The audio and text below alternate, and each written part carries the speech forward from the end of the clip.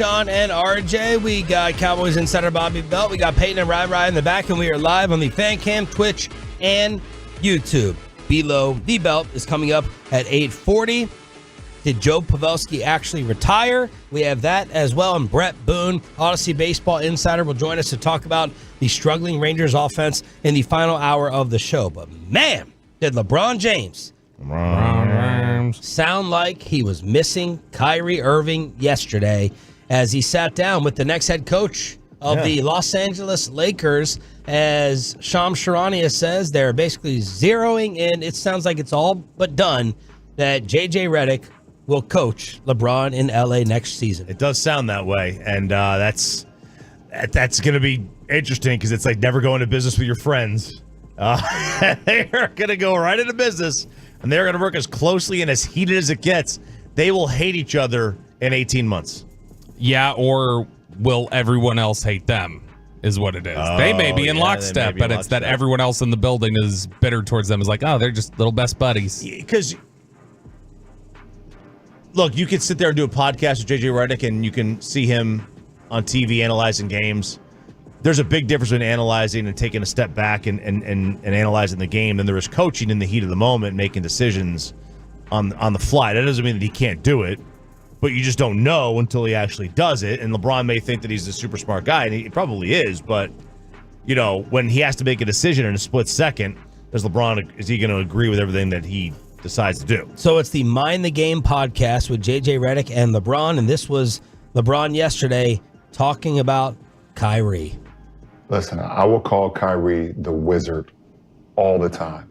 Like, all the time. Like, there was nothing on the basketball floor that Kyrie couldn't do. And sitting here watching it, you know, I'm playing like so fucking happy and so proud and to watch him and continue his growth and whatever the case may be. And at the same time, I'm so fucking mad at the same time that I am not his running mate anymore. So I'm like, I just remember those times. Fix it.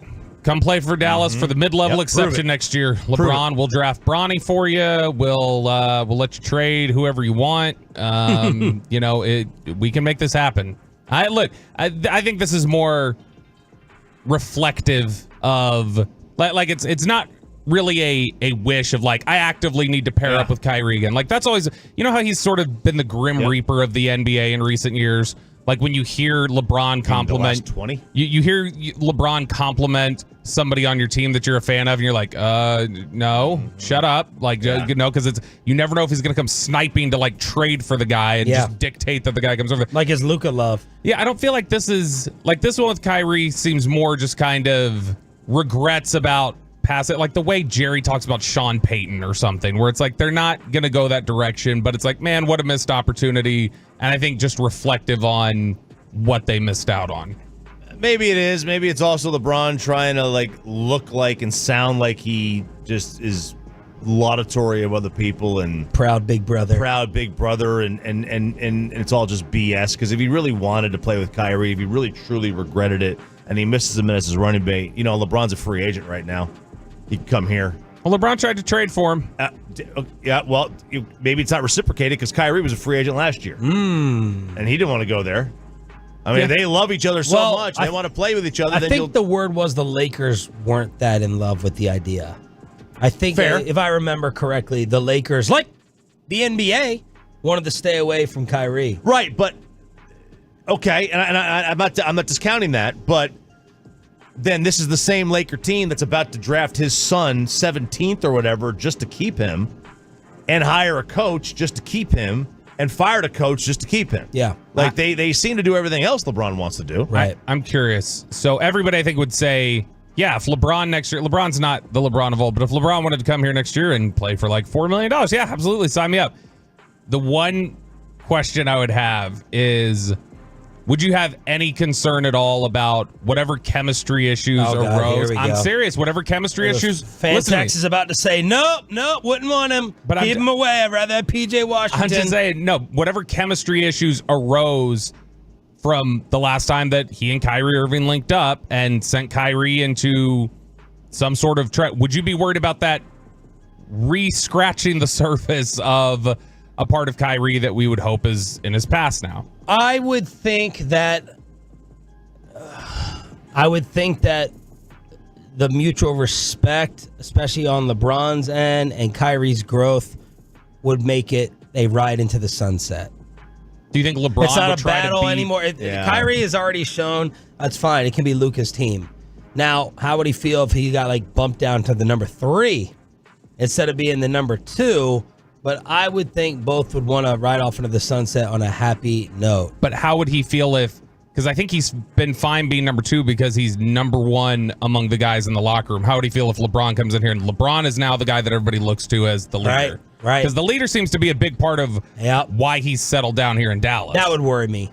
That would worry me a little bit. Yeah, I guess the other thing would be back with Cleveland, when LeBron first got there and Kyrie was a kid, it was easy for the other players in the room to gravitate towards LeBron because he had already been in the league for a decade plus. But now Kyrie's so established. If LeBron came here, would all the players who look to Kyrie as a leader this far into his career just jump ship to LeBron? I would hope. I would want them to look at Kyrie as the leader over LeBron. I cannot believe I'm saying that, but I have zero hesitation in saying it. I would hope. I don't think LeBron would fall in line, though, and be like, this is Kyrie's locker room. I would worry about that, but I would want it to be Kyrie's locker room. Because then he would be acquiesced into 2 things. This is Kyrie's locker room and Luka's team. Yep. I don't know that's going to happen. Look, I think when you talk to people around the Mavericks and you hear some of the discussions that are out there about why has it worked around Dallas, and LeBron, by the way, loves Jason Kidd. Yeah. When McMahon the other day was saying how the Lakers caused the Mavericks to give Jason this extension during the playoffs, not the offseason, because they were waiting around for Jason Kidd to be available to team back up with LeBron. Now, That's another factor. Mm-hmm. Now, one thing because you mentioned, and we talked about, would he just give the locker room to Kyrie and the team to Luka? The only way I could see that possibly happening, because he talked that way with Anthony Davis. Yeah. He's like, this AD's team. It's time to pass the keys. And I blame AD for that, too, because he's the cowardly lion who was never going to step up to do that. The only way I could see that happening is if LeBron has either come to terms with or felt himself that this is your locker room, this is your team, but this is my league. And I can deal with it not being my team because it's my league. And it is his league. Let's be fair. Yeah. It's his league. And that's the only way I think this could go. That could work. Yeah, I don't know. It's just you hear a lot of that. When a lot of people think the initial domino that got pushed over, when you ask folks behind the scenes like, why has it worked out with Kyrie here? I think a lot of people feel like the initial domino that got pushed over was when Kyrie felt like he was the savior in Cleveland post LeBron, and then LeBron comes back to Cleveland. It just naturally created a feeling of like, where do I fit? And there was a little bit of little brother syndrome at that point. And obviously he asked out pretty quick. They won a title and he wants out. And that would be the concern that I have, is that a lot of that stuff that he talked about, hey, I grew from this and I changed that. I wouldn't want that to get, conjured up again. Wasting time because it's never going to happen. He's staying in Los Angeles and he got his head coach in JJ Redick. But let's have a fun little happy hour barroom debate over this comment and this statement from LeBron on Kyrie. He's the most gifted player the NBA has ever seen. He has the best gifts I've ever seen of any NBA player. Woo! I've never seen a guy in my NBA life that feels better at times shooting with his offhand than he does with his primary hand. If Kyrie's off in a game with his right hand, he will literally go exclusively to his left hand. I've never seen nothing like that. The shot that he made versus Denver towards the end of the regular season on Joker is one of the most ridiculous shots I've ever seen in my life. He's just that special. Now this is a fun conversation that I'm sure all the TV shows are going to pick up on. Most gifted. I'm a stickler for these things. We have to be very specific and apply the word accurately. Most gifted basketball player. Is this crazy? This is tools, right? Is basically what we're saying, is just tools, not necessarily how they put it all together. Yeah. Because I initially want to jump to LeBron as the most gifted basketball player. He is, 6'9", 6'8"? handles. Now, he doesn't have handles like Kyrie. Oh, wait, should we include size in gifts?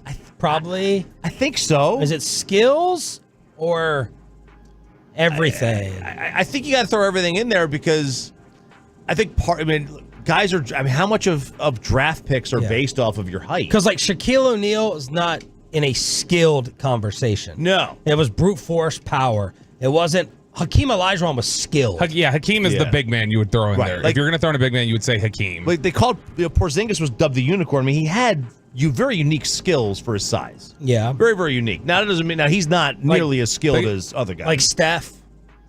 Yeah, Steph. Obviously, the shooting skill, the dribbling skill, he can pass. He can. Like he's in a skill, like just a skilled individual. Yeah, I mean the names that come to mind when you say like think of super skilled basketball players. The names that first pop into my head are Kyrie, Kobe, Iverson, T-Mac.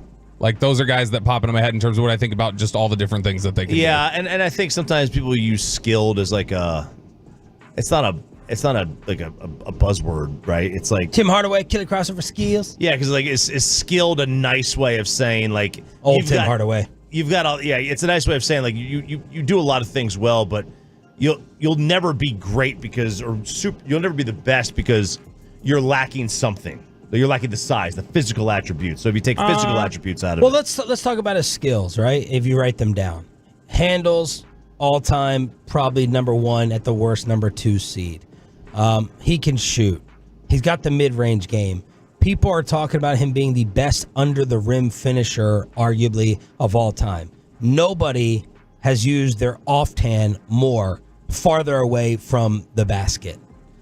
All those things, does he blow you away with his passing? No. So passing skill isn't like, oh my goodness. But all those other things, skill. Like is not like is he a better shooter? Is he a better jump shooter than Allen Iverson? Yes. I would say yes. Yes, he is. Iverson had handles. I don't know, we talked about his passing a ton. Obviously finishing ability. I mean, other than just he's slow, but Luka has just about everything. He does, but is quickness a skill or is that a gift? You know, which one? I guess. I think we're conflating the two. Like I'm throwing we're just speaking offensively, or is this complete player? Because if we're talking complete player, probably offensively. I would say. I was going to say because Kyrie's defense has been a problem at times, but and then LeBron finishes things up by talking about it's what we talked about yesterday. 2011 Mavs versus this team, and this team we all said 2011 Mavs better roster, but this team has the ultimate wild card. To have a guy like Kyrie Irving as the ultimate wild card, that's like having it's like having a draw 4 in your hand every time someone deals you cards in Uno. Like every single time, because he has the ability to, like you said, I saw in Game 1, Western Conference Finals, Game 1. That was like, oh shit, Dallas may be able to not only win the Western Conference Finals, they might be able to win the whole thing because of that wild card. I have so many words to praise Kyrie that I end up with absolutely none. Ultimate wild card. And he was talking about Game 1 of the West. Like, that turned LeBron's mind to thinking that the Mavericks could win the whole thing. Uno is a very underrated game. I don't play it nearly enough. Uno, I love it. Yeah. Just played it for the first time 3 days ago. Uno or Skippo? I had no idea what I was doing. And Kristen was not effectively explaining the rules of the game to me as we were playing. It's her fault. Yeah. I mean. Who won? I did, actually. Not even knowing the rules, just like I would with golf. 877-881-1053. Franco injury attorney text line. Did the Dallas Stars just lose a Hall of Famer? And why people are calling for Pat McAfee to go bye-bye next. Let's get you over to Soda Weight Loss. Great weather outside of this morning is generally here. At least warm weather. How about that? And that means it is the dreaded time of year for many uncomfortable in their own bodies, swimsuit season. So even if you're comfortable in your body, I mean, it still brings a level of anxiety to your life. I was one of them.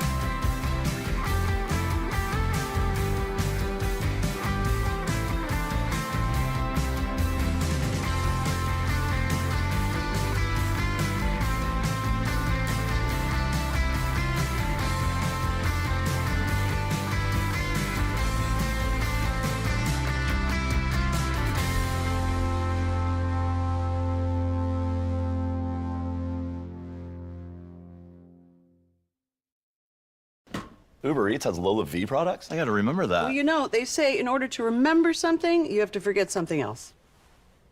Okay, now that is a very cute haircut. That's like a little shag. I've never seen that before. Well, I mean, of course you have. It's the Rachel. Oh, is that your name? No, I mean like your name. No, I'm Jen. My name's Jen. Right, but I just mean like this is your haircut. But that's hair on your head. I'm not saying this is your hair. Okay, freaking me out a little bit.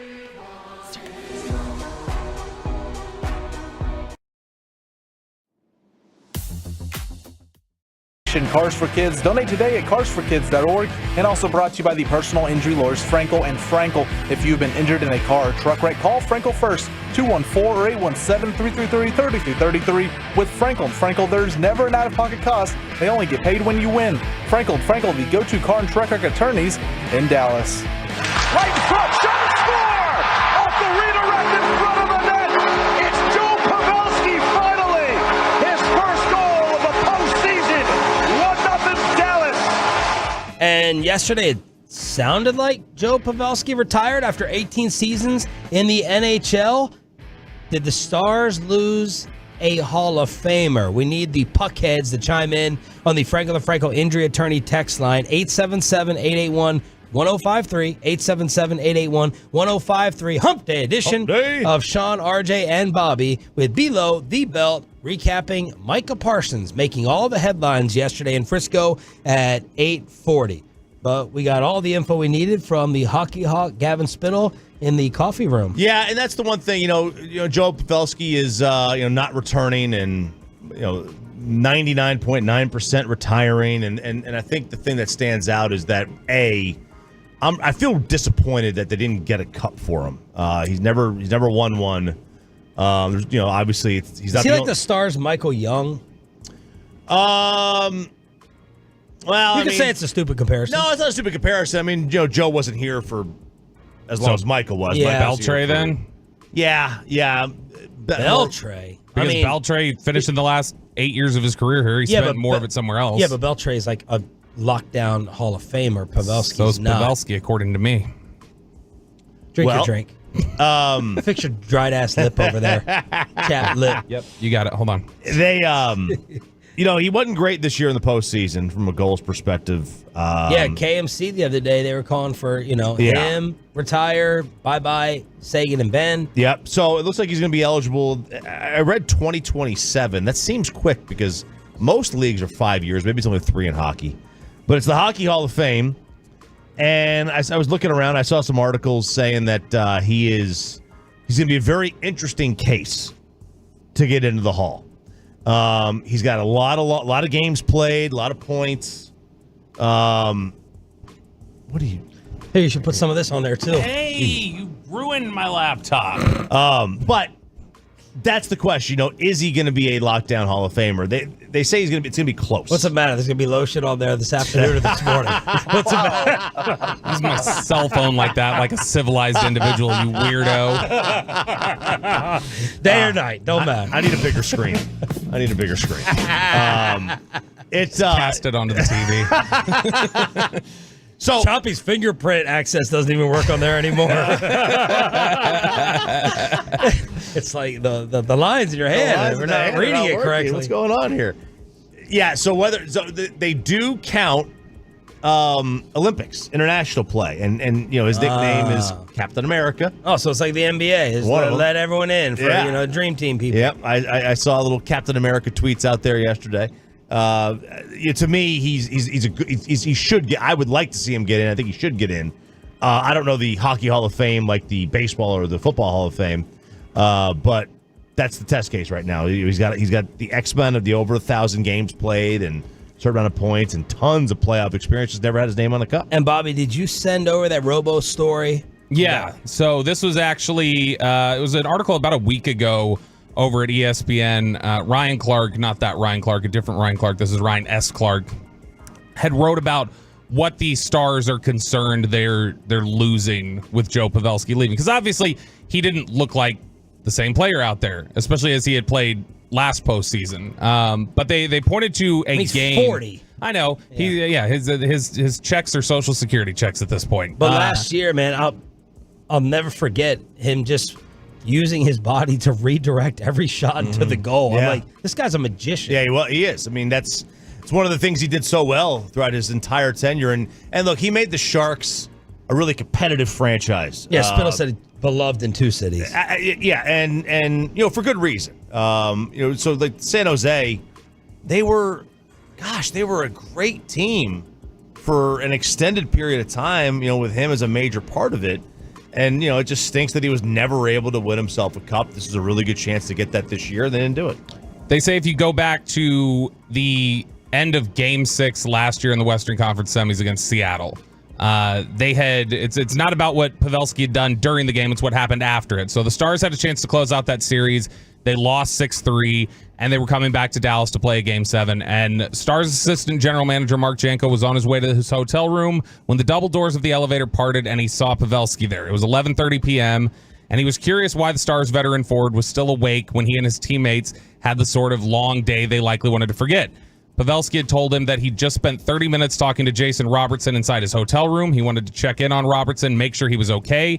Pavelski wanted to be a sounding board who could provide Robertson a sense of reassurance after a difficult loss and a series that would see Robo go goalless. Hearing this led them to invite Pavelski back to his hotel room. That's when Janko mentioned that he had heard Stars defenseman Esa Lindell was having trouble with the loss. Pavelski texted Lindell to find out his room number, and then they sat there talking for 30 minutes as well about, all the segues. And if you'll recall, back at that point last year in the Seattle series, publicly, like here on the airwaves and everywhere else, Lindell and Robo were two of the people we were killing the hardest probably in the media narrative. Robo because it was like, this is a disappearing act, and Lindell just because it's like, you're not good enough. Why are you on the ice as often as you are? And Pavelski must have been in tune with kind of how those guys were struggling and wanted to go in there, check on them. And that's what the Stars are concerned they're losing.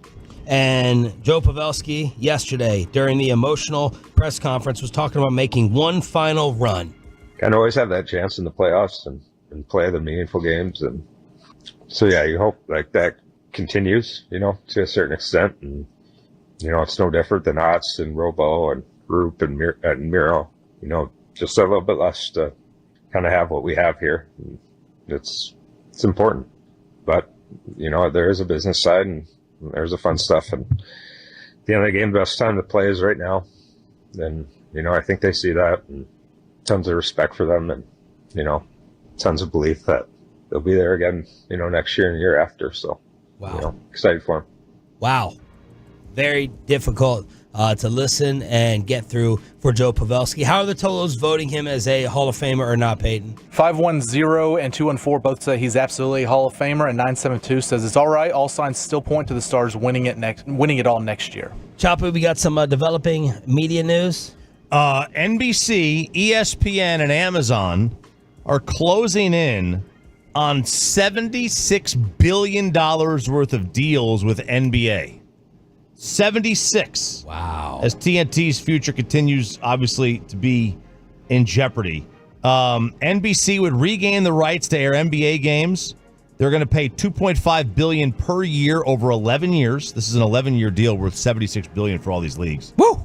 They're going to air 100 games a season, with more than half of them on Peacock, the streaming service. I guess I can't cancel that. This is Amazon will pay almost $2 billion for his package, regular season and playoff games, the in-season tournament and the play-in tournament. This is according to the Wall Street Journal, and a share of the conference finals.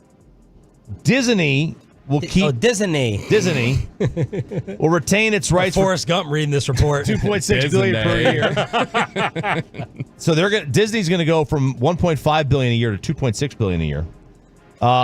Its network of channels will air the NBA Finals, but will have less games than its current package, and it's going to be aired on the direct-to-consumer streaming service set for a 2025 launch. This is stunning because there's no way they're making their money back on NBA games. Well, why would that? My first question was, are you guys surprised that these networks are paying for the NBA like this? Yes, especially when you look at the ratings for this year. NBA playoff ratings are down 12% year to year. Oh. The highest rated playoff game to date. Am I having a stroke? I smell it too. You smell something burning? Yeah, let's turn these things off before we get you on fire. No, I'd rather die cold. Yeah, honestly. The highest rated playoff game to date has been Nuggets Timberwolves, Game 7. Wow. 8 million viewers. For reference, the PGA Championship, the final round, had 5 million. So, whoa, almost the same, right? All right, turn them off, Bobby. We're about to get high as a kite in here. It was cooler. It was a little bit cooler. The air conditioning's still not fixed, but I'm definitely smelling gas fumes. That could be. That's not good. That could be the air actually kicking on. The actual AC. Oh. Could be the. Okay. It's not those? It could be the. All right. Okay. We might be safe. We might be passed out like the Chiefs fans in the backyard, but we'll be cold. Our bodies will be cold. Yeah. Game 7, Pacers-Knicks only had 6 million viewers. That was a blowout. It was a 21-point victory. But they're doing this for a reason. These network execs, many of them are stupid, like those that keep paying Skip Bayless. They don't just throw away money. Yeah, they don't. I don't understand. ESPN, the powers that be at Disney, love the NBA. They love the NBA. I don't know how they're getting the same. They're paying the same amount of money for the NBA as they are for the college football playoff. That doesn't make sense. There's more games. Well, we have to be missing something. We have to be. I don't know if the players being such because NBA players are bigger stars than anything else, right? So I'm trying to look at what this was just for.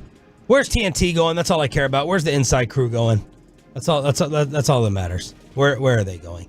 And of course, when we talk about big time media rights deals, paying for Pat McAfee cost ESPN a pretty penny. Mm-hmm. And yesterday the calls got louder for him to be fired. They did. Pat McAfee is now under fire again.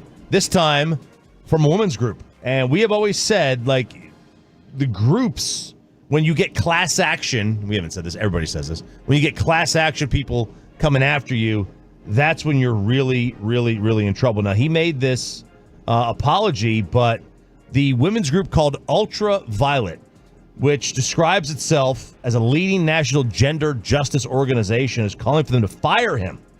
They said his apology for his racist and sexist comments about Caitlin Clark and other WNBA players was insufficient. The reality is that even if he meant what he said as a compliment, he should have known referring to any professional athlete with a misogynistic or racial epithet. Good Lord. Is never a compliment and shouldn't be done. It's more than just words. His entire segment, which he says he stands behind and doesn't apologize for, was used to downplay the contributions of other NBA rookies, including Angel Reese, and perpetuate a dangerous narrative rooted in misogynisticness that WNBA, a league dominated by black women for years, is being saved by Clark when both profits and viewership have been on the rise since the start of the season and beyond. Y'all want to kill this league. Y'all want to kill all your momentum, don't you? That whole saying you can't have nice things, that's what this is. Yeah, that's exactly it. They apparently have zero interest in actually seeing this grow. What a chip on the shoulder. You can't just accept it. It's like I said with my wife yesterday. Just accept the nice thing. Self-sabotage. Self-sabotage. That's exactly what it is. And as RJ said, attendance at non-Caitlin Clark WNBA games attendance at Caitlin Clark games this past weekend. Let's start there. 17,000 for each. The other games without her, 7,600, 4,000, 9,800, 7,000, 3,000, 10,200, 7,000. How do you explain that, Angel Reese? How do you explain that, WNBA powers that be? How do you explain that, Marcy Darcy Group? Interest in the Ultraviolet. Interest in Ultraviolet? In the WNBA is not up. Those numbers show it. Interest in Caitlin Clark is up. Is Caitlin Clark? Yeah. Is there? Is Caitlin Clark a perfect storm? Is she the greatest player that ever lived? I personally think Candace Parker's a better player. I think Diana Taurasi's a better player. Does that mean that she's not the most entertaining and compelling to watch? I think that's the reason that it's up. Angel Reese doesn't do necessarily anything different than what the WNBA product has put out there for 30 years. Caitlin Clark does something different. I think that's the intrigue. Micah Parsons says, don't criticize me if you didn't criticize Aaron Donald. Have you seen Remember the Titans? And all the other things that Micah created headlines with yesterday. Bobby Belt was there at Cowboys practice. That's next. And below the belt right here on the Fan.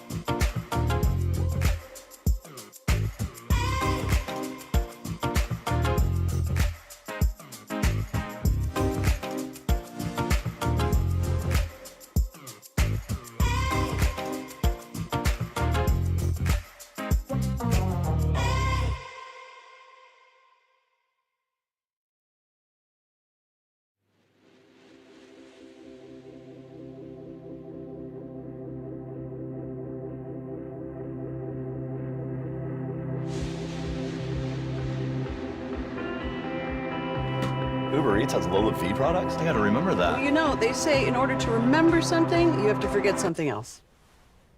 Okay, now that is a very cute haircut. That's like a little shag. I've never seen that before. Well, I mean, of course you have.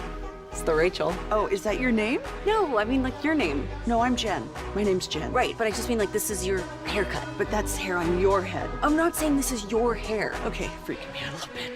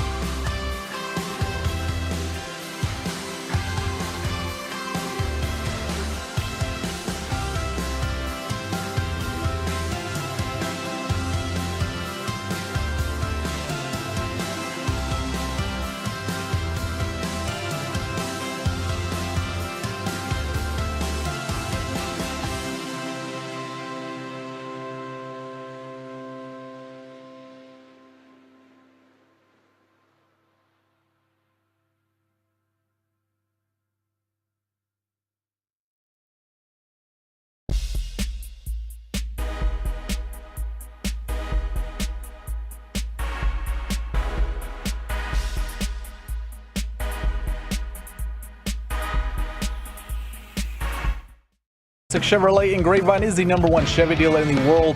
More Silverados than anyone else. This is Texas. This is Classic Chevrolet. Together, let's drive, relax, enjoy the difference based on new Chevrolet registrations 2023. The great Bobby Belt. You ruined the morning show. Don't make me take off my belt. Don't make me take off my belt. We're not. You ever heard of Remember the Titans? Have you ever heard of Uno? Now, we had a big movie disagreement over this. You've either never seen it. Never seen it all the way through. I've seen parts of it. Amazing soundtrack. Oh, the music on it is it almost makes me want to cry. Gets me so pumped up. Love the movie. It's a great movie. And I've heard it's fantastic. I've just never sat down and watched the whole thing. I do love that. I guess this is what we're doing now is the top athletes is saying like, well, have you ever heard of Uno? like LeBron, or have you ever heard of Remember the Titans like Micah? That is going to be my new default as any sort of analogy I make or any sort of retort. The first thing I'm going to do is I'm going to reference a movie. Like, well, have you ever seen Scarface? Yeah, that should tell you something. You know what veal is? No, I'm not sure if you're aware of that. What a performance from Micah Parsons yesterday. Not on the field, but at his locker. Micah Parsons yesterday appeared at mandatory minicamp, and they wanted to know right away, Micah, what's the thought process behind you skipping these voluntary workouts? I mean, I think that's always been kind of my style. I think I really haven't been here since like my rookie season, so I don't think it's anything new. I think I always had like my own way of doing things. And, you know, defense is defense. You know, I'm pretty much caught up on everything. I went over it. Paul was meeting up with me, the run game coordinator. So I really wasn't missing anything. So I feel like I was just getting better, getting stronger, getting faster, you know, just doing my things and what Micah does in the offseason. Wrestle sumos. So I just have fun. I was one of 2 third-person references yesterday. I believe those are the first 2 I've ever heard him make at his locker. So, look, we're getting a different Micah this year. No more lion talk. He's just Micah Jordan, apparently. Exactly. That's what he is. And he is. And he would love to hear that. Oh, gosh. He absolutely would. Although, I don't know. He seems like the type would then want to sit down with you and fight about, like, actually, you know, Sean Kemp was always better than Michael Jordan, and make some, like, ridiculous argument he wants to really dig in on. Okay, so Micah, but you were supposed to be the leader this offseason. All right? How are you supposed to bond with your teammates if you're not out here? Well, I would say, you ever watch Remember the Titans? We're going to be in Oxnard a very, very long time. There's going to be a lot of chemistry in that building. And I think that's really the time where you see everything. Like, it's hard to really teach someone without pads or true contact or hand points. Like, it's just not realistic. We can't even touch each other. We're going to lose a draft pick or something like that. Like, it's just, it's outrageous. It's not even really, I think right now it's just more technique. It's a lot of walkthroughs right now, nothing to anything. So for my position where I'm at, it's a lot of individual. And I could be doing a lot of individual by myself or with my trainer. Allow me to reach. I mean, really reach here. Touching yourself and getting fined by the NFL? Possible. I think that's what he said. It was. If Micah considers himself a leader / mentor, is what he's doing not mentoring young players into keeping and putting your money first? You know what? That is a reach. You're right. No, he's not teaching them that at all. Because if anything, he's teaching them to you first, team second. That's he's teaching them pretext is what he's teaching them, is to say it's something else other than it actually is. If it's money, say it's money, dude. Yeah.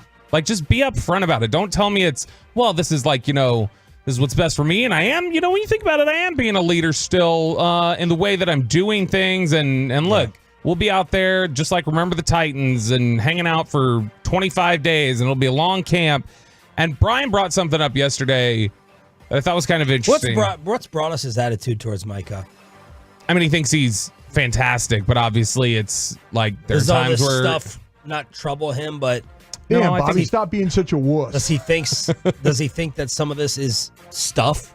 No, I think he thinks it's I think he thinks it's there are legitimate questions about the type of leader, quote unquote, that he is or isn't. But I mean, he mentions there that Brian had said yesterday, I think what we're learning about Micah the more he talks about things is he just doesn't like the classroom work.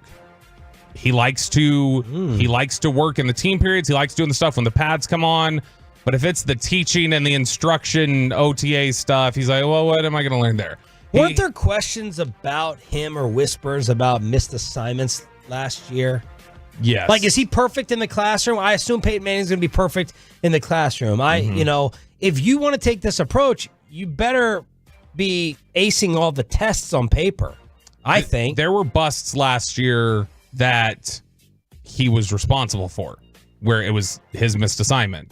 Now, you could ask, is this a missed assignment that you did not know where you were supposed to be, or did you decide you didn't want to be there and you instead wanted to do something else on the play? You wanted to rush, or you wanted to pursue the ball. And it's not necessarily that you didn't know, it's that you said, I think I can get there, and that's what I'm going to do, and you left something exposed. That's a question. It may not be an issue of classwork. It may be an issue of ego that just says I can get there. And I mean, look, you want some level of ego with a player like that. So it absolutely could be a factor in it. Micah Parsons, though, says team bonding goes beyond the locker room. I mean, you don't just build relationship in the locker room. I mean, me and Chauncey just went to Columbia together. And Sam was there too. I mean, I don't think a locker room is the only way I build chemistry with my teammates. Now you're talking about rookies. I mean, I come in here and I sit in a Cub tub and I talk to some of the rookies. Like, just because I'm actively not here at the designated time doesn't mean I don't come in. We mention his name, and he appears on the D&M Leasing Hotline. The great Brian Broaddus calling in from the G-Bag Nation. Brian, thank you for calling in. What are your thoughts on all this? Yeah, I don't think it's a good thing. And you asked the question of what I think about with Micah. I think there were things that you heard. There's things that I've heard. I talked about this even during the season. There were things. It's not Jerry and Steven talking about Micah Parsons. It's, it's people within the organization. It's teammates. It's coaches. It's, staff. There's a lot of things that are, being talked about. And, it's just not one or two people. It's several people. And, and what Bobby, mentioned, and I said this yesterday, I just don't think Micah Parsons likes the classroom aspect of football. I really don't. And if you listen to other coaches talk about Micah has a hard time staying in classrooms. Like, he'll go and meet with the running backs or he'll go sit with the wide receivers. He just doesn't like to be in that environment. And this is what OTAs and mini camps are. Yeah. He's right. It's not really on-field work. Yeah, you're learning how to line up and do things like that. But he really, I believe he loves playing football. He hates the classroom aspect of it. And that's why he chooses not to be a part of it at these OTAs. But Brian, Mike Florio, you've been around a lot of great players, and Mike Florio said this, and he just texted me. He's more than good enough to be any type of pain in the rear end. You shut up and you deal with it. It comes with the territory with many great players. What do you say to that? Being around, Hall of Famers with different organizations yourself. Yeah, you're absolutely right. You do. Jimmy Johnson did the same thing, and players will tell you that star players are treated differently than your player 45 through 53. Yeah. So you have to be very, very careful of how you deal with star players because you don't want to be the one that runs a star player off. I always wondered, who was talking to Luka Doncic? Is that a Jason Kidd thing? I mean, what got him turned around? Nico Harrison? Who got him turned around? Somebody had to step across that line to, get Luka to kind of buy into some things that they needed. And it's a very difficult thing. You do not want to be the guy or the gal that pisses off the star player. Then all of a sudden you're dealing with that in your organization. Broaddus, the quarterback obviously probably has to love the classroom. Are there positions where you can get away with not wanting to do the classroom work? When you look at the position that Micah plays, as a rush end, that's God-given talent. That's bend, that's quickness, that's explosiveness. Yeah, it's all stuff you can work on. But, for him to be an off-ball linebacker, he's got to learn coverages. Mm-hmm. He's got to learn fits. He's got to learn what the secondary's doing. Those are things that Micah Parsons, as an edge rusher and one of the best edge rushers in the National Football League, that's mom and dad. Everything else on the defense, you're having to learn. So he gets away with that because of that position. But you're absolutely right. You can't be a part-time quarterback and be good in this league. You can't be a last in, first out guy. And it just shows, the dedication that quarterbacks have, to learn their craft. I think free safety is another position. You have to know what everybody in front of you is doing. That's important. But he gets away with it because he's one of the best edge rushers in the National Football League. Brian Broaddus here on The Fan with a surprise call-in during Below the Belt. You know Mike Zimmer pretty well. I would ask could you venture a guess as to what Mike Zimmer is thinking when he hears Micah say, hey, look, There's some things that he likes and some things that I like, and he's not going to compromise, and I'm not going to compromise. What do you think? What do you think Mike Zimmer's thoughts on this are? You know, I think that Mike, and I get a chance to visit with him before practice yesterday, and, you know, just to say hello again, and, you know, we've talked several times before he got this job, but, you know, Mike understands, Mike is really a button-up guy, and the thing with Mike is, and I've said this before, Mike is not going to play you if you don't know what you're doing, and so, you know, Mike's a teacher. You know, he doesn't want to hear that all schemes are the same. There's things that Mike does that are completely different than what Dan Quinn was doing. Yeah. And so with all that being said, you know, they've got to figure some things out. I mean, that's why you have the majority of your defenders, you know, out there trying to learn what's going on right now, even though it's no TA practice. You know, Mike understands star players. He's best friends with one of the greatest to ever play when you look at Deion Sanders.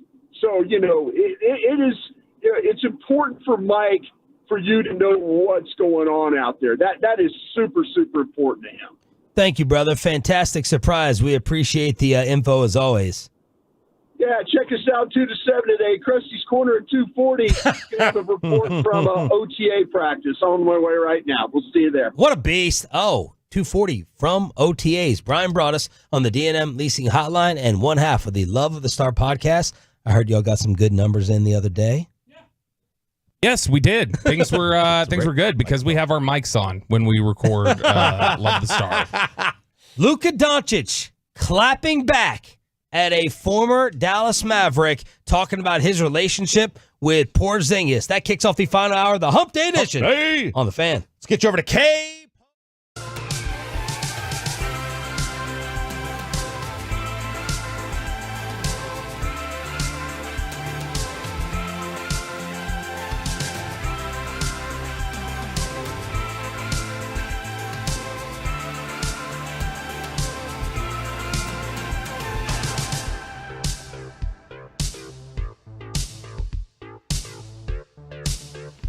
Uber Eats has Lola V products? I gotta remember that. Well, you know, they say in order to remember something, you have to forget something else.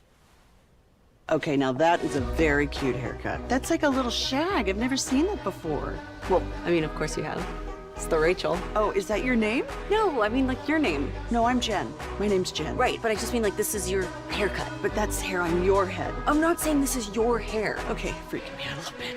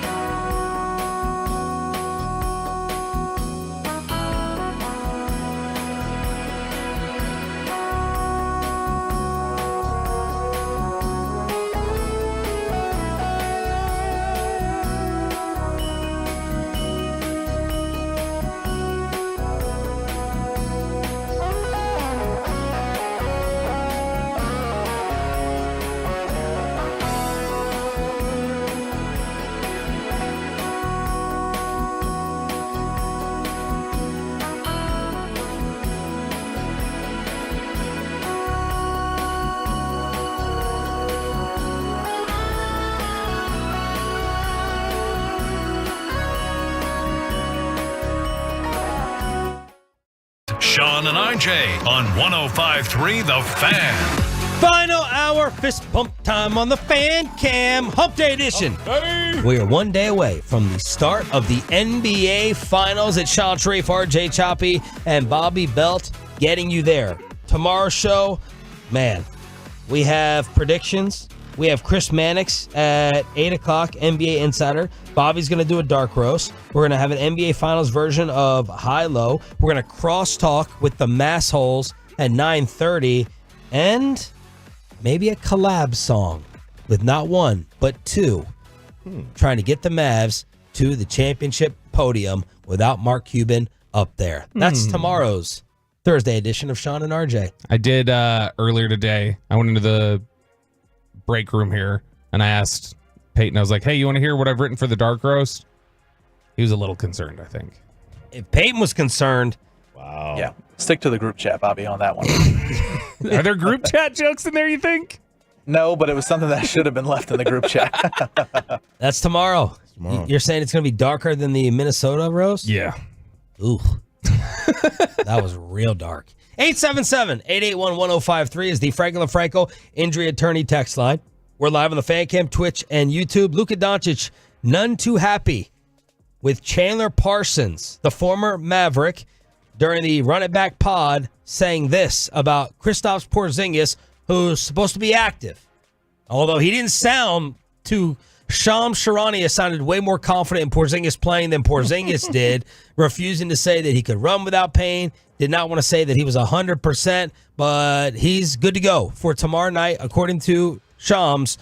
Kristaps Porzingis Chandler Parsons talking about what KP is in for when he comes here.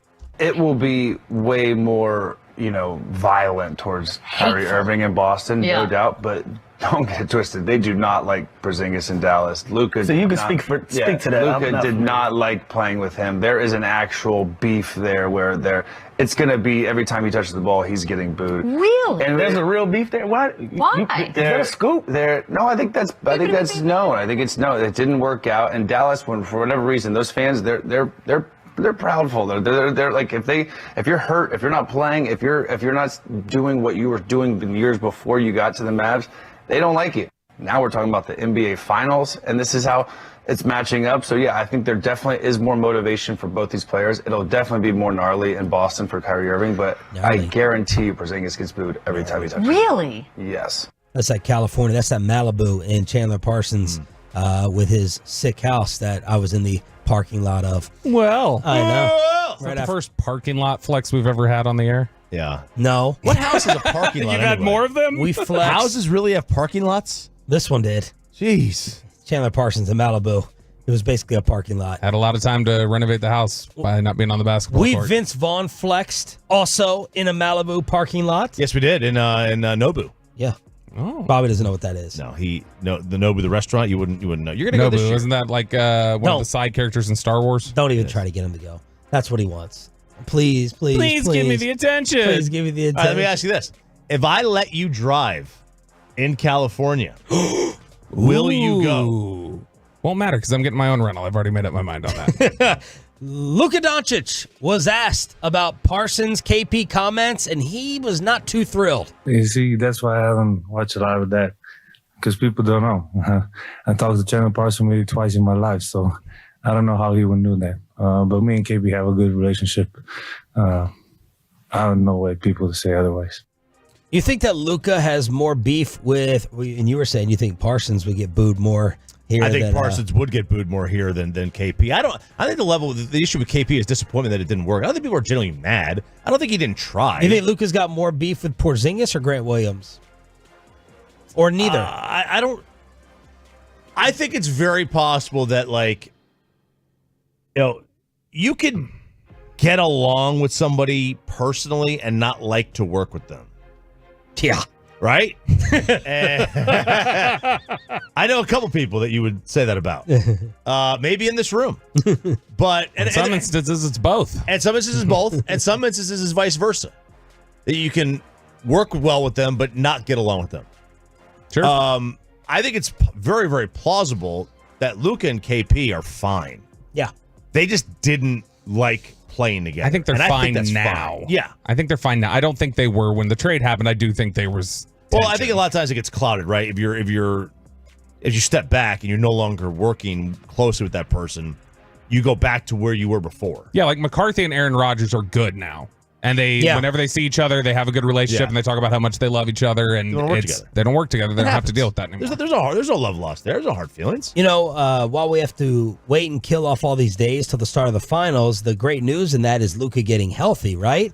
Because Porzingis doesn't sound like he's near 100%. Luka was asked yesterday, has the knee injury improved with all the time off? About the same. It didn't get any better. I need a good amount of rest to get that better. But it's been more days, so hopefully I'll check in the game one if it's better or not. But it's been great to have some rest for sure. Look, it would not surprise me. Sprains take a while to heal. It's not going to be 100% just in a week. Would it stun you if there wasn't some cleanup procedure on the knee in the offseason?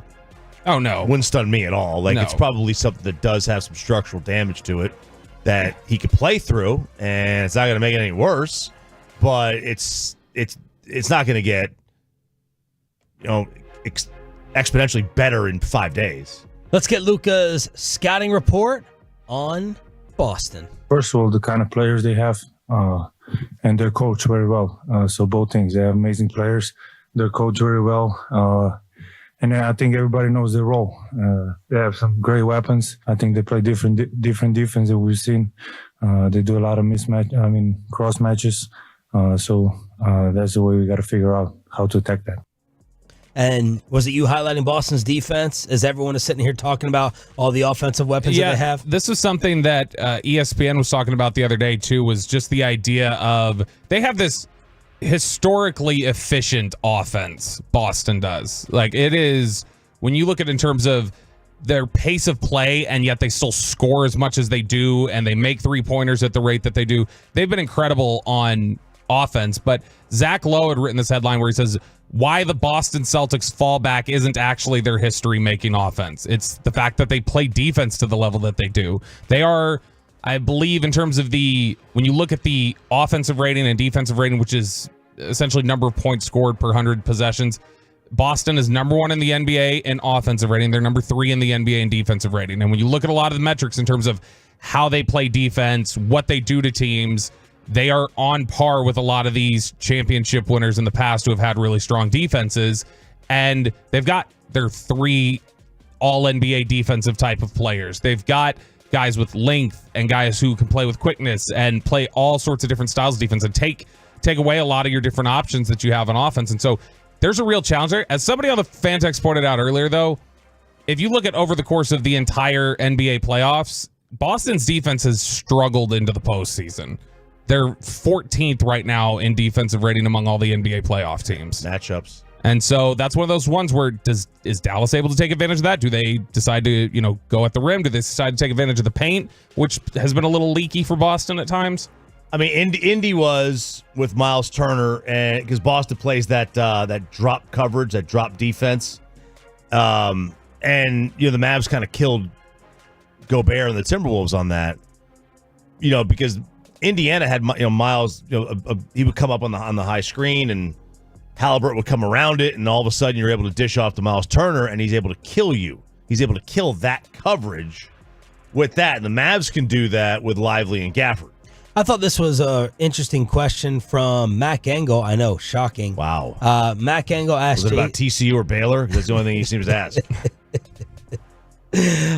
Mac Attack, who we love, asked Jason Kidd, harder to reach the finals as a player or a coach? Oh, a lot harder. A lot harder to coach. Much fun? Oh, it's fun. But it's harder. As a player, it's easy. You have a little bit more control. It's as a player, it's a lot easier. As a coach, it's harder, but it's gratifying, and it does feel good to be able to be here. You've put in a lot of time. I got to wear glasses now because you watch so much video, and so as a player, I didn't have glasses, so there's a little change there, but I think it's fun. It's chess. I love playing chess and understanding to put the guys in a position to be successful on and off the floor. So as a coach, it is fun. It's a lot harder, but you have to enjoy it because you're never guaranteed to be back here. And that's as a player too. In 11, that was the last, we felt we could do it again, but we never made it back. It's interesting because and funny. He is, and it's funny.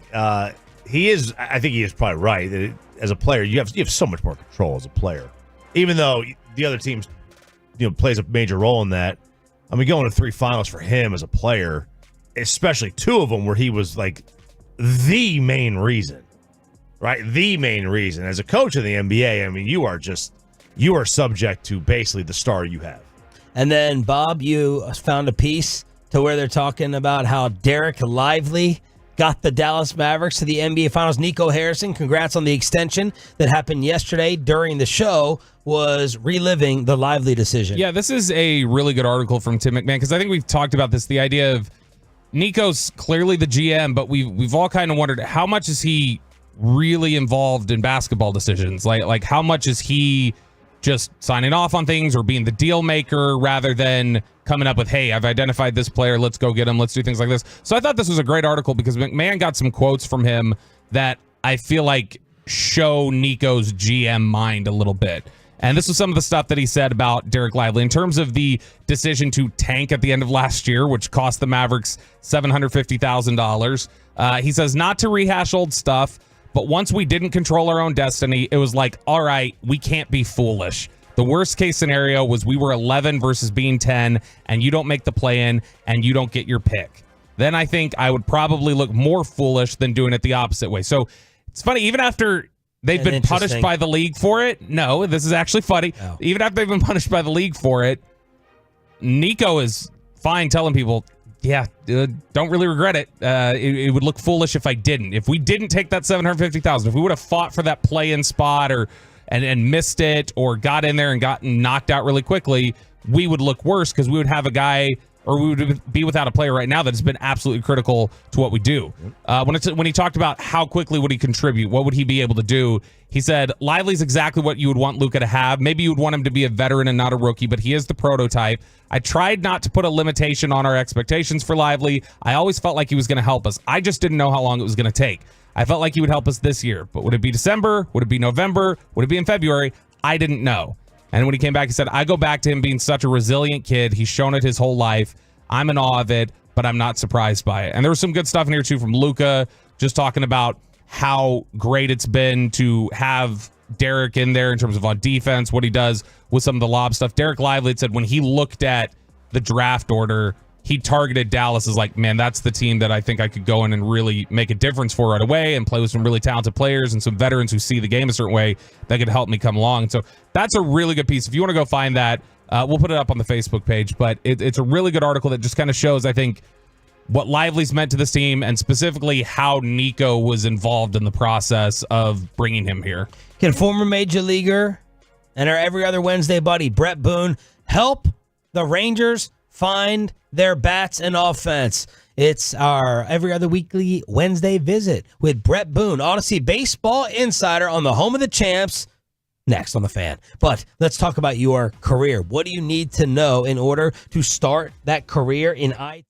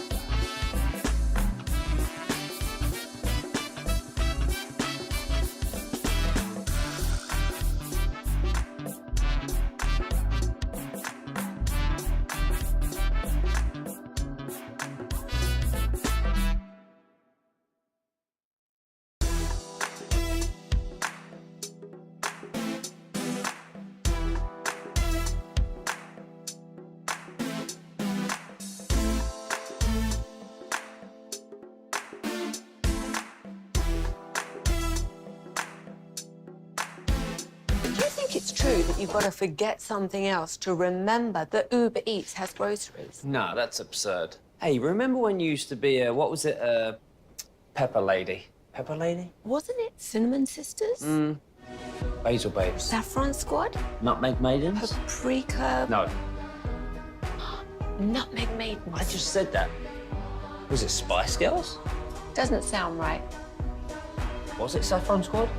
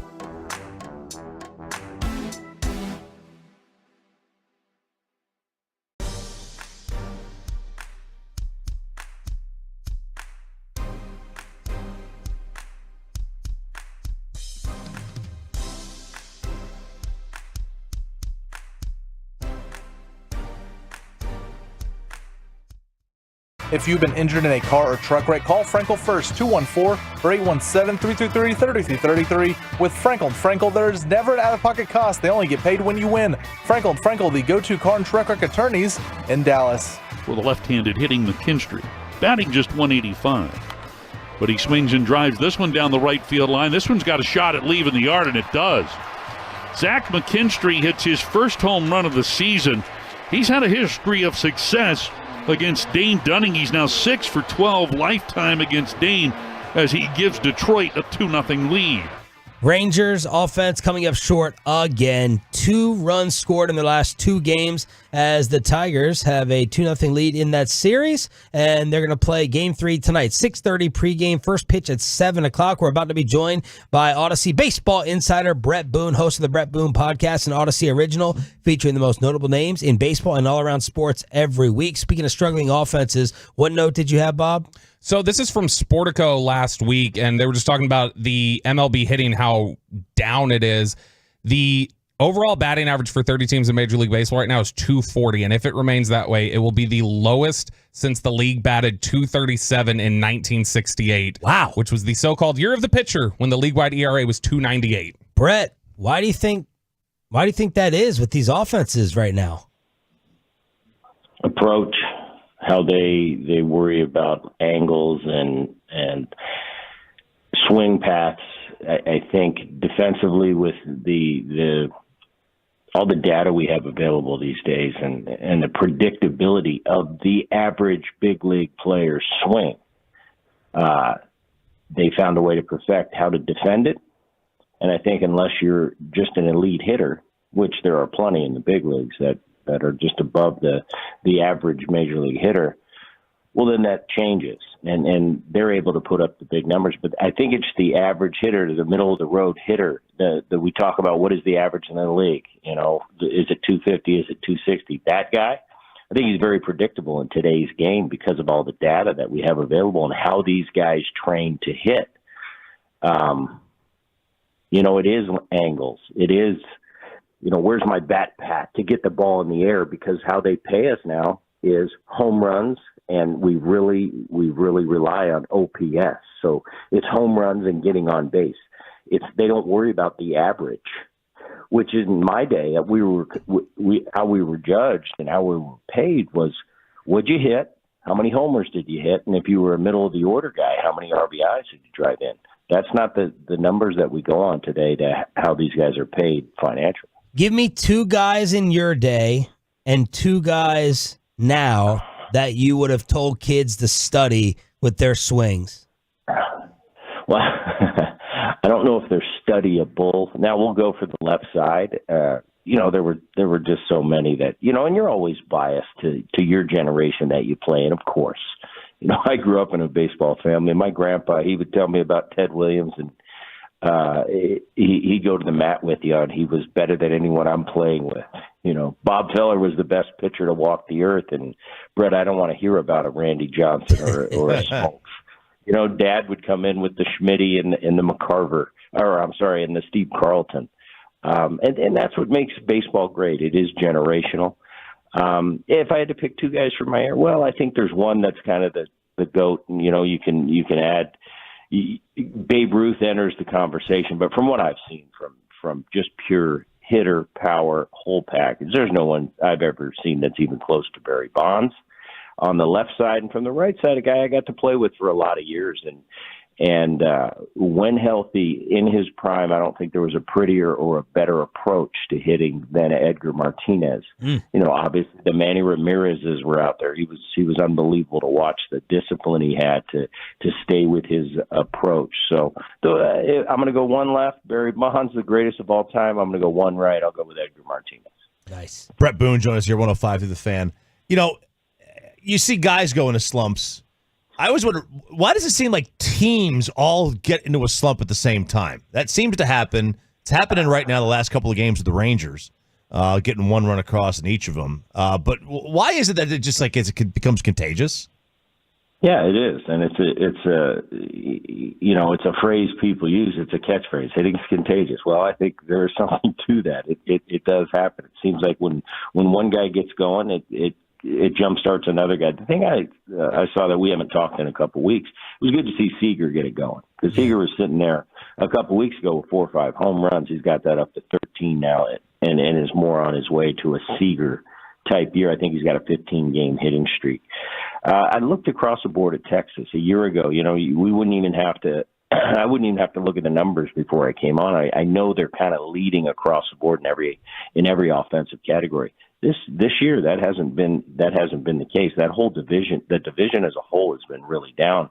And we keep talking about, and early on I was thinking, well, they're really banged up. I think Texas has been as banged up as anybody, with your young third baseman Jung at the beginning of the year being out. But I mean, it's been a slew of guys from Gray to Bradford, Carter now, and I hear it's going to be a while before he comes back. And what an unbelievable late season run he made for that team a year ago. DeGrom has been the thorn in Texas's side. Who knows when he's coming back? Maley, I heard, there's some positive news there. And Max Scherzer, who's on the brink of coming back. But I look at this pitching staff, the guys that you haven't had, the Scherzers and the DeGroms in there, but Evaldi went on the IL for a bit. But if you look at the pitching has kind of held serve for this Texas Rangers team. You got Gray coming back. He's done a great job when he's been in there. A mid-2 ERA. Lorenzen's been a great pickup and has kind of held down the fort until those other guys get back. Haney's done a nice job, under 4 ERA. Dunning went out last night, and he they lost with him last night. But I don't think the pitching, you go to the bullpen, it's a different story. They're down there in the bottom of the league as a bullpen. But it's this offense. I think that's a difference of a year ago. Is this offense, whenever you looked up, it just across the board, one in most of the categories. And so far this year, it hasn't been the case. Odyssey insider Brett Boone joining us here, 105.3 The Fan. Okay, so we're more than a third of the way through the season, and you mentioned that the West has really not played well. Nobody seems to want to win the division compared to like the Central, which has got 4 teams above 500. A lot of guys playing well. When do you start getting worried that the offense isn't going to be what it is this year, as it was last year? Well, this is a really talented offense. And especially when everybody's healthy, everybody's playing like they can play. It's a really talented offense. But to do what they did a year ago, there's a reason they won the World Series a year ago. It was a combination of timely pitching and just offense that would bludgeon you. So you can't expect that every year. I think these guys are definitely capable of better. But you look at the division, and I've gotten into this. My old school brain has kind of got a little progressive, and I do look at the modern day statistics and its run differential. I was looking 2 days ago. Seattle won has won 2 in a row. They won 8 out of their last 10.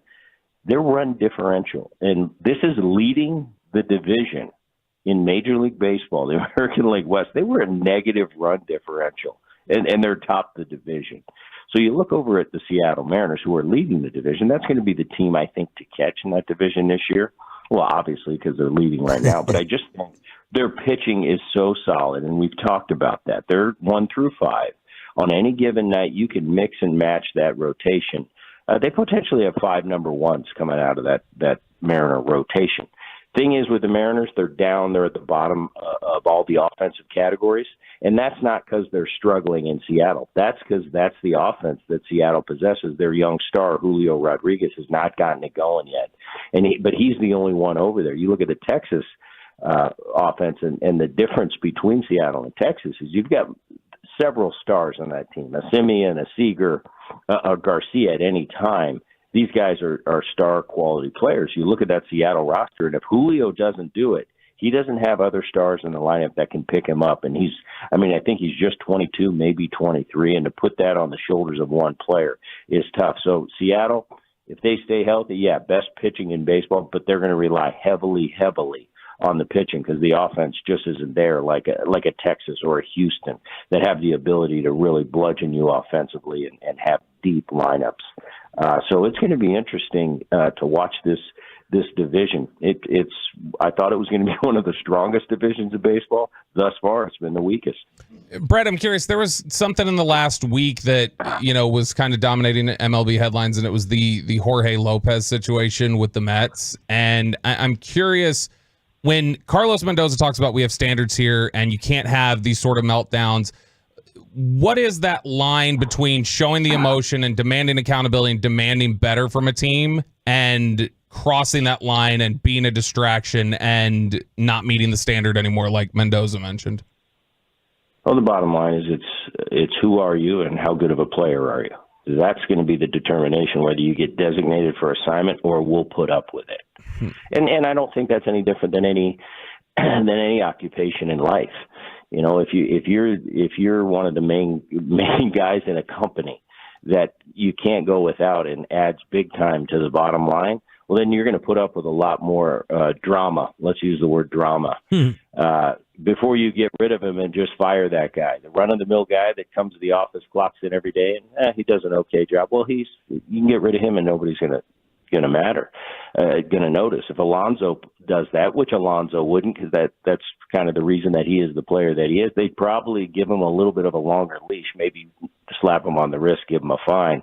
But if you're somebody that they can make an example of, first of all, I don't condone anything he did. It was as unprofessional as it comes, and then his words afterwards in front of the cameras were unacceptable. When I've always believed that the uniform you're wearing and the team you represent, they sign your paychecks, and you have an obligation to show them in a good light at all times. And the fact that not only did he do it, but he was unapologetic about it afterwards and wasn't one of their star players. He became expendable, and an example was made out of him.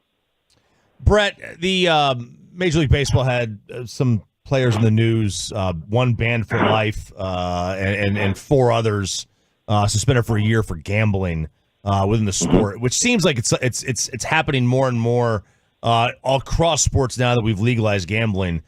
Is this a problem, though, that we're just now finding out about with more players, or have players always kind of undercover been doing this behind the scenes in the clubhouse? Well, right. I'll be honest with you. Baseball players, athletes, we're just like, in a lot of ways, we're like everybody else. We're like when you get together with your buddies and on NFL Sunday, and you've got picks going around, March Madness charts, Super Bowl pools. We're like everybody else. We like a good bet, and I would bet all the time as a player. Never, but here's the one thing I didn't, and never even crossed my mind. You know, I had teammates. Yeah, we'd make bets. We weren't sitting around the clubhouse distracting for the job at hand. But I never, ever, from anybody that I ever played with or against, ever thought about or thought anybody else would even think about of betting on the game that we played for a living, and that's baseball, bet on our own sport. Yeah, a football game, a March Madness, the U.S. Open's coming to town, and there's a golf pool. That was pretty commonplace. But never did I think anyone would ever think about betting on baseball. For me, my favorite player, if I had to pick a player, I really never had a favorite player growing up because I loved them all and in the atmosphere I grew up in. But if I had to pick one, it would be Pete Rose. How he played the game when that national anthem ended, what kind of player was Pete Rose? I think that's how you tell your kids how to play the game. But when it came to off the field, I've been kind of in the middle on how I felt about that for a long time because he's such a great player and such a big name in the game of baseball. But there's one big sign before you walk into the clubhouse. And the number one rule is you do not gamble on the game of baseball. And it doesn't matter whether you bet on your team, whether you bet on another team. I think it's just like a line you don't cross. And I'm hearing these stories now, and you know, like you said, it's such a part of our game. It's such a part of sports now. Every commercial, you know, you're on TV and you look at the banners in the background, and it's DraftKings, and it's this and it's that. It's sports in a lot of facilities now across the country. Major League Baseball, you can make a bet while you're at the game. Yeah. So it's kind of hypocritical of Major League Baseball because they're promoting and they're not in bed, but they do business with so many different sport entities in the world of gambling to all of a sudden have these high standards for, well, but you can't gamble if you're a player. Yeah, of course you can't gamble on your own game because you have a say in the outcome. But when it comes to just gambling across the board, it seems a bit hypocritical to be harsh on players that just bet. But when it comes to baseball, I'm going to stand firm on this. Doesn't matter if you bet on your team, against your team, another team. That's a no-no for me. And so, you know, whatever they're finding out right now, and obviously they're on the lookout for it because it's become a little problem. Obviously, Shohei Ohtani situation with his interpreter shined a big light on that. So, you know, the guys that are in that world betting and even thinking about betting on the sports they play, they got to beware right now because they're looking for it. But as a player, I can honestly sit here and tell you, never heard of, and never thought of, never even saw anything that would made me ever think, wow, he's betting on the game that we play for a living. Never have I seen that. Great answer. Great stuff, Brett. Thank you. We'll do it again next time. You got it, guys. Thank you. Brett Boone, host of the Brett Boone Podcast, an Odyssey original featuring the most notable names in the sport and all around sports every week. We cross-talk with a KMC masterpiece next. Let's get you over to Platinum 4.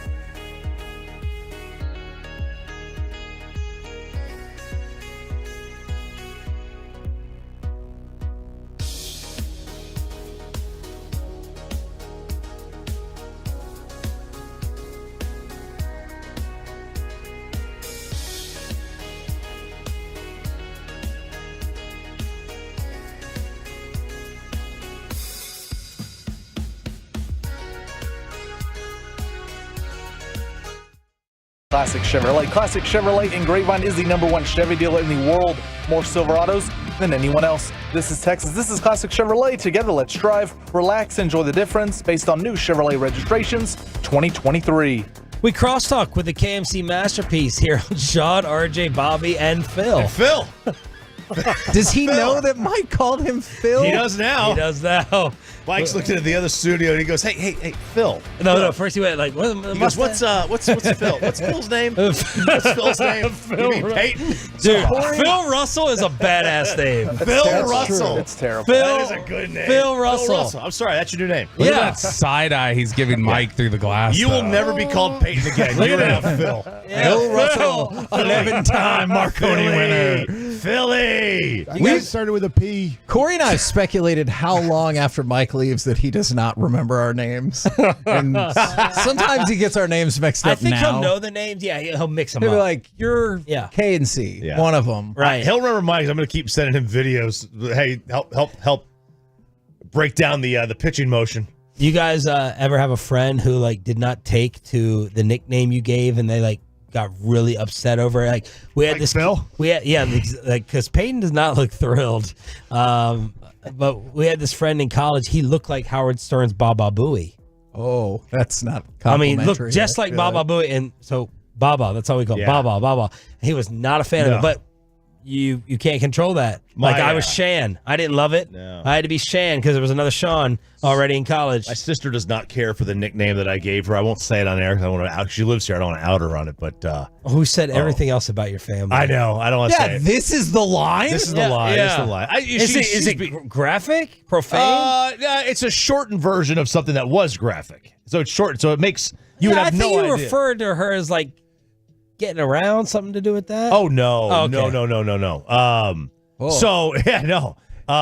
This is So she hates the name. So I don't call her that anymore. I've acquiesced. I'm trying to be a nicer brother. RJ in shop. I'm trying to be a nicer brother. Exactly. I got a couple. I have a friend. We'll hire you, McAfee, after they fire you. You keep talking about Caitlin Clark. Woo! I have a friend named Holland, and Holland, and I used to call her the Tunnel. And oh boy. I thought, but I didn't really, but it wasn't because down the hallway. Is it a 2-lane tunnel or a 4? It wasn't because, well, I guess I used to have a friend. It wasn't because of that. I just thought it was clever. And then her and eventually her husband's like, yeah, she doesn't really like that nickname. And I was like, why? And then they explained it to me, and then I felt really dumb.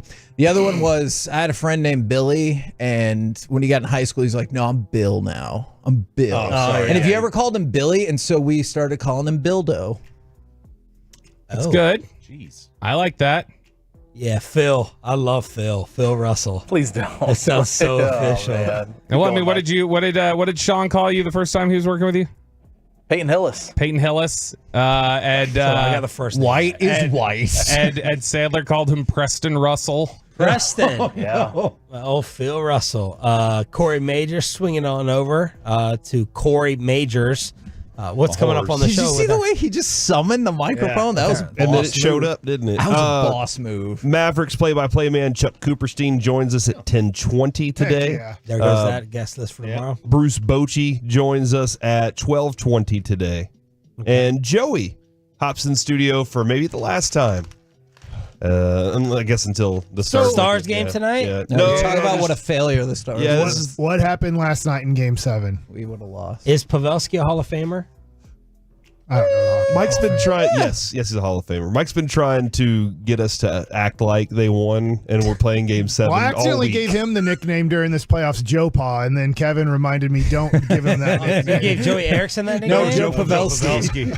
Because he's a papa, he's old, and so I was like, oh, Joe Pa, and he's like, no, that one's already. Yeah. Plus, he had a lot of kids staying at his house. Yeah, Holy moly. Weren't Stars staying at What is this, the Dark Roast happening right now? Weren't Stars staying at Pavelski's house? Stars were staying at Pavelski's So I'm house. saying, Yes. don't. Did you hear what Bobby just said? I have a question for you, Sometimes Sean. on the ice, Pavelski also gets caught looking the other way. At this point, God. White. It happened. we're supposed to be in this building for at least another year, right? Oh my Ish, God. yeah. The air's on today, baby. It's chilly in here now, man. I Feels blame good. you because yesterday I was driving home and you go, I think the air just kicked It on. did. So I thought when I Then it walked broke in, it'd be all good. But then by the time we were off the air, it wasn't working anymore. Okay. So this morning, this probably kicked in, an hour ago? I would say around 8:45, 8:30. And then we started smelling like the burning fumes and everything of the air going on. Okay. So our TVs, so you don't have confidence that our this will stay TVs on. don't work anymore. No, and I don't think done. they're ever going to. It's not the TV's fault. It's whatever Is it the DirecTV? I assume that we've just taken the DirecTV satellite and thrown it on the roof and hope for the best. It's all blacked out like Bally. Okay, so that doesn't work. The AC is going to be questionable for the rest of our lives here. And now I was asking about, because when I messed up Peyton's name, We I'm have sorry, no Peyton. snack machines for The like the past. snack machine is done. Empty. Completely empty. Okay. Is this an on-air I honestly, Well, you're one to talk. I honestly will never drink the water up here. I'm just afraid it's tainted somehow. Oh, okay. no. So we have that, and then I was like, "Hey, the speaker, I can't hear you, Sean, during the break because we had the station on level 75, pretty much on volume in here." Thanks to Phil. Thanks to Phil, and I was like, and I couldn't remember his name, and so then I love when Mike's not doing TV. Phil, and then I was like, well, look, and then I was like, oh my God, we've read duct tape, so we can hear the commercial, so we can hear when we're coming back from break. We've duct taped the thing together to hope for the best. Now, if we were leaving in 2 weeks... Oh, the stall, the urinal on the left, is missing, Yeah. Did you see that? It looks like it's molded, Yeah. too. And you gotta shove the wet floor sign in between. Are we Jerry Jonesing Texas Stadium right now? Remember how big of a dump that came for the last 4 years? Because Jerry's like, I am going to intentionally turn this into the biggest dump in the world to make sure I get a new stadium in the Metroplex. Yeah. And I don't think what that else? we are asking the community for money for a new building. Is it not on the building people to fix it? Highland Park should have to pay for our AC. So, I mean, I get that. Does Dwight Schrute really own this building? If you watch The Office when he took over and he destroyed the office because he's like, I'm not paying for those things. Right. Is that where we're at here? Is the person who owns this wanting this to go under? Like the whole building? They want a beam to fall. This is going to be a beam's going to fall right through the ceiling here. Oh, no. Eventually. I'm confused on if we're supposed to do this job for the next year or so until we move buildings. We don't have a television anymore to see what's going on in the world of sports. I'm assuming at some point the internet's going to go out and we're screwed. Like there's no internet. This thing left there's and right, no baby. television. There's no AC. Yeah. Now is this We're to the end duct of tape- this year or next year? I think it's I don't know. Next year. But Yeah. it's just like this place. It's starting to look like it's really bad. I will use the word ghetto. We are now Oh my God. ghettoing our radio station. You should start spray painting the mirrors like Dawson's hotel room in Oxnard. I think if we did, nobody would care. Like if I started making wall art on that window that goes where Reggie's producing our show and getting ready for it, like I don't think it would get fixed. By the way, Reggie at Hawaiian Falls in Mansfield tomorrow from 1 to 3 with Travis Jankowski and the Rangers mascot. Right, we're trying to get Reggie to swim at that thing and not just be there to meet and greet. Yeah, take a big old float, like a flamingo Get on float. the Geronimo. Yeah, get on some slides and go have some fun, man. How's that going? Mid at best. He's started to consider it. I think he started to come around. Yeah, to it. Mike, I am proposing that we dust off the home access units. Oh, yeah. The home broadcast equipment. But today was fine. It feels great. If it goes back, then we'll. Has the duct tape been up there a while? Because you pointed it out to me. Because it's behind me, so I guess I just don't look. Yeah, what is that all about? I thought that was part of the air system when we brought him. I think that was a panel. See, like those ceiling tiles. It was never there, so they just covered it up This is amazing. to keep the air in. Gosh, I love Mike laughter. I love it. Phil? It's just letting you inside our world, right? Like, we're going to try to do our best and do great radio. You guys did great today. I love the Bob Boone interview. Sorry, Brett Boone. Well, I know. Phil Boone. Yeah, Aaron's Phil- on tomorrow. Don't feel bad. Don't feel bad, Phil Payton. I mess up even Brett Boone's name. We have Ray on. Did you just call him Phil Payton? Yeah, the Mavericks have a first-round pick this year. Oh man, is Payton just gonna start playing mic drops? to make it Phil's even? gonna. I heard Phil has more things to do against me right now than I can him. I heard y'all's listener yesterday say, I just took I think it was 10:15, 10:30. I just took an edible. And Mike said, my whole goal now is just to make that individual laugh, and everyone else who consumed edibles at 10 o'clock in the morning. Was it a success? How off the rails did he go to try to execute that? No more than usual, I don't think. Normal day yesterday. I probably got a 98 from Kevin because nobody's perfect. 98? Oh, 98? Are you grading everyone at the end of each show? What did I say yesterday, Corey? That'll About drive 1 me o'clock. insane. Mike around 1 o'clock asked, is this a great show or a perfect show? And I was like, man, this has been great. You guys were phenomenal yesterday. I was kind of off my game, but y'all were fantastic. What was wrong with you? What was wrong with you? Did you microdose? I don't know if we have time for that. Yeah, right we do. now. All right. We got about a minute. A friend of mine and his wife got into a car accident. He's currently in a coma, and his wife has a brain bleed. And so it was just kind of it's one of Lucy's best friends or friends' dads and family, and he's just the kindest man. And it was just kind of tough to, your own kind of mortality that you're dealing with. And I haven't gotten any better news yet. So I'm kind of sitting with that still, and we haven't gotten enough of an update. What are your thoughts about that, Sean? That go the way you thought it would? I didn't talk about it at all yesterday either, so it was kind of one of those things that I had the only person I really discussed it with was Reggie, and so it's kind of a weird day yesterday. Well, I'm sorry to hear that. But hopefully everything turns up for them today, man, because they need it. So give some great vibes to them out there. Phil, can you change the mood of any of this over here? No. Oh, man, he's mad for real. Boy, the payload tomorrow should be great. Oh, the payload we forgot. Man.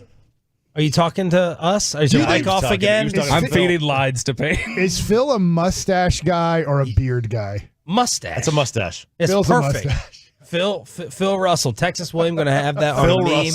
Russell. Tomorrow's payload's going to be crazy. Phil Russi. He's irritated. Philip, Russi. when you put on the collared shirt, it's Philip. Peyton, we can talk. Mike has also pissed me off. Mike, we're calling you at 6:40 tomorrow.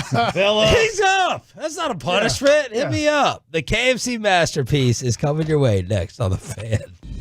How about some commercials?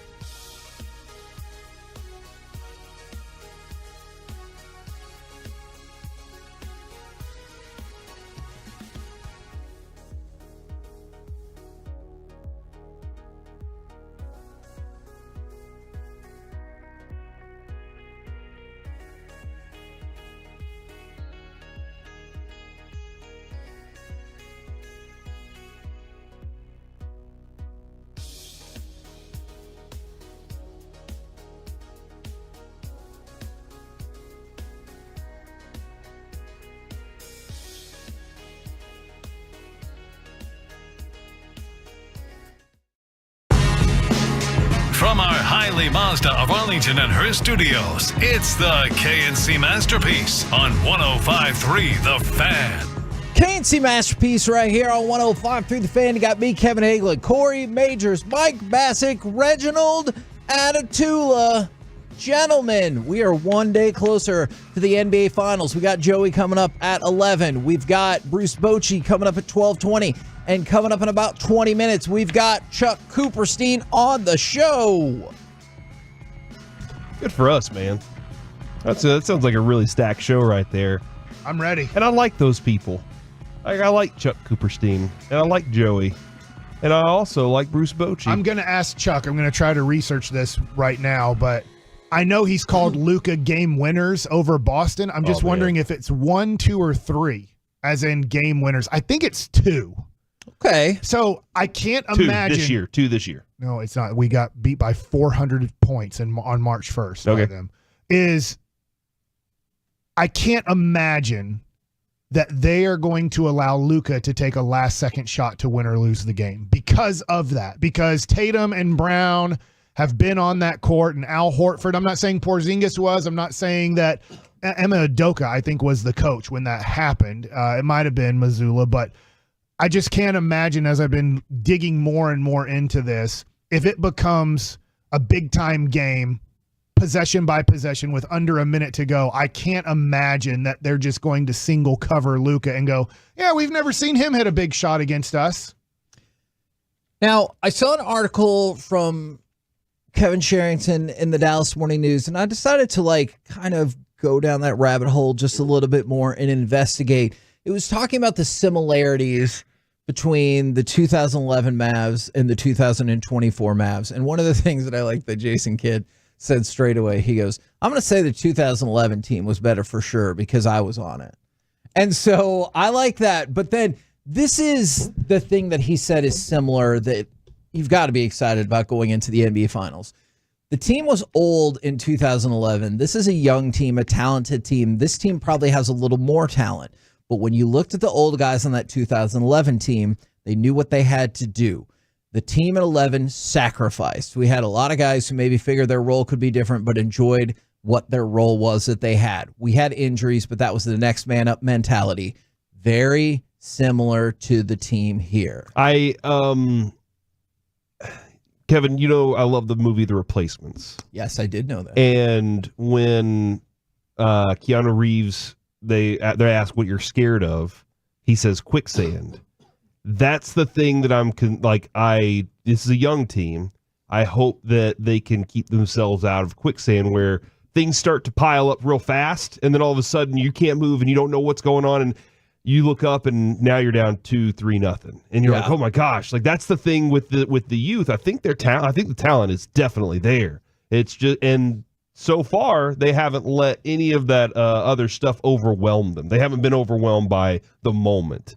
Derek Lively hasn't looked overwhelmed. Not at all. Even PJ Washington, stated on business every series at some point, has had moments where you're like, he doesn't have it today, and then he finds it late in the game or something. So there is a lot of avoiding the quicksand that I'm hoping that they don't get consumed by it in this finals. And I think having Luka there for one helps keep that from happening because it's Luka, and you're like, I know I got that guy today. And then having Kyrie there to be a calming presence on the court is a huge factor too. I know obviously you need to win the finals to even be in the class of the 2011 Dallas Mavericks team. But on the surface, I found what I think are a bunch of similarities. But just, do you guys think these teams have some similarities? I do. I think they're both very good defensive teams. I think that they both have multiple superstars or stars that you can go to in the clutch. I think they have very good role players that do their job well. So that's where I'm at with it. Okay. 3-point shooting, obviously, I would say similar, but the Celtics are far and away the best 3-point shooting team, I would say, in the NBA. When you look at how many guys have made 100 threes, I believe they have 8 guys who've made 100 threes. The Mavs only have 3 guys who made 100 threes this year, and one of them being Tim Hardaway Jr., who doesn't play anymore.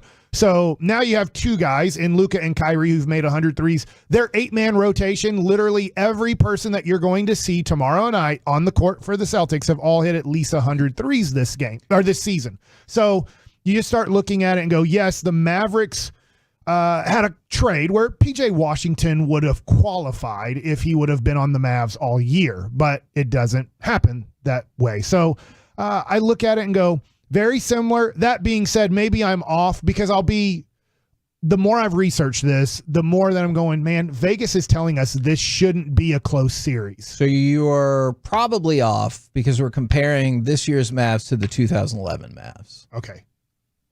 That's the comparison I'm looking for. No, not at all. Okay. 0. Okay. 0 similarities. Yeah. Okay. I do feel like the Tyson Chandler big man, you do have faith and comfort in your big man there. I feel like with Kai, you can run him like you did Jason Terry through all sorts of screens. I heard JJ Redick say with the LeBron that Kai is probably one of the most aesthetically pleasing basketball players to watch. Like when his shot is on, it's smooth. Whenever he does puts 6 or 7 different type of handles together to school somebody, it's smooth. It just looks really good. And Jason Terry had moments like that too. You knew when Jason Terry was pulling up on transition 3, you were like, oh man, this is about to make this room explode. And I think that's where that's a similarity in those two. Mental toughness right there. I'm very interested to see this because aside from Kyrie, who's the jaded vet that has been, kind of not looked at the same way? Like that team was full of them. That they were just missing that championship piece to go along with their careers. And I think it's Luka and Kai are the grizzled vets that have dealt with it, and Luka's not even that deep into his veteranship. Yeah, I actually think there are quite a bit of similarities. You go back to 2011, the Mavericks were nobody's favorite. They were about 20-1. This Mavericks team, they were about 25 to 30-1 to win the title, depending on where you go.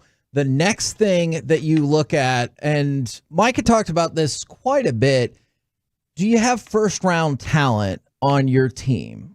And so 2010, 2011, obviously you had Dirk, Kidd, Marion, Terry, Chandler, and then if you want to extend it out, Corey Brewer, Peja Stojakovic as like lottery picks. And so this team now, clearly when I get to the end of the list, you're not using this person at all. But you've got Luka, Kyrie, Lively, Washington, Exum, and Markieff Morris. Now, like I said, you're not using Morris whatsoever. Exum reminds me just a little bit of Corey Brewer in terms of the amount that they use him at times. Okay. And so I definitely think you've loaded up on more first-round talent.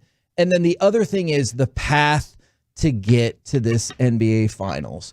We talked about it. First team in the NBA to defeat 3 teams with 50-plus wins since 2010. You go back to 2011. You beat Portland, LaMarcus Aldridge, Brandon Roy. There, obviously, we can go down the list plenty more. Gerald Wallace, if you want. You beat the Lakers with Kobe. You beat another young OKC team with Durant, Westbrook, and Harden. This time, the OKC team you beat was Shai Gilgeous-Alexander and Chet. You beat the Timberwolves, Ant and Cat. You beat the Clippers, George and Kawhi. An LA team. Yes, you've gone through another gauntlet that's not exactly the same, but it does feel like it's way more difficult than your opponent on the other side of the final. Yeah, no, I'm looking at it. I see that path kind of being a fun avenue. I think that what's interesting about that though is the Clippers.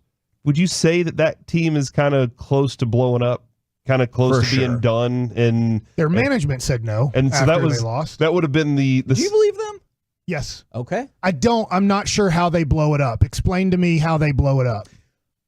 I think they're just going to have to take a step back, and they're not going to be relevant for a couple of years because I think they're going to trade off their parts to try to get more assets. But obviously, money wise, asset wise, they're screwed right now. Yeah. I think they're going to be like, this team can't do it. I'm with you. Yeah, Kawhi Leonard is still in pocket. I think the questions are what are they doing with the 2 guys that can be free agents in James Harden and Paul George? And so I think that ends up being the question. But there's quite the possibility that they run it back in a way. I think that would be a terrible idea, but to your point, if that's what the management thinks, then good for them. Yeah, I just think it's tough when you have $100 billion. You're just like, screw it, I don't care, I'll pay him. Like no team can even look at them that are kind of similar to the Clippers. But I guess I look at the Mavs. The reason I say no is we have nobody like Luka, right? I mean, Jason Kidd he controlled the tempo and flow of the game, but he wasn't a scorer at all. That's true. And so you played offense completely different. Kyrie, the way that he creates his own shot, could you say Jason Terry does that? Well, maybe a little bit, but very differently.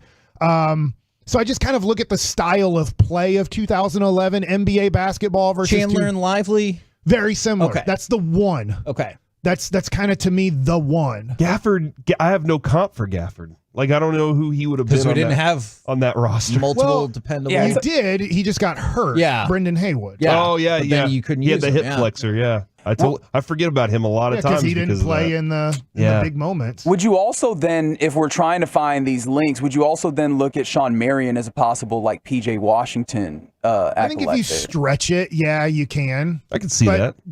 Then I can't remember who made the point, but he's 26 or 25, PJ Washington, and Sean Marion was at the end of his career. Yeah, Jason Kidd said that team was much older. Yeah, and they just kind of knew, like, this is it. We know. I heard Jason Kidd on Stephen A. Smith this morning. I think he was on yesterday on his podcast, but was just saying, you never know if you're ever getting back again. And kind of, they all knew that it was a small possibility they could get back, but they all knew because they had been through the league for a decade plus, all of their major players, that they're like, this is it, guys. If we don't get this done, we know how tough it is to get back to this, where I do think this team led by Luka and PJ Washington and Derek Lively and Gafford's young. I mean, this is the great news about this team is it's not like 11 where we wanted them to run it back. They decided not to. I think everybody was cool with it somewhat at the time because we're like, I was. We try, right? We are trusting this organization because they just won a championship. But I think this one is going to be much easier to run back because besides Kyrie Irving and I guess Maxi Kleber, those are the only two veterans in your rotation. Yeah. I'm kind of liking your comparison here, Kevin, with Portland. I compare them to Minnesota, being a team that has two guys that you're like, man, those guys have this talent, but they just can't put it all together. And maybe they never will. Maybe it'll never be there. And then the LA teams, both LA teams being older and possibly being ready to be dismantled in Oklahoma City, looking like they're on the verge to be there for the next 20 years.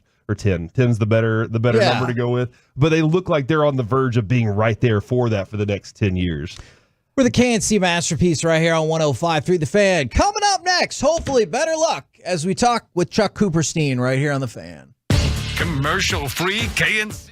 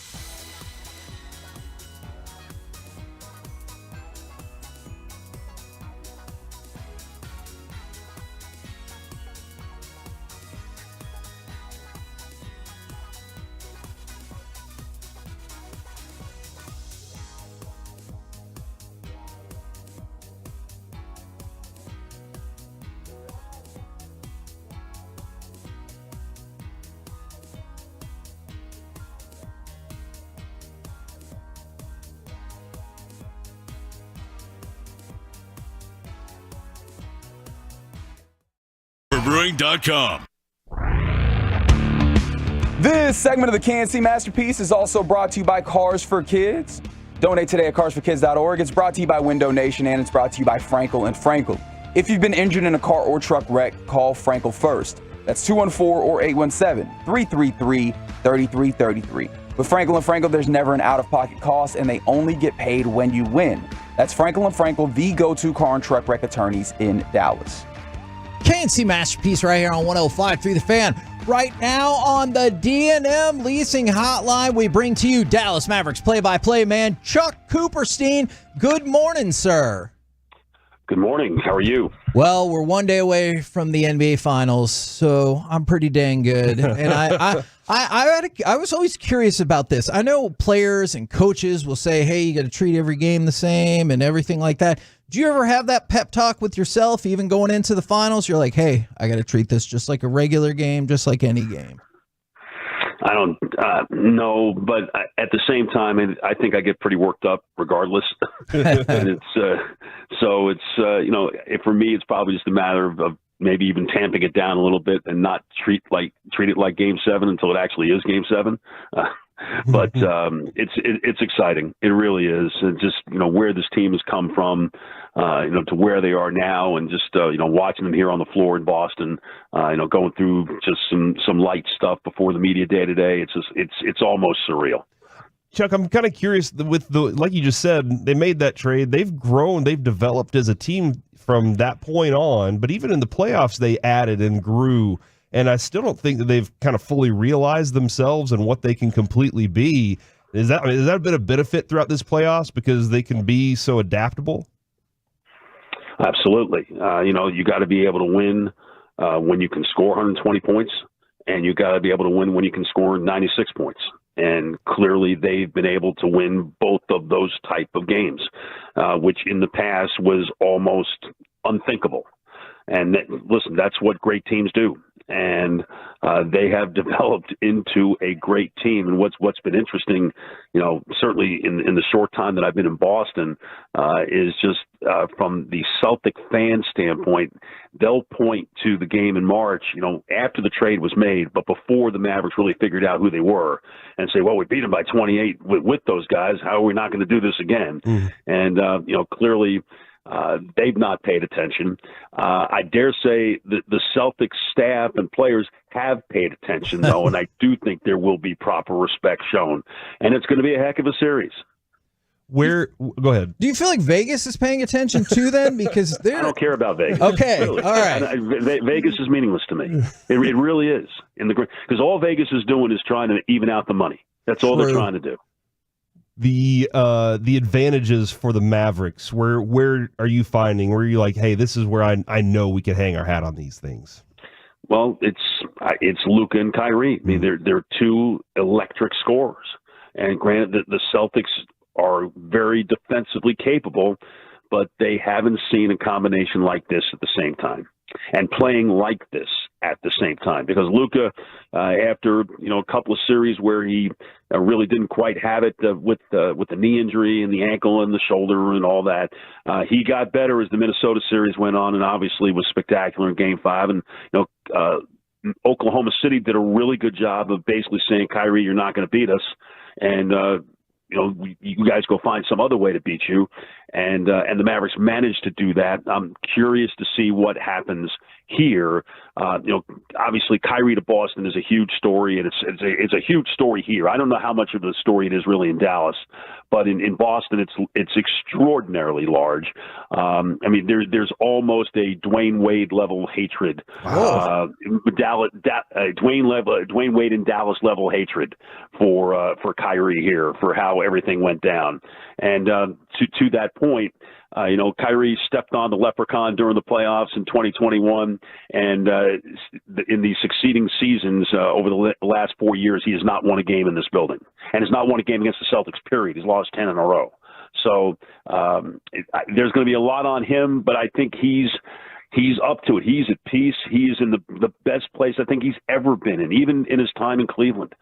he's ready for this, and Luka clearly is made for this moment. So that's the biggest advantage clearly that the Mavericks have, and their biggest problem is going to be trying to at least slow down the Celtics 3-point shooting, because everyone who plays for Boston can shoot threes.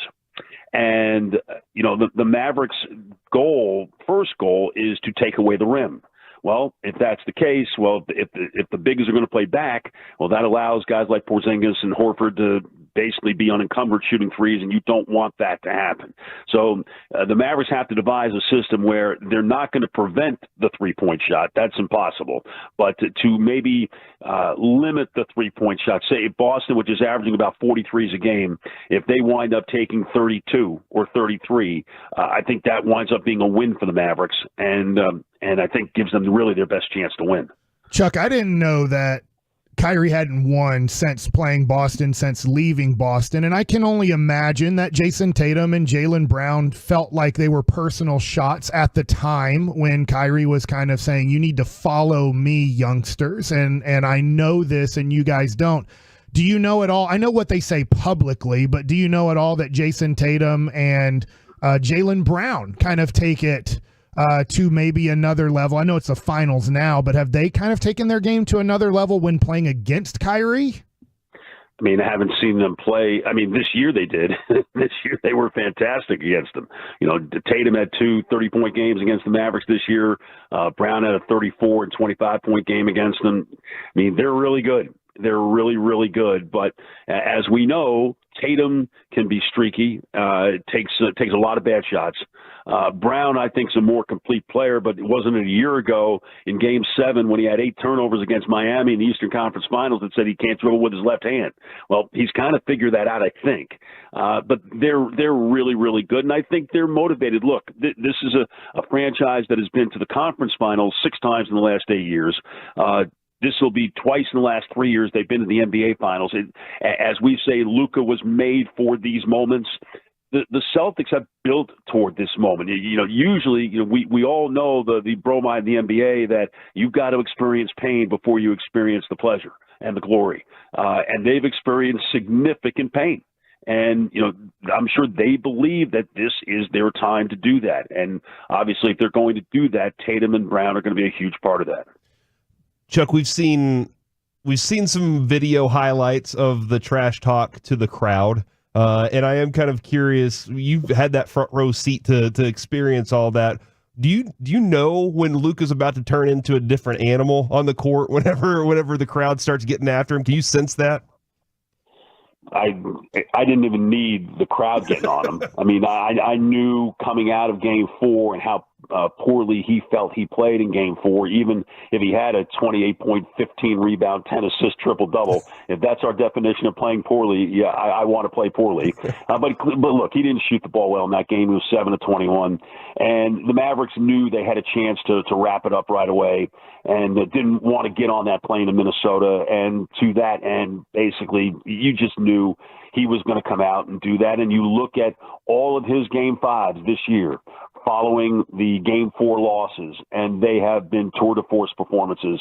So there was absolutely no question that he was going to be great. Now, did I call going for 20 in the first quarter and the Mavericks being up 19 at the end of the first or 18 at the end of the first quarter? No, I did not.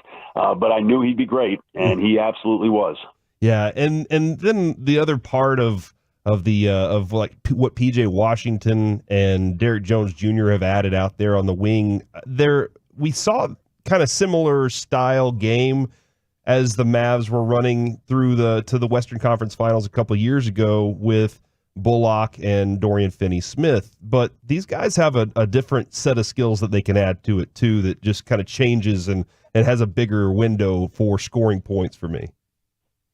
Well, they're both longer, I think, than either Dorian or Reggie were. So there's more length on the perimeter. I think Washington's a little bit better rebounder maybe than Dorian was. Derek is just, he's electric, just in his ability to be a weak side shot blocker, which Reggie could not do. Yeah. But they both have had the ability to make shots when they had to make them. Obviously PJ was great in the Oklahoma City series. and then hit the huge three late in game one against Minnesota. Derek was terrific in the Minnesota series. I mean, he shot lights out in the Minnesota series. He's basically shooting close to 40% from three in the playoffs. PJ is about 36, 37 right now, but his 3-point shooting, and really both of them, because the Celtics don't want you to shoot corner threes. They take away the corner three. The Mavericks generate more corner threes than anybody else. I mean, that's going to be a tremendous matchup to look at, and just an underlying factor certainly in what's going to happen in these games. But those guys have got to be able to make those shots that Luka creates for them. Chuck, we had on Brian Scalabrine yesterday, and he said winning at home, winning is winning in the playoffs, but winning at home is just better because it's with your fans. I feel like Luka and Kyrie might feed off of the hate on the road more than they do the love at home. You get to kind of know these guys better. Can you explain kind of their personalities and how they maybe thrive more on the road at times? Well, I'll use the Bill Parcells line from back in the day. There's nothing like hearing the silence of a crowd when you win on the road and you shut them up. There's nothing like it, and I think that's what these guys have really fed on. And really, if you look at it, the last few years, the Mavericks have not been a dominant home team. They were pretty good 2 years ago. They won 29 at home, but it's been a long time since the Mavericks were a dominant home team. Even though, everything about playing in the American Airlines Center suggests that you should be, but they haven't been. But they've been really good on the road. And I think that I just think there's a certain enjoyment that comes with quieting everybody down. And, if people are going to, especially to Luka now, if people are going to talk trash to him, that's the fuel to his fire. And I think the last thing that the Celtics want to see is a 5-alarm Luka fire. Well, with that in mind, how exciting is it? There are certain fan shops already selling green and white Luka sucks shirts. That feels like as if he needed more motivation. That'll help. Yeah, I don't think he needs it.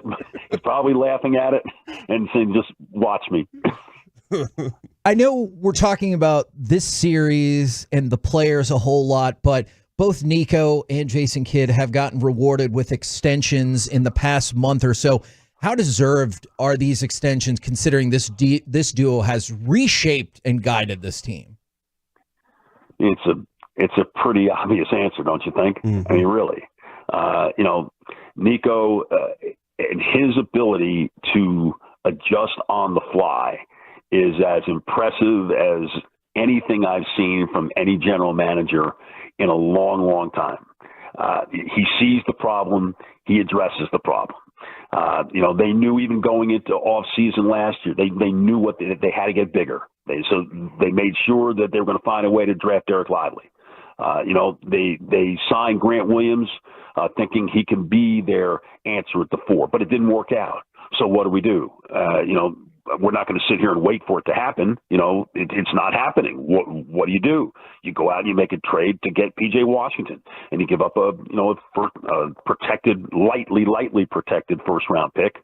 When in 2027, you need a little more size because Lively's been terrific, but maybe Lively's hitting the wall, and Lively has a tendency to get into some early foul trouble. And Jason, your coach wants to play big as much as he can. So what do? You go out and you get Daniel Gafford. What do you give up? A pick swap? I guess somewhere down the line. It's like. And now that they're here, and people had just scoffed at him for making that trade and making the Kyrie trade at the deadline last year and giving up all the draft capital, is anybody really complaining here? Nope. I mean, is anybody really worried about those picks for people who might be in 8th grade right now? I mean, seriously, it's. So he's done an absolutely phenomenal job of not only recognizing the issue and then going out and acting upon it, and not just hoping that something will come to fruition. You talk about being proactive. It's one thing to be opportunistic, as the phrase that has been used around here for a long time. It's another thing to be proactive and make it happen. And he's gone out and he's made it happen. Yeah. So, I mean, how could you not want somebody like that leading your team? And then as it relates to Jason, I know there are a ton of fans who get very frustrated with Jason because he doesn't take technical fouls and, that he doesn't Now it seems like he's almost like a sphinx out there, just watching the game. And I know he's used that phrase, and that it came back to bite him, at least in the media and in the fan base. But Jason Kidd coaches as he played, which is basically to think the game 3 plays ahead of everybody else. And more importantly, and especially in today's NBA, your relationship with your player is paramount, and your relationship with your superstars is even more paramount, because if you don't have them in your corner, you've got no chance. And clearly, Luka loves playing for Jason Kidd. Kyrie Irving adores Jason Kidd, has from the time he was a child, wearing Jason Kidd's number 5 when the Nets were going to try to win NBA championships against the Lakers and Spurs. So you got those 2 guys there, and they're selling out. You see them going to the floor defensively, and everybody else follows suit as a result. And the results are what the results are. 2 conference finals and an NBA finals in 3 years. Man, thank you very much for coming on. And it sounds like you're as excited. Yeah, he's amped up. I like you're already amped up. I love to hear it. It definitely translates. Thank you very much for the time, good sir. Appreciate you having me, guys. Take care. There you go. There you go. Chuck Cooperstein right here on 105.3 The Fan. I'm hyped right now. I'm so hyped for this game. There's so many good, positive things to be excited about regarding the Mavericks, for one, and then they're about to play the most important series of our lives, Kevin. I believe this series is more. Never mind. We got about you got about 33 hours till the game tips off. Coming up next. Let's stay there then. It's time for Baseball Nuggets with Mike Bassick. Well, the offense struggled again. What are the odds the Rangers make the playoffs this year? Next. Beat the Heat with the water park bag.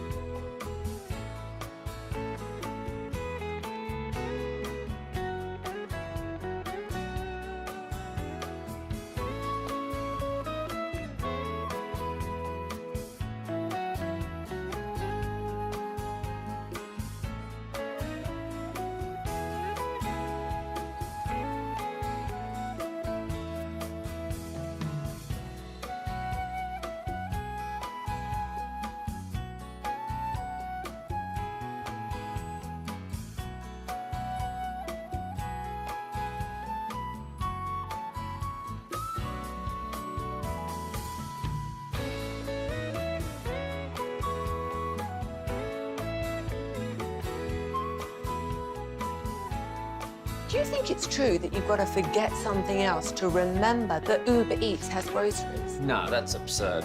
Hey, remember when you used to be a, what was it, a pepper lady? Pepper lady? Wasn't it Cinnamon Sisters? Basil Babes. Saffron Squad? Nutmeg Maidens? Paprika? No. Nutmeg Maidens. I just said that. Was it Spice Girls? Doesn't sound right. Was it Saffron Squad?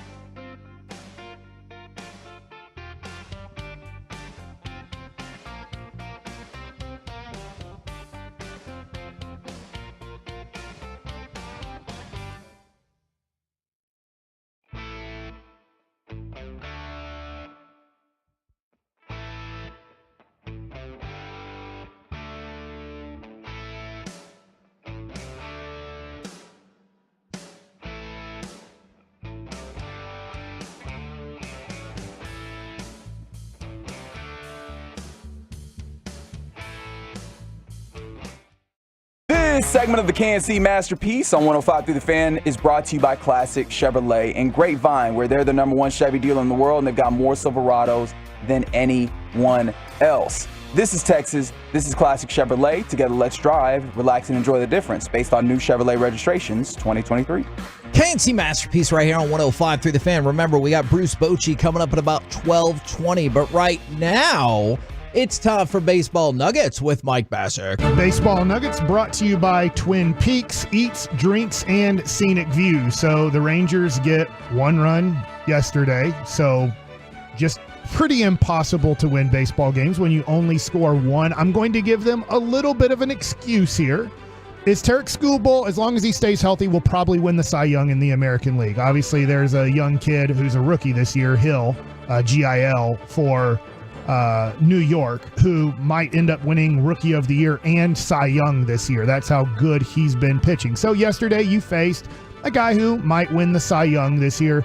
And Jack Flaherty is having a tremendous bounce-back season. The one thing that I would warn about Jack Flaherty is he seems to always get hurt in his career, so he is off to a great start. He has 10 walks and 94 strikeouts this year in 72 1/3 innings. So he has been outstanding. So you did face 2 outstanding starters from the Detroit Tigers in these 2 games so far. But we've seen too often the Texas Rangers this year just really struggle to score any runs, and you're going to struggle to win any games in Major League Baseball when you're just getting a run per game.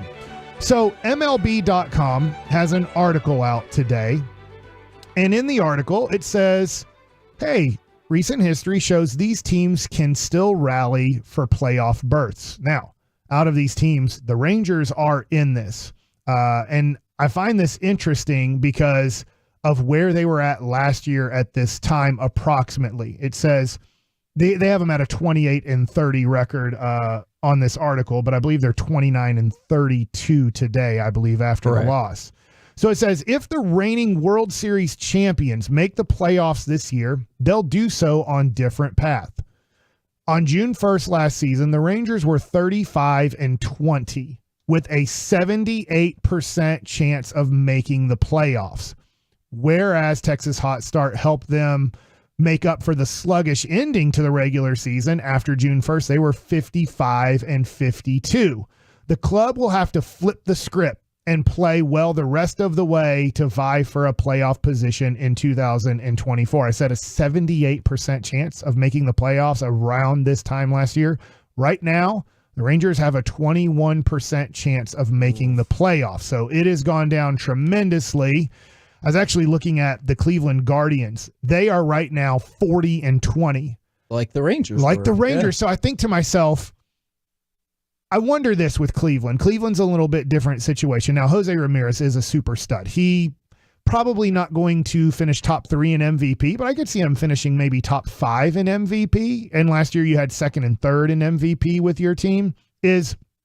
I don't view the Cleveland Guardians as a threat to win the World Series, but I bet nobody saw the Rangers as a threat to win the World Series on June 1st or June 10th last year. Okay, so 2 questions about that. What is it that, I mean, obviously I know they were unbelievable on the road. What do you think it was that eventually convinced people the Rangers could be a threat, or was it just, I didn't believe until it happened?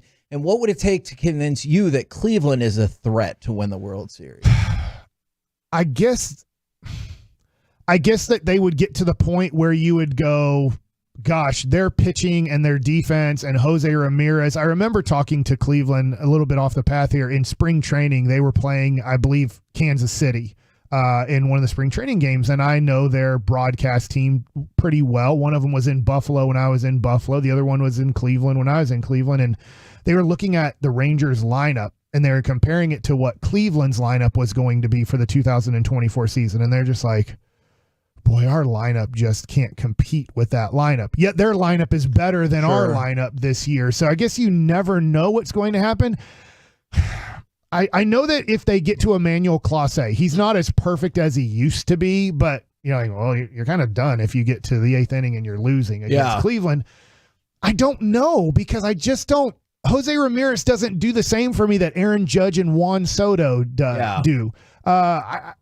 So I just think that they're going to slow down at some point and maybe be like the Rangers where, hey, they've put themselves in a position. If they just play 500 baseball, they're going to win 90 games and make the playoffs, where the Rangers now are going to have to figure out the rest of the way. Are probably going to have to play about 20 games over 500. Now, there's tons of games left, but at this point, the Rangers are going to have to play the rest of the season approximately 20 games over 500, being 3 games under to finish 17 games. That would be, do I have this right? 89 wins, 89 and 73 approximately. You're close. Yeah, pretty much. I guess you can't finish 17 games over 500. Yes, because of the even numbers. I understood your point. Yeah, so you look at it and you go, gosh, all right. And maybe 89, maybe you don't have to get to 89. Maybe this year, 86. Okay. Yeah, 86 or 87 maybe wins the division. It does say this. There's plenty of optimism. Their elite offense from last year isn't hitting on all cylinders, and there's no reason to think that Seager, Semien, Garcia, and company can't vault the Rangers team into a top 5 unit this year. I'm going to stop right there. I think they're naming the wrong people. Remember I said yesterday maybe the Rangers should trade for a hitter? I kind of was looking at that yesterday afternoon. There's not going to be a person to trade for.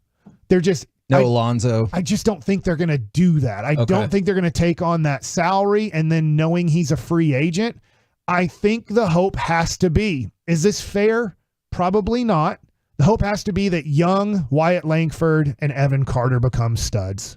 And we know Josh Young has before. It's just that he's not going to play any baseball for such a long time. I just don't know how quickly he can be good. My same question for, I'm in a different situation, but for Carter, the setback that we heard about yesterday with him being out at least, being reevaluated in a month for rehab and stuff, it feels like he's out for 6 weeks. So I don't know how they get better offensively. Because what happens is even when Semien and Seager are going pretty good, your 3-hole hitter has 5 home runs this year. As a combined group, every human who's batted third this year, if you just take the 3-hole hitter, I would need to go look this up in Major League Baseball. It might be the worst 3-hole hitter, and it's not a person, it's that spot in your lineup. Might be the worst in all of baseball. Which wasn't that 2 years ago a big issue for this team? Yeah, because you signed Semien and Seager, but then you were like, well, who else is? Yeah. And they're not going to move, from what I understand, they're just not going to move Garcia to 3. Because that would solve the 3-hole, but then you'd go, well, what about the 4-hole? Yeah. So I guess they're hoping when Young comes back after having no spring training, playing 5 major league games and breaking his wrist, and it being a majorly damaged wrist, that they're like, oh no, this is worse than we thought when they opened it up, that he's going to bat third, but like how quickly can he get into that rhythm of being that all-star third baseman offensive player that we knew last year? So I think the hope has to come from, I know Seager and Semien and Garcia are going to have pretty good numbers, but if 3, 5, 6, 7, 8, and 9 are going to struggle, does it matter? Yeah. And Josh Smith is having a great year. So I don't know what is going to solve this offense overall, except that you're 2 young guys, and you just mentioned Evan Carter out for a while now, and Wyatt Langford is just struggling to hit the ball like he did in spring training or in the minor leagues last year. I look at it and go, I don't know. The only thing that you have going for you, and it says at the end, the Mariners are the only team above 500 in the division, so the West is really up for grabs. There's no Cleveland, there's no New York, there's no Baltimore. There's nobody good in our division. Right. So at this point, that's the hope. Because if Houston was usually Houston and they were, let's just say, I'm throwing out a number here, but let's just say they were 38-22, or the Mariners, you're like, we're cooked. Yeah. We're not going to catch this team. But even if you can't catch the wild card now, maybe you can just win your division. In fact, I only think one team will make the playoffs from the West. And I know we're only 60 games in, but at this point, I think only one team is going to make the wild card. Yeah. Or make the playoffs at all. I don't think the wild card at all will come from the West. Those will be reserved for probably 2 East teams and maybe a 1 Central team. Maybe all 3 come from the East. But I just look at this and I go, okay, 21% chance. That's not bad, but comparing it to 78% chance last year. And then I look at, is the pitching really going to be this good all year? Are the Rangers going to just consistently be this good at pitching? Because even yesterday, if you look at it, overall, 9 innings of work, 3 runs. Yeah, you take that every day. You have a 2.5 ERA in this series so far. Today ends the series against Detroit, and right now your staff, as a staff, has a 2.5 ERA, and you're 0-2.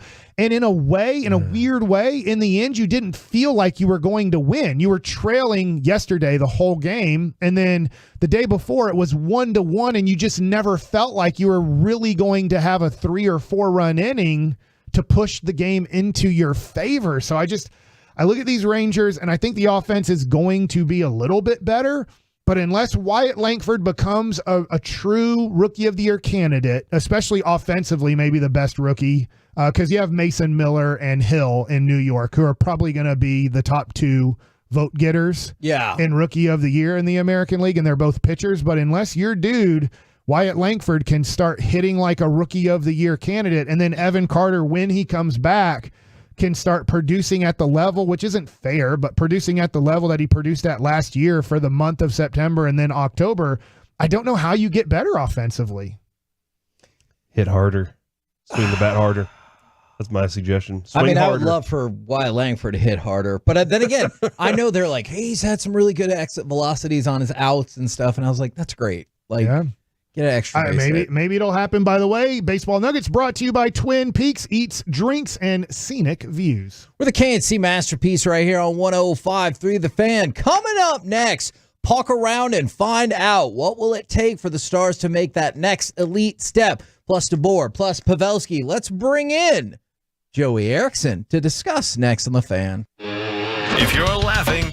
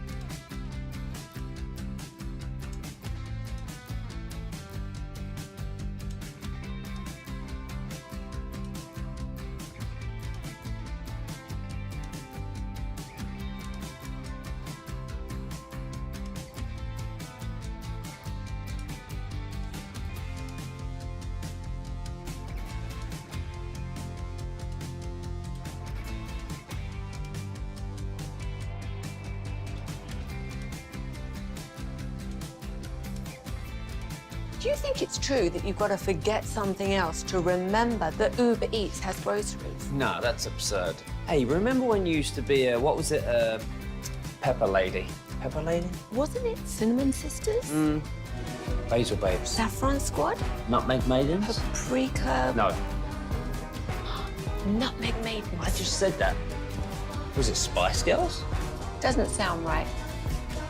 Was it Saffron Squad?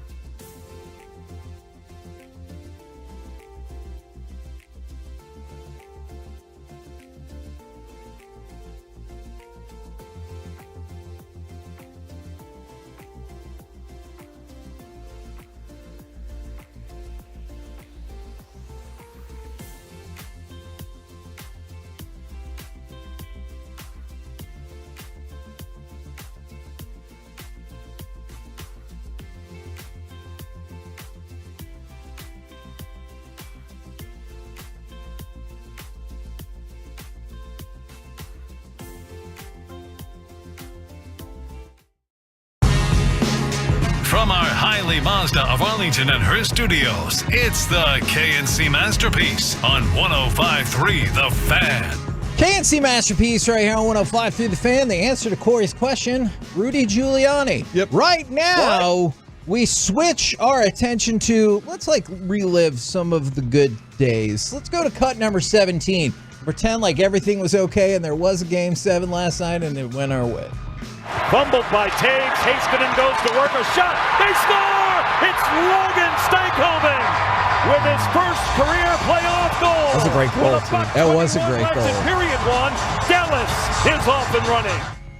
But in cold, hard reality, the Stars saw a great goal happen right in front of them. We lost, Kevin. We're out. And they lost, and they didn't make it to Game 7. So we are here to deconstruct the season that, here's my hot take coming out of the gate, was a disappointment for the Dallas Stars. I realize you made it to the conference finals. How could that be a disappointment? A lot of people thought this was the year for the Dallas Stars. They were favored in the finals. I believe this season will go down as a disappointment for Dallas Stars. What say you guys?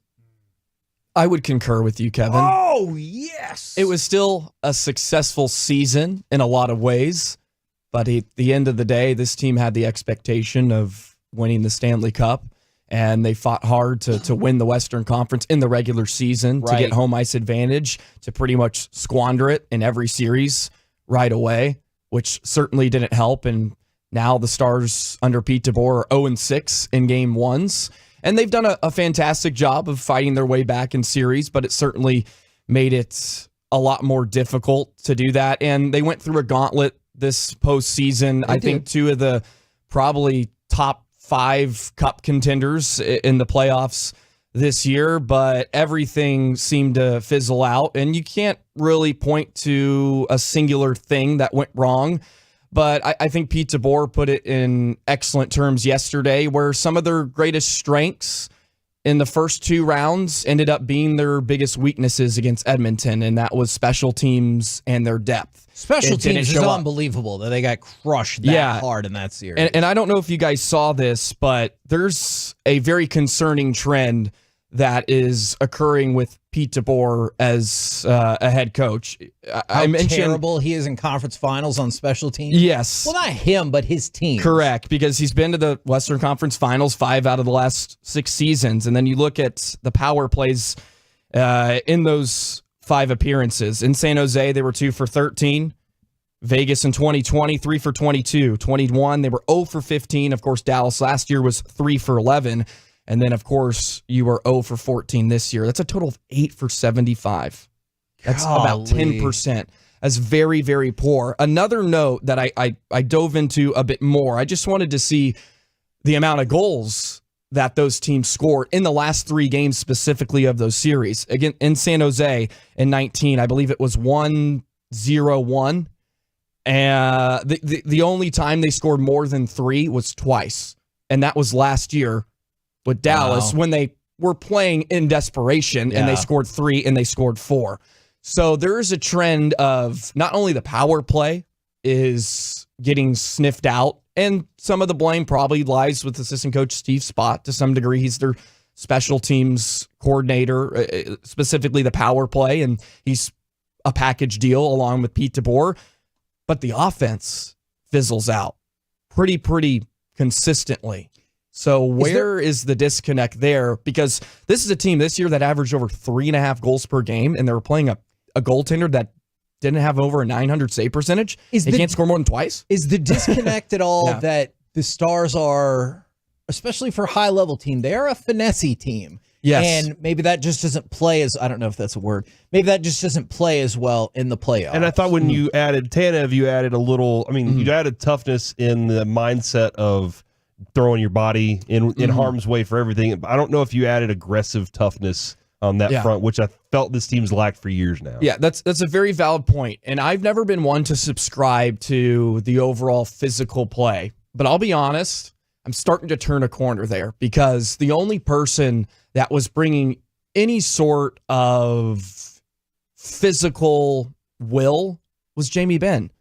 He was I think the only person I can point to, at least as a forward, that was trying to impose his will on the other team. And of course, Tanev is physical. He's going to be physical. Now, I would say the most important decision for general manager Jim Nill now, the most important thing he can do is try to fill out the roster around guys like Johnston and Stankoven, because their window is still completely open. They have such good young talent. But you're talking about Johnston that would be considered undersized. Stankoven's undersized. Maverick Bork's going to come up, and he'll be a contributor for you next year. They're going to have to fill out the roster around them. Yes, Maverick Bork is also an undersized forward. He's going to have to find a way to fill out the roster with some bigger, more gritty, physical players to, I think, make it a complete roster so they can impose their will, because that was something Dallas really never did in the series. Besides Game 6, it was their best game of the entire series. Yeah. I know they lost, but they outshot them 35-10. And you look at the series as well, numbers-wise, Stars were outshot in 5 out of the 6 games for a team that usually is comfortably in the positives and shot differential throughout the regular season. That hurt, and special teams hurt, but you didn't get anything from your big guys. McDavid had 10 points, Draisaitl had 4, Bouchard had 7 for Edmonton. Miro had 3, Robo had 4, and outside of Game 3, he was non-existent, and I think Rope had a couple points, and there is some leeway there. He was obviously nursing an injury, so there's a ton of issues. You can't really point to one thing. I think you have to assign a big share of the blame to Pete DeBoer and company, and I'm not on the fire DeBoer. Look, he's been to the Western Conference Finals in 2 straight years, and he deserves a lot of credit for the elevation of this team from becoming a really, really offensive threat, because, for years they were just kind of shut it down defensively, hang on for dear life. They can score, but it's now, can you score in big moments? And part of it is on the players too. You gotta execute at the end of the day. Like Pete, he can't make. Okay, Stephen Jones, thanks for that. But I do bring up the question: if we're sitting here next year talking about the same thing, or if they're out earlier, does Dallas need to make the tough decision where do we need to think about moving off of him? Because look, Vegas moved off of him. They won a cup the next year. You have to make tough decisions. I want to get to that in just a second. I want to add to it if I can. Yes. The front of tougher, grittier kind of players, you got to clear some space whenever they're jamming you up in front of the net. You got to be able to clear space. You got to have go clear the road for me so I can put a one on goal. And then finish your checks in the corners. Finish your checks on the glass. Make them think before. You're racing, but you're not finishing. You're not put a shoulder in them. And Jamie Benn was the only guy that I saw doing that. And to add to that, I thought they played hockey that they answered the call in the first 2 series. And maybe that did wear them out, just answering the call.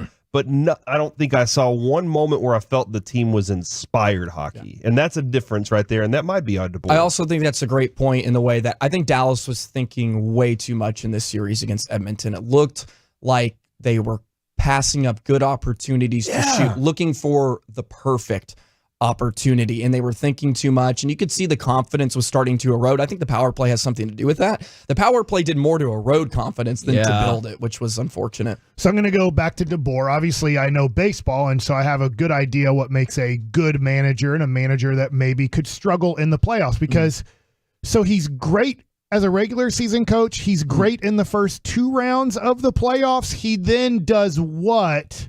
He doesn't make adjustments. He rides guys too much in the what makes him a bad coach in the conference final? The knock on him is there's actually a phrase for it. They call it DeBoering, is something that comes out of it, where so what he likes to do, and what Dallas did for the majority of the year, they consistently roll 4 lines and they play 6D and they just roll.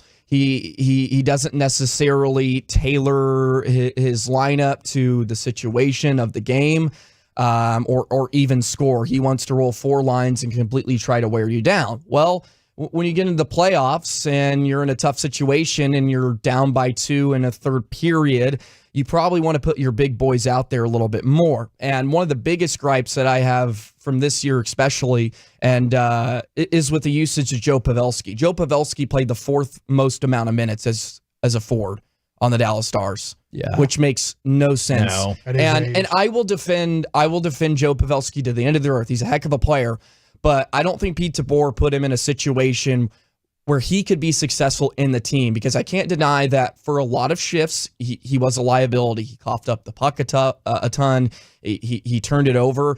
And there's no reason that he should have been playing more than Jamie Benn in this series. No reason he should have been playing more than Logan Stankoven, who's fresh and you have those legs. Plus, they were part of the most consistent line for Dallas this entire postseason, which was Johnston, Stankoven, and Benn.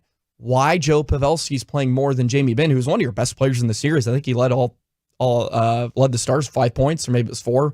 Doesn't matter at the end of the day, but yeah, he kind of has a reputation of just kind of sticking to his guns and not wanting to make changes or adjustments. And I will give him credit. I thought in the first 2 series, he made really nice adjustments in terms of lineup changes and pushing the right buttons. And for whatever reason, it all just came to a screaming halt against Edmonton. Kevin, you know this coach well. That sounds like Tom Thibodeau in the NBA. I could see that, where he has success everywhere he goes. And I don't want to make it seem like, oh, he's a failure. He's had 9 seasons in the West. 6 of those seasons, he's made it to at least the conference finals.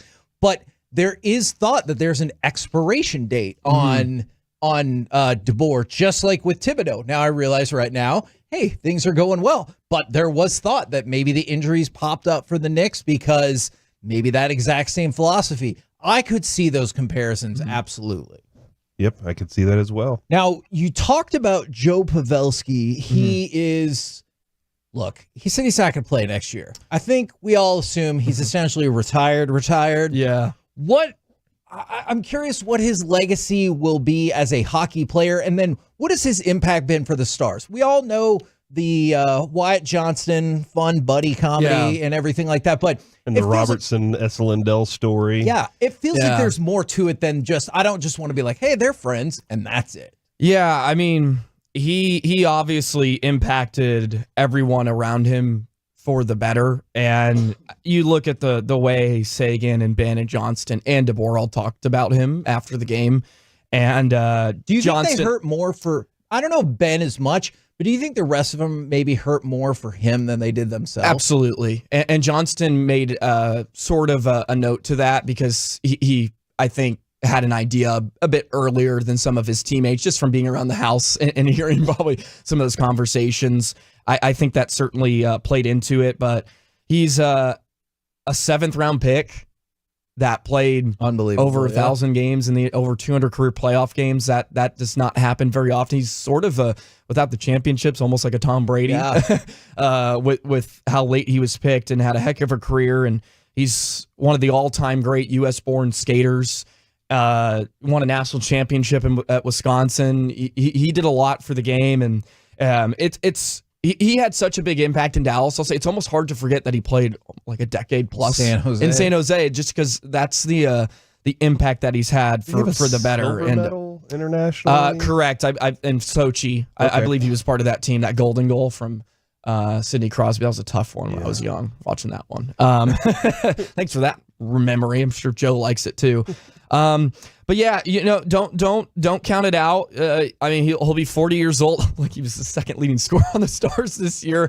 I think some teams, like if he was hanging around in November or even December of next year, like sort of like Zach Parise did, where he gave it one last run with Colorado, maybe someone picks him up. But we did joke, if Vegas can circumvent the salary cap, surely we can figure out a way to do the exact same thing. Yeah. So it looks like maybe he's done. But yeah, what a wonderful player, and obviously just from the stories, I think he is. It'll be tough. I know Hall of Fames have gotten a little more leeway with players. The tough part with him is just there's no cups or no major awards. Does it help that he's American then? I think it does. Okay. He'll definitely end up in the U.S. Hockey Hall of Fame up in Virginia, Minnesota. So that's where it is? Yeah, it's in Virginia, Minnesota. Great little place, by the way. Well, I think it's Eveleth. Eveleth is the actual home of. It's in the Iron Range. I think Eveleth is the actual home. How many of the US Hall of Fames are there in hockey? And did there's he a say couple. Virginia, Minnesota? Yeah. That's what. So there's a Canadian Hall of Fame, an American Hall of Fame, the NHL Hall of Fame, and a Hockey Hall of Fame. Well, the Hockey Hall of Fame is in Toronto. Is it? Yeah, and then you have the U.S. Hockey Hall of Fame, which is in Eveleth. I've been to the. So there's two Hockey Hall of Fame in Fames Toronto. for hockey. Yeah, there's a bunch. I think that's okay. I I think the NBA should maybe take a note on this. One, two. I think that. hockey's pretty international in terms of the play, so I think it's nice. It could be a Russian Hall of Fame. Yeah, maybe there probably is. I mean, don't know. Putin definitely has one. You know, he goes out. Well, he would be in it. I mean, he scores he's 20 the goals a leader game of every the time Hall he of goes Fame. out there. Yeah, Russian and Soviet Hockey Hall of Fame. Yeah. It's him and Sergei Fedorov leading the way. Maybe Pavel Bure made it in there. Yeah, I think. Ovechkin will be there. 1980 USSR team. That is very true, Mike. That is very true. What happened? They lost. They lost. Oh, They made a whole bunch of movies. I bet they Did were. they really? I bet they were good players in Lake though. Placid. That was a gold medal game, right, Kevin?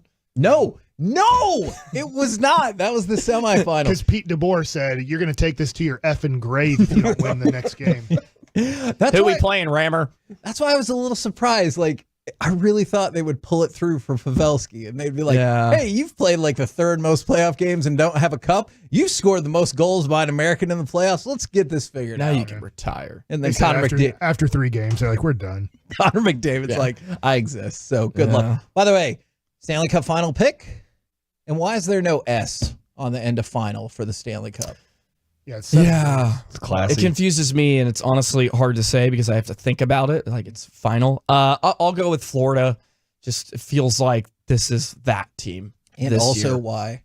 Hotbed of hockey is there. Because Canada teams Yes. don't win the Stanley Cup. Can you imagine Canada being the sucks. team that let the Canada team get past the, Yeah. you in the You know Western Conference what's gonna Finals? hurt? Though? You know what's going to hurt is if Florida averages like 4 goals a game in the Stanley Cup. Yeah, and everyone's Mike, like, you're Skinner probably right, sucks. though. Yeah. Yes. And you're like, wait, so they scored 23 goals in 6 games Yeah. or something like that? You're like, why? How did they do that? We're the KNC Masterpiece right here on 105.3 The Fan. Joey, can you stick around for some nonsense? I would love to stick around Okay. for nonsense. Coming up next, Masterpiece Theater. If you could be the protagonist in any movie or movie series, who would you be? Plus, if necessary, we will define protagonist. All of that next right here on The Fan. You've made us.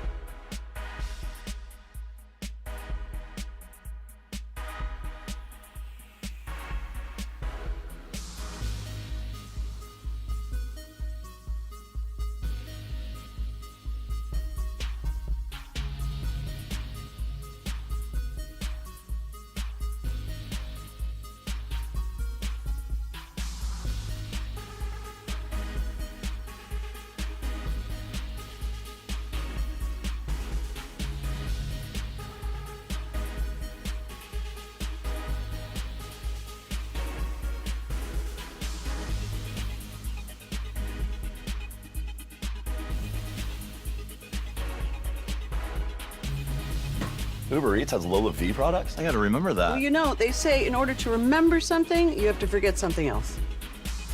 Okay, now that is a very cute haircut. That's like a little shag. I've never seen it before. Well, I mean, of course you have. It's the Rachel. Oh, is that your name? No, I mean, like, your name. No, I'm Jen. My name's Jen. Right, but I just mean, like, this is your haircut. But that's hair on your head. I'm not saying this is your hair. Okay, freaking me out a little bit.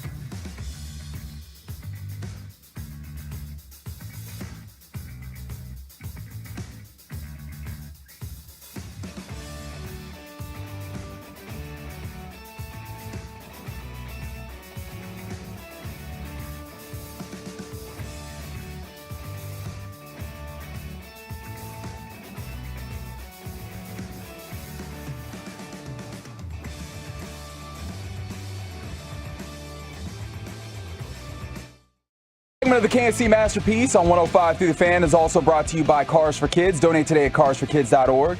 You can it's also brought to you by Frankel & Frankel. If you've been injured in a car or truck wreck, call Frankel first. That's 214-817-333-3333. With Frankel & Frankel, there's never an out-of-pocket cost, and they only get paid when you win. That's Frankel & Frankel, the go-to car and truck wreck attorneys in Dallas. I'll never join you! If you only knew the power of the dark side. Obi-Wan never told you what happened to your father. He told me enough.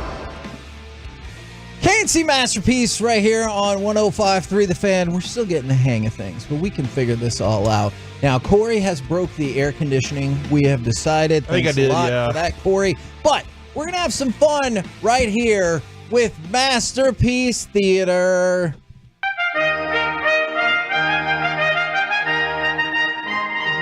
Welcome to another edition of Masterpiece Theater, where we discuss theater with you. And now, two guys who know absolutely nothing about theater, Corey and Kevin. So our question today, if you could be the protagonist in any movie or movie series, who would you be? Shout out to our intern Max for helping us come up with this. Now, if you needed a definition, I know usually people think of protagonist as the good guy and the antagonist as the bad guy, but more modern storytelling is that's not always the case. Think of the protagonist as the main character. The person who makes decisions and the story follows those decisions. So like Darth Vader's the protagonist in Star Wars. I would argue he's the hero pretty handily that Darth Vader is the antagonist of... So you took that clip that just played as like, oh, Kevin's pick is Darth Vader, and not that my pick is Luke Skywalker. Yeah. Like Johnny in Karate Kid is the protagonist. Well, you know what? As we've seen in the TV show, that actually might be factually... I like the Jaden Smith Karate Kid. I have never seen that one. I actually thought it was good. It's okay. It was good. I enjoyed it. Justin Bieber comes in at the end. He does? Well, not himself, but there is a song. I learned there's a big water shortage wherever they were training. Yeah, that's true. Okay. Did you ever see the next Karate Kid with Hilary Swank? I think And Mr. so, but Miyagi maybe, tried to come in. It's like, oh my God, she's in a bra. This is crazy. We can't teach karate. Yeah, and then she hit her head on the stool. That was a different. that was a different She used movie. like a paper towel Miyagi to kill her. That was $1 Million Baby and Clint Eastwood. This is a different thing, but I guess. All right, this is going to be a problem segment. I can already tell from the 214. I picked Thanos in the Thanos movie. I don't. Yeah, look at all the problems when they went back in time and figured it out. I can already tell this is going to be a hugely problematic segment from the 817. More movies. Do they? No, what I'm saying is if they wouldn't have gone back in time, we would have just ended it. Thanos killed half the people, and then we move on. Movie's over. John McClane in the Die Hard series. What would you think about that? Would you want to put yourself in such danger? Christmas movie. I guess. True. The party happens on Christmas Eve. He's not there at the party, though. He didn't get invited. He didn't get invited. He's on the rocks with his wife. Yeah. But he saved the building from terrorists, and so she said that will solve our marital problem. Didn't she leave him again though? There were more problems after that. It's been a while since I've seen the follow-ups. And his daughter hated him and stuff later in the Definitely do not remember that. fourth one. I'm not disputing that. I just don't remember. Look, man, John McClane wearing that tank top is what we call it now, y'all. Don't call it the old. Yeah, An A shirt, doing the yippee-ki-yay, doing all that stuff. That's a good one. I don't appreciate want that. your life. Different movie. That was Jonathan Moxon. No, I'm saying protagonist. Right? He's a good guy in the end. Yeah, that is true. But I really was trying to figure out the But joke. Bud Kilmer was definitely the Came hero up the with whole time. Oop and all that. He and, did? And everybody was mad at him. Dad was mad at him. Coach was mad at him. But in the end, he won it all. See, but Mike, I'm just trying to imagine you're Jonathan Moxley. And that's his name. Yes. Right? Moxon? And Moxon. And some gal shows up at your house in a whipped cream bikini. I don't think you would be like, hell yeah. I think you'd be like, come on. Have some self-respect. Yeah, I would. It's like you did in Vegas. Is it MILF Manor? Yeah. He cracked When that he whip looked and he at said those no. ladies on the sidewalk and was You like, should have hey. more respect for yourself. Yes. So I don't know if that would be the perfect route for you because you'd be like, no. I have chosen my protagonist that I would like to be. Now, I've always loved Indiana Jones. That's a good one. But we would all want to be this guy.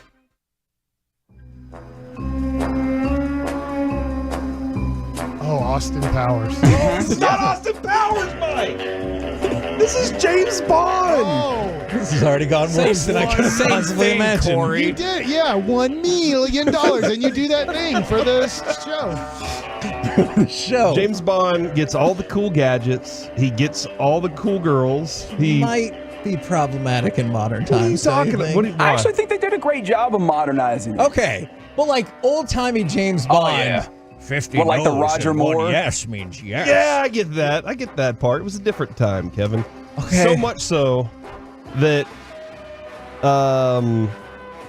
hold on 1 second.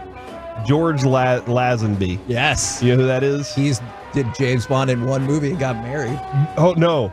The reason he quit, quote, Married to James Bond? he felt the tuxedo-clad Bond would die out in the new hippie culture that had permeated society in the 60s and 70s. So he's like, I'm out of this movie.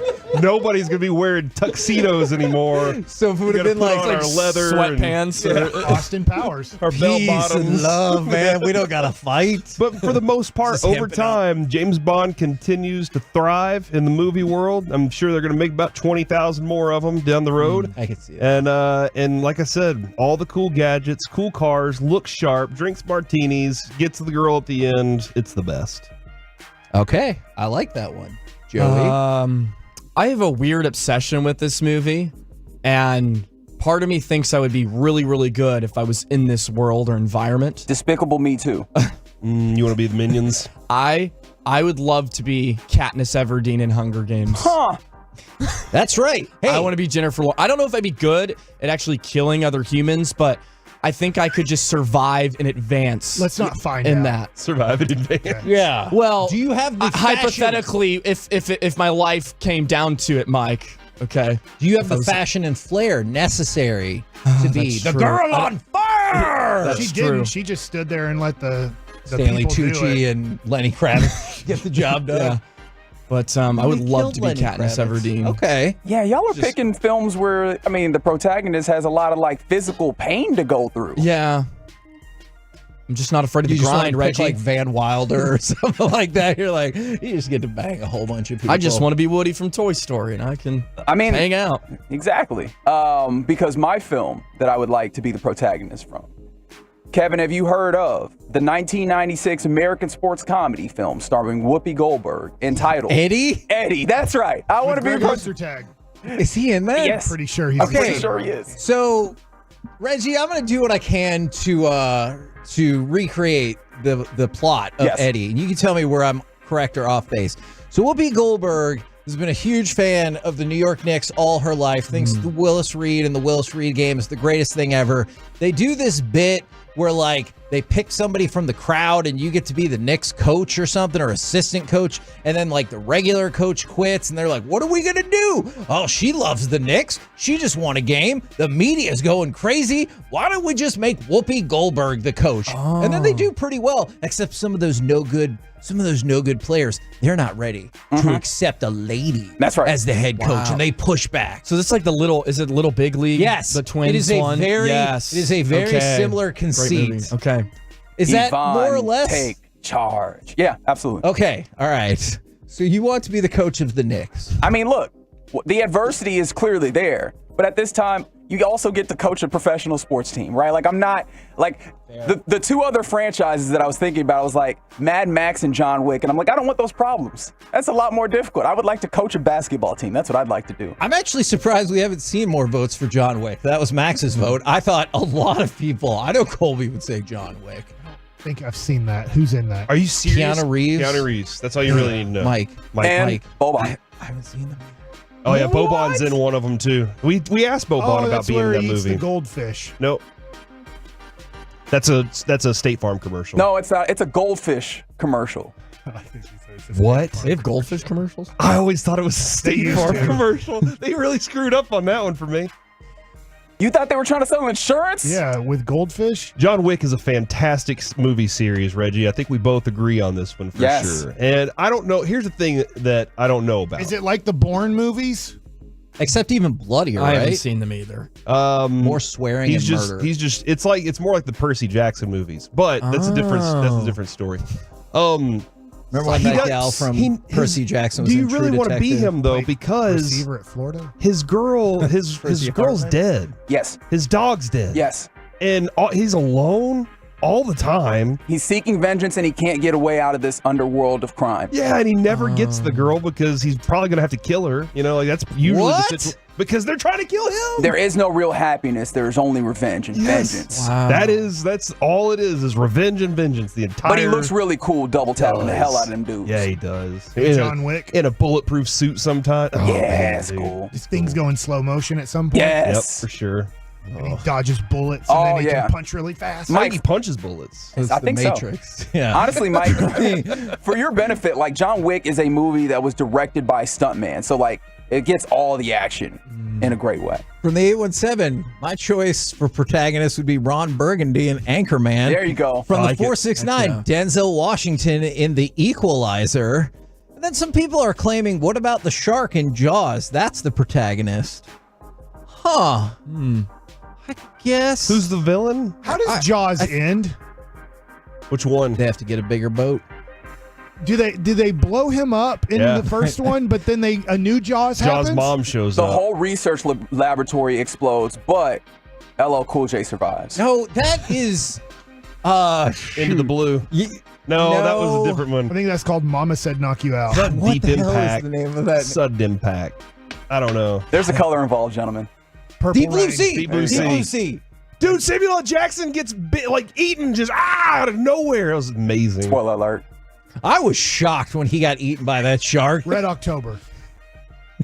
It is Deep Blue Sea. He said name a color in a movie. I don't think he said name a color. I think he said there was a color involved. From Old the yellow. from the 214. It was yellow. Okay. That's how you say yellow sometimes. From the 214, Mr. Deeds. I'd appreciate someone just giving me $40 That'd billion. be dope. I'd take it today. Yeah. And I'd be in tomorrow. But you can't feel your foot. That You is make true. that trade-off though, right? I can't feel my foot already. I don't have $40 million. $40 billion. Oh, $40 billion? Yeah. Here's a question I had because we brought this up earlier, Kevin. What do you mean? I know there's no. You said $100 billion or whatever. That's for the Clippers owner, yeah. What at that price? If you're at $40 billion, Toilets. at You have to own the Clippers. what would be the thing that you'd be like, no, I'm not paying for that? I just feel like you would be like, yeah, sure, go ahead and pay for it. You know, Still on the town thing, I won't pay any money to Mine get would extra be weed or whatever. mine would be Bally Yeah. Sports. Wow. Seriously, I would not pay for it. I if think I had, mine is I'm not valet paying for parking. Bally I'm like, Sports. hell no, I'll find a spot. You're not getting nothing from no me. offense, Mike, but I would not do it. What if your next job was Bally Sports hires you to do pre and post for the Dallas Stars? Well, then we can discuss. what's our friend Brian Ray doing? You have $40 billion. You could just buy the Stars. Buy Bally Sports. See, I think you would take that $40 billion and really try your best to buy the Cowboys and just. I would. I think that would be amazing. As long as I don't have to pay taxes on the $40 billion, I think if I offered Jerry, You're rich. You don't got to pay if taxes. I offered him $25 billion, do Would you think he be would sell it? would you be the GM as well, or would you just be everything? No, Like you don't hire anybody else? I'm smart enough to know I'm not smart enough to know how to be a Oh. general manager of a football team. Hire Broadus. Yeah. Just let that thing ride. Yeah. Mm-hmm. You should just He's build old. a fan Walchuk. team. The only thing I'd worry about Kavanaugh, Broadus is Wolchuk. I would need kind of my Will Venable. Venable? I know I said his name wrong. Yes. Sorry. Because Broadus, I don't know, like how much longer do you think Broadus would want to grind that GM Oh yeah, job? I got you. I understand. So I that. need him to 2 or 3. do it for 4 years, but with an understudy who I feel like Wolchuk, could yeah. take over. Would Wolchuk's a good Wolchuk option. be your understudy? No. I love Wolchuk. but In your no. face, Wolchuk. I'll do Man. it. Okay, fine. I'll do it, Mike. No, I got it. I'm going to honestly, who I'd hire, to be honest, I'd hire Will McClay as the general manager and let him do the job. Be a smart one.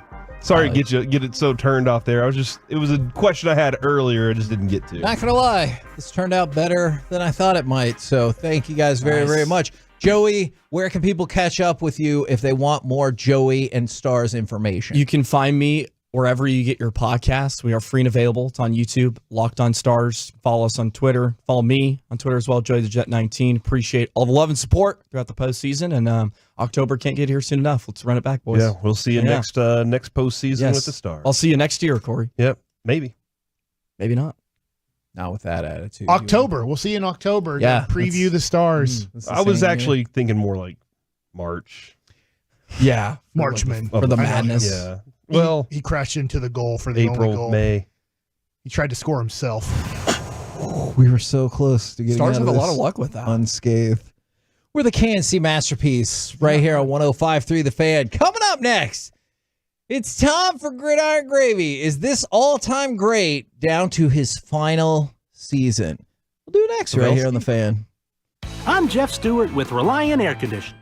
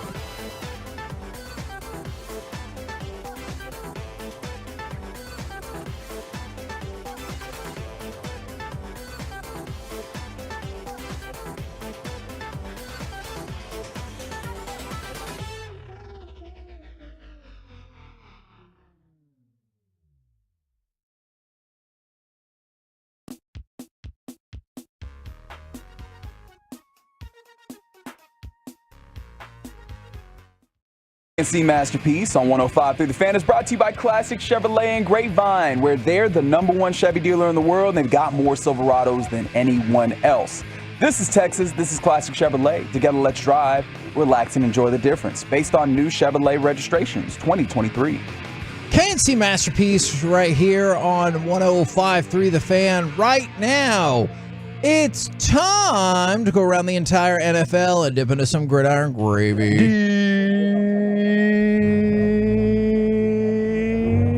And we start with the Cowboys are the worst at the salary cap. It is astonishing to me.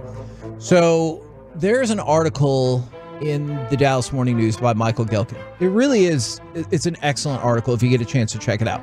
It's about Zach Martin. And one of the things Zach Martin said is, I'm not saying 100% this will be my last season, but it's definitely in the realm of possibilities. And that's one thing I don't want to do for myself. I don't want to be thinking, oh, this is it. This is it. I want to stay in the moment and, be the best right guard this team needs on a weekly basis. Then after the season, we'll figure out what's going on. So I just wanted to give you a scenario. Let's say I don't think this part's going to happen, but let's say no contract deal is reached with Dak and he is a free agent and goes somewhere else. Well, let's say Zach Martin retires. They count against your cap next year $66 million in that scenario. In a way, perfect.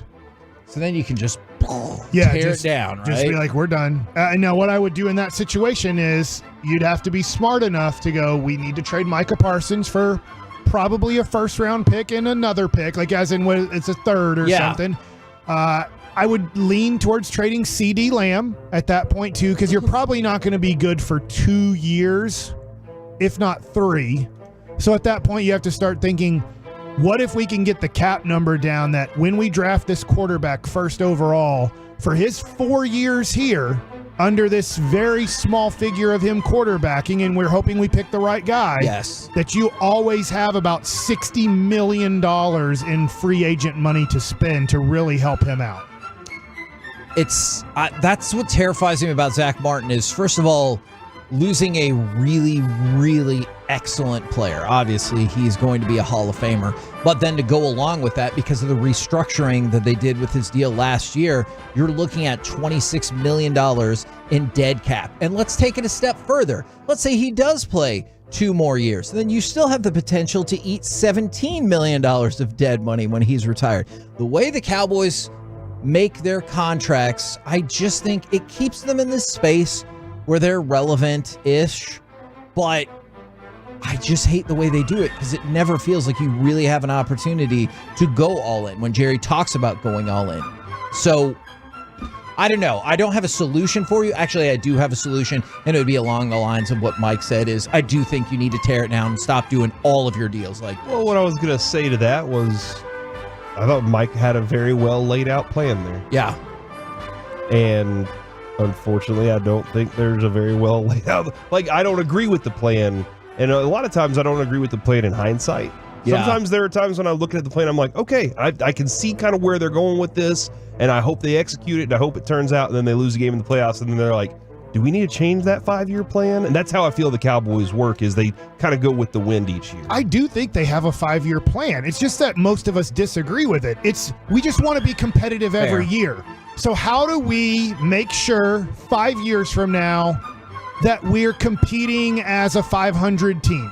And if we're better than 500, great, but we don't want to be below 500. That would be bad. So how do we put ourselves in December in the conversation for a playoff spot? That's their 1-year plan. That's their 3-year plan, 5-year plan, 10-year plan. That's their plan. It's obvious. It's factual for a long time now, and it's never going to change. Yeah. No, you guys are right, and it's frustrating, and our opinion obviously is not one of the one that counts in that building. They'll listen at some point. No, they won't. Will they?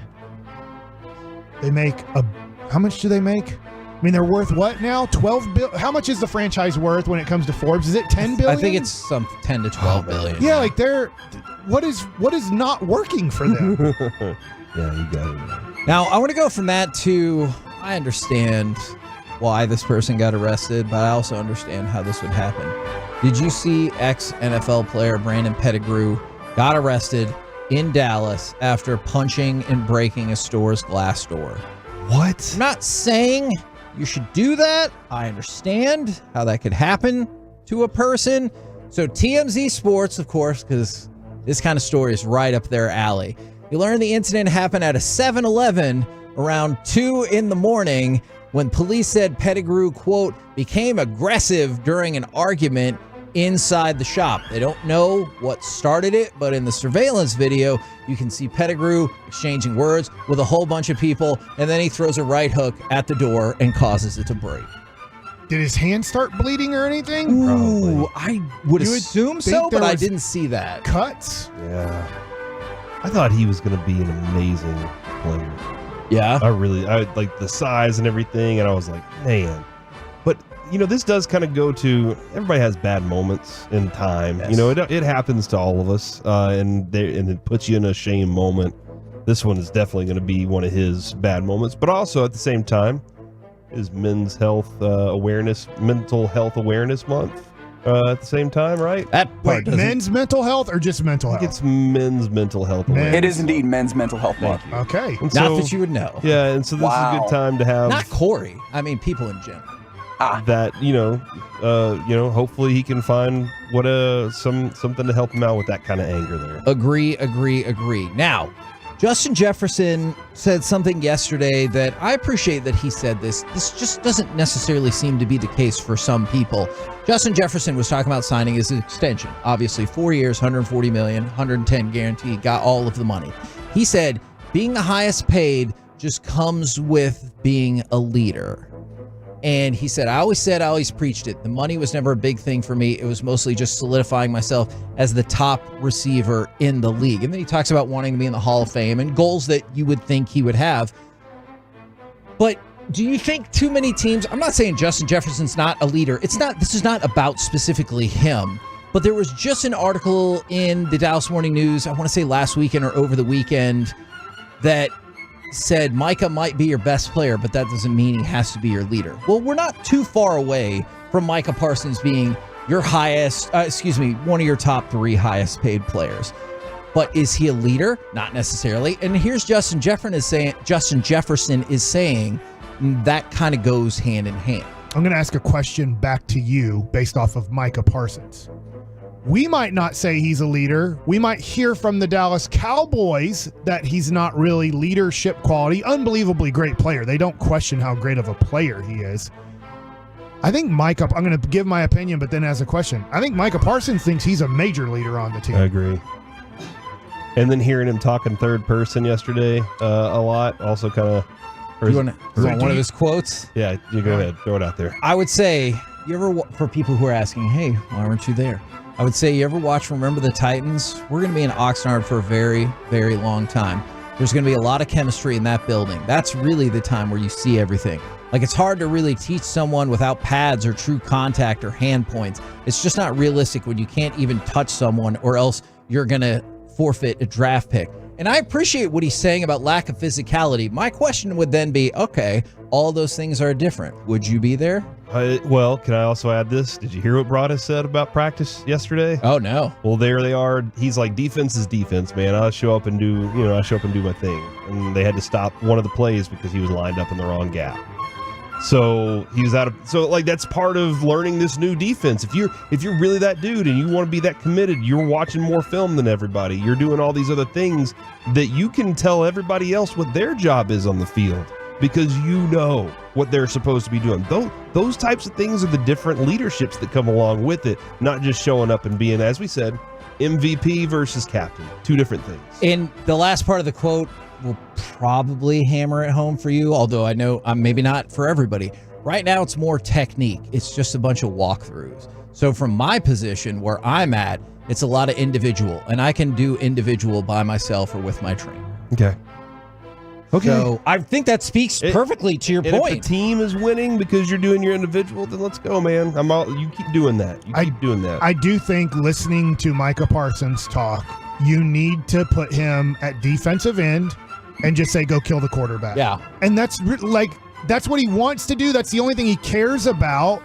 So and now he can't. But now he can't play on potential run plays. That's like he's bad at it. Then take him out off of the field So and now just say, I'm "This gonna is pay this you guy." are just a kill the quarterback guy. You don't care to learn anything else, which is fine. You're awesome at it." But I do think you have to build your team around that person, at least your defense, going, he's just a kill the quarterback guy. That's what he loves doing. He's great at it. We won't ask him to do anything else, but he has to understand, too, that we can't play him on, 2nd and 3. Because it's more, they're just going to run at you, and you're not going to do your responsibility, which is going to cause other people to look like failures on this play, too. So you'll play 60% of the snaps as kill the quarterback. For the KNC Masterpiece right here on 105.3 The Fan. Coming up next, could this NBA Finals vastly change the public perception of Luka? Plus, we might have some brand new All-Star Game news for you. It's going to be in Arlington. Stick around for it next right here in The Fan.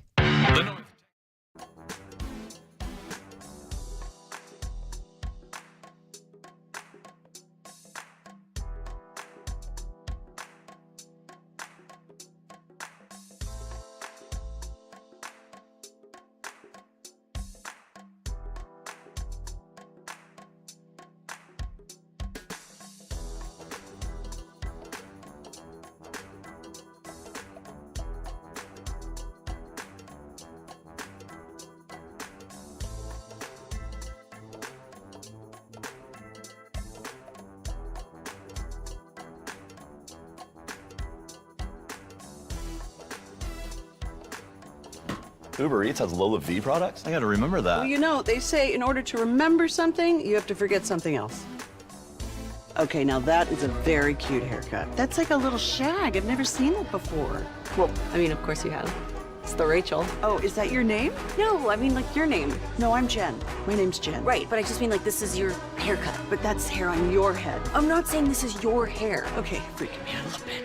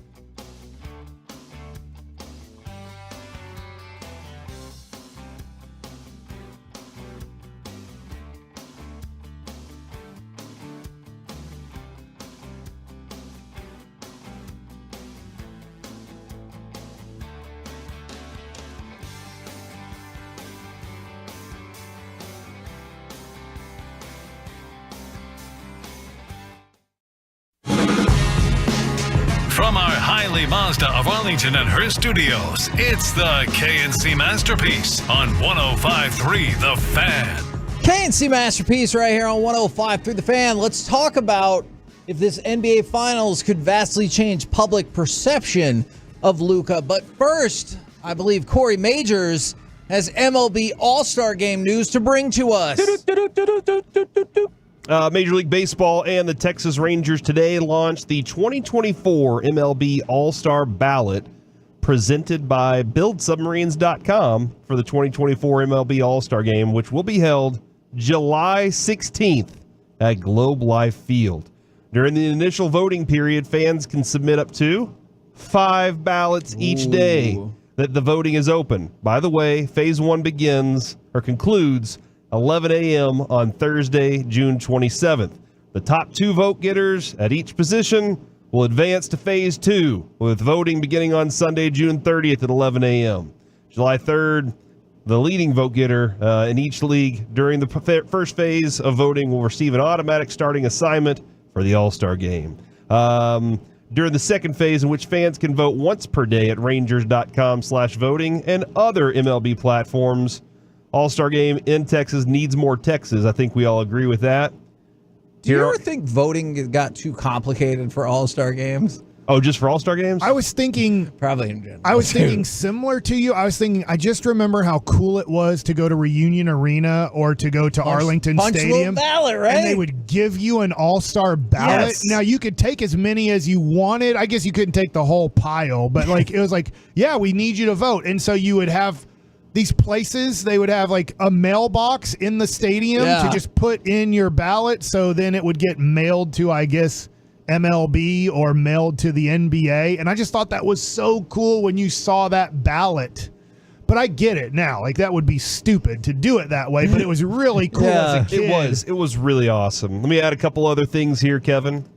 All-Star ticket offer. By participating in the 2024 All-Star voting at Rangers.com/vote, fans will receive a special offer good for 25% discount on tickets to selected Ranger home games during this season. The discount will apply to seats in 6 different seating areas. So make sure you check all that out at Rangers.com/vote. And Mike just pointed out, there was a headquarters in the stadium where you walk by and you're like, there's my ballot.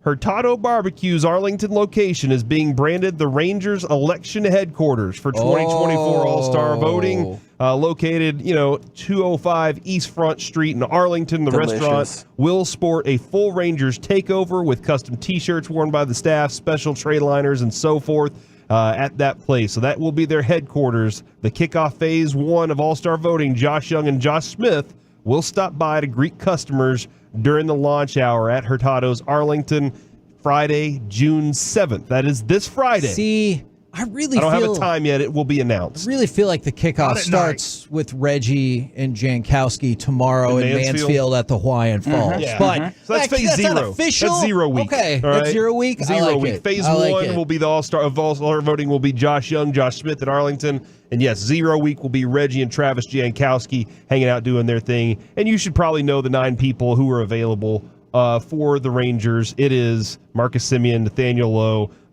Josh Smith, Corey Seager, Evan Carter, Adolis, Leote, Jonah, and Josh Young, which is interesting. Josh H. Smith getting a vote. Josh Young at DH right now. So that's it, Kevin.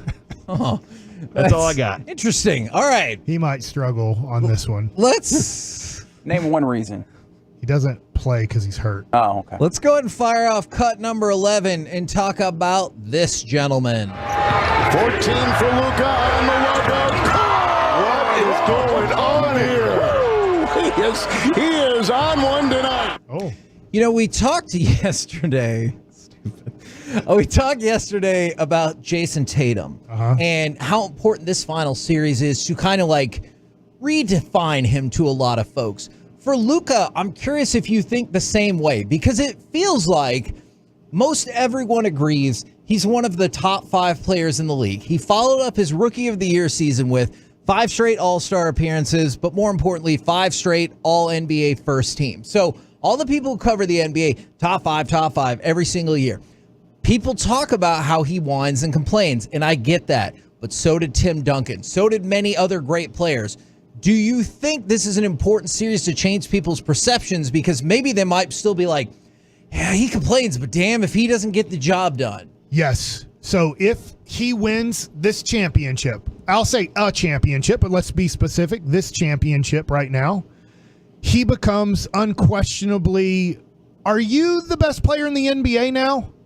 And I get Jokic has won the MVP 3 out of 4 years. I'm not saying he just dethrones Jokic and it's over. But right now, if you've listened throughout the last few years, Luka's took a dive, 1 in his popularity, and then 2 in, hey, he's awesome, right? And people will say, nah, he's James Harden. He's just the new James Harden of the NBA. You couldn't say that anymore. If he wins the championship, it's over. There's no more comparison to James Harden. Now is he better than Jokic? Is he the next face of the NBA? They've pushed him away from that, going, we don't want it to be Luka, partially because he complains a lot. Yes. Like, I get it. And so they don't want him to be. A lot of people that cover the NBA do not want Luka to succeed because they don't really like his attitude with things. And then like he doesn't play defense. And Luka's like, I'm playing defense in the playoffs. Take note, mofos. So I look at it and go, yes, it would change a lot if he wins a championship and he stays healthy throughout somewhat of his career. And I hope he wins more than this, but if he just wins this one, he becomes in the conversation for top 20 player in the history of the NBA. If he never wins a championship, so if this is the one he gets to and never wins, he will never be considered. There's no numbers that he can put up to be considered. I shouldn't say no numbers. If he breaks LeBron's scoring record and stuff, then you become Karl Malone-ish. Yeah. But Karl Malone... That's what I was just trying to think. Who's the best player without the title? Never become Karl Malone. But Karl Malone struggles to be a top 20 player in the history of the NBA. When you look at the list, like he's right on that kind of, and he's like the only one that will enter your top 20 players of all time in the history that maybe didn't win a championship. So Luka needs this to be a top 20 player in the history of the NBA. If he can't get one, and right now, obviously, he's his best chance because he's in his first ever finals. Yeah, he's here right now. So if he wins 2, he's now considered, hey, is he a top 15 player of all time? And if he wins 3, he's considered a top 10 player of all time. So him and his championships puts him on a level of greatest of all time that if he doesn't get one, he'll never be considered. They'll throw him in Russell Westbrook, James Harden conversations, and I desperately don't want him in those conversations. So I think that it's his first one ever, and Tatum's been here more, not in the finals one more time, but he's been 6 out of 8, where this was his second one, and he's 1 for 1, or 1 and 1. I shouldn't say 1 for 1 and 1 in it. Is that I think that we've been talking so much about Tatum because nationally they're talking about Tatum. Sure. But I do think Luka's going to be considered usually better than Tatum. But if Luka never wins a championship, he won't if Tatum does. That's just the way it is. Yeah, and I mean, there's that peripheral arcing, existence of the championship versus every other thing that he did along the way. But whatever it wasn't good enough to overcome whoever the best team was that year if you don't do it. And when you're talking about if he wins 1, if he wins 2, if he wins 3, and then my mind went, what if he wins 7? Does that make him better than Michael Jordan? And I know I'm jumping way too far ahead. It's difficult to win 1. It's an extremely hard thing to do. And then my mind also jumped to, does he have to win a couple of those without Kyrie? to prove some other fact. I mean, Jordan never won it without Scottie, so like that fact exists the way that it is. But what other things does he have to do to overcome Michael Jordan? But hey, this is baby step number 1 right now. Yeah. Let's get through baby step number 1. And yes, Kevin, to answer that question, it does. I think it vastly changes the perception, just like Mike pointed out, because nobody can take champion away from you. What does Stephen A. and Skip do with Luka Doncic if he wins this championship? After somewhat picking against him every round and saying he shouldn't have been first team All-NBA, even in the second round of the playoffs, Stephen A's like, I take back, I shouldn't have voted Luka in the for first team. He said it. He was like, I should have voted Brunson. I messed up. Yeah. And so I think that if he wins this championship, it ends all of that. Then you start talking like Corey just put. I don't think Jordan, we're getting close to that yet, but then you just start putting legacy. You just start going, okay, he has his championship.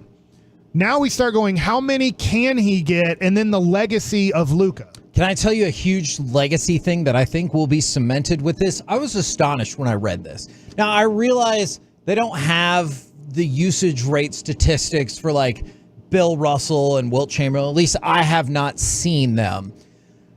Top 20 players in terms of usage rate in the history of the NBA.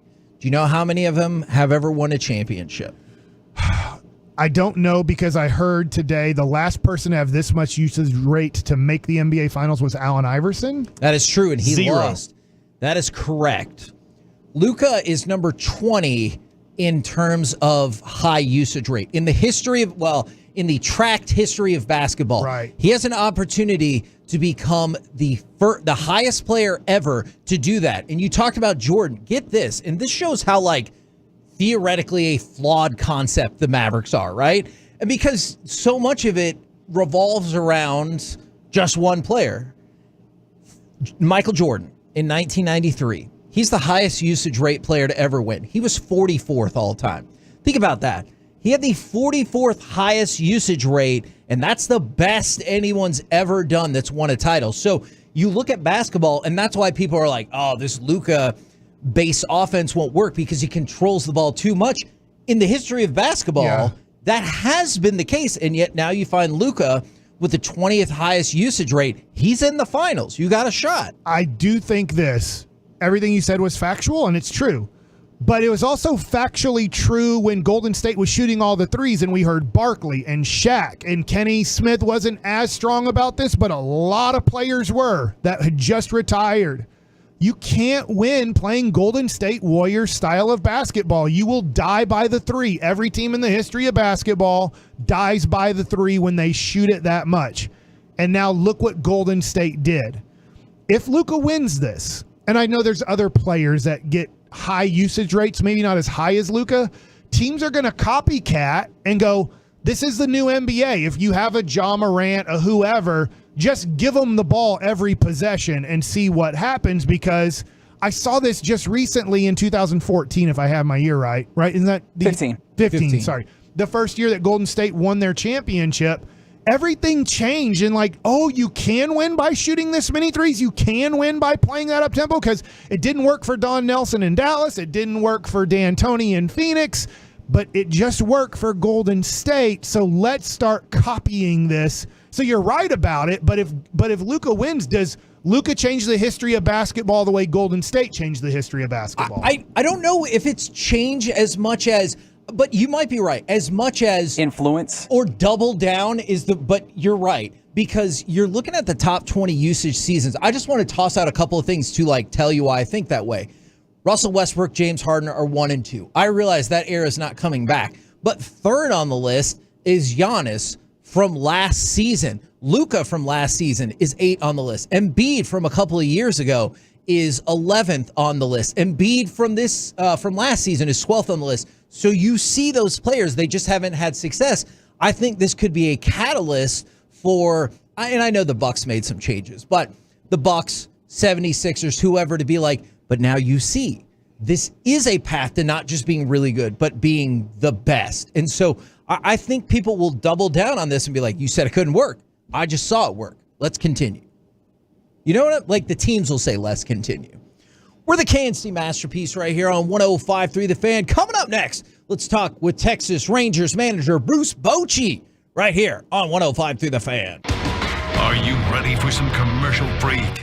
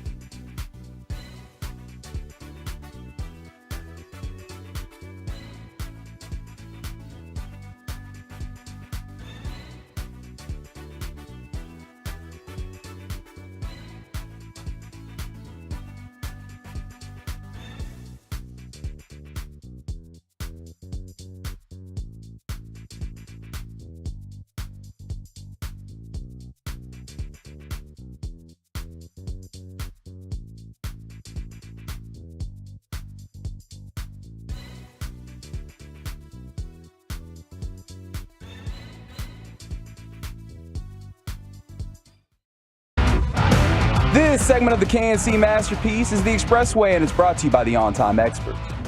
KNC Masterpiece back here on 105.3 The Fan. We're going to talk with Bruce Bochy in just 1 second, but Corey, I need to know, how excited are you about the College Softball World Series now that it's down to Texas against Oklahoma? So I'm a little intimidated for Oklahoma just because they had some close ones against Florida. Like the 3-time defending champions? But they were a couple of these games were a little closer than I wanted. I wanted some more blowouts in these series. But yeah, dude, that's awesome. That's a fantastic championship to get there. And if you don't watch, I don't watch yearly. I don't watch it all year, women's softball. But when it comes down to this, it's fun. They're excited. They get excited. They're going crazy, and they're making some really special plays out there. So get after it. We're the KNC Masterpiece right here on 105.3 The Fan. And, the Rangers know the big wins come from bold plays. That's why the original Louisiana brand hot sauce is the official hot sauce of the Texas Rangers. The original Louisiana brand hot sauce flavor favors the bold. It also brings to you Texas Rangers manager Bruce Bochy. Good afternoon, sir. Good afternoon. How are we doing? We're doing good, and we were just having this conversation. I was hoping you could reminisce with us for just a moment. The Rangers and Major League Baseball released all the info about how you can vote for the All-Star game this year, and we started talking about when you would get those ballots as a kid at the stadium. Is that the way you remember it, or did you get the opportunity when you would just go to games as a fan to vote for All-Stars? Well, when you could first start voting for the All-Stars, I was so into it. And, I lived outside of D.C. at the time. So, that was a big thing, as a young kid. I mean, you felt like you could make a difference, getting your favorite players in there. So, I think it just creates excitement for everybody, to get, to try to get their guys in there. Last year, I mean, gosh, the Ranger fans did a tremendous job, as you well know, getting our guys, to the game. So it's pretty cool that the fans have been involved for years. And if I'm stuffing the ballot box this year, I'm doing so for Josh Smith. Do I get the seal of approval from you on that? Oh, yes, of course. I mean, what a great job he's done for us with Josh Young going down. He's been pressed into everyday duty, and he's handled it well. Now he's in the 3-hole. He's played a great defense. It just shows you how valuable Josh Smith is on the team. He can go anywhere on the field and play for you. He can hit anywhere in the order. You get a bunt down, steal a base. He's just a really, really good ball player. And also, Hurtado Barbecue is the election headquarters out there in Arlington off of East Front Street. Not only do you recommend they go there to get their votes in, but also to have some fantastic barbecue, right, Boach? Oh, my goodness. I'm jealous. I think Josh Smith and Josh Young are going there coming up, and I'm jealous. I didn't get that invite. I don't know the secret handshake on that, but I mean, that's as good as it gets. In fact, Bobby Wilson brought me some in yesterday, and it's just so good between, just the barbecue, the tacos, everything. Yeah, it's we actually cater. We get it in the clubhouse here, and it's a favorite. So, Boach, I want to talk about right now your pitching. Over the last 4 games, you've only given up 5 runs. You're 2-2 in those games, but right now, your pitching overall, the whole staff, starters and relievers, are doing a tremendous job for you guys to win a lot of games. I can't say enough about what they're doing. You're right. They have been so good. And, Dane wasn't probably as sharp as he normally is, but he gave up 3, and 3, shouldn't be something we can't overcome. But that's probably been the frustrating part through the last 2-3 weeks is the pitching actually has been really, really good. We're just having a hard time putting consistent runs on the board, or even having consistent at bats throughout the order. And going into this the first 2 games here, I didn't expect to score a lot of runs, but I didn't expect to score 2 here in the first 2 games either. I was really interested in kind of the progress for these individuals, since you were just talking about how good the pitching has already been. Max Scherzer with the live BP. John Gray threw a bullpen, said he was going to find out more about his plan, and then maybe even Tyler Mahle. Where are we at with those three individuals? I know they're all three different situations. Yeah, Scherzer had a good day yesterday, throwing the hitters, live BP. So when he comes in, we'll check on him where he's at, and there's a possibility that he could start a rehab now. If all feels good, he could go another live BP, but all depends how he feels. So we'll wait on him. John Gray's doing well. You'll probably see him this weekend. Mike Maddox and I will talk about that on when he will pitch when he comes off the IL. So all good there. He's checked off all the boxes, filling his position. It wasn't his arm. It was his groin. So all good with him. Now, Mahle's going to throw today. He's going to throw 20 pitches today to hitters. This will be one of 4 that he goes through. And after the 4th one, then he will go on a rehab. So he's got to feel good about where he's at. He has to see light at the end of the tunnel before he's on the mound pitching for us. So I know, Boach, Chris Young was asked this question the other day and said, hey, just specific to our team, he doesn't know how other teams do it, but it seems like your team specifically is starting to maybe go, well, we'll send them out on a rehab, but if they're ready to throw 3 innings, maybe even 4, let's just have them throw the 3 or 4 innings in the major leagues instead of in the minor leagues. Can you talk about the shift in rehabbing guys, especially pitchers, and giving them kind of their, I don't want to say rehab games, but games where they're not ready to throw 80 to 100 pitches and just put them in the big league game? Yeah, there has been. I think that's fair to say, a little shift there to where you say, all right, we're going to have him throw. What's the difference between going down there and rehab, throwing 3 innings, or throwing 3 innings here? And, you have the bullpen the way, we have it set up. We have a lot of long guys down there that can help out. You get probably 3 really good innings, quality innings, as we saw with Nate when, he started throwing for us on his comeback. So, I'm good with that. Now, every case is a little different, and also how long they've been out. But for the most part, if it's a guy that he's one of our mainstays here and he's ready to go, we'll go ahead and let him throw here. Now, you're talking about a Scherzer. It's been so long for him that, he needs to go on a rehab. We need to get him built up. So when it comes to your offense, you're above average in Major League Baseball at a 242 batting average and a 692 OPS. So just the numbers in Major League Baseball are down so much. This looks like 1968 in Major League Baseball. So you can be specific with your team, but in baseball in general, why do you think the offense is so down amongst every team, every hitter? Well, I think without question, you're looking at some of the best pitching that we've seen.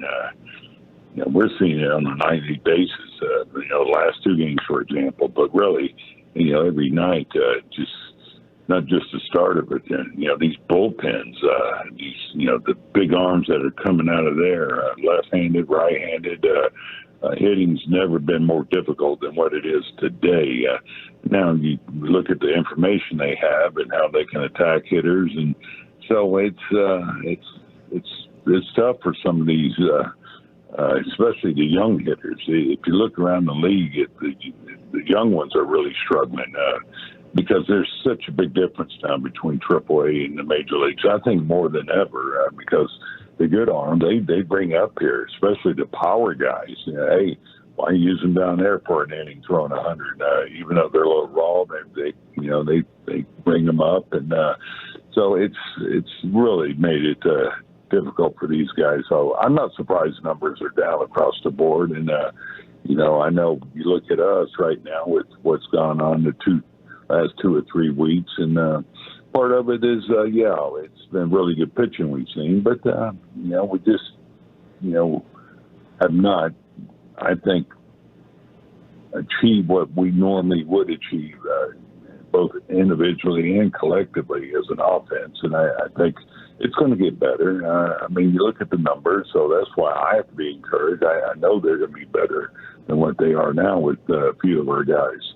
Well, I guess, and to continue on with that a little more, is it just saying, hey, guys, y'all are doing the right things right now, just keep doing them, and the results are going to come? Or is there some other secret sauce that you got to pour on this thing? Well, I can tell you, hitting guys, and with Donnie Ecker and Tim Hires, I'll know with, the daily meetings they have and the daily work they put in with these guys, it's about trying to make them better, coach them up, and that's ongoing. You just can't stay status quo. I'm a believer you keep doing what you're doing, you keep getting what you're getting. So, we're trying to make adjustments. For example, are you going to try to squeeze the zone a little bit, or are you going to give in a little bit or, go for power, things like that. So these are things that, in fact, we just finished talking about. I was just in my office with Donnie Ecker and Chris Young, and we were talking about this offense. So these are things we talk about daily. How much more difficult does that make it when somebody like Evan Carter has the setback, and you talked about the stress reaction that's going to delay his return? I mean, these are people that you counted on. Obviously, I know you've been without Josh Young for a while, but then when you have, another problem with Evan Carter, how much more difficult does that make it to put all these changes into effect? Yeah, no doubt. That's made it a little more difficult to put runs across the board. We know how good Evan was when he came up last year, and not just as a hitter, but his ability to get on base, his speed is still in the base. You manufacture runs with him, and it was pretty evident that he wasn't quite himself. And now that this stress reaction was discovered, it kind of explains some things too. And but again, I was talking about these young guys. It's a bigger adjustment now on hitting major league pitching than ever, I think. And they're all learning moments, teaching moments, whatever. And so I think when he comes back, he'll be a better player because of this. Just like Wyatt Langford, these guys, you're looking at 21-year-olds trying to hit this kind of stuff. And so I think, Wyatt's doing fine. He's getting better swings off now. And so it's only going to get better with both of them. I was about to lead to Wyatt Langford, Boach, and I was wondering this. I was thinking maybe at 22 years old, a guy who's obviously played in the field his whole life, do you think it's helping him in this negative of Evan Carter being out? The positive might be that Wyatt Langford's getting to play the field every day? Yeah, possibly. I had the numbers brought to me about him DHing and playing left field, and they're not quite what you would think, but still, I think it's good for him to get out there and not spend so much time in the cage during the game and keep him busy out left field. I guess you could look at the silver lining on something like what happened with Carter, because he is getting out there. I made a point to get him out left field more, and he's young. Keep him busy, I guess, so to speak. So in between innings, he's not sitting there thinking about that bat so long. Just in the last 48 hours or so, MLB has handed down 4 year-long suspensions, a permanent suspension. I know it didn't involve y'all's organization directly, but when you see the gambling problems that are happening, do you have to revisit that betting policy with the team or within the organization? What is the process with that? Every year we go over Rule 21, which is betting on baseball. This is annual meeting that we have to have.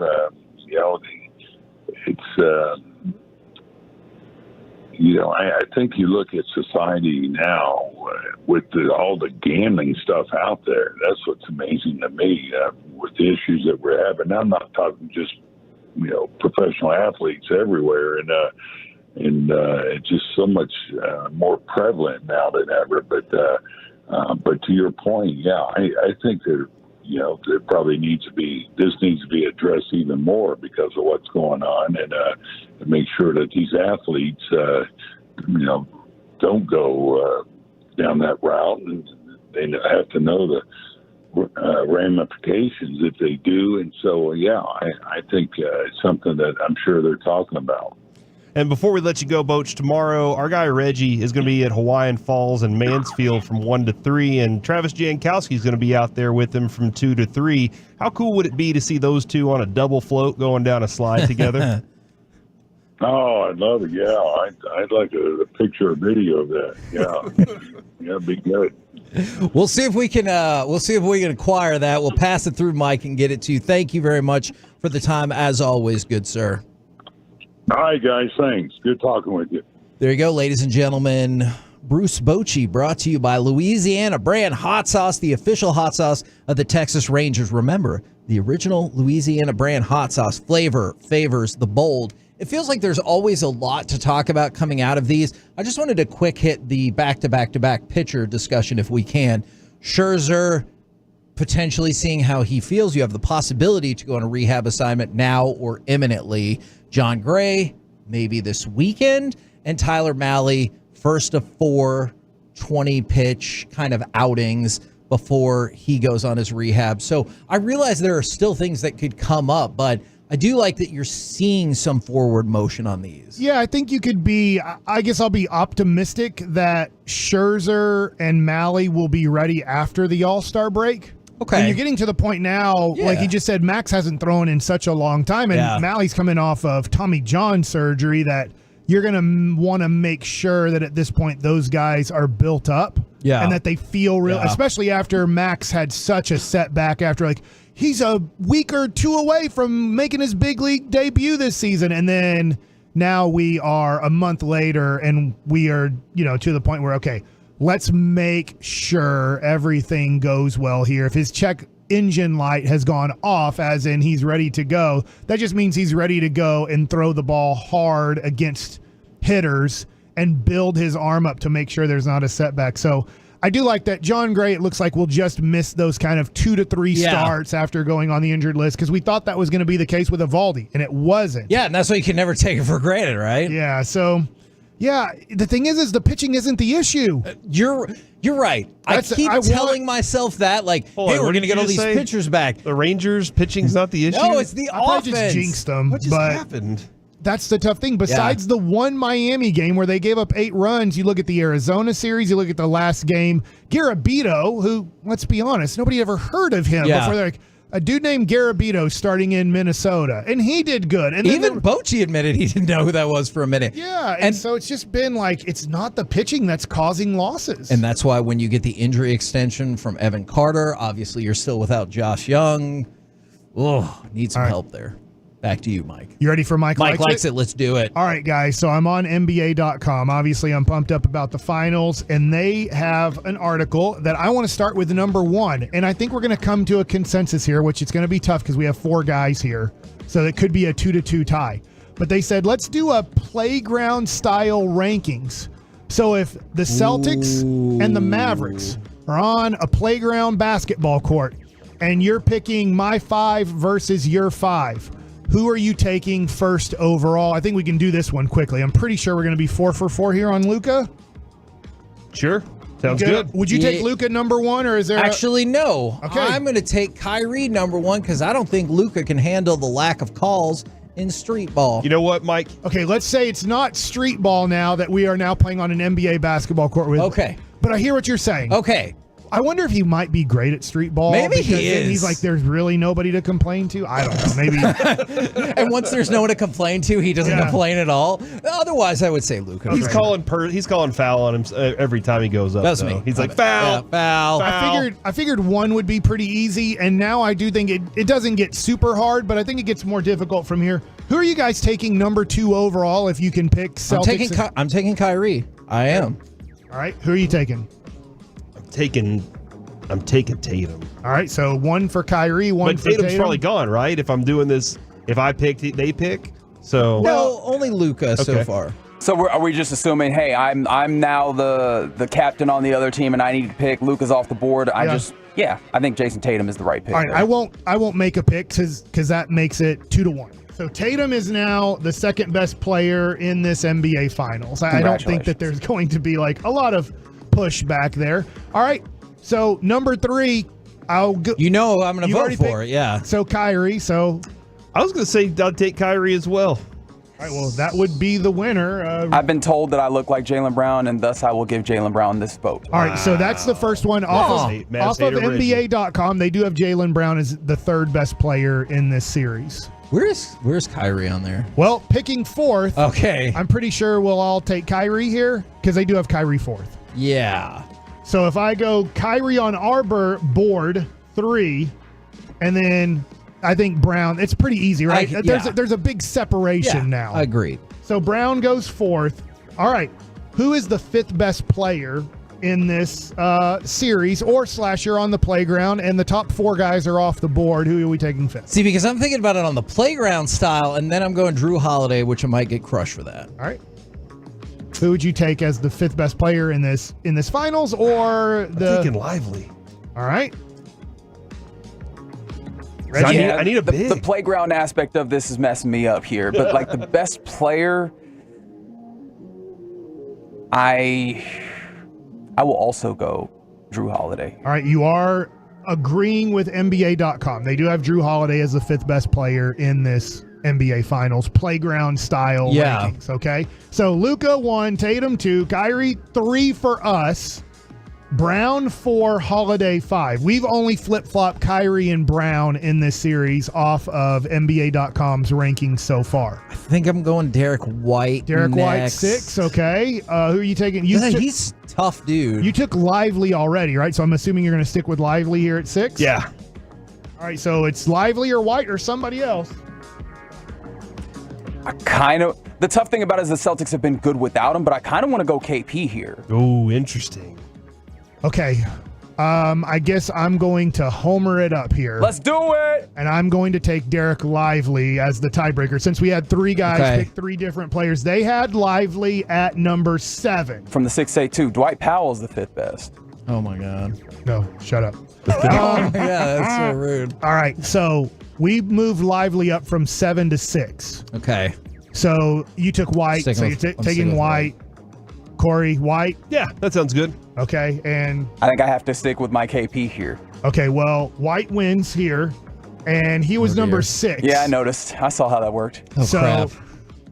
So now we get to number 8. So we've just flip-flopped. We've actually taken Mavericks in kind of a Kyrie versus Brown, Lively versus White, as in not their position, but in overall rankings. We flipped and I don't want to say homered it up, but we've moved the Maverick above their Celtic.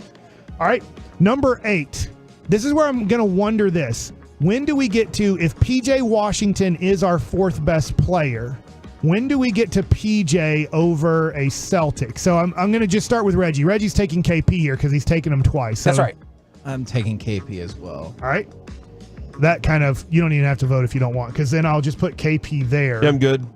Should have voted for like someone off the wall. Yeah, Jaden Hardy. Like Alex Fudge. Number 9. Hayden Pritchard. Who are we putting number 9 on the board? Right now, I think we have 5 Celtics. PJ time. We have all 5 starting Celtics, and we have Luka 1, Kyrie 3, and Lively 6. And then 2, 4, 5, 7, and 8 are Celtics.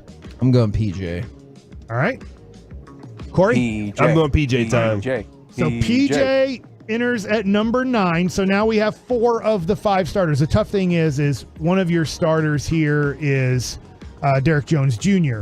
I'm just throwing it out. Would you put Derek Jones Jr. on this, or would you put, I'm just throwing out Al Horford. It's probably their 6th guy. So it kind of becomes Al Horford, or would you pick another Dallas Maverick? Would you pick, because we picked Lively, who comes off the bench, but he does usually play your last 5 minutes. Do you want to put Gafford over Horford? I think Horford's 3-point shooting is the key factor in that, especially on the blacktop. I think that Horford shooting his threes is going to be more important. All right. I might pick somebody else entirely then. Go ahead. I wonder if you're thinking the same thing I'm thinking. Who are you thinking then? Jason Kidd. Airplane mode. Oh. Derek Jones Jr. was the person I was thinking I of. kind of do, because of that 3-point and dunking aspect. I understand going in the other directions, but in this specific game we're talking about, I think I am going that way. Okay, so it's 2 for Derek Jones Jr.? Yep. Okay, so I'm putting him down, Jones Jr. at number 10. I just wonder, like, as we get through game 1, it's not fair. It will just be one game, but so we have pretty much the Mavs starting 5. Lively does come off the bench, but literally 4 minutes into the game, he comes into the game. So it's kind of tough to be like, ooh, he's not a starter. But all 10 starters have been named, okay? We do have Gafford, Mavs, even though he starts, let's just kind of... Yeah. And we have Horford. Yep. Are those our 2 next guys to pick from, or do you guys have another guy to pick from? I think Horford's the option there. Just from my perspective. Is that okay? So yeah, I agree. I agree with that. Are you on board with that, Reggie? For sure, absolutely. Okay. Is it as easy as saying Gafford's number 12, or is there a Celtic you like better? I think I'll go Gafford. I think so, because I don't know if Pritchard would be the next one you'd go. So obviously, I'm going to go Gafford for sure there. All right. So Gafford goes in at number 12. So when we do this, I'm going to stop right here because we've gone through 6 players on both teams. Are we homering it up too much because the Celtics are considered maybe the deepest team in the NBA and they have 8 guys who've hit 100 3-pointers and the Mavericks only have 3 and Tim Hardaway Jr. is not even going to play? I'm going to stop here and go, are we homering it up too much that we're pretty even here in this matchup, even though the Vegas odds are saying this is not an even matchup? Well, as the great Chuck Cooperstein says, I don't care what Vegas has to say. That's right, in your face. And I should have known Vegas. Say that. But on your face. I think we, as we've discussed this over and over, and yes, thank you, on your face. As we've discussed this over and over, we have come to the conclusion that this is a very close series. Like, these 2 teams are very well matched with each other. So I don't think it's homering it up too much. I think maybe having a split top 10 there is probably a best case scenario, and now whereas it might be a little different. And now I feel like I might have answered wrong because of the parameters you gave us. I wonder about putting Jaden Hardy out there, how much he would thrive. Well, I get you. And then I'm kind of like going, well, let's maybe concentrate a little bit on these matchups here. So now let me ask you this. Obviously, you just named Hardy. We haven't even spoke about Kleba, who I'm assuming is going to be healthier. That shoulder, you could tell, was still bugging him. Like, he didn't want to dive on the floor, where I know if he had no shoulder injury, he would have dove on the floor for a ball. Is a guy like Peyton Pritchard, is Peyton Pritchard more important to this series than Maxi Kleba is for the Mavs? No. Okay, what about, I mean, probably not then, because I think you've started to see a shift in his usage, but Sam Hauser... He's averaging in the playoffs 14.6 minutes a game and 4.4 points a game. And he was way more useful, I guess, for them in the regular season. So you've seen that tail off a bit. So Peyton Pritchard's averaging 21 minutes a game and 7.5 points. The only thing I worry about him is that he'll just camp out behind the line and just murder you there. Yeah. So, and then we didn't name Josh Green. You know what's interesting is the Mavs always brag about their depth, and by the time we get to this point, Jason Kidd 2 years ago was like, I literally only have 6 human beings who I want to play. But we got to 6, and we know Kleba is going to play. Yeah. We know Josh Green is going to play, and I think Jaden Hardy's going to play. I do too. Dante Exum might not play. He might play a hair or two. Like that'll be kind of your guy. Like, did he play? The point is, you have 9 people you feel comfortable with, as opposed to last go, right? Doesn't Dante Exum always look like he's about to slide off the court somewhere? I don't know, man. The more I've watched him, I've just like a slip and slide. Yeah, like his feet just. I'm like, put some tacky on your shoes, bro. I'm out of time, but if I named the 7th and 8th guy and 9th guy for the Celtics in the playoffs are Pritchard, Hauser, and Cornette. I want to make sure I'm I think 1, that's 2, 3, right. 4, 5, 6. Yeah, no, Pritchard, Hauser, Cornette. Those are the guys getting their 7th, 8th, and 9th minutes. I like our 7, 8, 9 better. I do too. So in a way, are the Mavs, I'm going to ask this question and be done. Are the Mavs deeper than the Celtics? Sure. I kind of wonder about that. I don't know if you count depth in just like number of players. Yeah, and I wonder if you go back to, and we might dive back into this tomorrow some more, 3, 4, and 5 for the Celtics would have like a more defined advantage than the 3, 4, and 5 for the Mavs. Yeah, no, that absolutely is the way that this goes. I think the Celtics have 6 guys that they look at and they go, we feel strongly about them being able to play at any given time, obviously barring any level of injury. And then those other guys, in theory, they can get played out of the game. Some of the guys that we're talking about with the Mavs depth, they can get played out of the game, even though, if we start talking about the guys that you feel super strong about, I think that number ends up getting a little more interesting. It is an interesting exercise to be sure, though. We're the KNC Masterpiece right here on 105.3 The Fan. Coming up next, what is almost always guaranteed to be the most interesting segment of the day. It is the C Block starring Corey Majors. Got to figure out how that we get that video over to Boach of Reggie and Jankowski on the double float together. Yes. That's what we do next. That ball is history.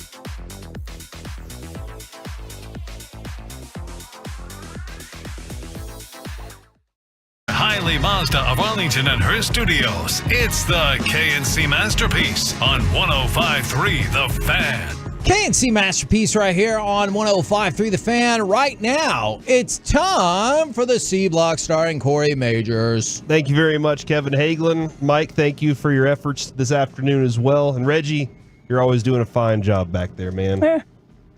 Oh, no. Again, Reggie will be at Hawaiian Falls and Mansfield tomorrow, because today is Wednesday, tomorrow is Thursday. He'll be there from 1 to 3, all right? It's going to be sunny out there, 95. We're looking at warm weather for the water, all right? So bucket hat weather, okay. Bucket hat weather, and yes, I do think you have to get a video of you and Travis Jankowski on a double float, or maybe a single float together, or like the Bubba Tub or whatever it is, going down a still slide have? I together. remember that. Yeah. Mike, what's your favorite water slide of all time? The black hole scares me, but it's fun. Man, hold on. The black hole, the one out at Hurricane Harbor? I don't know the names of Hawaiian. Obviously, there's multiple Hawaiian Falls. I've driven by the one in Mansfield a zillion times because Field of Dreams is out there. The baseball complex is right next door to it, pretty much. Am I correct about that, Reggie? I'm like 99.9% sure. Yeah, it is. Yes. So I don't know the names of their rides there. Gotcha. So I only know Wet and Wild. And that's because that's what we grew up on. It was the Geronimo, right? Where they switched it, that you went feet first and then head first. Here's my concern. I used to call it the Jimmy Fly Snuka. Okay, that's not bad. So I was terrified of that ride when they switched it. Do you have to go head first? Because I did not totally understand how physics work, and I thought you were going to fly off the slide. And then when it was finally my turn, first time to go head first, you could see one of those little rafts that guides you down, sitting down by the rocks. And I was like, oh my God, did a kid fly off there? Is that what happened? But then I figured, look, I've been the way I am for a really long time, really long time. And then I figured they surely would have picked up the raft if they were cleaning up the kid and everything like that. So I'm probably good to go. I can't remember if it was you or Adrian that said the bonsai, you were afraid of slicing my toe off. Yes, that was me. So the bonsai, yes, absolutely. That's a very real fear I had. Wild? Yes, so the bonsai, because they would line you up in kind of the metal chutes, and you would be on the little raft. And I was always afraid that I would not properly position my toes, or I would have so much fun on the way down that my feet would kick out and my pinky toes would slice off. I know it's ridiculous. That was a real fear I had. By the way, I am looking at the Mansfield location, their rides and attractions, and it looks like they have something called the Shaka meter, which is Shaka Smart What? yells at you. No, he's not going to yell at you. Where is he at now? Shaka meter Marquette. rates the park water slides and attractions from 1 to 5, 1 being easy and calm, 5 meaning intense or thrilling. The Hawaiian half pipe is a 5, and that's the one I want you and Travis Jankowski to go on. It's one of those. but It's what one of are- those what where are the ones? it shoots you out, and then you go all the way up, and you swing around and come back down. And you could fly off at any point. All right, but what are the ones though? Like the Lazy River. Love it. Let's do it. The Kona Cooler is what that's We called. call that the Yellow River. That's what my dad called Pete in it? Yeah, so. And the Tiki Tower slide, Splashwater Reef, if you will. I like that. The Reef Racer. Either way, go see Reggie and Travis Jankowski. And stay cool. And stay cool in some fantastic water, man. If you had to, Corey, during C Block, rank, since you're ranking their rides like scariest to like easiest or whatever, if you were ranking Hawaiian Punch, what would you rank it? A knockout. That's the easy answer. Come on. What are we even doing? Hold on, What are we even doing? As in you knock it out of people's hands when they're trying to drink it. That's not, I don't think that's edible or whatever the right, potable. I don't think we're supposed to be, how do you have a drink that when you put it in ice, it doesn't get cold? How does that happen? It just stays How does that happen? It does not change. Am I ranking it compared to other juices? Do you like? Yeah, how much do you like Hawaiian Punch? It's in my top 10. I want that to be a drop. Because high C's really high up there for sure.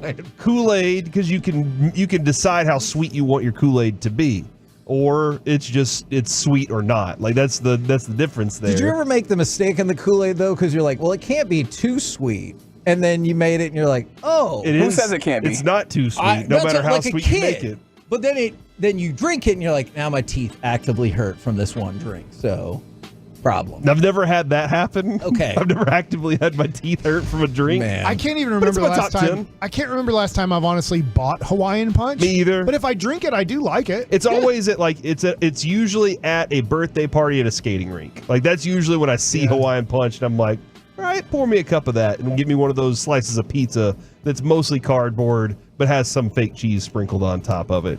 There's usually no sauce on those pizzas. That is true. That is odd. It's like there's some red, but there's no sauce. It dried out at some point. Sports-wise. Mm-hmm. Man, I was really enjoying that conversation. I know. I thought the water park was the sports. Ooh, if Chris Arnold tells me that water parking is a sport. Hey, I got Chris Arnold busy working on other things for tomorrow. All I'm saying is, don't distract him right now. If he says water parking is a sport, I'm all about it. Okay, I'm just saying.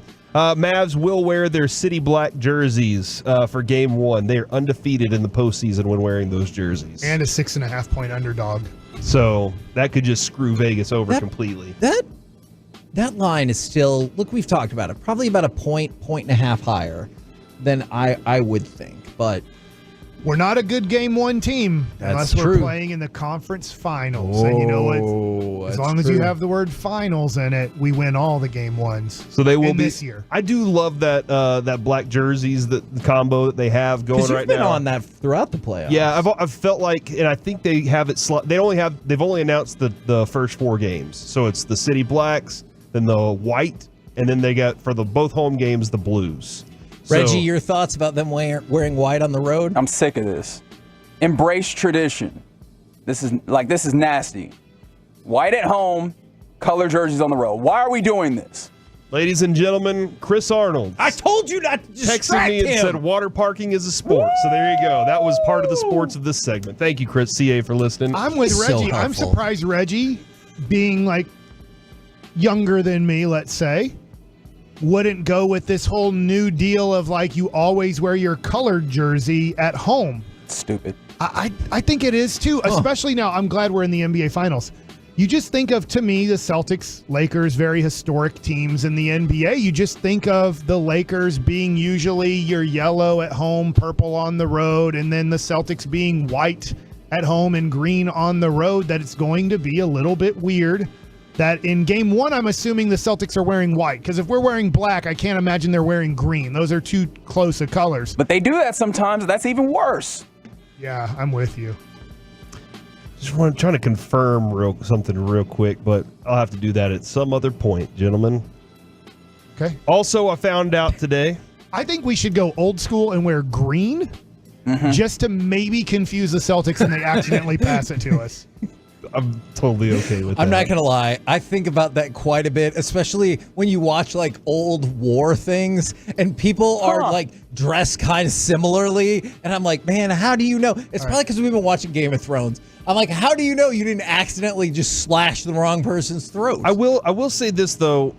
I feel like in Game 1, the Celtics crowd is probably going to go with the whiteout in the arena. I bet they are. With the white Luka sucks and going the with white your Kyrie black, sucks. go with your black jerseys there. I bet they will. Going with your black jerseys is helpful. I don't Big know if they'll Poppy do it will for be Game there. 2. To Reggie's point, I think it's overwhelmingly likely that Boston. They aren't wearing their green jerseys in any of the 4 games. Their second game, they're wearing their black jerseys with the green trim. So they're wearing white jerseys. Maybe, I don't know, maybe that's a strategy. I don't know. MLB Network is going to be airing one-of-a-kind documentary with Greg Maddux in August. Hell yeah! Kevin, I feel like that is going to be something you will be watching. I'm all about it. What if you find out something about him that you never knew that makes you unhappy? His autograph. He's like, I've never voted. Oh man, that would make me I sad. don't know if that's true or not. I'm just saying. Like, What, for like All-Star? Yeah, it doesn't matter. Now, if nobody voted, it would matter. Man, nobody voted. would that rock the whole system? There's just two people that voted. Trump voted for himself, I'm assuming, and Biden voted Well, for himself. And then we're just I don't know. the whole country's I don't like, know if that's allowed anymore. we didn't like it. He said in the past. We didn't like those options. Okay. Oh, he can't vote anymore, can he? We didn't I like. guess until maybe he'd go to court again to try to get it overturned. And it will probably happen. Okay, listen. I was talking about Maddox. Okay. Back to Maddox talk. Guys. One of the best days I ever had up here was we did an interview with Greg Maddox, and the caller ID in the other studio just pops up and it says Maddox, Greg, and I was like, oh, that's neat and terrifying all at once. And then we said, yeah, John Smoltz or somebody said they were better than you, and he goes, better at what? And I just loved his answer about that. He's awesome, man. Every time we've had a chance to talk to him, he's been good and nice and kind, and that's a cool thing too. I like it. He's also a pretty funny dude. Kevin, did you happen to see the College Football Hall of Fame list for 2024 drop? I have not. Is Steve DeBerg on it? No, but I don't even know what college he went to. This is weird to me. Here's the list for 2024. Michael Vick. He should have already been in, right? He had a great college career. Yeah, that feels way too late. Mark Ingram. He was really good. Yeah. Sean Taylor. Did Ingram win the Heisman? Think he did. Who is the dude who won the Heisman who went third overall but really was horrible at? Is that Trent Richardson? Yes, thank you. Manti Te'o. All Marshawn Lynch. Yeah, he's so fun to Cal. Deshaun Jackson. Takeo Spikes. Man. Kellen Moore. Kellen Moore was a monster at class Boise. is loaded. Monty Ball. Dallas Clark. Ken Dorsey. Alan Faneca. Man, Graham Harrell. Ken Dorsey was Graham awesome Harrell. in college. Marvin Harrison. Hey, My apologies. Yeah. Sebastian Janikowski. James Laurinaitis. Ryan Leaf. Haloti Nagata. Nada. Antoine Randall L. Simeon Rice. Steve Slayton. Peter Warwick. And Eric Weddle. And I'm just... Did you know that Laurinaitis' dad is Animal from the Road Warriors wrestling tag team? I did not know that. I always called him I laryngitis. think it was his dad, maybe his uncle. Did you say laryngitis? Yeah, because that's, I don't know, for some reason that's how I always try. Laurinaitis. Yeah, it sounded like laryngitis to me. Okay. So that being said, that's a weird list of people that should have already been in, right? The Michael Vick one that was like 25 years ago that he took over. Yeah, and you mentioned Peter Warwick. I get he stunk in the NFL. How is Peter Warwick not in? I don't know. I don't know. Does it do you have to wait 25 years after your college career? Obviously, Manti Te'o isn't. So that's if Peter Warwick and Michael Vick aren't in yet, right? How in the world does Manti Te'o for some reason stands out to me? Very good college football player. Obviously, everybody should know his name. He's not getting in. If Michael Vick and Peter Warwick aren't in for their college football career, then you have no chance. Yeah, I don't know how many people go in or anything like that. I just know that's the list. It's like a lot right there. It's a lot of people. I know. Who was ahead? If names these that we classes are know. 20 people big, who was ahead of all of them? I went to the Hall of Fame in Atlanta when we were there for the Super Bowl in 2017, if I have my years right. 2000. How was it? Okay. They didn't have Michael Vick in it. I don't know. Peter Warwick. I thought it was kind of boring. All right. It wasn't, but I'll just say okay. If somebody said, "Hey, you want to go to the Hall of Fame? We're in Atlanta," I'd be like, "Been there." No, Yeah, no, I'm good. And then last but not least, a remote tribe in Brazil has become bitterly divided 9 months after gaining access to satellite internet via Elon Musk's Starlink service. The 2,000-member Marubo tribe, who live along the river in the Amazon. The what river? A river. It's a river. Oh, okay. in North America. But don't you think he was smart to just pass on by? The Tui River were connected to the World Wide Web last September after 20 antennas were donated to them by American entrepreneur Allison Renew. Starlink, which works by connecting the antennas to 6,000 low-orbiting satellites. What? 6,000 low-orbiting satellites delivers super fast internet. But the internet is already posing problems, with many youngsters in the tribe now hooked on social media and pornography. much to the alarm of the elders. When it arrived, Marubo said, everyone was happy, but now things have gotten worse.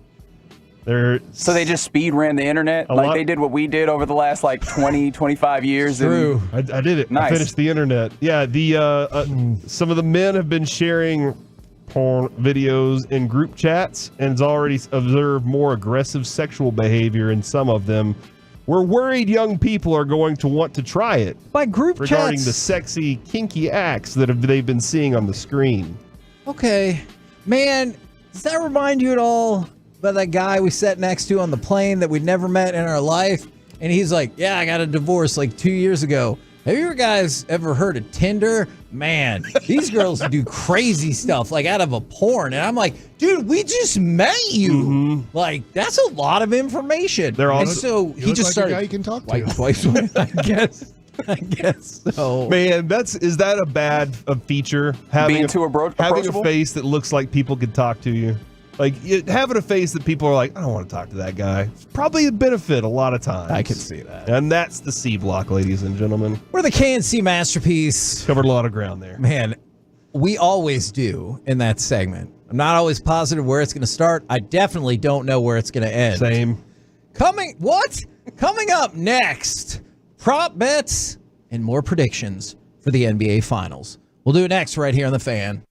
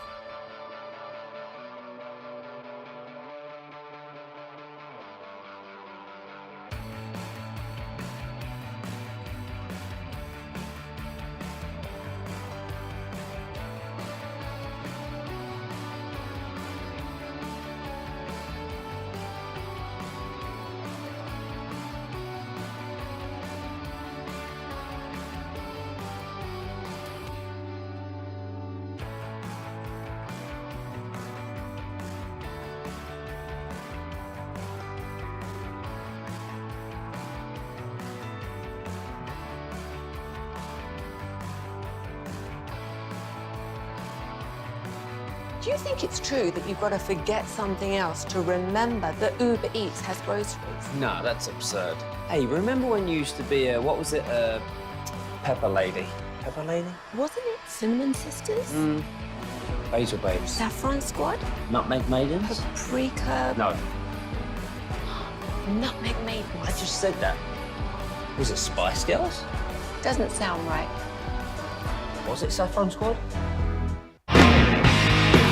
This segment of the KNC Masterpiece is also brought to you by Cars for Kids. Donate today at krd-fm. It's also brought to you by State-of-the-Art Weight Loss, that's soda, and it's brought to you by Frankel & Frankel. If you've been injured in a car or truck wreck, call Frankel first. That's 214 or 817-333-3333. With Frankel & Frankel, there's never an out-of-pocket cost, and they only get paid when you win. That's Frankel & Frankel, the go-to car and truck wreck attorneys in Dallas. Jumper is Washington, partially blocked. Ricochets back and he slams it. PJ Washington in the right spot. KNC Masterpiece back here on 105.3 The Fan. Obviously, plenty more Mavs talk. But right now, Brian Broaddus is here, and he has a question for us. Yeah, I have a question for the group, guys. Appreciate allowing me a couple minutes of latitude here. Water park question. Yeah. You guys did not talk about enema factor. Well, I don't know what enema factor is. The water going up your butt? The water going up your butt. How's it going up your butt? When you hit that, if you're going fast enough, do you guys ever account for that as part of the as part of what you're doing? Not once. I have to admit, I've also not ever considered I guess I feel like my swimsuit catches the water before it goes there. Every water park I've ever been to, when you hit that bottom area down there, you kind of just.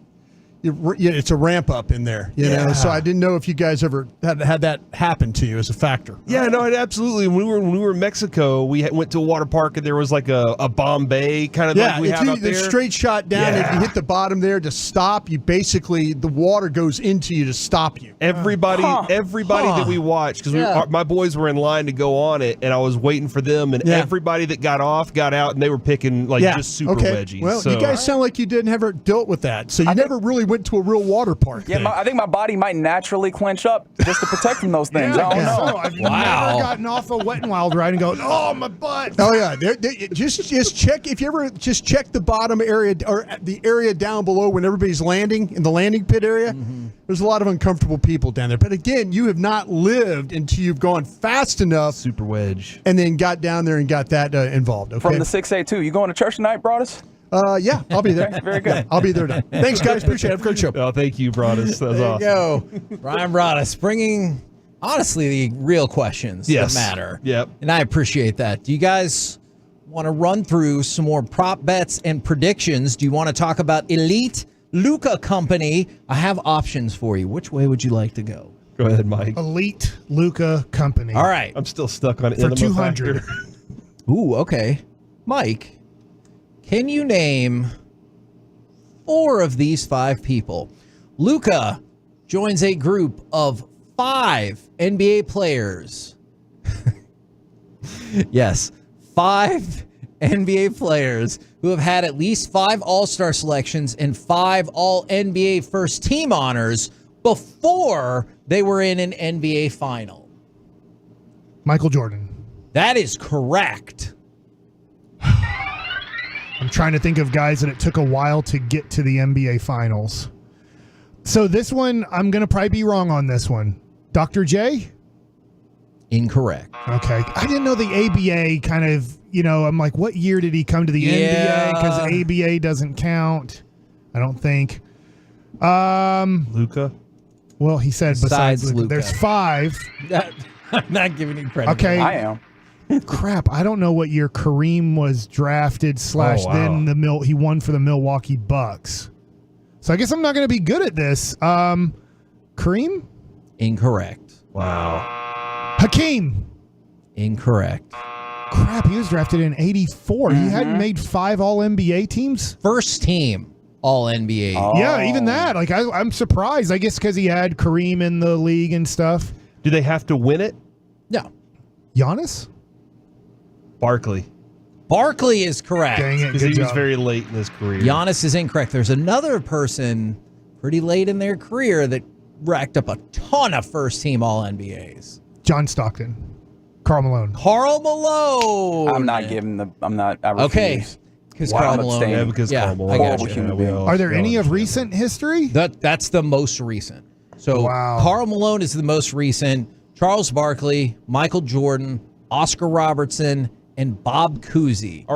Can I ask you a question? I haven't seen any footage of it. Are we all upset that we didn't get to see Oscar Robertson's career? Is that You like can one of those? watch some on YouTube. It's an interesting, the way that Choppy brought this, it was horrible because it's just some kid screwing around on TikTok or whatever Choppy watches for a living. Magic didn't use his left hand. Go watch the whole basketball game. I have watched Oscar Robertson. He played, I think, no, it wasn't Pistol Pete's first game ever, but I've watched Oscar play. He was very right hand dominant. Yeah. Okay. All right. If you watch like a whole game. But we have to remember what the skill level was and what they were teaching back. Scouting was far different back then. Yeah, too. but no, he was an interesting player. He was, in a way, he was Luka-like. He didn't play fast. You're not going to see a bunch of Oscar Robertson highlights or games where you're like, whoa, he is playing at a very fast pace. He kind of played at his pace, and he got what he wanted, and he got his teammates involved. And at the end, he averaged first ever player to average a triple-double. So in a way, I'm not saying Oscar Robertson and Luka because it's such a different style of basketball. But in a way, the way that he played at a slower pace but yet got everything he wanted was Luka-like. Now, Corey, I don't know if this factors in for you, but Bob Cousy, Oscar Robertson, Michael Jordan all won their first finals appearance. Yes, we did it.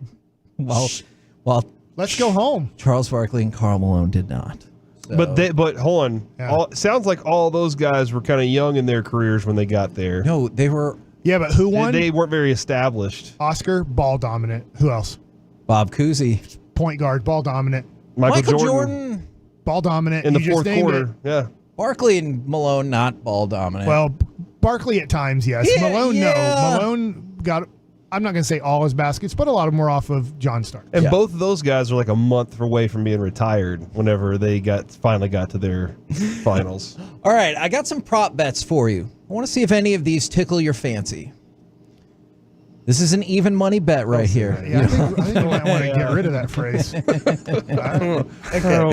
Let's see if any. Let me ask you this: what's your fancy? Yeah, and why are you so probably close what to me that Broadus you're was talking tickling me? about. Yeah. All right, this is an even money. This is an even money proposition. Luka to have more than 6.5 assists in every game of the series. Yes. I'll take it over. When he's been not getting triple doubles in these games, is it because of rebounds or assists? I think he's still pretty frequently been at like 7 or 8 assists. I would say one game he might not. Okay. All right. I do think this series is going to go 6 or 7. So there could be a blowout game where the fourth quarter, I hope not, but I would bet under there could be a game where he doesn't. Tell me if this one interests you. This is 4.5 to 1 on your money. Derek Lively has more than 5.5 rebounds in every game of the series. Oh, I can't guarantee he's going to play every game. Why? Because Cat's going to knee him in the head or Nas Reed's going to elbow. I thought, hey, by the way, I wasn't here. I thought the Nas Reed was intentional. It did look that way. It was questionable at best. Cat, there was no way he knew that guy was falling down and he could knee him like that. But I thought, well, he knows where he's hurt. I would go yes. I would bet that for 4.5 to 1, yeah. Because I do think he's going to play as long as there's not major foul trouble. He's going to get 24 minutes, and I think that is this. I hate saying this because I know that I think Reggie had this. They're a very good defensive rebounding team, right? Yes, but very good. But they're not big. Does that make sense? Yeah. Yes. KP's very tall. KP's the only tall player they play. Horford, I believe, 6'10", if I have his height right. So I look at it and go, maybe I would bet this. I would bet that Lively has over 5.5 rebounds every game. Fine. Do whatever you want with your money. Well, I'm not going to bet it because I don't have an illegal person to bet with. Okay, I'm keep that same spirit going for this one. Jason Tatum. Yeah. more than 9.5 rebounds in every game of the series. Whoa. That's 11-1 on your money. But check this out. 11-1. That makes sense. But in 11 of his 14 postseason games, he's got 10-plus rebounds. Yeah, they've played against all the Shlomo Glick teams. He had 7 against the Cavaliers and 6 against the Pacers. Other than that, it's 10-plus.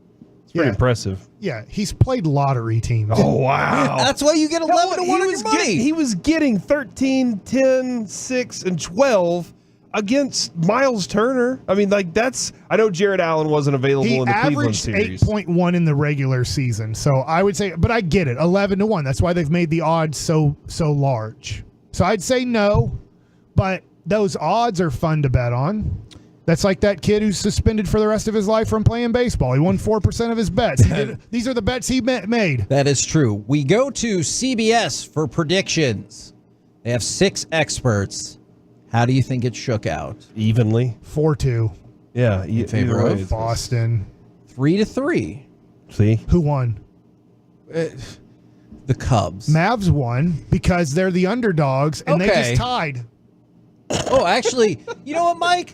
I know what to do. Tell me which one of these names you like the best. All right. Brad Botkin, James Herbert, Jack Maloney, Sam Quinn, Colin Ward-Henninger, or Jasmine Wimbish.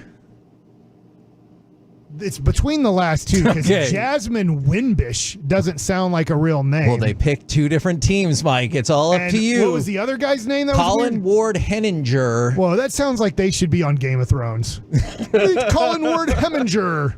And Jasmine Wimbish. Jasmine. She picked the Mavericks. So there you go. Everybody loves Jasmine. Right? The French fries. Put some French fries on them ketchup. No, that's not wrong. how you The said Boston Herald. I only saw 2 predictions. This was from yesterday. How do you think they predicted? Mavs in 4. They did not. I'm betting. KP's out. Yeah. Both of them. I probably am going to take that back. Mavs in 5 if KP's out. Both of them picked the Celtics, but now the Dallas Morning News. 11 predictions from the Dallas Morning News. What do you think it's broken down as? 8-3 Mavs. Homer. I'm just seeing KP said he will definitely play in game 1 from Bill Jones. Mavs 4. What? That was my prediction. There's 11. There's 11 people making predictions, Mavs Corey. in 11 or Mavs in 6. All right. Or in between. French fries. So stupid. Pick a number. 6, 7, 8, 9, 10, 11. 7. 5. Dang it. For the Mavericks. What? Who's doing 6 this? for the Boston Celtics. Would they get Bob Ryan on here? These are local people. Well, I don't know. Brad Townsend did pick the Mavericks in 6. Well, what did Evan Grant pick? Evan Grant is not on this list.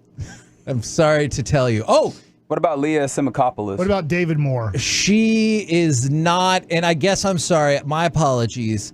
I saw it in the morning news. It was a combination of morning news and Boston Globe. So Bob Ryan is on here? Bob Ryan is not. He is not. But I understand. On your face. Peter Gammons is not on here either. Dan Shaughnessy is on here from Boston. He picked the Mavs in 7. All right. So. What about Ray Donovan? What about Dana Larson? Dana Larson is not on here. She sometimes does picks for the Dallas Morning News. Sean McFarlane is on him on here. He does Ranger stuff. I have some of his. That's not the Todd McFarlane. Oh. He picked the Didn't Celtics. he do Family Guy? That is Seth MacFarlane. He picked the Celtics in 7. And is everybody picking 6 or 7 games on here? Except for Tim Calishaw. What did he do? He said Mavs in 5. Ooh, if it doesn't work out, is he going to ask a question where the coach is going to get really mad at him and bite his head off? Man, I wish we just had that DeBoer question ready to go. He's just become the guy that all coaches get ticked off. I haven't seen you all year, you jerk. Don't question my team. Because I'm on TV doing that show where you get points for saying words. What? Around the horn. There you go. Now, a couple of other things for you. Celtics, depending on where you look, minus 225 to win the series. Give me the Mavs. Since 1990, teams that are minus 200 or better are 21-3 in the finals. Who are the ones? You know one of them. Lakers. when they lost to the Pistons. Correct. That's not the one I thought you were going to guess. Are you gonna say the 11 Heat? There's one you really have to get. The 16 Warriors against the that's Cavs. right. Okay, sorry. And then the 19 Warriors against Toronto, the Raptors. Well, were you surprised I got the one of? I was very impressed. That was the one I thought got. for sure you were going to be like, well, obviously the Warriors first, and then you took it in a different direction. And then, what's y'all's prediction for the series? Mavs in 6. I'm changing. Mavs in 7. We want to do it on the lucky charm. If Kyrie hits one from the lucky charm. Oh my God! Can you imagine if he made close to a half-court shot on the, not the because we call the logo. It's there the would be Celtics a straight logo. up riot in that. I don't think there's an NBA logo on the court. Maybe there is, and I forget. That would be amazing. I would love it. I would love it, dude. Would you rather Kyrie make the game-winning shot in Game 7 in Boston? Because I think I would. Yeah, especially if it's from the spot there where he stamped on the logo, as they all That'd get be all too ticked far, off but about. I Hey, don't even care where he makes it he from. has to shoot it. It's the only place he can shoot it from, and he does it from there. And I'm just like, what if, bam. You know how Reggie Miller would taunt the other team? What if he just makes a shot, let's just say a 15-footer where he kind of pulls up, makes the shot. It's not over, but there's like half a second left, so you're pretty sure it's over. And he goes to the logo, and he crosses his feet and then acts like he's on a cane. So he does, and then he puts his hand on the side. I really thought he was going to say Irish jig on the logo. All of it. Pulls out a little cob pipe. We never get to the huddle because we're all mimicking the leprechaun. Lucky is his name. There's going to be a giant brawl in that arena. Can you imagine what Big Papi would do in that situation? Oh my gosh, take more steroids. What's going on here? We're the KNC masterpiece. How much is Reggie Miller? Love it. If he did all of those things. That would be his favorite thing. Yeah. But if we're at home, I think I'd rather have Luka make it. Does that make sense? Yeah. Game 6, you win it all. Luka hits the game-winning shot. Game 7, if you win it all, Kyrie makes a shot. Disagree. Because it would just, oh no. Dwight Powell hits it. Oh, He becomes yes! the new custodian. Dwight Powell legacy game. If Dwight Powell is in the game with seconds to go in a game-defining moment, I'm turning the TV off. No, you're not. What if it's because we're about to win the title? No, but in the game's on the line. Oh, yeah. If he's in the game has been decided. But if somehow we have so many foul outs or injuries that Dwight Powell has entered the game with 5 seconds to go to win or lose the game, I'm turning it off. From the 682, that on your face drop makes me laugh every single time. Except instead on your face. Drop, they used a curse word. Coming up next, let's chit chat with those fellas from the G-Bag Nation. We'll do it next right here on The Fan. Do not miss the Thursday.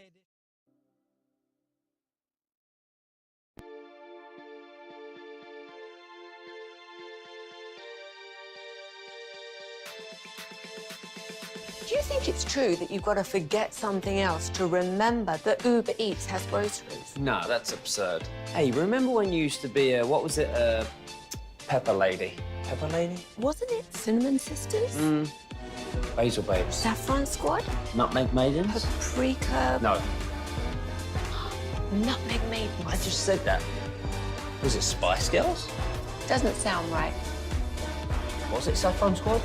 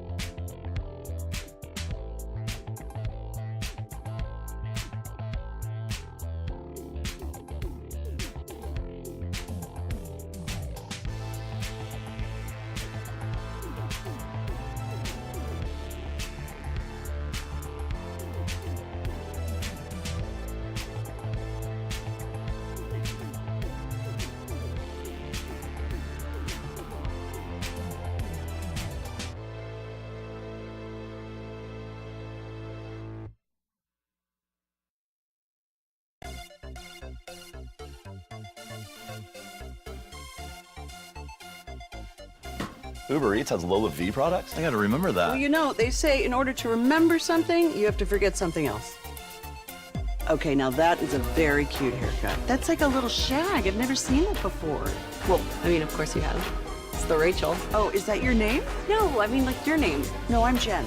My name's Jen. Right, but I just mean like this is your haircut. But that's hair on your head. I'm not saying this is your hair. Okay, freaking me out a little bit.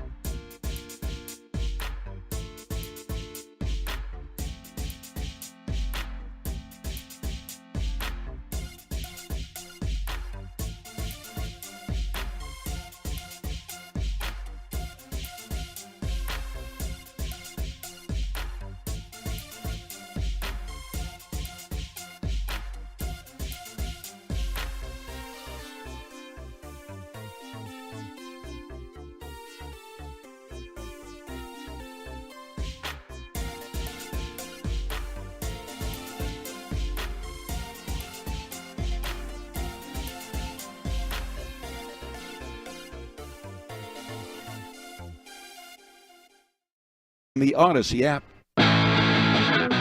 This segment of the KNC Masterpiece on 105 through the Fan is brought to you by Classic Chevrolet and Grapevine, where they're the #1 Chevy dealer in the world, and they've got more Silverados than anyone else. This is Texas. This is Classic Chevrolet. Relax and enjoy the difference based on new Chevrolet registrations 2023. KNC Masterpiece right here on 105 through the Fan right now. It's time for our chit-chat with those fellas from the G-Bag Nation. Gentlemen, how is you today? Ready to rock, Hagee. How are you? I'm doing good. I wanted to throw out a date for everyone to just kind of pay attention to. It's July 29th. It looks like there's going to be one more, hopefully winner-take-all hearing in the Diamond Sports Network debacle that has continued on for months and months and months. So Diamond Sports Network's like, oh yeah, we got a deal. We're good with everything. Except the 3 sports that they cover, all 3 of those leagues are like, no, I do not agree to this deal whatsoever. And so they're going to have another hearing on July 29th. And it feels like, hopefully, maybe, this will be the one that decides, all right, you got part of your Amazon deal going, you got the cash, keep on going, you can sell the rights to Bally or whatever the hell you want, or teams can take all the control. Just keep an eye on that. These Diamond folks, you know, I feel like they're partially crooks for what they've done with baseball rights around the country. I feel like they've held fans hostage. And, you know, I hope they get their act together because, you know, far be it from me, of course, to do something like this. But I could understand how an environment like this would drive people to want to pirate content for free. Yeah. You know, if you're going to make it that difficult, maybe the path of least resistance is just to like jailbreak a Fire Stick and change a couple of settings and, in theory, Google I an know app. you would never do that. Yeah. Totally in theory. Well, absolutely would not do that. I know Miguel Miguel make Lassick. sure to spend all my money on those things. You know, Miguel Lassick, one of Mike's old Yeah, neighbors. he told me, he was doing this, but it got so difficult. They kept like every 3 months, I felt like that guy Lassick was telling me that. Derek Lassick? Alabama 4th rounder, number 25, I believe. He was telling me that they would kind of switch those things on him, and then you couldn't pirate it anymore. And so, really, yeah, he just ended up going ahead and paying the $120 a month to DirecTV or whatever. Isn't Miguel the Spanish version of Michael? I think so. Nobody will ever know. Okay. All right. Possible to figure out. I don't think you can translate anything. Obviously, a lot of focusing on these two players yesterday. It's not possible. We talked about Tatum. Today we talked about Luka. How big do you think this NBA Finals will be to kind of like shape or perhaps reshape their public perception and images? You know, that's a good point. I do think Luka has become a villain. You know, the way that he interacts with crowds, the highlights that they catch of his ferocious, flexing and stuff like that. So I don't know if Luka's going to become likable, but I think he will be respected as a dominant player. The one I came up with was, and I realized they're totally different players, but was Tim Duncan. I feel like people accepted the fact that he never thought he committed a legitimate foul in his career because he was like, well, the guy always wins. I wonder if Luka started to win the title. They're like, God, he whines, but damn, is he good? You know? Yeah. And I think that's what happens. I don't think the Celtic stars are good enough to push through what the Mavs are going to bring to the table. I kind of said that if Luka / the Mavericks win, you can never, ever again say he's James Harden or Russell Westbrook. That would end that conversation. You'd be like, well, those two guys never won.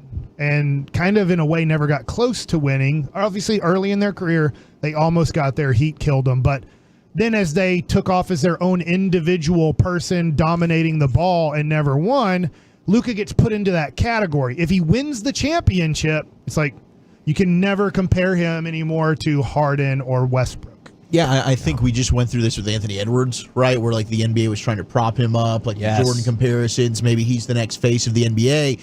I felt like the NBA was wanting that with Jason Tatum. Tatum just hasn't been able to get over that hump and win a championship and really live up to that expectation.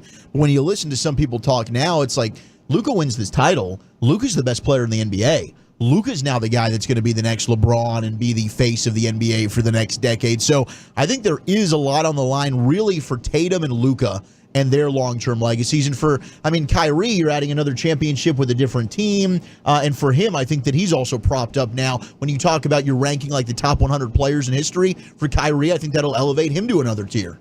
Interesting. Nobody wants that, man, because Luka's that kid that's going to rub it in your face, too, while he's the best. I think Gavin's absolutely right. People don't lie. I think Mav fans are even annoyed with Luka a lot of the time. But the bottom line is the dude is just so freaking good. He's going to finish as one of the top 10 players in the history of the sport. Did you think Mike was right earlier when he said he would not trust you as a GM or GM in waiting for the Cowboys? I was really heartbroken, and I texted Mike right afterwards, and he said, well, you're just not Will McClay, and I agree with that. I would absolutely hire Will McClay before myself as well, but I'd like to study and learn under Will McClay and maybe take over eventually. I'd like to think I put in the work. Brian knows this. I'm trying to make him proud every year. You care about it, too. I care. I would want nothing. You're a great radio personality, a great radio host, and you love football, but I would want a lifer. I would want a guy who has said, I hate saying this because it just really stinks, and Broadus can speak to this, is don't bleep myself. I want a guy who says, this is more important than life.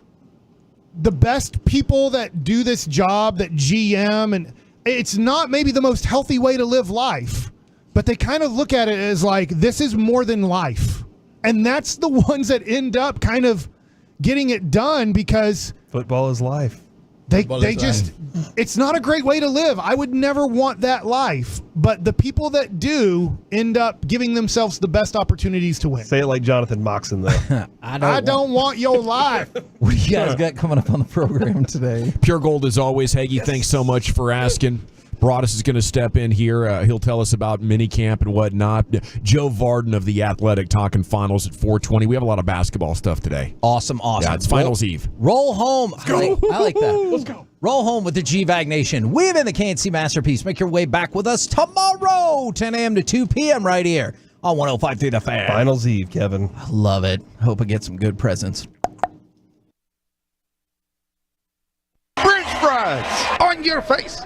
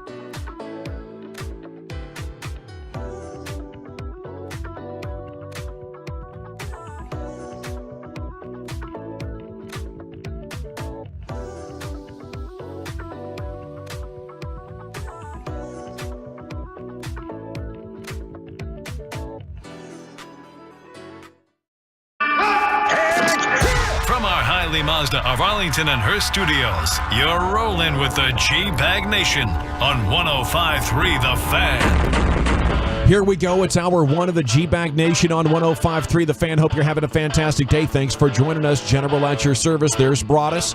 Lucius is in the Pimp Cup. Wolchuk is here. Chiafalo getting his eyes worked on.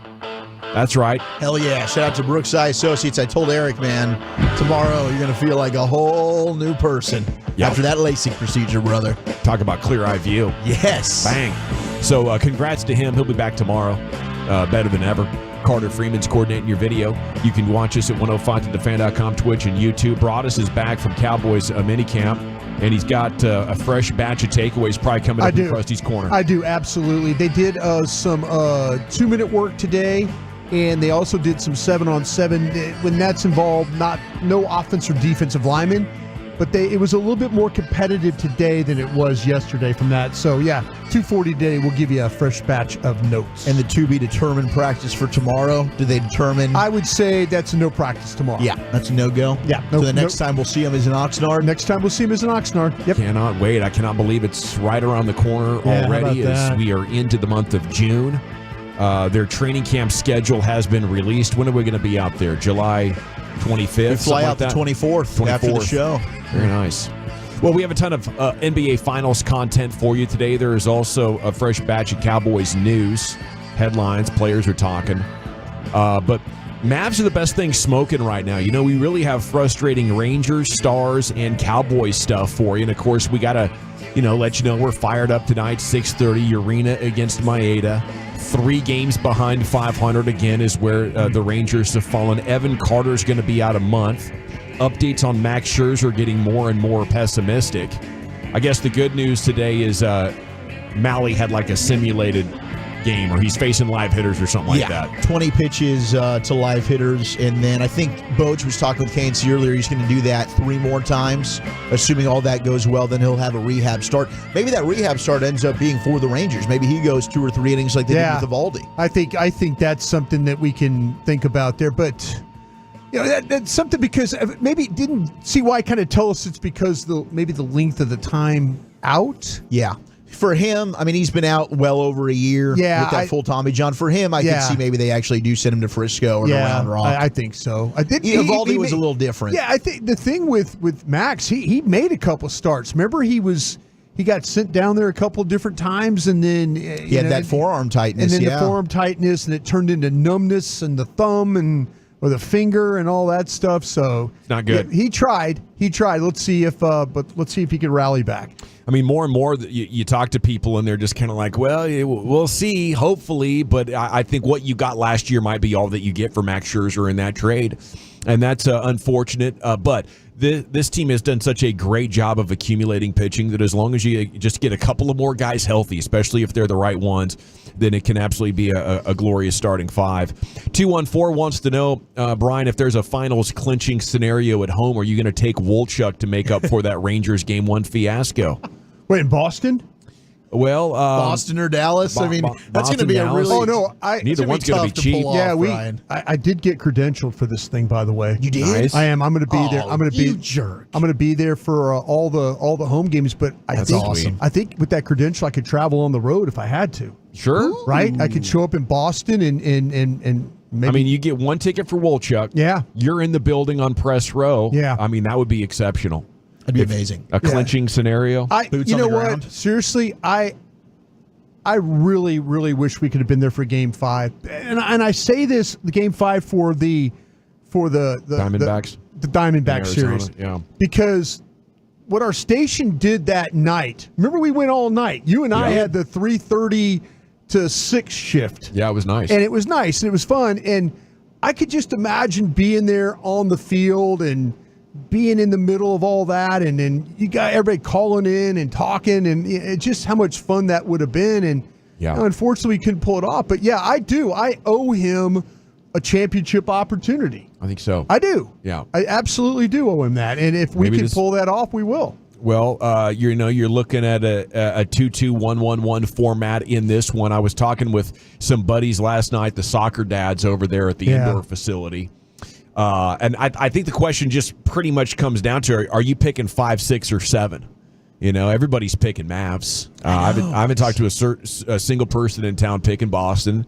And I think that's because you recognize how dominant this team has been against now. Boston's not going to be easy. Their defense is good. They're one of the best 3-point shooting teams you're going to find out there. I'm pretty comfortable at 5 or 6 as this thing approaches. I don't think it's going the distance. Yeah, I mean, I went with 7, and I think that's just because I want to show respect to Boston, because I do think they are really, really good, and they are really deep, and they are going to present some defensive problems at times. I'm interested to see. It was funny, Drew Holiday did his media pressure today, and they asked him, what's the key to guarding Kyrie, and he just goes, pray. That was his response in regards to guarding Kyrie Irving. We've seen Kyrie, what happened to the last situation. He's like, I'm not about to get carved up out here. No. But I don't think they're going to have an answer for Luka. The question will just be like P.J. Washington, Derek Jones Jr. is the 3-ball falling for them. I think, and we've talked about it, like the biggest X factor for the Mavericks, I think, is their athletic bigs. I think Lively and Gafford, as long as they're able to dominate, KP is for sure going to play in game 1 now. But we've discussed, I just think Horford is going to be physically outmatched when it comes to the athleticism at his age. So I'm going to stick with Mavs in 7, but it is crazy. I mean, Vegas is favoring Boston so heavily, it makes me think twice, like, ooh, are we not giving the Celtics a little bit too much credit? But they haven't been tested. It's really just hard to judge how good is Boston with what we've seen them have to go through in the East in the postseason.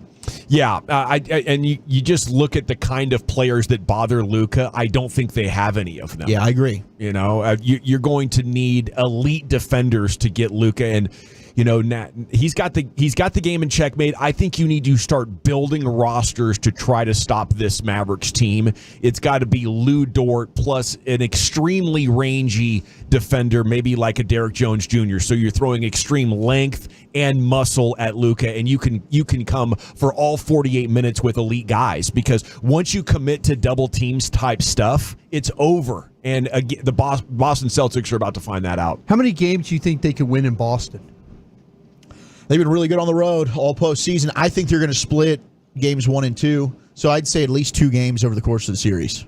How confident you are playing at home? That seems to be a little bit of a problem for the Mavs right now. A little bit, yeah. I think it's a blessing in starting on the road. If Dallas wins this series, I think they're going to have to win 3 games in Boston. I do. And I'm kind of leaning towards Celtics in 6 myself. Wow, look at this, Krusty. I hope this is like the Avs in 6. That's the I like Krusty's what thing. you're doing. Reverse psychology. I'm just. What's gotten into you? Nothing has gotten into me. I absolutely, I love the Mavs. I really do. Sure, there's not any Tito's in that scouting bag. Not yet, not yet. But we'll get some there soon. I do. I just feel like, though, if Dallas is going to win this series, they're going to have to win 3 of the 4 games in Boston. That's just because you don't like their home. I don't. When Dallas at home, there's something not right. And maybe it is the whole villain thing with Luka. Maybe it's the seeing rally towels or different color T-shirts, or there's something not right about the Mavericks at home. But when they go on the road, it's a different beast. And I think it's, if this thing is the path, win 1 game at home and try and win 3 on the road. That might be the best path that they have. But there's something not right about the Mavs playing at home in these playoffs. But on the road, I'm all for them. Yeah, I mean, it's something to look at. I think the fact that this series starts on the road guarantees that you get a more laser-focused version of Luka. I think he obviously does not lack in confidence, and it goes way over the borderline. It's super arrogant at times, and it's not an attractive trait at other times. But his confidence, he's one of the few that can back this thing up. Sure. The arrogance, the confidence, the thing we have to have with Luka, get off to the good start. Mm-hmm. We've seen that. When Luka, these officials, it's the same guys that I saw the list of the officials. Yep. It's the same cast of it's the same cast of guys that we see every time in these playoffs now. But it's that level of confidence and arrogance that makes him complacent in the middle of crucial moments, like Game 4 against OKC. Yeah. You let the Thunder back in that thing when they showed up in Dallas that day to die in that series. It exactly. That's my worry. That's my worry. At home, that happens. Yes, you've got that eye of the tiger when you go on the road. Yep. And you come back here, there's that complacency that you talk about that, they've had some close games and stuff, then they've lost them. But to just, if you have Boston down, don't let them up. And I hope this team could. I hope being in the finals is enough to get that 110% effort from Doncic every time out. But who knows? You were, obviously blowing out the Timberwolves in Game 6, and that second half, that was complacent, overconfident Luka. He was just flirting with the game, and the T-Wolves trim off 14 points from the lead as Luka is smiling and teasing the fact that he's blowing you out in your own gym. But if they make like 3 threes in a row instead of miss a bunch of shots in the fourth quarter, that's just the opportunity that maybe a Celtics team won't turn down to have a historic comeback if you do that against them. Yeah, I mean, I guess they wrapped up the series against the Clippers at home in Game 6. They're 5-3 at home over the course of the postseason. So I understand, like, the T-Wolves, you had a chance to sweep them, and they blew that opportunity.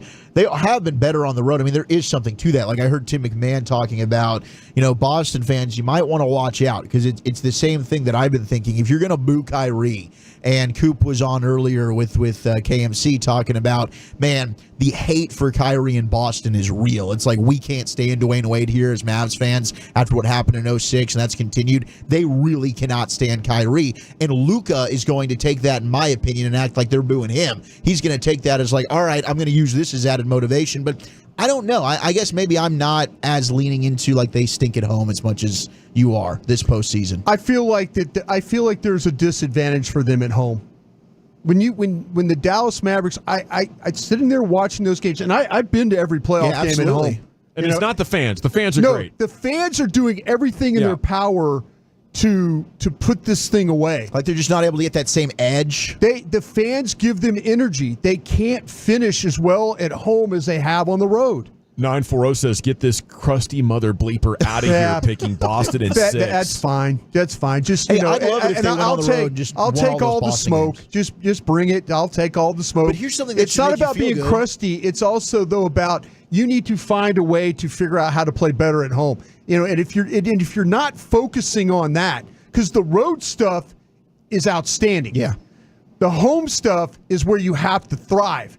And look at your Dallas Stars, your beloved Dallas Stars. Look what happened to them when they couldn't. And they were the best road team. Yep. And they couldn't figure it out on the road. And they lost games at home they should have won to send the series on.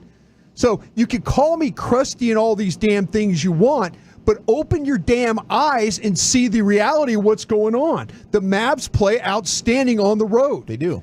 They went out and kicked the Timberwolves' ass on their home floor. Sure did. After giving it away here at their own arena 2 days before. Yeah. But speaking of what our eyes have seen, I don't know if they have anybody that can slow down Luka nearly as well as Lou Dort did. And I don't know if Horford and Porzingis can handle Gafford and Lively. I think those young guys are just too strong and too springy. I worry about Porzingis knocking down shots.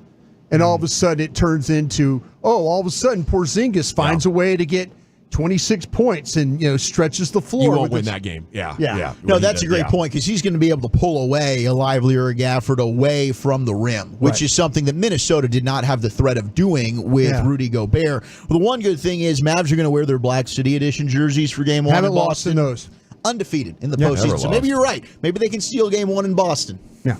Okay, we do have our guest coming up at 4:20. You're going to want to stick around all show long, though. We're going to make it rain Mavericks conversations. That's going to be Joe Varden of The Athletic talking finals with you at 4:20. Zach Martin hinting that maybe this could be his last year. That's a big Cowboy story. And you know what? It's funny. I know I'm probably saying something on air I shouldn't, but Zach Martin was asking about coming back and visiting with us. Oh, let's go. So hell yeah. he was putting out feelers. Okay. Putting out the feelers, and he's like, hey, what do we got going? So, yeah, we're working on some things there. Yeah, that'd be fun. Restroom Revelations coming up, G-Bag of the Day at 2:30, and we're back here with you on The Fan. This nation is...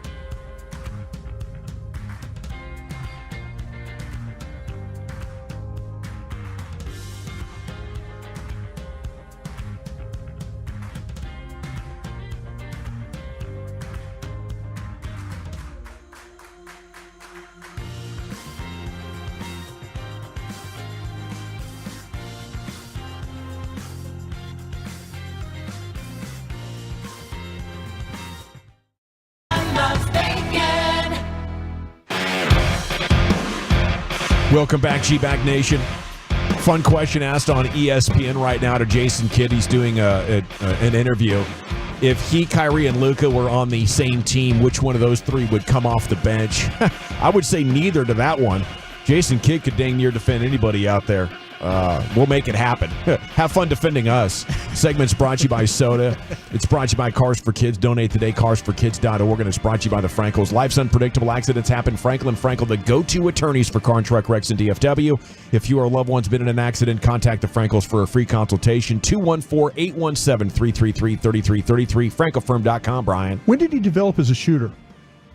Oh, not until very late. Yeah, I mean, you remember his days at Cal. Yeah. It was kind of the ball handling, the passing, things like that, the floor leadership, but he wasn't a great shooter, right? I would say maybe 2008 if I had to guess. Let me look at his ball stats. really started hitting late in the career. I think when his second stint with the Mavericks after that trade. Yeah. He was not a great initial shooter coming out of Cal. And then he developed. I was kind of curious about when you guys thought that might have been when he started all that. Yeah, he was 34, 32, 29% up until his 04-05 season. Then he went 36%, but 07-08 with the Mavs, he hit 46%. There he goes. Got better there. And then was 40, 42, during that prime run. And right up until the championship was kind of a dead eye if he could get it, catch and shoot. He was. Yep. Yeah. It was amazing. Wolchuk. Yeah, let's go ahead and fire off some restroom revelations as Jason Kelsey has an interesting topic for us to discuss. Let's do it. Who does number 2 work for? That's right, buddy. You show that turd who's boss. Hey, just grab a hold of something, bite your lip, and give it hell. Come on. We're going to get through this. Do you wash this part of your body? The New Heights podcast, Jason Kelsey going viral yet again because he said, well, you're a psychopath if you're doing this in the shower. You started on the internet again. It's just what you do. Everything gets put under a microscope. I'm not even trying to do this. It started with somebody saying Jason Kelsey looks like he doesn't wash his legs or feet. Yeah, obviously. Who the washes your legs, or what kind of psychopath washes your feet? Travis, don't act like you wash your feet. I'm not washing my feet every time, but after like a football practice, like at St. Joe, where my feet have just been like, yes, I wash my feet. You're like everybody else who, when you look down, if there's visible dirt on them, I'll scrub the dirt off. But I'm not like, I don't even touch my feet. Why the would I wash my feet? Hot spots are all that is necessary and actually needed to a cleaner and healthier skin. Yeah, no, not really, kind of. You can say yeah or no. This is a fact. It's been proven. People that wash their entire bodies with soap have been proven to have unhealthier skin, okay? I don't know if that is a fact, and if that's been proven, maybe it has. 877-881-1053. Are you washing your feet or your legs when you get into the shower? Shout out to our guy, Jesse Holly. I believe he has brought this topic up as well back when he was running with the Fan Jam. But I don't know, boys. I mean, if we can kick it around the horn here, are we all just avoiding the feet where we're just saying, all right, we're washing the rest of our body. The soap is going to run down and it's going to take care of what we need to take care of. Now, I'll do some foot washing, but as I've said before, I'm a no rag, no loofah guy. So that's just bar and hands, kind of like I'm washing my hands in a sink. But one of the things is my foot instead of my other hand. Okay. So, I'm a little unconventional in this department. I feel a little bit out of my depth, Wolchuk, to be honest with you. But I do know Jason Kelsey is freaking talking circles around Trav right now. Trav's got to step his podcast game up. Or he's just going to have to be the square guy while Jason is the entertainer. Jason has become kind of the content king of that show. Travis we'll get to a little bit later on, as you had the White House apparently ready to tase him with his shenanigans at the podium when the Chiefs went over to visit Joe Biden the other day. We know he's wheels off. Why are you trying to be so serious on your podcast, dude? All right, so the 817. I think the Swifties are getting to him. They're making him too corporate. Yeah, that's 100% gross, bro. You have to wash up. That's the point of taking a whole shower in there. There's some cool silicone things that you can buy on Amazon to help scrub your body. Yeah. If you don't like using a loofah or a rag or anything, which I suggest. Because you don't wash your car with your hand, do you? No. Unless you have a super high-powered washer in the shower, then I understand. But yeah, you got to scrub a little bit. Yes, you got to scrub your shoes. You scrub everything else when you wash it. Yeah, get a sponge. Yeah, do something. Yeah, and wash your feet. Yeah, get all the way down in there. I take pride into it. I like to be nice and soaped up. Yes. Yeah, I got this lemon soap right now. Smells fantastic. I feel like dishes when I'm finished because it's lemon scented. You just get out, you're like, oh. Yeah, I feel amazing. I can feel the clean. Oh, it's like I after love you it. brush your teeth. Yeah. Yes. When I want to get a good lather, I jump in the bathtub myself. I'm a bathtub guy quite often. Really? Yeah. But you get a lather in there? Or do you stand up? No, I don't stand up. That's weird. No. Okay, so you get a good soak, not a good lather. That's right. Yeah, I stand corrected again. Yeah. I can't. See, I told you I was out of my depth on this. No, I think that you're not out of your depth. I mean, I think really any opinion is a fair opinion. You can just be open, honest, and vulnerable. That's what Wrestling Revelations is about. I mean, Brian, are you bending down, or are you dropping the soap and getting down there? Balance. There's balance, and that's where you have the liquid soap. Lucius is right. You can get these devices and stuff to be able to scrub your feet and stuff like that. I have a lot of dead skin because all the walking, running, and stuff that I do. You're preparing for this marathon. Yeah. So, and matter of fact, one of my toenails fell off yesterday. Oh gosh, we could have done without that. Yeah, but literally because my feet get so beat up. Yes, I wash them every time I take a shower. 817 soap and hands, washing the feet every 2 to 3 days in the shower. Wow, look at that. Look at 214. That is wow. Yeah. Married to somebody too out here. Just making them deal with that. I give my thighs a good scrub with the loofah, but I'm not reaching the calves for the most part. Every so often I'll get down there, but very rarely. Got to have balance. Yeah. Your brother gonna pull a hamstring. Yep.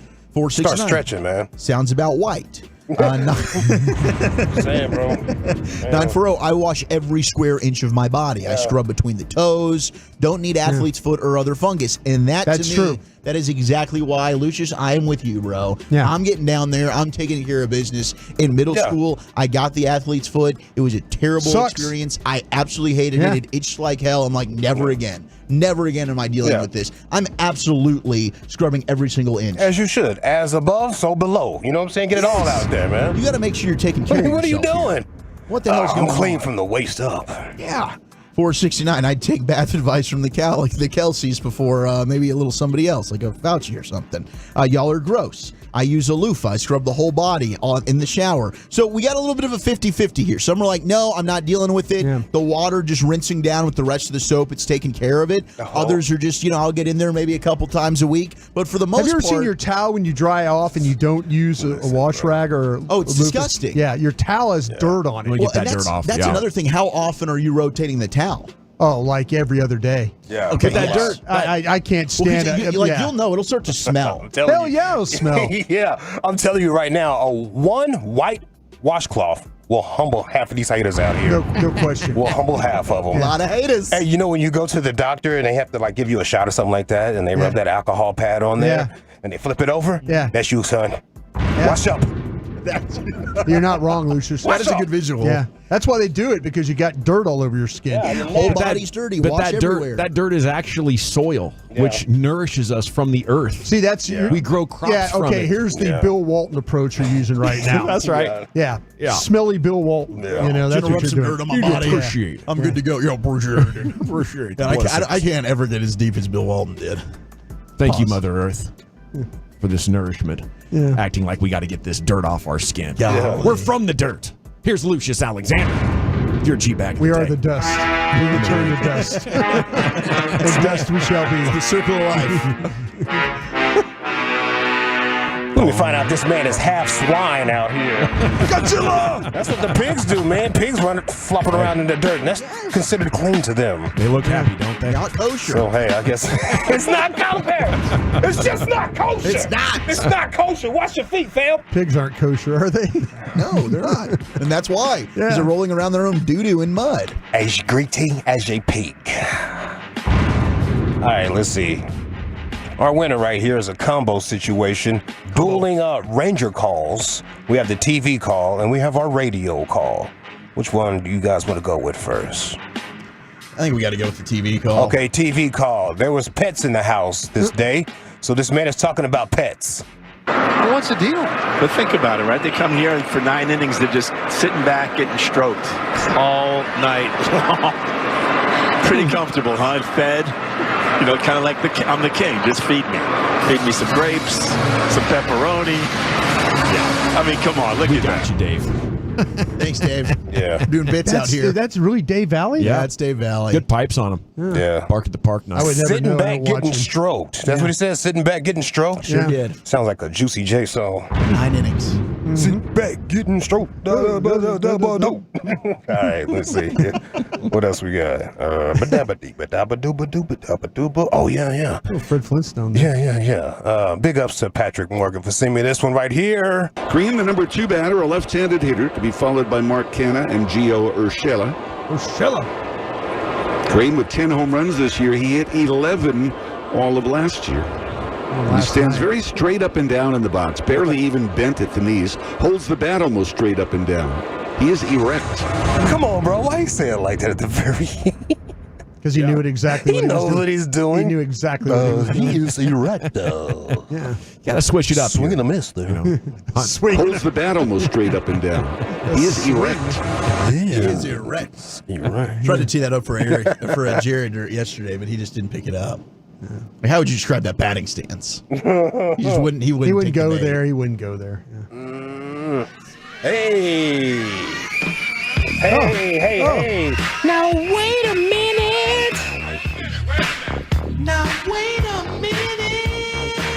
Okay. I had this one yesterday. This is not one, but I needed a filler today because it was light. It was light on them streets, bro. Sure.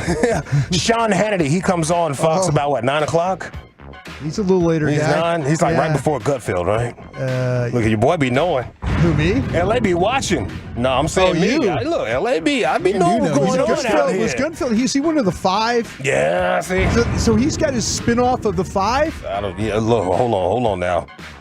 I thought you knew. Yeah, school me, sir. I thought you knew. I do be watching. I do see some things out here. That's what I'm saying. Yeah. I don't sit down and watch with popcorn, but I do see what's going on out here. I might not say things, but I see things. I see things. Brian hasn't watched as much since they blew out his guy Tucker Carlson. Isn't that right? Yeah. This is bastards. This is my vote right here for Fox. I'm out. He's just watching You YouTube see what? now. It's the only reason why I wear a bow tie every day when I go out. That's right. Yeah, is he a part of the 5? Is that his spin-off situation? I just know he's at. Gunfield, I think he was one of the 5. Okay. I think he was one of the 5. I just know he comes on after. Only say that because that's Big Larry's show.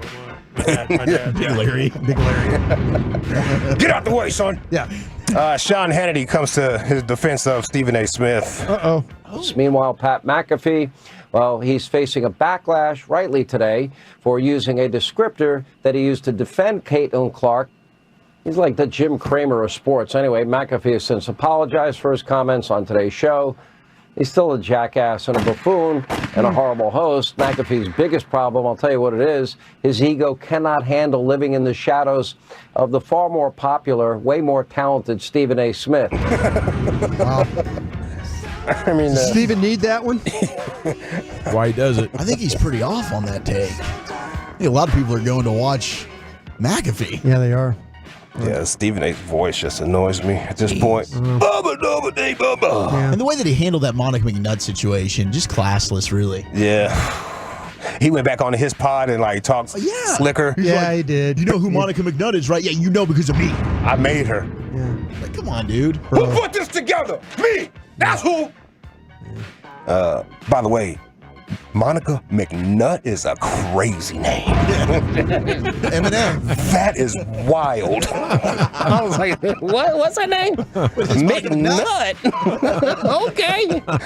Mad Dog Russo, his old lady and the sons are not going to be in the house this week, so he's going to be getting high and playing golf. Leaving Kennedy at 8:45. Bon voyage. The lovely wife, the sons, they're all out. You got it. So it is a happy weekend for yours truly. It's G squared. You know what G squared means? No. Gummies and golf. Oh, I got nobody home.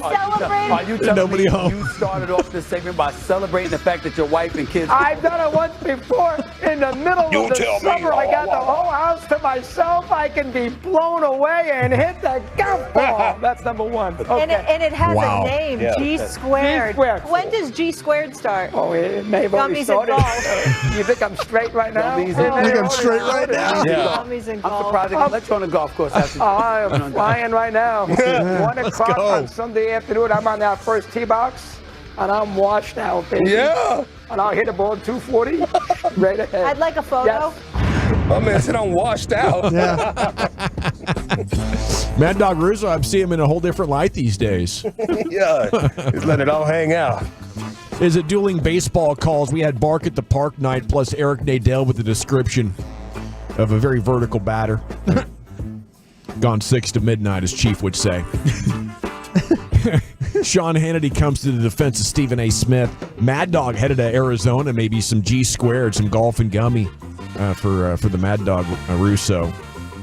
Woo, I'm going to vote for Mad Dog, I suppose. Lucius, how about you? Oh, dang, me too, dog. I'll keep with the baseball combo. Ryan? Man, I'm going with the Mad Dog today. He's done it by a score of 3-1. The Dog wins even without Wooly Bully's vote. So congrats to him. Tune in. See that coming. Yeah. Every day at 2:30 for the G-Bag of the Day. If you missed the champ, tune in at 5:40.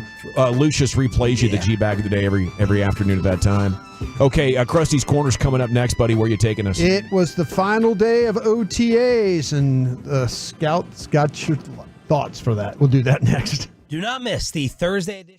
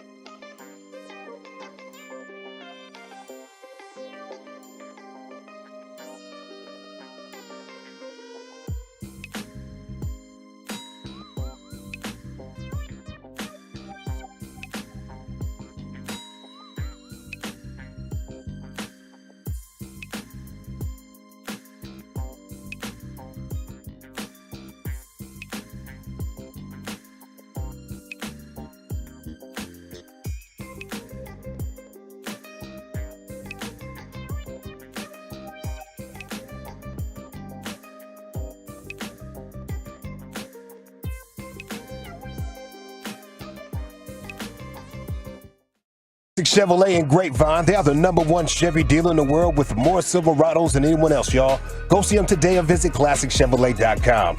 This is Texas. This is Classic Chevrolet. Together, let's drive, relax, and enjoy the difference. Based on new Chevrolet registrations 2023.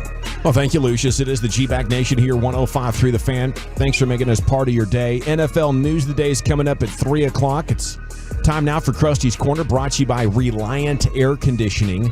Gimmick-free AC repair and replacement. Here's the king, Brian. Thank you very much, General. Appreciate that, and thank you very much for Reliant for all they do for us as well.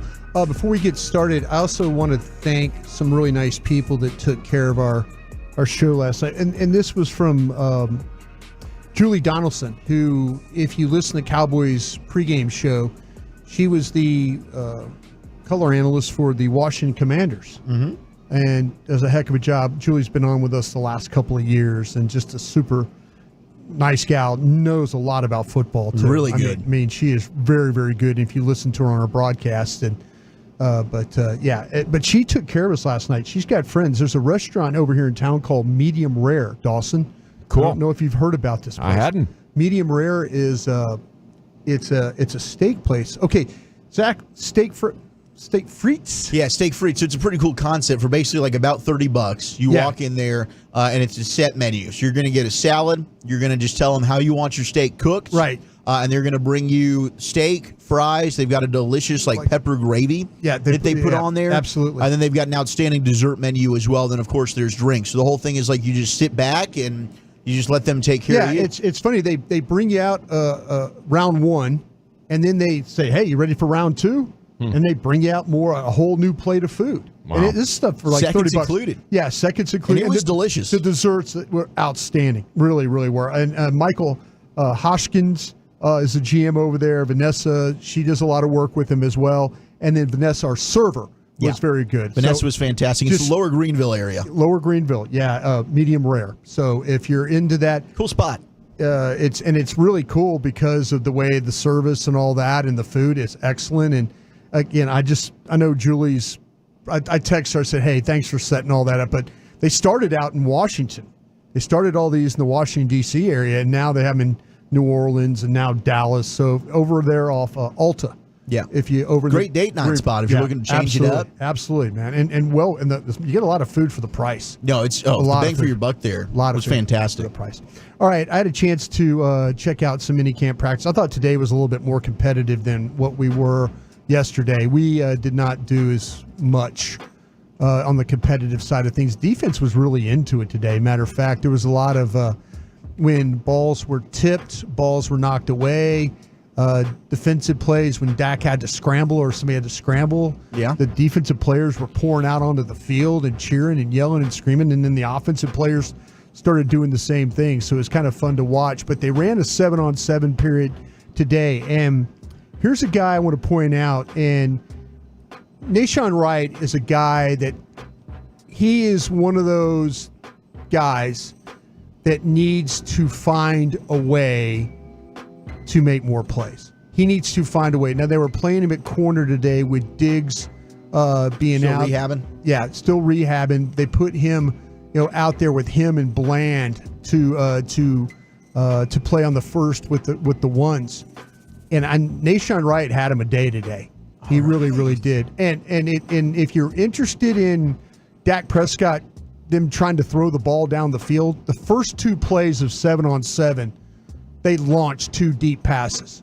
One of them, they tried to hit Cooks on a vertical route. Ball was too far, but Wright was in position on that one in the coverage. He actually ran with Cooks pretty well, and the ball went over the top, and it was incomplete. And then they came back with Turpin, the very next play to his side, and went vertical again. So it's like, okay, we're not going to take a shot at Bland here, even though in the 2-minute drill they tried to take a shot at Bland, and he was up to the task. They tried to double move him with Cooks. Dak had to pull the ball down and scramble a little bit, and then he had to throw it away. Keep testing him with double moves. The more the merrier. He needs that work. Well, it was a good deal for Nahshon Wright to be involved and to make some plays. They're going to need him to do some of that. Now, Dak's Dak's primary throwing the ball today, it was about throwing the ball to Cooks. Cooks was the guy. They had a curl route where they ran Cooks out of the slot, and here's when Jordan Lewis was in coverage, and Cooks was just too quick for Jordan Lewis. I mean, it was a little like up the field, drive him off, turn back inside, ball right there. I mean, Dak just threw it right at the 3, right in the middle of his chest, and it was a pretty route because Cooks was able to get separation just by driving him off the ball. Didn't have to bump him, didn't have to push him, didn't have to lean on him. It was drive him, and Lewis is like, okay, I respect your speed. And as he's playing off, then all of a sudden you get Cooks hits the air brakes and turns it back inside. Ball right there on top of him, a nice reception as well. Dak came back to him a little bit later. They scored a touchdown in the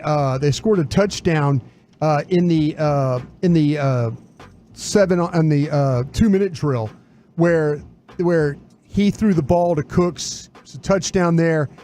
They went for the 2-point conversion on this. They were down 8. Okay. They get the touchdown. It's like now one of these simulated game situations. Yeah. They had a chance to tie the game. So they're down 8, 2-minute drill. Dak drives them the length of the field, from the 35, in. They get the touchdown, and the defense did a really nice job on this one because Dak tried to fit the ball to Jalen Brooks, and it was just a little too far out in front of Brooks. I mean, the coverage underneath was good.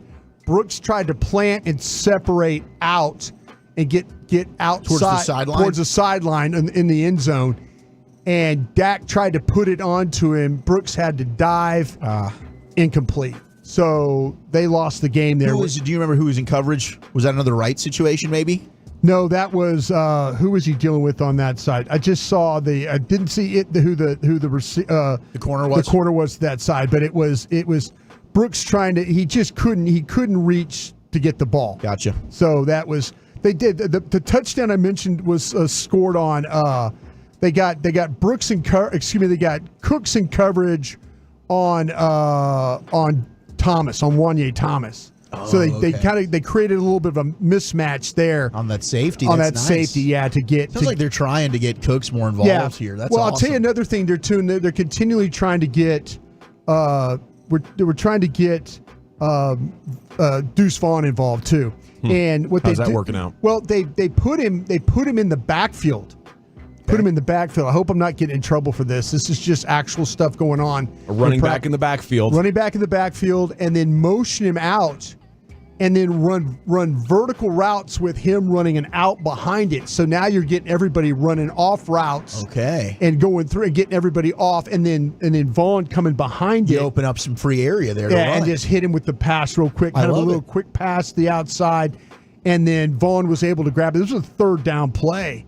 So verticals, route behind it, get him the ball in the motion out of the backfield. He caught the ball and then was able to get right out of bounds. Get him in space one-on-one. I still don't think many guys are going to be able to tackle him.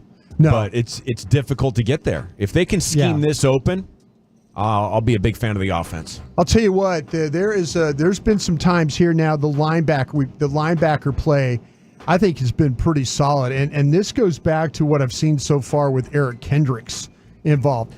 Kendricks, we had an interception. Dak had an interception off a tip ball, and Donovan Wilson got the interception, and it was Kendricks got in the throwing lane. Like Dak was trying to fit it inside. Kendricks, playing inside linebacker, buzzes to his right, and then Dak tries to get it in there quick. Ball's batted in the air. Donovan Wilson in coverage behind. Ball deflects to him.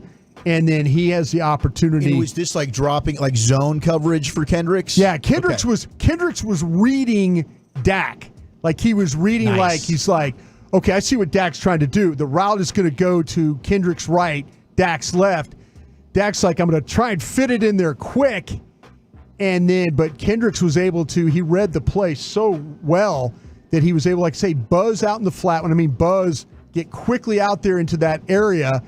and the ball just got batted in the air. One of those instinctive plays we were missing last year. I'm hoping that rubs off on Amaris Luafau as well, the rookie from Notre Dame. Yeah, there's and Luafau, he's been playing quite a bit too. They've been getting him involved. They loved him. He's been doing a lot more work with the ones.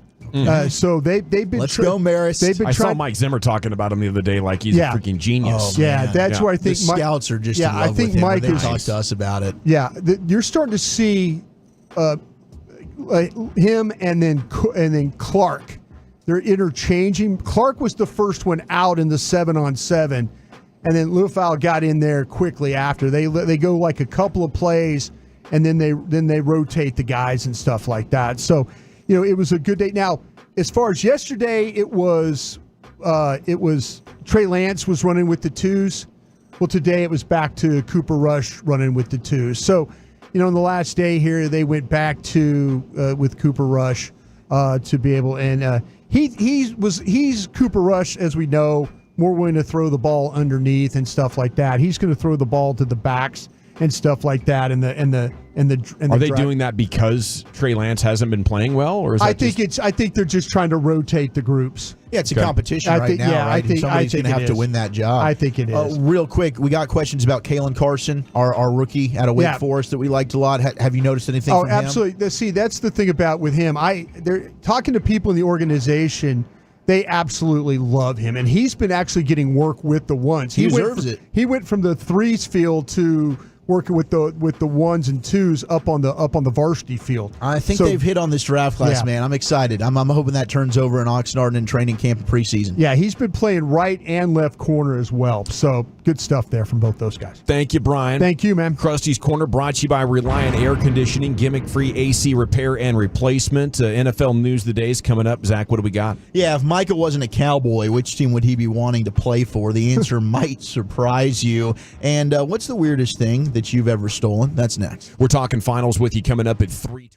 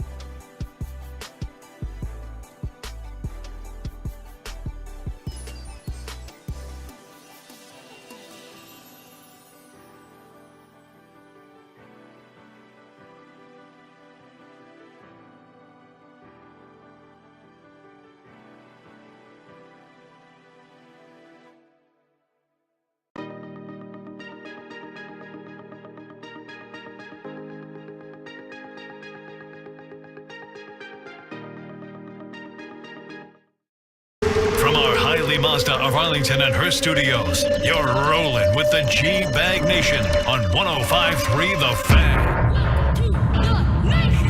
Yeah, buddy, welcome back. It's hour number 2 of the G-Bag Nation here on The Fan. Are you buying or selling these bold NBA Finals predictions? We're going to talk about that coming up at 3:20. Here's Wolchuk with your NFL news of the day. Yeah, 817. Yes. Real quick, can I say something too? They did kickoff return stuff out on the field today. Yeah. Oh, with the new rules. formations. I'm going to say something here. I'm going to make a prediction. There's going to be a lot of kickoff returns for big plays. Let's go. And the way they're doing things, like when the defenders can't go until the ball's touched. Yeah. If that ball is even short and that returner has a chance to run up on it a little bit, he can be gone. There were a couple of times where Turpin had it to the edge before the defense even reacted. They got some serious speed there with him. And I think Arbery was trying to give him the opportunity to, to return stuff. But if the returners had the opportunity to run up on the ball, the way, and there's different ways. There were different. I can't get into. Right. There's different configurations that you could set up to cover, and then how you block it with different ways. Trust me, I think Bones has given this some real thought. Because there were how excited he was. There about were this. several times where I'm like, "Damn, ball's at the 50. Let's go." That kind Field of thing. position could be very different this year, and that's something that this week, prepping for games when we're like talking about this. Sometimes you have these kickers. We've talked about it with Mason Crosby and last year with Robbie Gould, like not a strong leg. Some of these kickers are going to short these, and that's going to be an advantage for the Cowboys when you have somebody like Kevontae Turpin with that type of speed and return ability. He got the ball to the edge several times. If you can get 2 blocks on the edge, if there's a missed tackle, that thing's into the second level. Yeah, that's a kicker's now having to make a tackle there. Yeah, and that's a problem. That's definitely something that's going to be interesting to watch. Yeah, we'll get our first. I'm taste sorry, of that. I just wanted to dive in. It's NFL news of the day. That's NFL news right there. Yeah. Now, Micah, we went through some of the things that he said yesterday, but I saw Clarence Hill, our buddy Chill Fort Worth Star Telegram. I guess he was discussing if he didn't play for the Cowboys. And if he ever, found the money to play elsewhere, who is a team that he would want to play for? And he's been linked to the Eagles a lot. He's a Pennsylvania guy, but it's not the Eagles. He said the team is Arizona? The Pittsburgh Steelers. Oh, Steelers. Reason why? Mike Tomlin. Makes some sense. I mean, I'm a big Mike Tomlin fan. I have been for a long time. I think he's been criminally underrated as a head coach. He's never had a losing record. I know there's some people out there that, hey, if you're Steeler fans, they've been calling for Mike Tomlin to be fired. Maybe there's some, I don't watch every single Steeler game, and maybe there is some in-game management issues. But to me, that dude's done more with less than the majority of coaches out there in the National Football League over the last 20 years, and sign me up. I'd want to play for Mike Tomlin as well. That guy is a leader of men. I love him, and if he ever became available, that's definitely a name that would perk me up and say, hey, I'd love you to come coach the Dallas Cowboys. I mean, he's been doing this without a good quarterback for like the last decade. Yeah, he's winning games with guys like Duck Hodges at quarterback. Not a lot of coaches can say that. Mike Tomlin's that dude, but I'm okay with that. I know a lot of Cowboy fans are like, damn, I hate the Steelers, and I do too. I'm with you, but I can understand wanting to play for a guy in Mike Tomlin. Another thing is at receiver. Traylon Burks was a wide receiver out of Arkansas that was a first-round pick, came out a couple of years ago. Titans that day of the draft. Can I throw something at you? Is this about Burks? No, it's about Mike Tomlin. Oh, yeah. I had a guy in the league tell me this. No, what are you laughing at, Lucius? You can't help yourself, bro. It's amazing.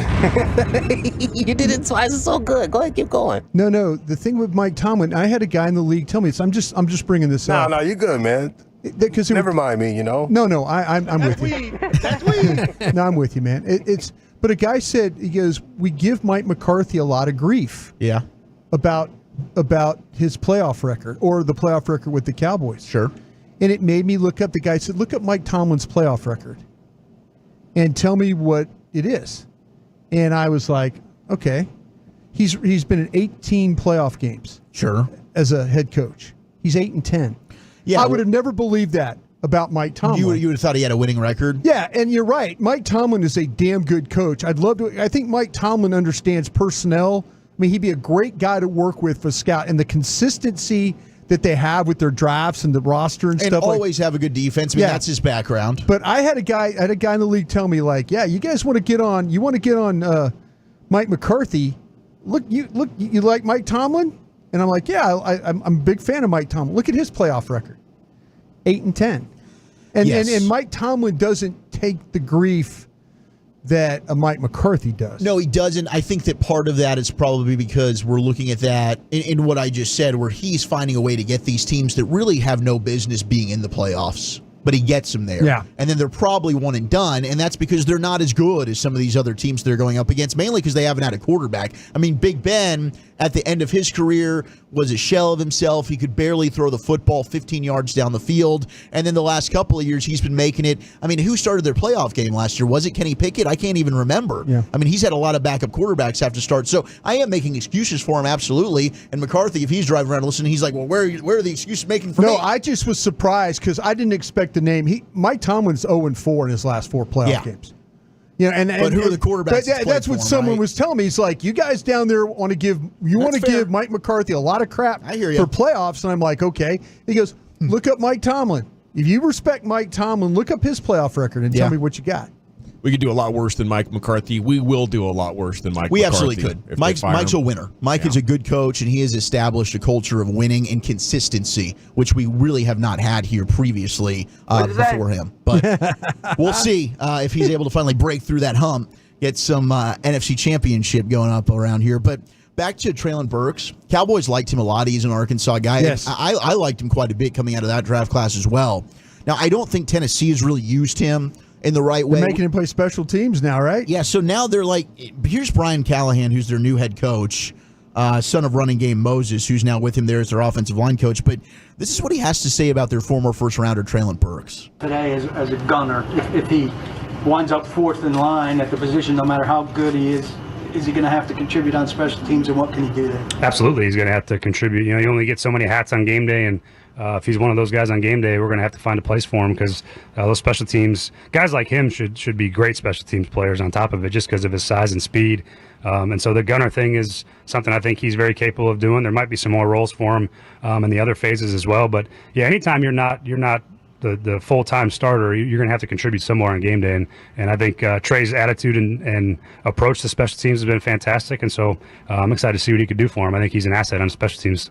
So they've obviously added Calvin Ridley in the offseason. They've got DeAndre Hopkins. I mean, they've got themselves a pretty darn good receiving core. So Traylon Burks has kind of been knocked down to fourth on the depth chart there. But I wonder, if we get to Cam and we're talking about who's going to step up and be that wide receiver 3, is that a name that you can look at and maybe he ends up being on the trade block? Because, the Cowboys Cooks is wide receiver 3.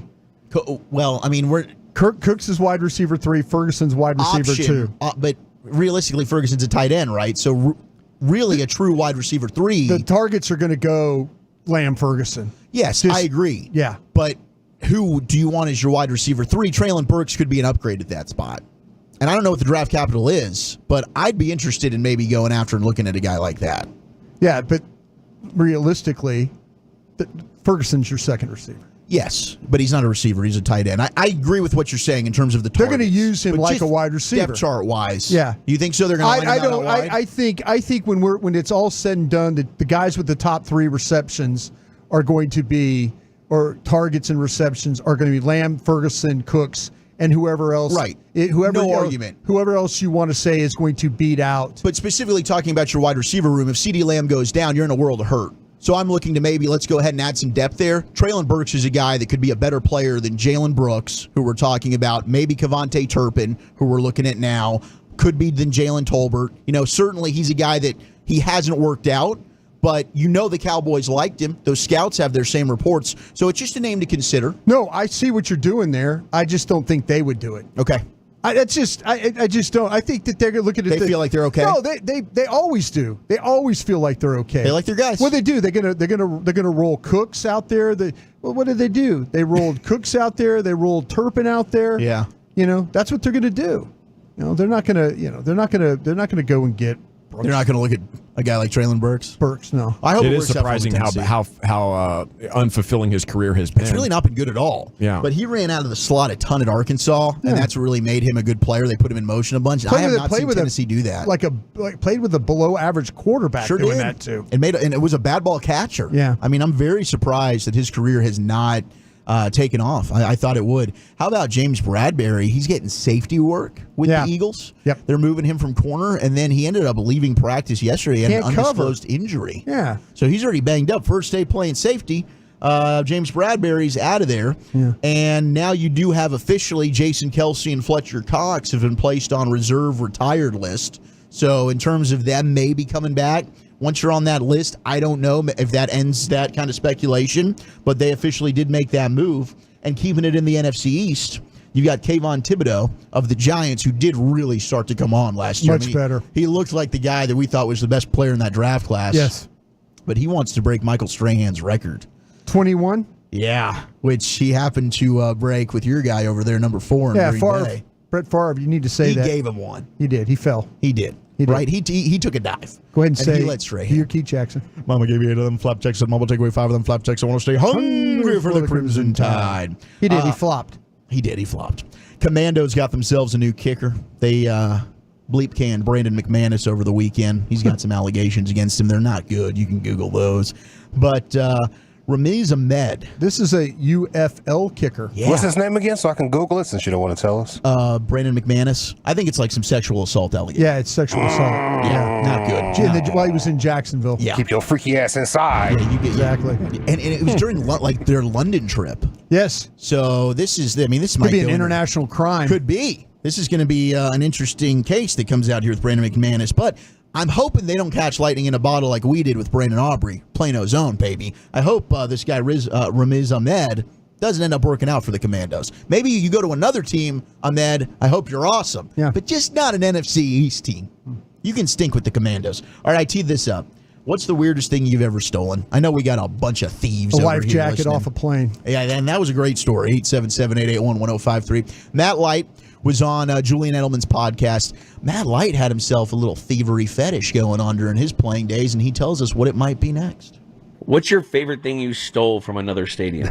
Listen, I'm not going to jail on your podcast. Didn't you steal you used to steal the stools. It's amazing memory. You have amazing memory. Like I said, I'm not stealing anything from you, but I have been looking. By the way, that stool is in my house right now. It was nice and square. It has to be, I'm going to say, quarter sawn white oak is where I'm going. Quarter sawn white oak. Yep. And in the center has a recessed brass plate with the number 72. I searched all through the locker room to find the right one, and then I put it in my equipment bag. I remember. Remember, it was at the old equipment guy. He's like, yeah, Mike, we can't do this or something. I'm like, yes, you can. Was that the move? Just shove it in the duffel bag and get out of there? Yeah, because they're huge, right? Yeah. You get all your pads and all that. You stole stools from everywhere? Almost every place we went to. My most favorite stool is KC. No 72, but it's awesome. And I have all these really awesome banners from the Super Bowl eras. I would rip down all these banners, jumping up and just running. Ting, ting, ting, ting, ting, ting, ting. Wadding it up. Like the ones that hang in the hotel. Yeah. When we get to the hotel, I couldn't stop myself there either. He's a freaking thief over here, man. It's like, oh, I'm going to take that. Ding, ding, ding, ding, ding. But I used to take how much you could put in these duffel bags, Oh, Brian. no, they're huge. It's like putting stools in there. Yeah, you get shoulder pads, helmets, all your cleats, pads, everything. Yeah, you could. It's like a body bag. You could put a lot in there. Body in there. So these are like locker room stools? Yeah, locker room that stools. you would sit at in front of your locker. Very nice. So he's collecting them from all the road stadiums he goes to, and they showed some pictures of them on the podcast. They do look pretty cool. Yeah, the one from Kansas City was beautiful. It was beautiful. Yeah, it was a beautiful stool. But man, I used to steal banners too. Okay. When I was at LSU, we for the TV, we'd play a TV game on ESPN, whatever, and behind the bench, I'd take the trainer's scissors at the end of the game, and I'd walk over there and snip it and fold it up and put it. I had an apartment with every sports banner that did college football games. Yeah, that stuff's cool. Yeah. I don't blame you. Yeah. It's neat. I mean, absolutely. So shout out to Matt Light. He's got his little collection of bar stools. Now, Adam Of course, Schefter. for me, it was the 12-pack of Miller Genuine Draft that I bought inside of a Barks Root Beer 12-pack cardboard. That's genius, man. It is Thank genius. you. Yeah. That's not a weird thing. That's smart. I thought so, too, and I Yeah. didn't think I was technically stealing. You weren't, because there was some payment there. There was a, yeah. So How many times did you do it? Only once. The sad thing. Did you get caught? I did. Only once? Buddy walked in on me in the cooler doing the exchange there, the root beer for the beer. And I was like, man, what do I do? Do I tell him? I'm caught red-handed. He was like, what are you doing? And I was like, I'm going to let him in on this. I bet old Neil could use it. 12 cold beers as well. Neil. He's going to think this is genius too, man. On you. Next day I walk in and the assistant manager's like, we need to talk. Oh. Damn it, Neil. Oh, Neil the squeal. Yep. Neil wanted your job. Neil sounds like a guy that can't be Neil trusted. was envious. Yeah, he sounds like a... Yeah, he's Neil snitches. sounds like a snitch. Was this when you were bag boy of the year? It was bag boy of the quarter. But yeah, I just appeared in their quarterly publication. When they let you go. Yeah. Man, it had lightning hands. It hurt them. It did. They were like, crap, you're our best guy. And I'm like, I know. Did people ask where old Gabby was? They're like, where's Gabby? Like the old ladies? I don't have a lot of time. I need Gavin. I'm trying to check out. All of a sudden, this is way slower here now. Let's go. Old Neil ain't cutting it. Damn it, Neil. Where's Gabby? See, I know they had a tough decision to make that day. Man. But they did talk the owner out of pressing charges. You are crazy. They had a tough decision to make. When assistant manager guy, like when he confronted you, what did you say? Did you like, oh, okay? Did you just kind of acknowledge it, leave? Or did you like go, no, it's not me? My genuine reaction was I didn't think I needed to get fired over it. I was like, but I can go back to work, right? Yeah, and they're like, no. I do think that's something that I would have let go. Yeah, should have just too much. Just a warning, like a stern talking to. Come like, on, Gavin. Don't do that again, man. We can't do that. Describe again how you did it. Did you leave 2 root beers on top? Yeah. So you got 10 it was beers? actually 10 beers, 2 root beers on top because inside the 12-pack they could see. The handle.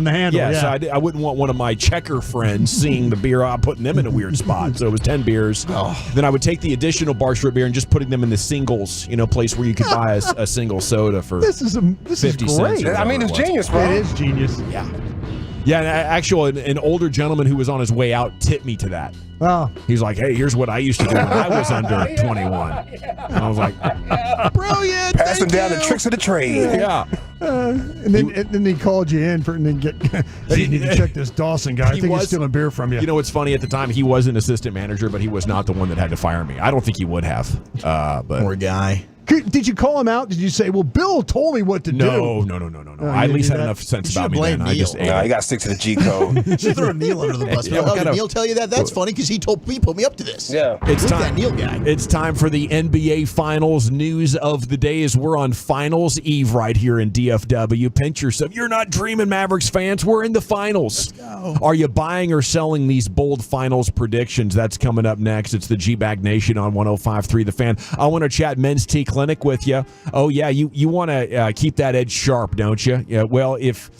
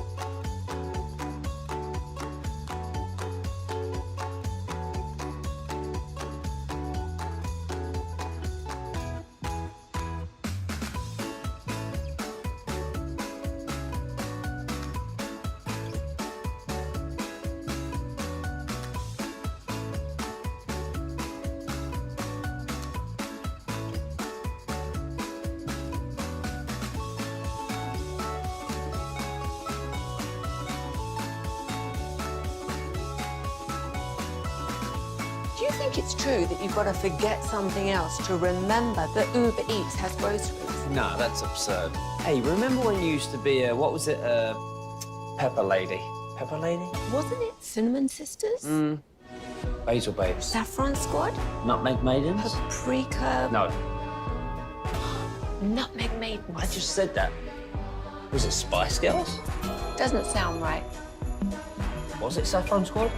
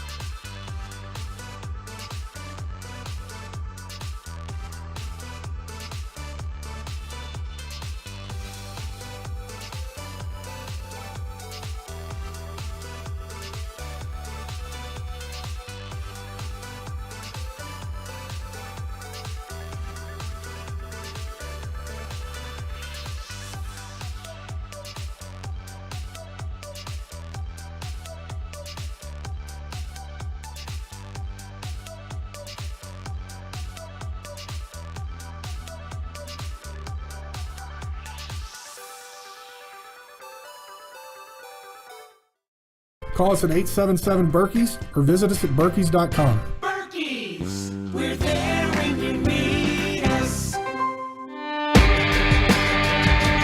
Welcome back. It is the G-Back Nation on 105.3 The Fan. Hope you're having a great day. Segment here is brought to you by Cars for Kids. Donate today, carsforkids.org. It's brought to you by the Frankels. Life's unpredictable. Accidents happen. Franklin Frankl are the go-to attorneys for car and truck wrecks and DFW. If you or a loved one's been in an accident, contact the Frankels for a free consultation. 214 or 817-333-3333. Go online to frankelfirm.com. Celtics guard Jrue Holiday was asked, what can you do to stop Kyrie Irving? He answered, pray. That is one of the biggest matchups, Kyrie versus Jrue Holiday, and how much can, Jrue slow down Kyrie Irving, bother his shot. I don't think individual can in the association, but Drew's one of the best, especially on your smaller type guys. So that's a big one. Who's ready for some bold predictions for your finals, though? And my question for you, are you buying or selling these bold finals predictions that come courtesy CBS Sports? Well played, Lucius. Number one, Luka will average 35 points per game. By the way, only 9 players have averaged at least 35 in a single finals. Shaq did it twice. Jordan did it twice. And then you got to go way back for the next two, Rick Barry and Elgin Baylor. Rick Barry for the old Golden State Warriors for Al Attles. 1975 or 74? Probably. LeBron did it. Giannis did it. Jerry West. Allen Iverson did it because his team was just bad. It was the bottom of the Eastern drought. Drug a bunch of bums there, non-all-stars, to good final showdown against Kobe and Shaq. KD did it. Luka would become the 10th ever to do it in this situation. He has averaged 35 or more for a single playoff series just once. It was against the Clippers back there in 2021. So I'd bet against it, 35 is a lot of dang points, and I feel like if he is that hot, they'll start sending guys at him, and he'll hit the open player, and other players will benefit from that. What would you guys say? You buying or selling Luka averaging 35 points per game in the finals? 35 is a lot. I definitely think he's going to hit 30, but I'd lean towards buying that. I mean, and it goes to what we were talking about earlier. I do think Tatum and Brown are very, very good perimeter defenders, but they don't have the bully type of guy like we saw in Lou Dort, which gave him some issues. And I do think part of that was also Luka being injured, right? I wonder if you have a healthy Luka, are we viewing Lou Dort as doing such an amazing job as we are right now? Luka even stated having the break, it's nice, but he's still hurt. So whatever he's dealing with, I don't think is ever truly going to be okay until after the season. He's going to be hobbling through that. But I do think that there's just not going to be an answer for him. He's a walking bucket. If you want me to go ahead and beat you from 3 and shoot over you, I can do that. If you want me to dribble past you and hit you at the rim, I'll do that as well. So I think it's very likely. This is the type of stage that we've seen some of these alpha dogs take their game to the next level. It's hard to imagine there's another level for Luka to go, but I think that we're going to see it, and I think I'd buy that over selling 35 a game. Kind of feel like that, what he's already averaging, 33.9? Is that what the number is? How many free throws this guy missed during a game every once in a while? That's a great point. If he doesn't miss, he had a game where he was knocking down all his free throws, but depending on how these officials call this game, if he gets to the line and has opportunity, absolutely he can. But he's going to have to knock down some free throws. We know that scoring in the field is going to be there, but is the free throw shooting going to be there? We've seen too many times where it seems like he's a 3 out of 5, or he's a 6 out of 10. Yeah, and if he's able to have that consistency where he's shooting around 91% on free throws, yeah, he can average that. It's a good point. Yeah, I mean, it's there for the taking if he just makes one more shot. Yeah. Finals point differential will be under 20 for the entire series. About a third of all NBA finals have finished with a point differential of fewer than 20. This one will become the 25th. I could see that. I don't see the Mavs running away from the Celtics too many times or vice versa. At least 6 clutch games, which, decided by 5 points at any point in the last 5 minutes. Absolutely. Kind of goes along with bold prediction number 2. I'm buying both of those. How about you, Wolchuk? Yeah, I think that's exactly why I'm leaning Mavs in this series, because I think I just trust Luka and Kyrie, their clutch ability to close out games. We've seen it this year. I think they've been the best in the NBA. I think at times there's question marks as to how clutch Brown and Tatum are in those moments. They've benefited from guys like Halliburton in Game 1 of the Eastern Conference peeing down his leg in that situation. They're not going to get the benefit of Luka and Kyrie most likely having an issue and fumbling a game away in a 5-point or less game with 2 minutes left. They're going to find a way to come up with a big basket. Bold prediction number 4, Brian. Porzingis takes center stage. I think he will. I think he'll be a net negative for Boston, though, because of pick-and-roll defense, because of his lack of quickness, and I think the Mavs big men will get the better of him. Yeah, he's going to have his hands full, but I also worry a little bit about him stepping back and hitting shots. That's something I was listening to the midday guys. I think they were getting into this maybe Tuesday, and they were talking to him, and Reggie read off like his stats coming back from injuries and like multiple games of injuries, maybe weeks of injuries and stuff like that. Those 3-point numbers were like 4 of 6, 5 of 7, 8 of 10. Pretty good. He was pretty clutch when he came to that. The Dallas big men will give them some problems though. And hey, by the way, can I circle back on the clutch games? Yeah, that's all that the Celtics were playing against Indiana. That's all. Every game, there was the one, and kind of like with the Mavs. The Mavs were all. You go to the whole Mavs series, whether it's Oklahoma City or the Clippers. That's all Dallas does is play clutch games. So yes, your number of the over on the clutch games. Yeah. Yes, absolutely on that. Yes. And their fifth prediction: Dallas scores a historic upset. I don't look at this as a historic upset, but that's the way they do. Yeah, I think it's like the third. Will be the 5 seed. A 5 seed has never won the championship. Well, I think just like odds to win, I think they're the third biggest underdog in NBA Finals history are the Mavericks. So for us, like we're not viewing, it's weird. And I've seen like Bill Simmons going back and forth and talking about this on his show with Ryan Russillo. And Bill Simmons is a Boston guy. So we can give him the homer label if you want.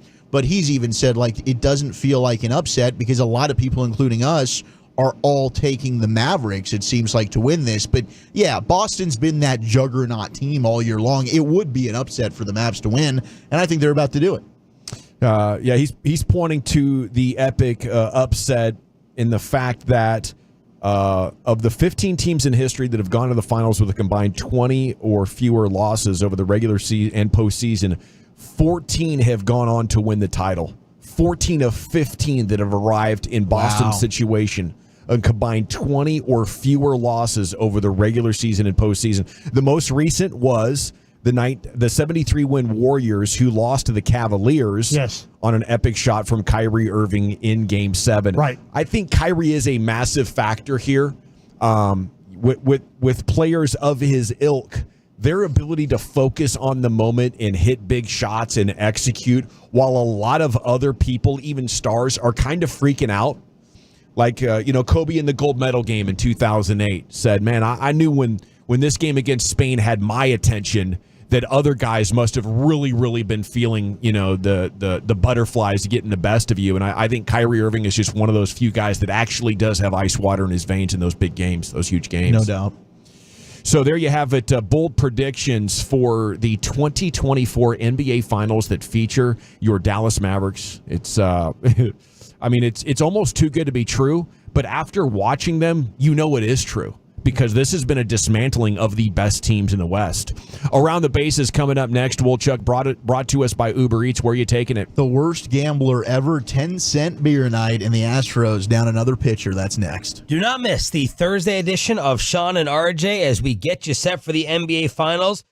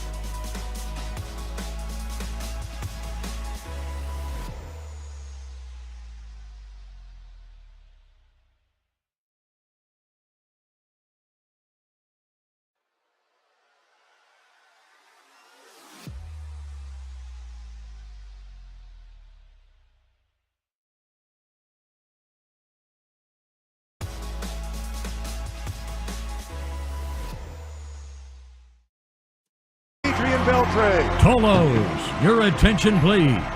Join the Fan and the Rangers in celebrating Adrian Beltre at the Hall of Fame luncheon to benefit the Texas Rangers Baseball Foundation Friday, August 16th at Live by Lowe's.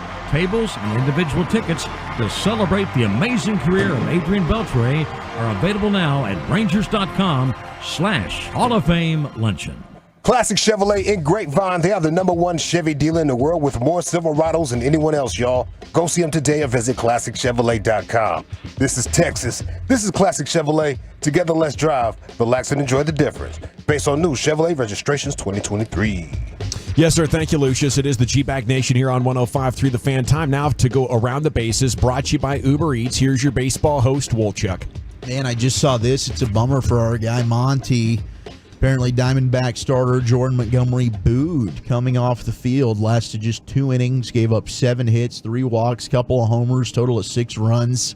Another pitcher who says missing spring training has been a factor in his slow start. We've seen that with Blake Snell as well, but Blake Snell's hurt now, right? Yeah, he is, and I don't think Jordan Montgomery would be booed coming off the field here in Texas in a Rangers uniform. That's a bummer. That's sad to hear. I think they need to trade him to us. I think so. Maybe a deadline move. Yeah, a deadline move. I think so. I think that sounds like a good move to me. Pay the salary for a prospect or for a player. Some kind of switcheroo. Yeah, we can do that. I think our GM's really good at doing things like that. Really good. CY's kind of the best. I mean, he had the idea to get him last year. I think maybe you're onto something there. Yeah, go ahead and make that happen. Yeah. Astros are going to be in the market for a pitcher as well.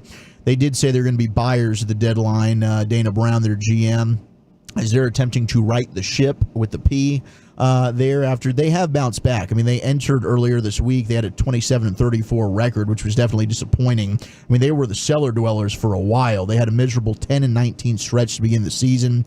Since then, they were 17-15 since the start of May. So they've definitely been playing much better. But now they've got Christian Javier and Jose Urquidy.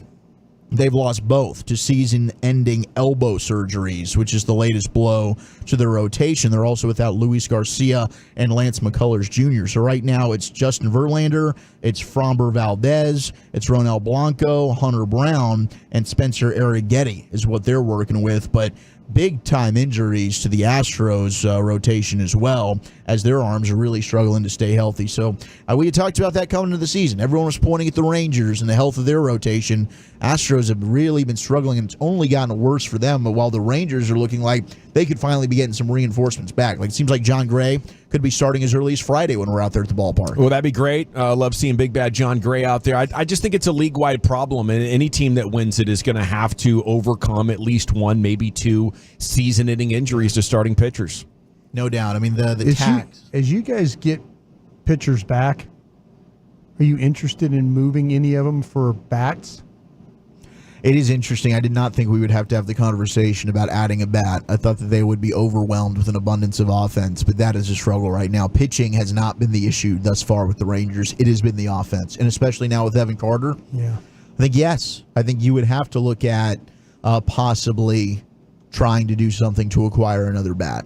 I think, yeah, you would. Because, I mean, now you've got a luxury of, like, okay, if you've got guys that are coming back to your rotation, you can look at it. Andrew Heaney as a long reliever. Yeah. You've had some guys that have really stepped up and played well in the bullpen. So, yeah, I think so. And we'll go through. I'm sure we'll get some more names coming on when we do Around the Bases later this week that we can maybe target to go and add some offensive firepower.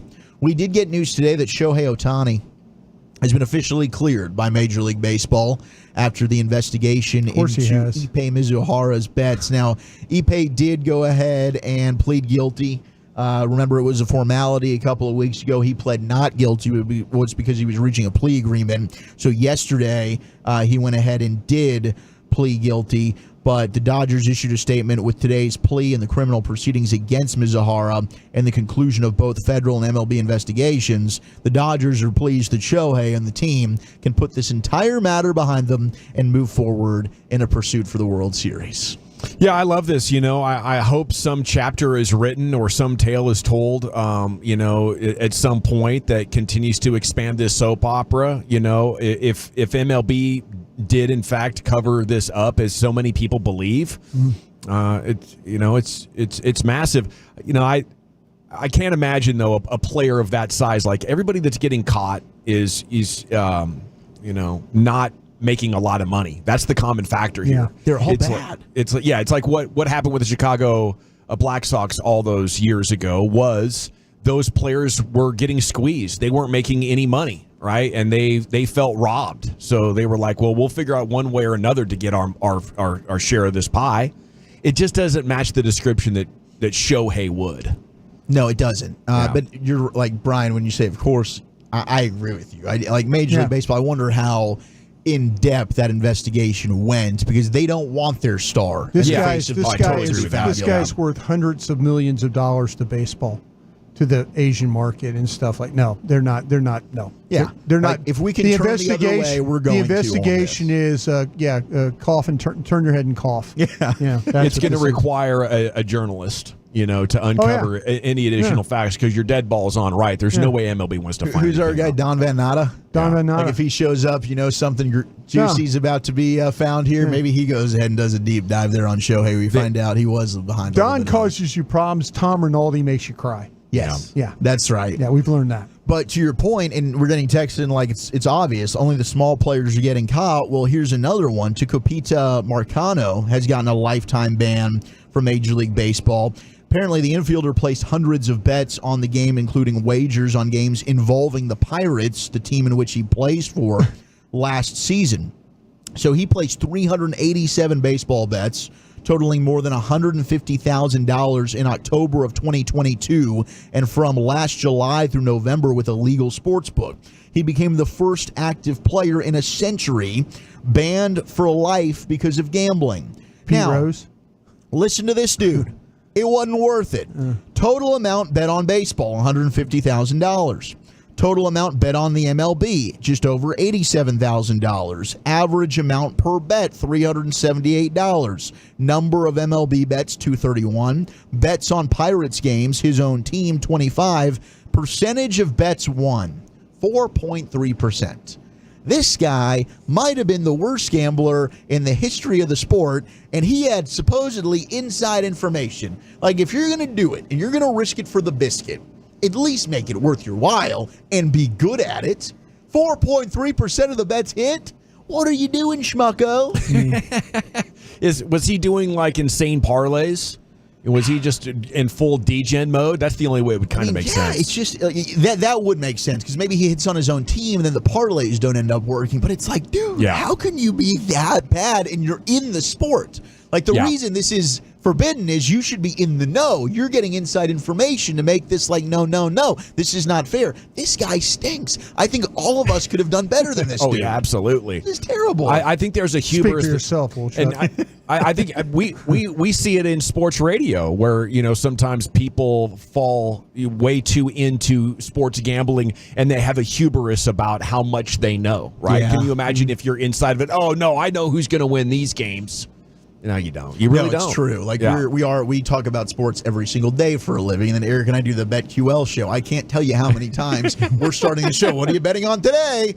Well, it's a lot. Hour. It's like, that went down the crapper. That was a terrible. I just kidding. I didn't say that one. But I mean, it's tough. It's hard. And the worst Celtics in 6. Worst thing that can happen is you don't. Brian. Yeah, that's the worst take I've ever heard. So gross. I'll bet you title for title on that one. Couple of brisket sandos on the line here. Yeah, always, put some on it, always Brian. a couple of briskets. Yeah, a couple of brisket sandos. How about you got to make me one of your burgers? Okay. And I gotta do a meatball sub for you. You like the meatball sub? That sounds wonderful. Sounds like some love right here. Yeah. This is good. We're betting on food. Right. You like the meatball sub, right? I love the meatball sub. Okay. Well, it's a love. All right. You've got to make me one of the Costco best burgers you've ever had. Exactly. You Will got you put cheese on it for me, brioche please? bun. Yeah. 3 slabs of cheese. Okay. Those slices are chintzy.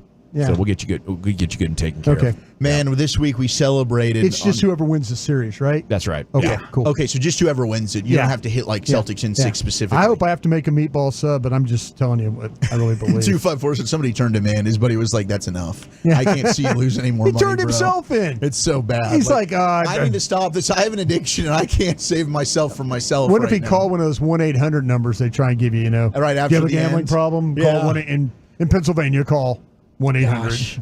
This week we celebrated 50 years ago 10-cent beers that turned Rangers and Cleveland into a bloody riot. I remember it.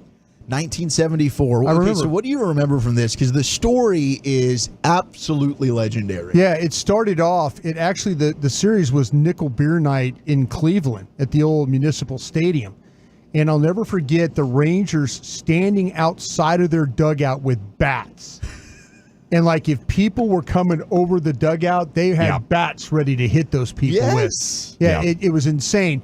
And then the Indians came the next series. They made the return trip to Arlington, and then you had 10 cent, and then it turned into another. It was crazy. Yeah, but the one in Cleveland was as wild to see. Now I remember the White Sox did anti-disco night where they were blowing up records out in center field, which was crazy. Oh man! Like the field caught on fire and stuff like that. But it was the 70s. The 5-cent beer night in Cleveland was insane. Like somebody texted and said 10-cent beers, sign me up. And yeah, everybody did. And they were legitimate cups. It was like legitimate cups of beer. They got there early. Yeah. They started drinking early, and they drank a lot. Yeah. And feels like free beer at that point. Yeah. Even dollar beer feels like it. Yeah. Manager Billy Martin for the Rangers, never one to back down from a fight, writes the Morning News, turned to his players in the dugout, told them to grab bats before leading a charge onto the Municipal Stadium field and into mayhem. Yeah. Unbelievable. I don't blame him. My first professional or AAA baseball experience was at a quarter beer night in about 1982. 6-year-old Gavin watching a doubleheader involving the Portland Beavers at Old Civic Stadium downtown Portland. There, and I just remember hammered adults everywhere cussing a lot. I was terrifying. Yeah, it really was. What was it do at Portland? We had to do it. Didn't the athletic department buy beer for everybody at Portland at a game? Oh yeah. What was that all about? That we opened up the beer garden there? They were trying to get fans. You show up the game, you get free beer or something like that. Yeah, the coach was on a radio show, and they were talking about what it's going to take to get fans out there for their big game. So he was like, "I'll buy everybody some beer." You know, he must have ended up buying a ton of beer in that case. I think it was like $80,000 in beer. Probably his year 25,000 showed up to this, which was apparently like double their usual attendance. Oh yeah, 10-cent beer night. Yeah, it was crazy. They came out. Seriously, I'll never forget the Rangers listening to that game. It was a war. The stories are incredible from that, and I know Tom Grieve I think has a video out talking about that as well. If you want to go down that rabbit hole. Finally, as we wrap up around the bases, All-Star Weekend is adding prospect skills competitions, including target practice and a power display.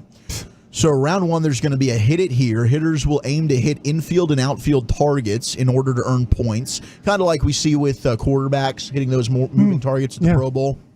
Round two is going to be call your shot. Hitters will have a number of swings to showcase their control. To start, they're going to announce, which, left, right, or center, they will try to hit the ball. If successful, they will then choose to hit one of the two remaining fields, and it'll just keep going on and on from there. And then round three will be swing for the fences. Hitters will showcase their all-field power and attempt to hit home runs, kind of like a mini home run derby there. But I'm into this. I mean, all the skills we can add for the All-Star game, especially the first time here, we get to get a front row seat. Yeah, I feel like, to me, that they should have a deal where, call your shot, and if they hit the shot, like you get to adopt a fan. Like at the game, like fan gets 100,000 and you get 100,000 for your charity. Yeah, but it's like awesome. It's like it's Corey Seager and the fan Zach Wolchuk, and now Zach's bully. Yeah, now everybody's like involved so each player has a fan that they're trying to win money for. I like this. Yeah, I need to square away the text over. There's no way Ohtani did anything. You have to think like a degenerate. Yeah. Okay. His baseball income is his avenue for making big bets. You're not going to put that income in jeopardy. There's lots of other stuff to gamble on. Yeah. Cards, horses, all kinds of stuff you can do now. Other sports. Hell, other teams. Just do other teams, and they're only going to sit you down for a year, right? If you just have to bet on baseball, just don't bet on your team like that Padre guy found out. Yeah. Pirates, Doesn't make sense to me, but hell, who knows? Once you talk about, if you make the assumption that he does have a gambling addiction, then all bets are off. I've seen that Adam Sandler movie. Okay, we got to run, Nation. We got 2 down, 2.5 to go. What matchups the Mavs must win in order to bring home the Larry O'Brien Trophy? That's coming up next. The G-Bag Nation here on 105.3 The Fan. Fellowship at its finest. You're rolling with the G-Bag Nation on 105.3 The Fan and our Odyssey app, presented by Comerica.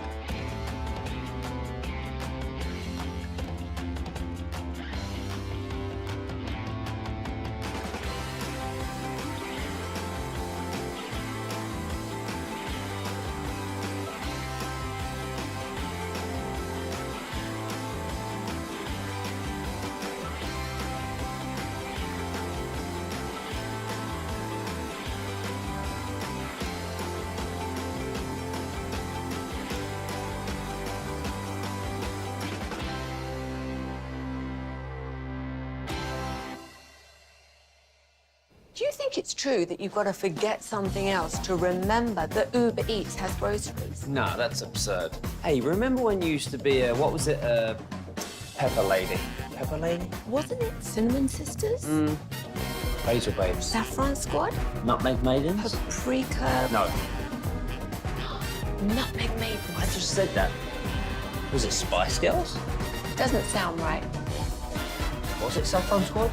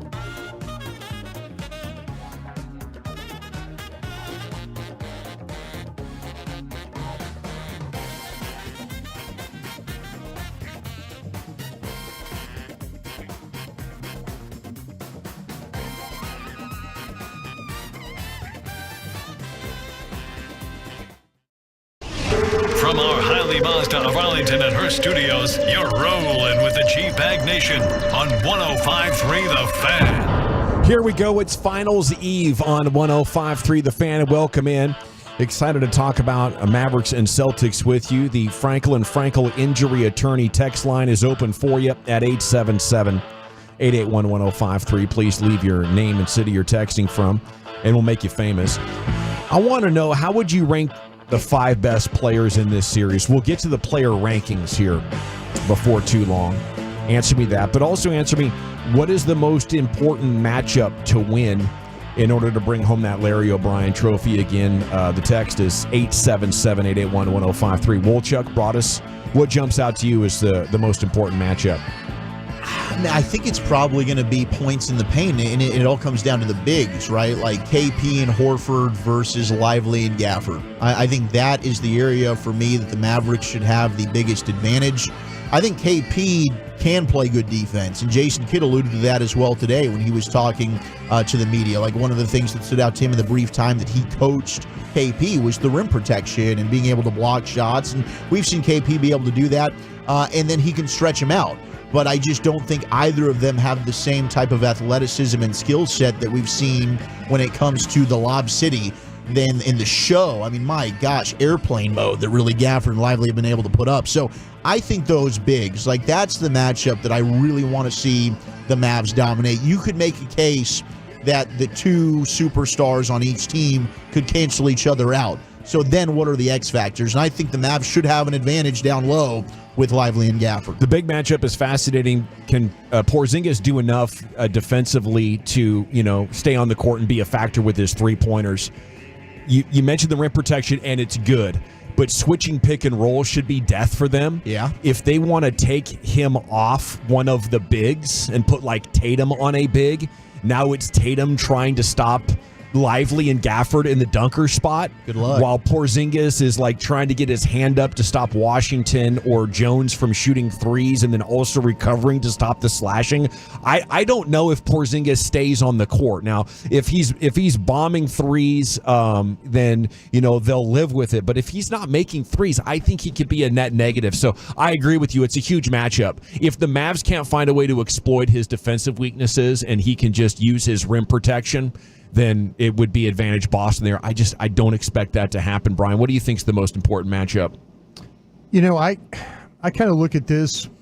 I think Drew Holiday is an X factor here. Sure. Because he's such an outstanding defender. And, where does Boston, how do they determine who the most important, they're kind of damned if they do and they're damned if they don't. And how much can Jason Kidd keep Luka and Kyrie on the floor at the same time to make sure that somebody is available for scoring? But because I think that with Drew Holiday and what he could present, he could be an eraser, and he could make it very, very difficult for one of the stars. Whoever that night might have it going pretty well for the Mavs, I could see them adjusting. Mazzulla. Yeah. I think Joe Mazzulla could adjust and say, okay, I'm going to put Drew Holiday on that, and I'm going to make life difficult for whoever's got the hot hand. So, how can you score if you're Luka or Kyrie with their best defender on you?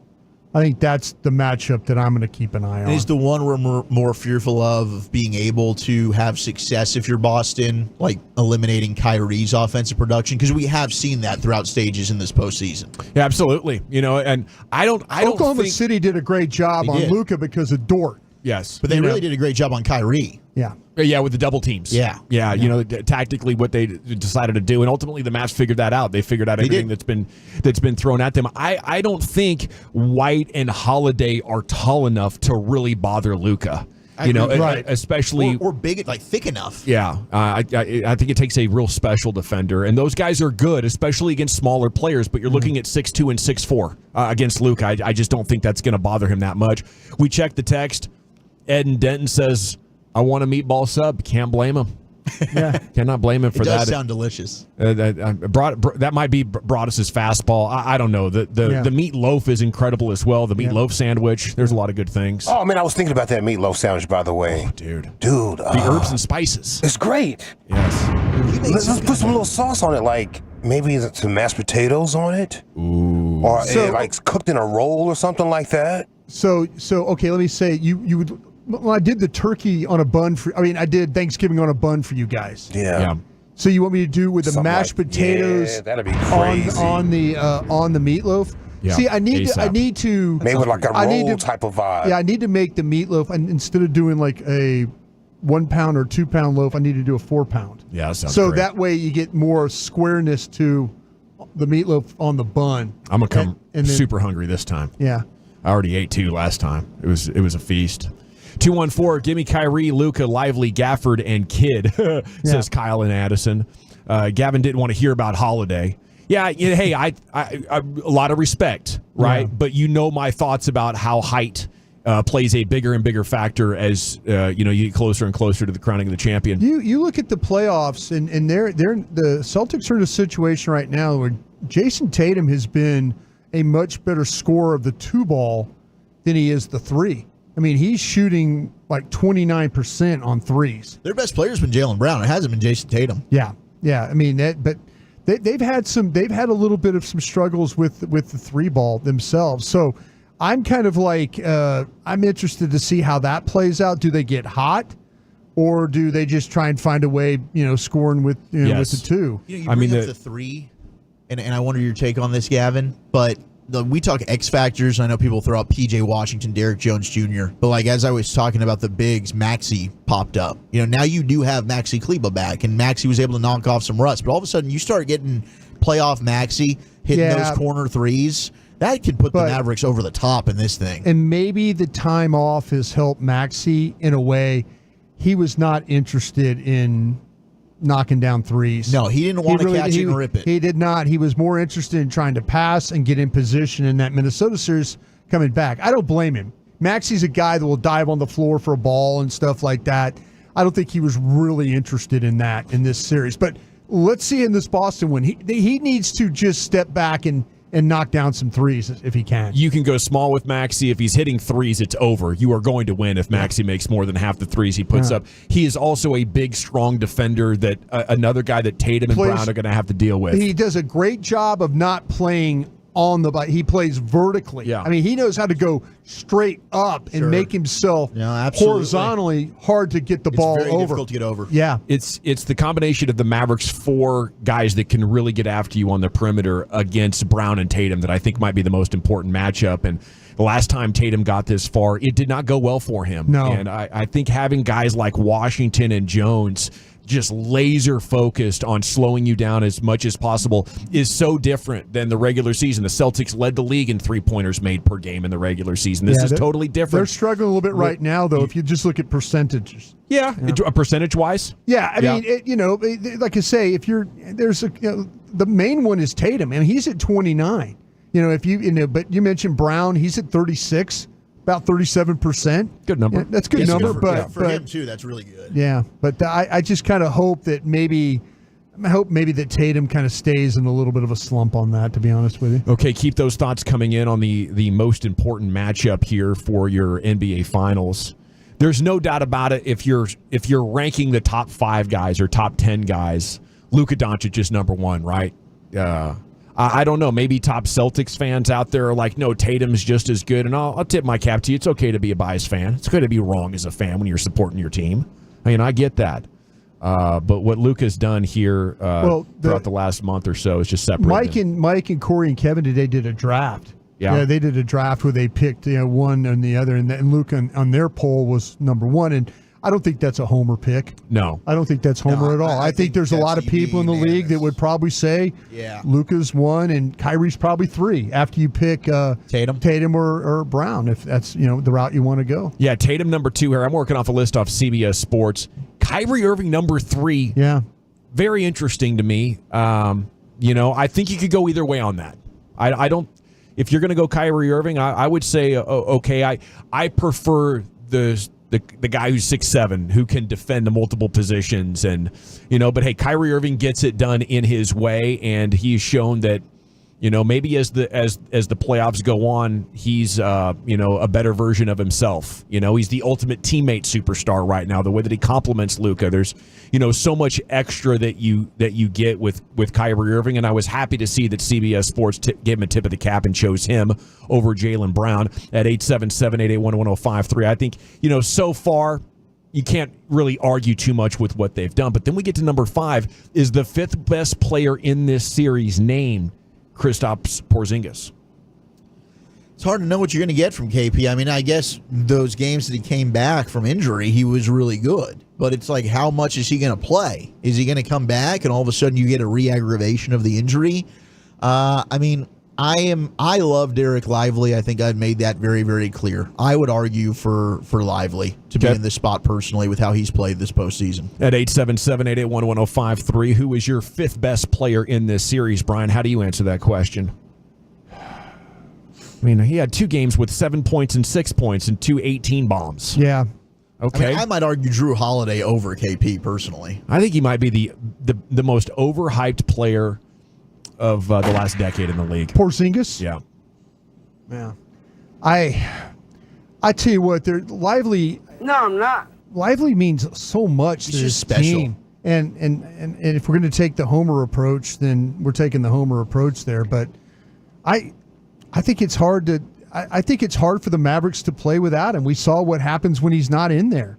It's not as good as a defensive team, and there's things offensively. They don't get the rebounds. They don't. There's a lot of things. I think there's a legitimate argument that he is the 5th player. He's special, as an athlete, but also his basketball IQ is so high. His awareness of what the other team is trying to do and how he can take away those angles it's really special. He will find a way to battle 3 other bigs for the ball. Yeah. Everybody else is nowhere near. And what's he doing? He is tipping the ball out, grabbing the ball. He's doing something to try and help your team win every time he's on the floor. Well, as good as Boston was, or as good as CBS Sports was with their first 4 guys, I think they butchered like the next 6 or 7. They go Porzingis, Derek White, really nice player, championship level player, Drew Holiday coming in at 7, then PJ Washington, then Al Horford, who was probably washed up 2 years ago, really a solid veteran big man. But I think if I'm trying to build a championship front court, he's at best my 3rd best big man.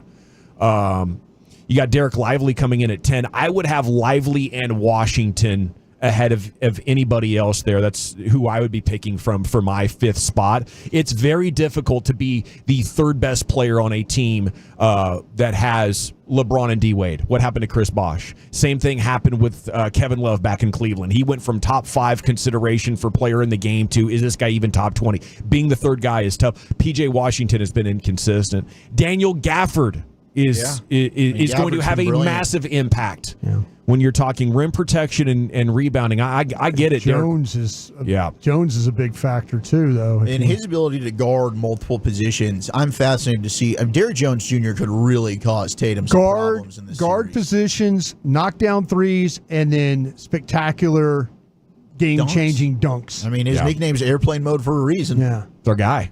Joined us twice over the last 6 weeks. So salute to him and best of luck to the guys as they get set to head out to Boston. They're there now. They are there already? They're nice. there. Yeah. Okay, Joe Vardon of The Athletic is going to continue our finals conversation. He joins us next. The Wooly Bullies top 10 has been moved to 440, and we're back here in the G-Bag Nation. Hey, do you want a new vehicle? If you do...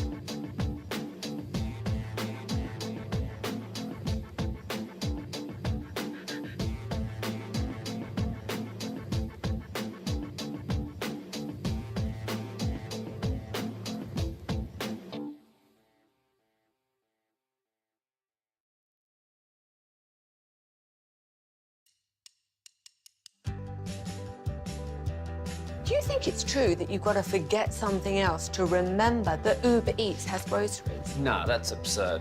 Hey, remember when you used to be a, what was it, Pepper Lady? Pepper Lady? Wasn't it Cinnamon Sisters? Basil Babes. Saffron Squad? Nutmeg Maidens? Paprika? No. Nutmeg Maidens. I just said that. Was it Spice Girls? Doesn't sound right. Was it Saffron Squad?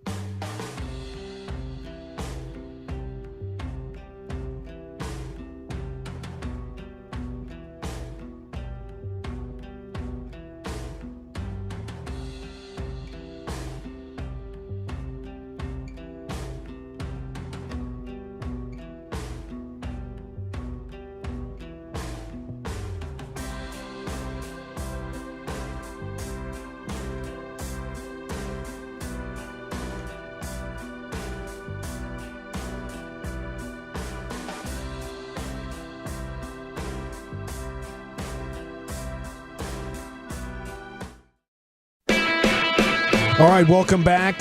Joe Varden of The Athletic talking finals here in just a second. Segment's brought to you by the Frankels. Life's unpredictable. Accidents happen. Franklin Frankel are the go-to attorneys for car and truck wrecks in DFW. If you or a loved one's been in an accident, call the Frankels, 214 or 817-333-3333. Go to frankelfirm.com. It's brought to you by Cars for Kids. Donate today at carsforkids.org. And a good afternoon, Joe. Thanks for joining us. How you doing? I'm doing well. It's good to be here. That's great to have you. Who are you picking here, Joe? You know what? I've been speaking with some people, very prominent NBA types, names you would know, who both said that they think Dallas is winning this series. Big guys, and I just can't give away their names, but opinions I trust. They just think that Luka is the best player in the league and that he is unstoppable, and that this is a series in which the best player is going to see it through. So that's what they say. I would add that Boston has been the best team all year.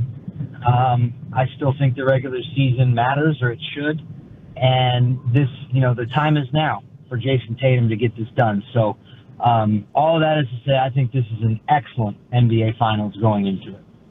Is it difficult to assess exactly what Boston having the most wins is, considering, so many key players were injured and the Mavericks roster really didn't come together until like the final month of the season?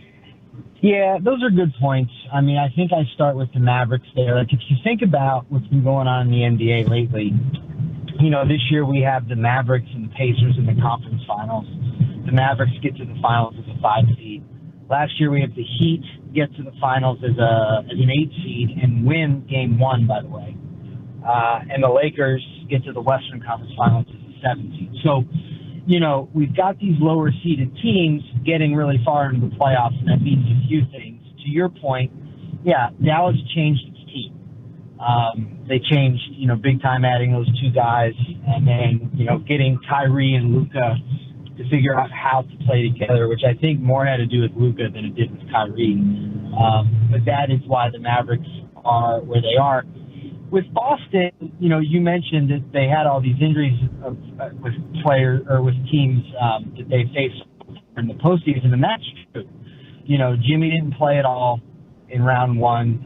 Donovan missed game 4 and 5 and game 2, and then Tyrese missed game 3 and 4 last series. Those are big time all-stars for sure.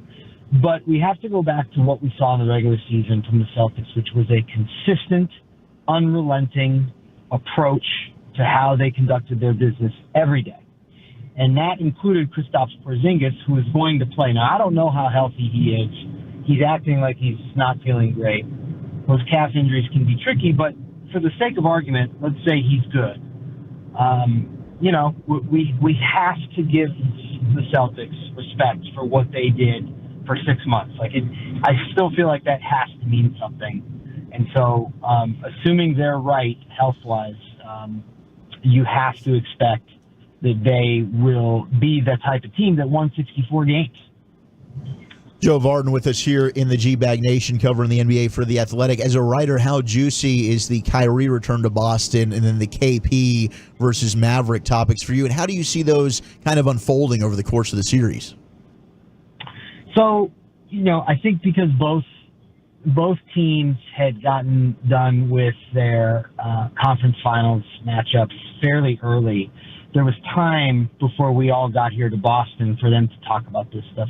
So Kyrie already had that moment where he said that he wasn't his best self here, which we could talk about if you want. But then the Porzingis stuff, had already come up.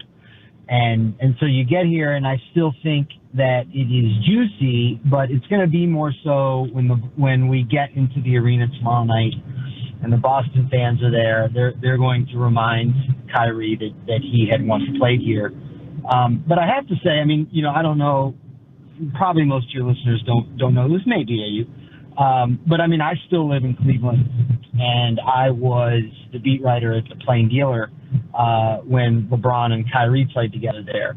And so for LeBron to come out yesterday and say what he said, Of course, Kyrie was going to be asked about that today. And what's interesting about it is Kyrie hasn't been to the finals since he left LeBron.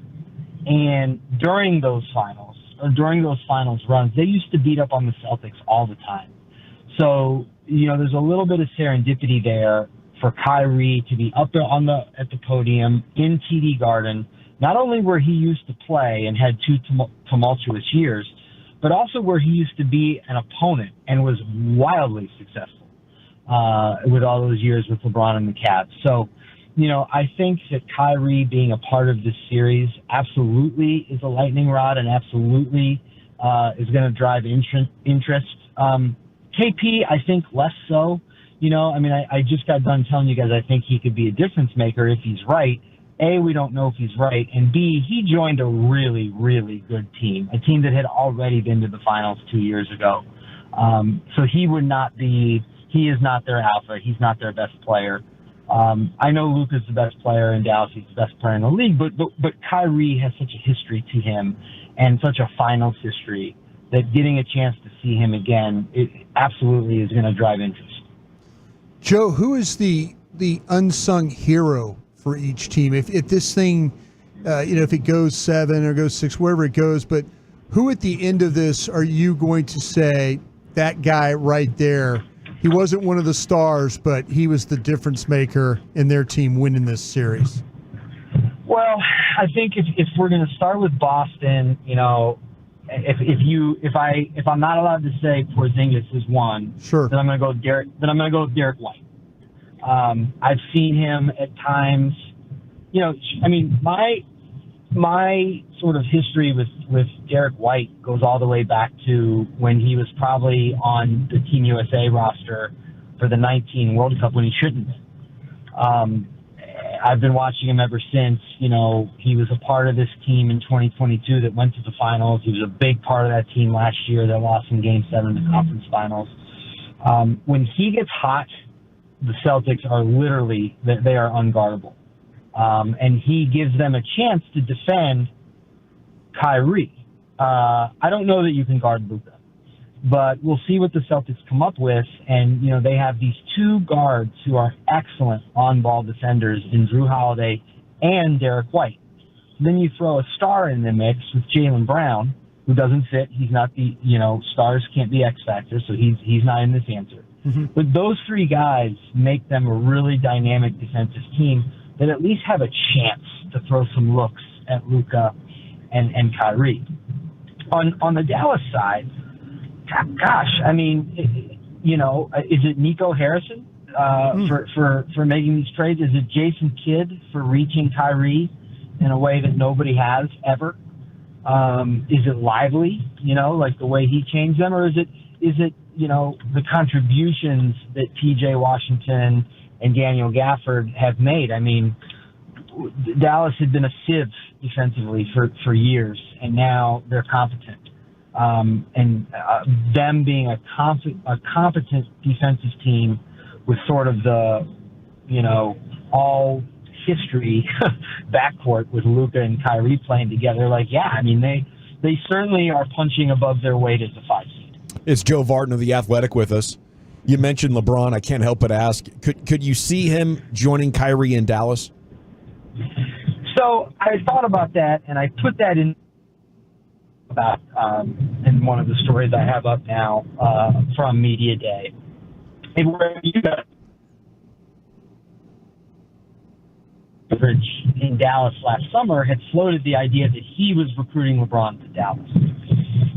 As LeBron considers his options, as he goes into the twilight of his career, he's there now. We're on the closing holds here, for sure. And you think about... Oh, we're losing you, Joe. We lost you a little bit there, sorry. Joe. Okay, am I still there? Yeah, we got you clear now. Okay, yeah, sorry about that. Just basically, Dallas would be a great place for him to win. He's going to have to take less money if he wants to do that, and I don't think LeBron is at that place where he wants to go join somebody else's team. That's why I don't think he goes to Golden State. It's why I don't think he goes to Dallas. But then again, him being that far out there saying he wishes he was still Kyrie's teammate. I mean, sometimes there is meaning behind these things, as LeBron says. Joe, circling back to you covering Kyrie with Cleveland and then having to see him now there and what he seems to be in such a good place with the Mavs. And when that trade was made, I know I can speak for myself, and I was dead balls wrong. I didn't know what we were going to get from Kyrie with how the exit happened in Boston and in Brooklyn, but he's been incredible with the Mavericks. How have you seen him grow and evolve as a player and a person from the version you had in Cleveland to now going into these finals with the Mavs? Yeah, I mean, that's an excellent question, and you should ask it. But really, my history with Kyrie goes past Cleveland. He left the year before I got this athletic job and was hired onto the national team. So that last year where I was with the Plain Dealer, it was his first year in Boston. And then my first year in this job was his second year in Boston, where things really went sideways. And then he goes to Brooklyn. So I've seen him every step of the way. And we were in a good place professionally when he left Cleveland. Certainly, and I had never actually had trouble with him. There was the one time at the All-Star game when he started doing the flat earth stuff, and we had an exchange that's on YouTube, but that was it. I had always appreciated how he carried himself, at least with me, and certainly the way he was my favorite player to watch with the ball in his hands, LeBron included. And then it just got tough. It got tough to explain what he was doing and what he was saying, whether it was the COVID stuff or obviously then he made some comments that really tough last year and got in more trouble but even sort of the undermining of Steve Nash and on and on and on.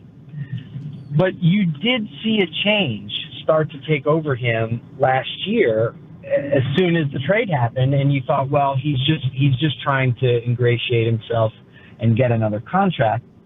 But you see the way he's been this year. And I have a story for you guys. I hope we have time to tell it. It's quick, but you guys, the Mavericks were in New York, and I happened to be there. It was this year. And I hadn't seen Kyrie all year.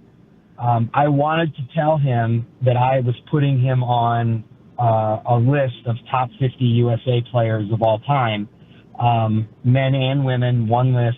It published about a month ago of the top players who performed the best for USA basketball. And I wanted Kyrie to know, whatever our problems had been, that I just wanted him to know that he was on that list. And so I was waiting for him in the visitors' locker room. He comes in from either lifting or maybe getting treatment after the game.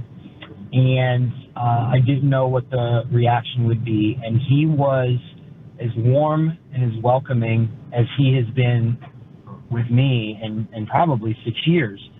And there was one point where Marquise Morris had come over to talk to Kyrie about where they were going for dinner, and Kyrie actually he answered the question, but then he said, he actually made a gesture I'm if you'll excuse us, Marquise, I'm still talking, and continued to banter back and forth with me, and just the way he was engaged in the conversation, and the way what he was saying, he really wanted to play for Team USA. He really wanted, he felt like he was having a really good season for the Mavericks. And he had recalled the good times in Cleveland, more so than the trouble in Boston or Brooklyn. And I knew at that moment that he was in a different and better place, than he had been. And as you see, that was months ago.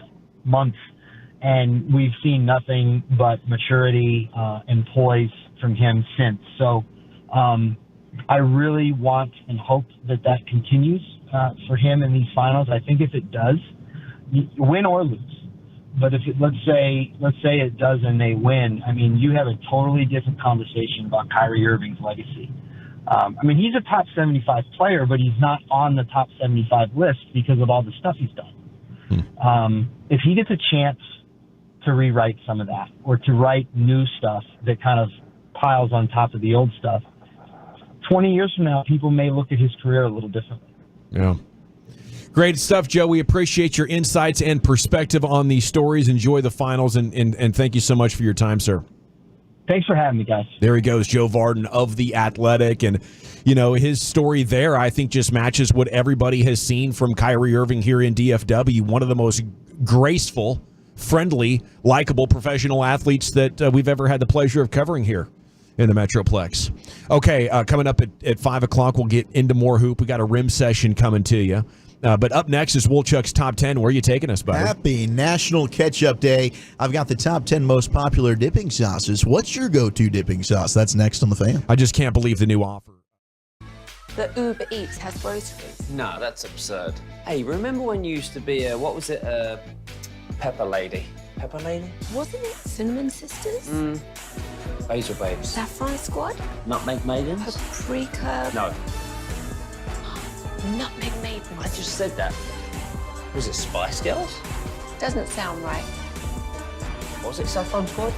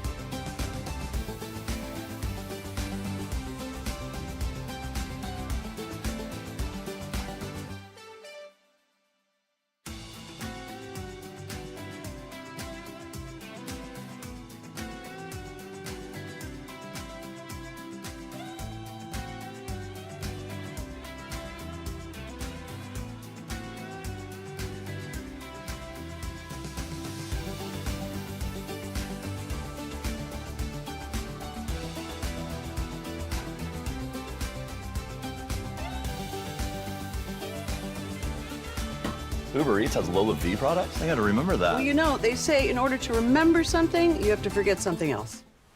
In Grapevine, they are the #1 Chevy dealer in the world with more Silverados than anyone else.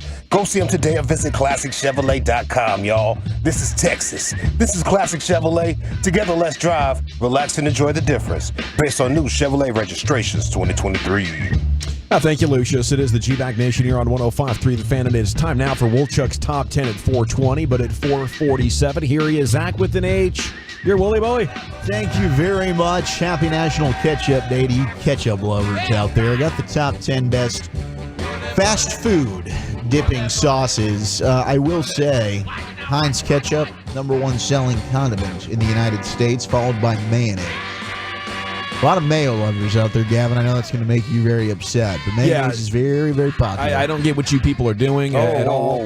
What do you mean, you people? You mayonnaise-loving savages. But yeah, I love ketchup, or as Remy calls it, she just sauce. Just sauce? Yeah. Where's the sauce? She needs more sauce. I mean, as a kid, yeah. I mean, I love ketchup. I'll put ketchup on darn near almost everything, to be honest with you, Lucius. No, I ain't mad at you, man. Ketchup is a great Ketchup's condiment. delicious. It really is. If you're going for your top dipping sauce, I know you love the Wingstop Ranch. There you go. Is that #1 for That's you? #1 for me. #2, avocado ranch from, was that Chick-fil-A? Oh, yes, that avocado lime ranch. Yep, that's it. #2 for me. That right is there. a delicious, man. Yes. I haven't had that avocado lime ranch in a while. Yes, sir. Yes, queen. That stuff is delicious. Brian, where are you going with your dipping sauces? You know what? I've become a kind of a snob. Well, that's not a surprise. And a food snob for sure. Impossible. I love Chinese barbecue sauce. What? I don't know that I can say that I've had Chinese barbecue sauce. Yeah, I've developed this. There's a certain sweetness to it, but with the soy sauce kind of flavor. And I know soy sauce tears me up. It's worth it, though, isn't it? It's so worth it, though. Did you go there Monday night after the Rangers? No, I told you. I told He you. was talking about it on the way out. I bet he was. I think that dog pooping might have made him lose his appetite. I was no longer, but not that hungry anymore. But I'm kind of this Chinese barbecue sauce. I'm just totally, because the whole thing with sticky ribs and stuff, all these things, that flavor with it. Hey. I put it on burgers and it. So it's the go-to barbecue sauces, huh? For me right now, it's better than any barbecue sauce. Is there a specific brand that you're going to right now? I might need to stop at the store and get some. I'll bring you some. Okay. I can't. I have. It's a visual thing. I have to see it. I can't tell you the name of it, but when they have it in different flavors, okay, like the original and garlic and all these, and I'll bring you. I'll bring you one so I can see it. Yeah. I mean, we're getting a lot of love. The spicy ketchup from Whataburger is probably the #1 that's been texted in.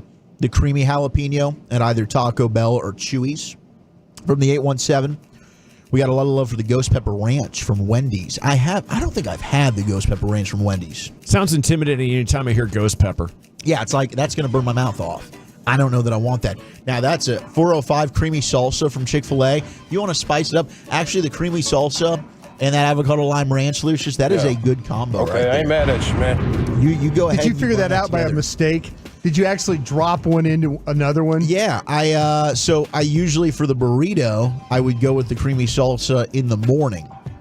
And what happened was I worked like a super long shift, and I went ahead So and I the got second burrito. Yeah, and I accidentally opened the avocado lime ranch, and I dripped a little bit of that on there that I was going to put with, I don't know, the biscuit or something to try it out. Sure. Hey, great products were made by mistake, man. Ended up being Absolutely, fantastic. yeah. It's a good combo. Carolina barbecue sauce from the 214. If you're going mayonnaise, Duke's mayonnaise, by the way. Duke's mayonnaise is good. There's like pew pie or something like that. Yeah.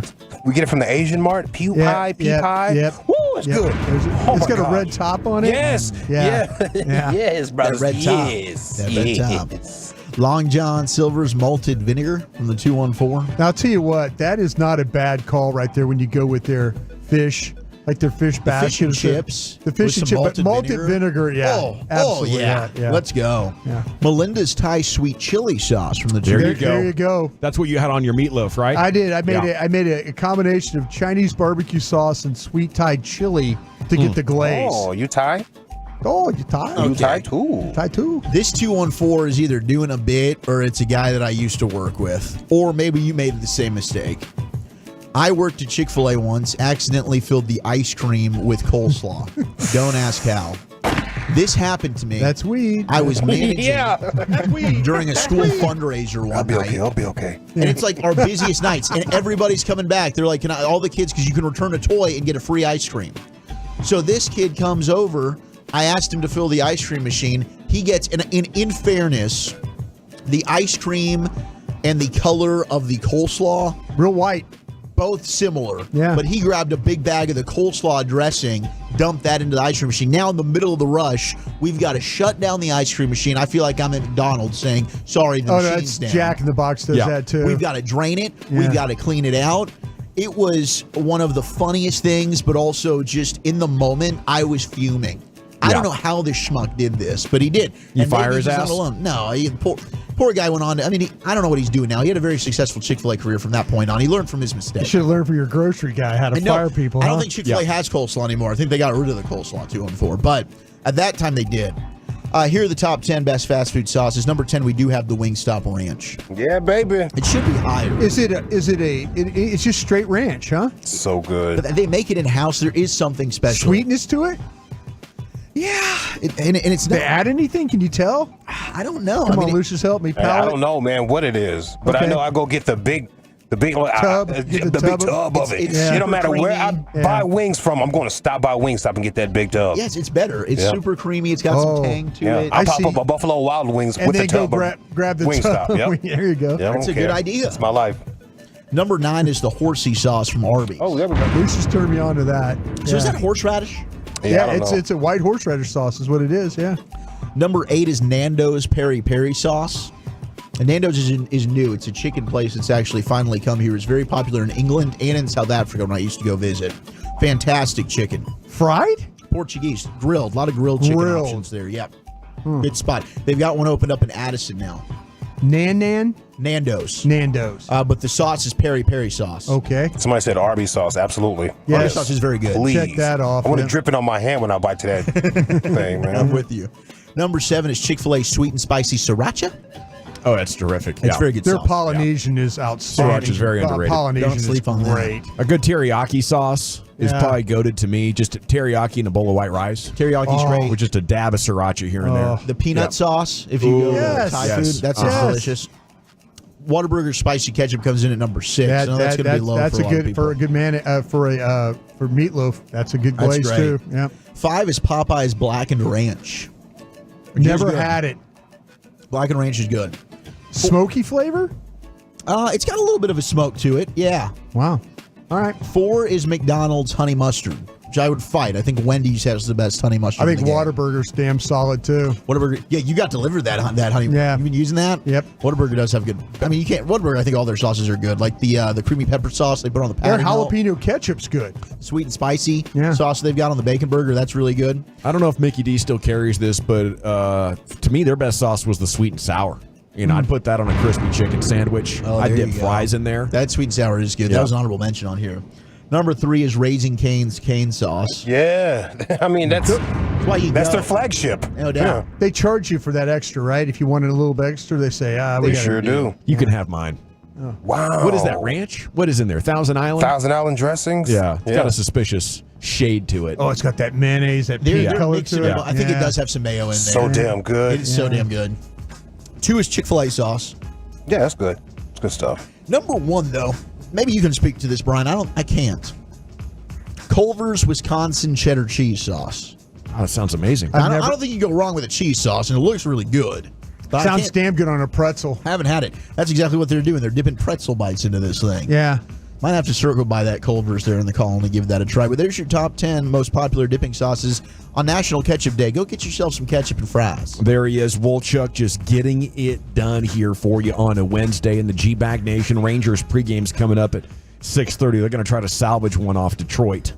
It's a tough state of affairs, but it is. You got Urania on the hill tonight against Maeda, so we'll see if they can get this squared away. Sands is going to join you about an hour, but we got finals on our brains. It's finals eve and a little rim session coming up next. Chuck, where are you taking it? JJ Redick addressing the coaching rumors. Luka responding to Chandler Parsons. That's next on The Fan. This nation is...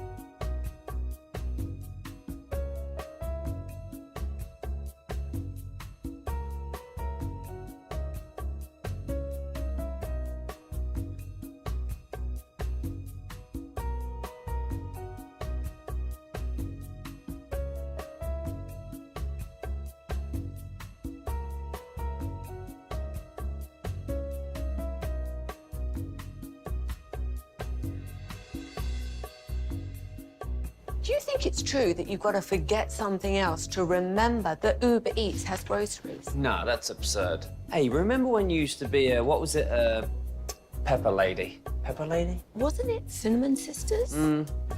Basil Babes. Saffron Squad? Nutmeg Maidens? Paprika? No, Nutmeg Maidens. I just said that.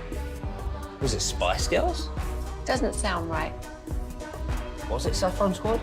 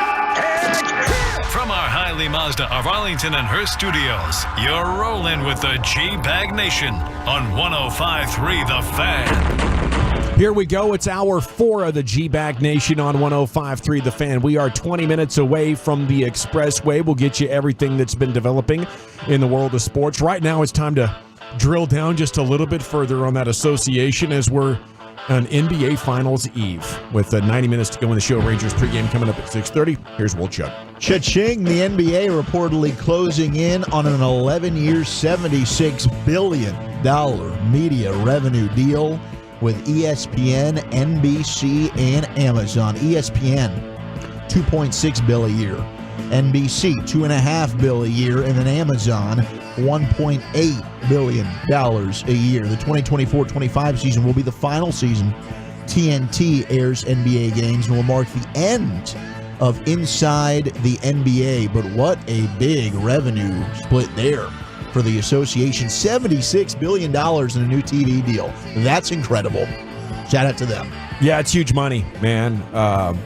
I don't imagine this is going to continue forever, for much longer. I think that's part of why Mark Cuban sold, but that still shows you it's very healthy. Yeah, I was just wondering why, I guess a great opportunity for Mark. I saw him at the game the other night. I should have asked him about getting out, but I kind of felt like that maybe he was getting out because the numbers probably weren't great, but that sounds very healthy to me.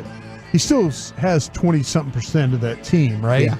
He still owns a percentage. So he owns a percentage, so maybe he still benefits from those numbers. Maybe just some solid profit taking. I don't know. Very healthy. Maybe the revenue slows down, the growth slows down. I don't know if I don't know if I would be selling the team if I knew that we were about to sign a $70 billion That's big television time deal, money. right? Now, it is a bummer that we lose inside the NBA. I wish that they could just move over to NBC or something like that. I mean, I know that, Ernie Johnson, TNT, I think his dad used to work there. He's like grandfathered into TNT. He does not want to leave. He's been very outspoken about that. But damn, that is a bummer that this is going to be the last year of that program. Well, it really is. But they'll probably put something else together. Going out on top, though. Maybe at least they don't get super old and pathetic. What's keeping them from getting their own production company and just on a nightly basis doing that themselves and selling it to NBC or?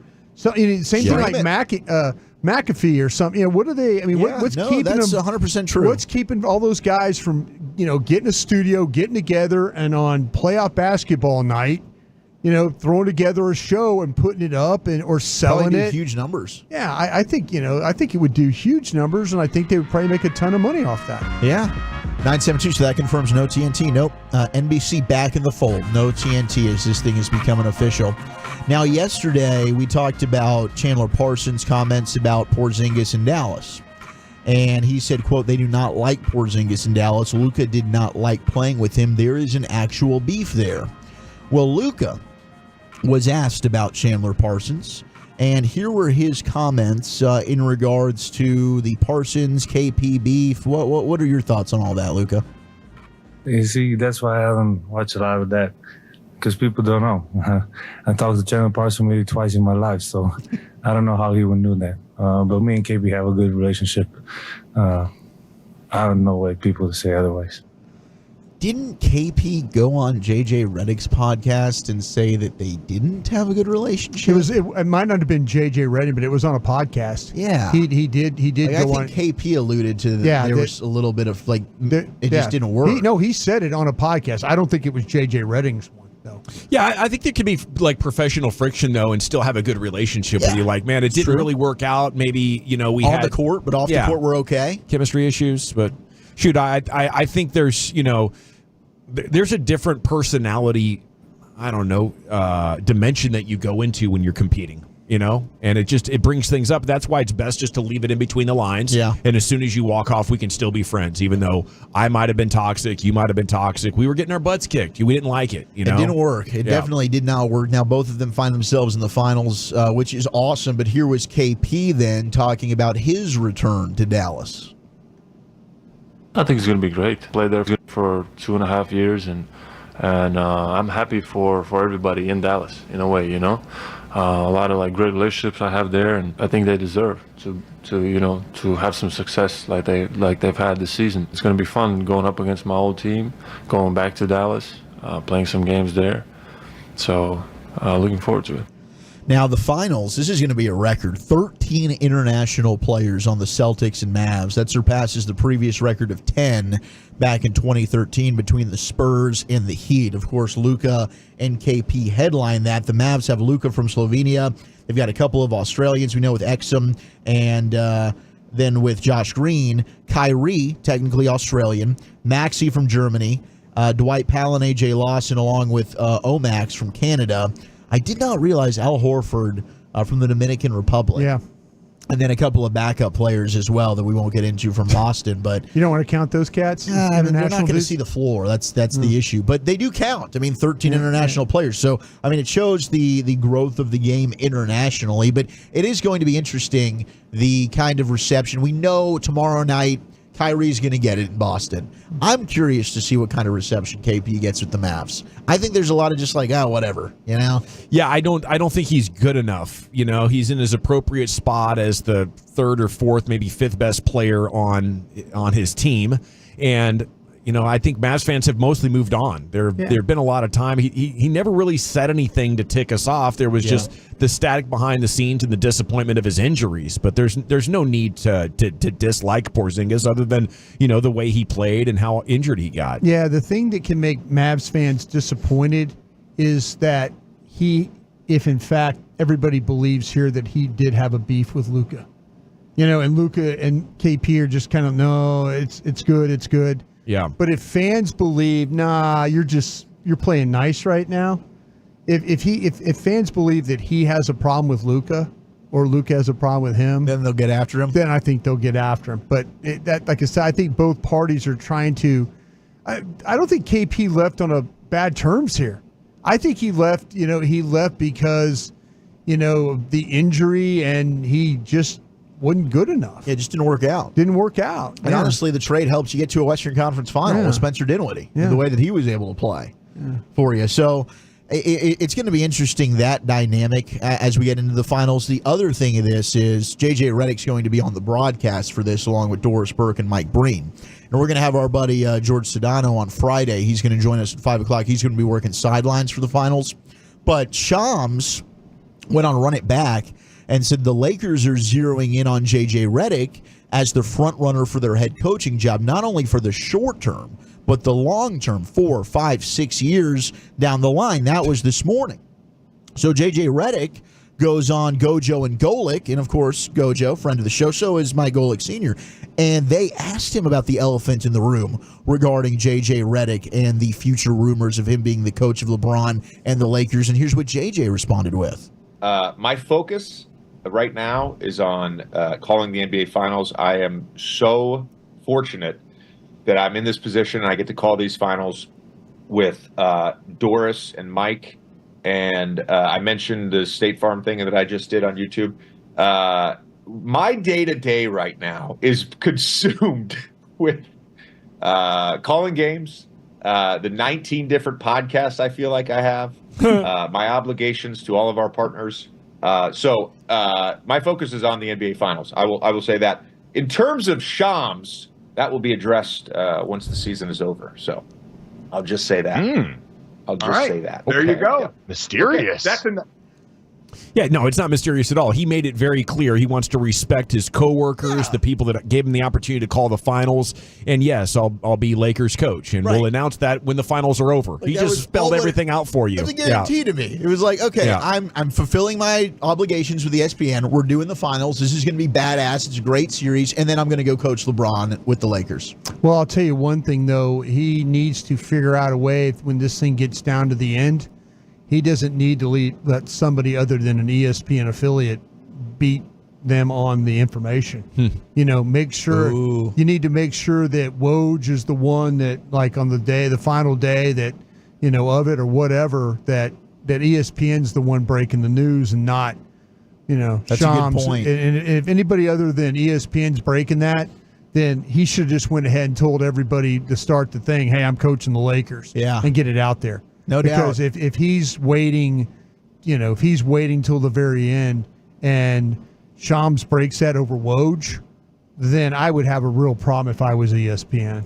There's a lot of great storylines with these finals. And as we talk coaching, Jason Kidd, he's one of there's more than I thought that have been able to make it to the finals and coach as a player and win one as a player, and then go ahead and try and pursue to win one as a coach. But we've talked what this can do for Luka. All the pressure on Jason Tatum. And Jason Tatum said today, he feels the pressure. He's trying to just enjoy this the most he can, but he knows all the pressure's on him. But what about the legacy this can have for Jason Kidd as a coach? I mean, Rick Carlisle had a decade-long run here, and basically there was nothing wrong he could do because we were just so in love with him for the amazing job he did in 2011. For Jason Kidd, I mean, a lot of us were trying to fire him back in March. Now all of a sudden you win a championship as a player and a coach with the Mavericks. Your legacy, man, it is cemented. No, it is, and it's amazing that the journey that Jason Kidd has taken as a head coach from Brooklyn, Milwaukee, assistant with the Lakers, now the head coach, and this has been a tumultuous and bumpy ride for him at times. Even had fans asking for his head a couple of months ago. But if you Polo can tie and Garland, the main one I remember. Yeah, you can tie a lot of things together if you're Jason Kidd and put a nice little bow on it if you win the championship right here. Crazy. No doubt one of the smartest players of all time, but his awareness and out coaching and out executing as these games are coming down the stretch, his guys are the ones winning in these clutch games. I don't think you can look past Jason Kidd's ability to manage a game. I mean, one time he's in Milwaukee and he needs a timeout that he didn't have, so he told his player who was standing up to check into the game, before you get to the table, knock my drink over, right? Drink falls on the court, they got to stop the game, right? And the NBA actually investigated into it because they don't want that kind of shenanigans. But that kind of shows you how in the moment and how willing to make whatever adjustment or bold strategic play he needs to get the task accomplished. It's amazing. And The Athletic came out with 5 things the Mavericks must do to win the finals. They also did it for the Celtics. We don't care about them. Number 5 is the role players must produce. And I think that goes, without saying, obviously. Yeah, it's been huge. Derek Jones Jr., just under 40% from 3. You're going to need Maxi Kleber. We talked about him earlier. PJ Washington, he didn't shoot the ball well against the Clippers or the Wolves, but he was really good against the Thunder at times. How well do they play around Luka and Kyrie? And to me, really, if you get Maxi, we talked about this about an hour ago, if Maxi ends up nailing some corner threes, he gets hot like he was against the Clippers prior to the injury, this thing's a wrap, man. Yeah. Celtics don't have enough. You don't need a lot with Luka and Kyrie, and if you're not giving them much, they'll do even more and still give you a chance to win. I think the defense against the Celtics offense is huge. They're used to having things different. But, it's just like when you go up against a Larry Allen, right? You might be a really good defensive lineman, but on this day, you're not going to do much. And that's the difference that the Mavericks are producing when it comes to their kinds of defensive pressure, ability to protect the rim and stay home on shooters. Yeah. It doesn't exist in the association like the Mavs have been doing since the last month of the season. Number 4 is put KP in as many perimeter actions as possible. And see, the Mavs have to brutally test that calf muscle as much as possible, which can be done by making him cover as much of Kyrie and Luka on the perimeter as possible. Maybe KP is ultimately fine and ready to go at 100%, but Dallas has to make him prove that with the way that he can move on defense. I think that's actually a very interesting point. When we just talked with Joe Varden, KP's even insinuating, yeah, I'm going to go for game 1, but he's even acting like, I don't know about that calf and how healthy he really is. Go ahead and test that thing, because KP's a guy, and that's why I kind of want the Mavs crowd maybe to not give him a great homecoming, because mentally, I think that stuff can really fluster KP. Oh, he's soft. Yeah. He's soft. You can get to him easy. Yeah, he's soft. He's horrible at changing directions. If you can get him to switch, what are you going to do? If Luka and Kyrie are calling you out to defend pick and roll and you're the Celtics, you're like, we have no chance. You saw Rudy Gobert get absolutely undressed by Luka on that game winner. Can you imagine, Porzingis out there on skates like a baby deer on ice is what he would look like. And I know you can rim protect against most of the league. Most of the league isn't Luka or Kyrie to Lively and Gafford for alley-oops. It's going to be abuse. I don't think, even if Porzingis is healthy, I think he's going to get played off the court. High Doncic on defense as much as possible is number 3. And look, I mean, I think that Luka's proven he's actually become a pretty darn good defender over the course of this postseason. But the Celtics have 5 guys on the floor at all times who can attack without losing their identity on offense, is what they say. The less Luka has to defend, the fresher he'll be for closing games. And that is something that That's what you got Kyrie for. You got Kyrie to close games in the fourth. You need Luka to play balls to the wall from first half 1 to 3. Yeah. And then all of a sudden let Kyrie take over. This actually will probably be the freshest that Luka has been all year. No doubt, with that week off. With this layoff. Yeah. This is probably the best shot that you're going to have with him and his health. I don't think health is an issue now with him.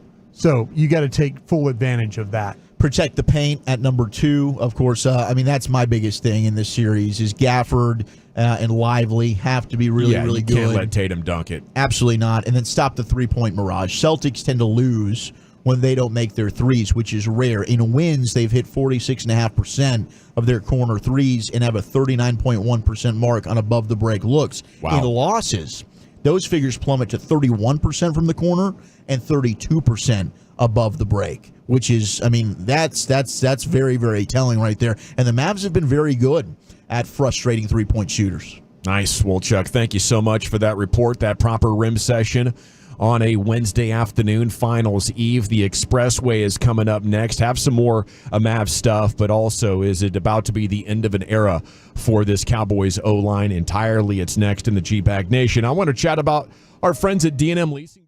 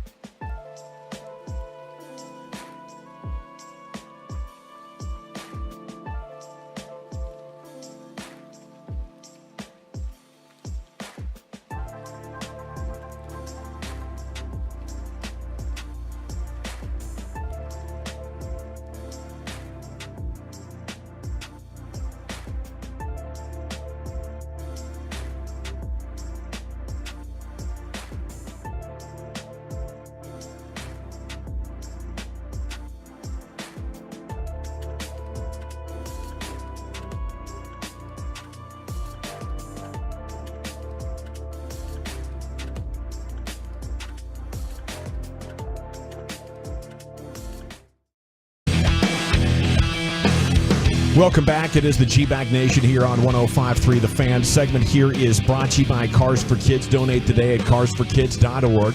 And this expressway is brought to you by the On-Time Experts. You have LA Live with Lucius Alexander coming up here in about 15 minutes. Zach Martin news. Our guy says he might be getting there. I think I'd be lying if I said it has not entered my mind. This could be his final year. I think that's been a big thing for me this year. Try to tell myself, go out, do your thing, and let anything else take care of itself after the season. I don't know when I'll be done, but it's definitely getting closer to the end. I think it's just a good reminder for myself to stay in the present, take advantage of this year. Is he really thinking about it? I mean, he's going to be 34 years old. Seems awful young for a dominant offensive lineman. I don't want it to be. You know, that was a great offensive line. He's the last guy that remains from there. Is there any way this is like a negotiation? That he's just not sure if the Cowboys are going to want to pay him. I mean, I could see that. He held out. Well, he didn't participate in summer camp last year, right? Yeah. And he got a new deal for a couple of years. You know what's interesting about him, and I'm sorry, Dawson, this is something just noticed at practice. When they call the drill two-spot, where they put one group down on one end of the field and the others go down, he watches practice with the young guys.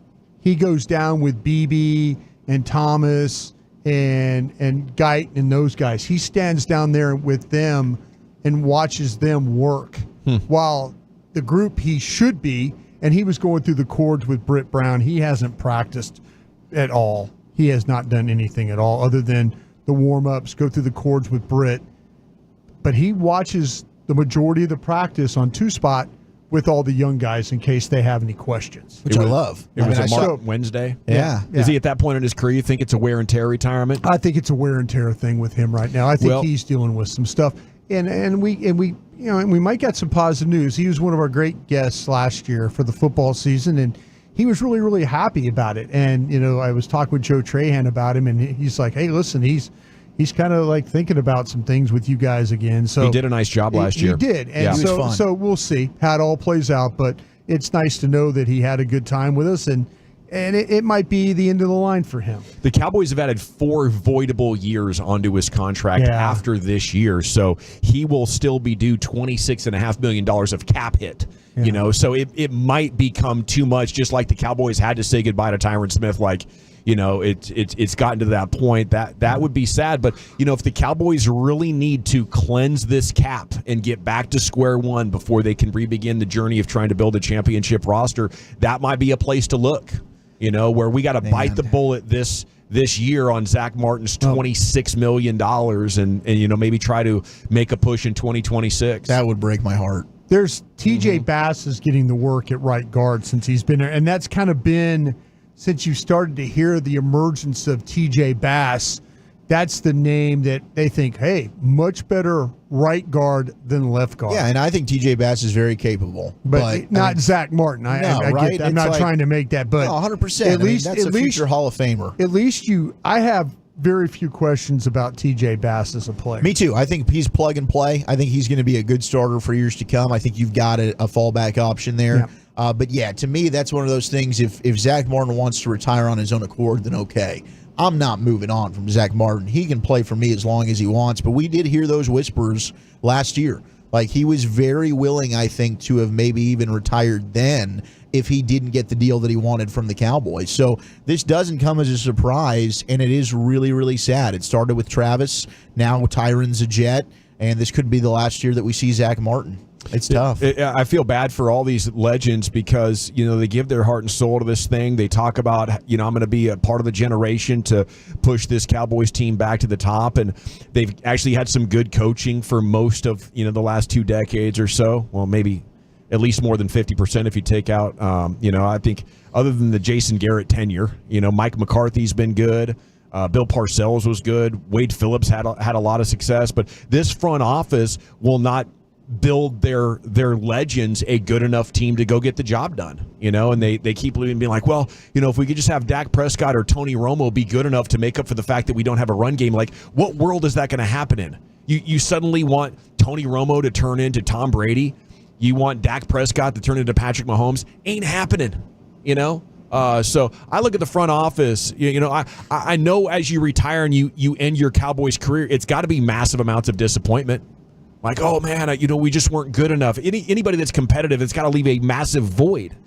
And you play for the Cowboys, and you're like, man, we're going to be legends. But I still don't think this front office has given anybody a chance. And here we go, another 10-plus year career going by like it's in the blink of an eye without you ever really giving them a great chance to get the job done. And that's what you get if you manage a team to just make the playoffs.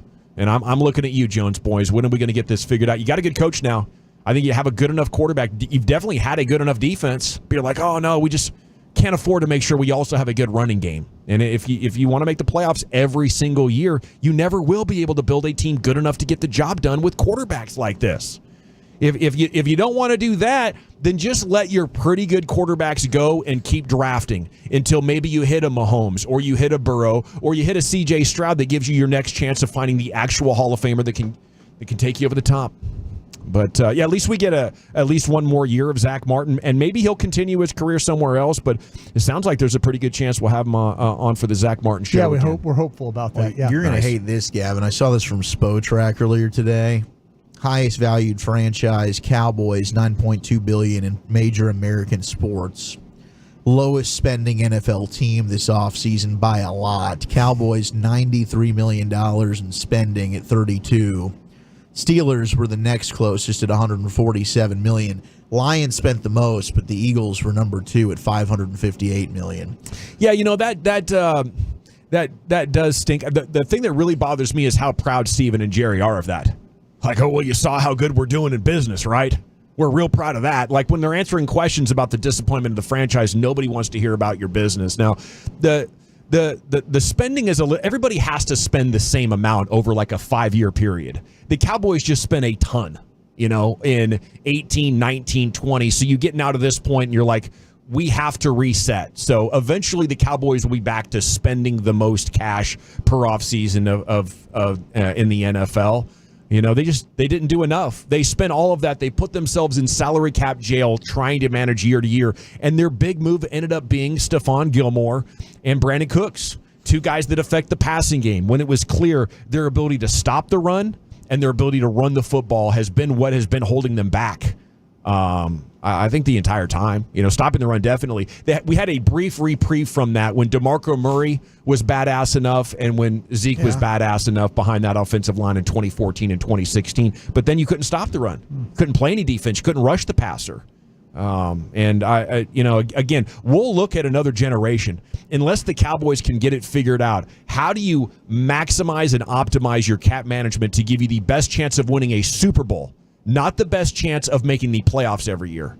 Their problem is they fell in love with a model from about 2007 where if you just tried to make the playoffs every year, eventually things would fall your way and you would be the team in the Super Bowl. And they haven't broken stride from that, even though they've received about 2 decades worth of feedback on that philosophy. I think you brought it up with the voidable years on Zach Martin, right? So, and this was the issue that they ran into with Dak on a rookie contract, and they couldn't capitalize on it because they were still paying Tony Romo.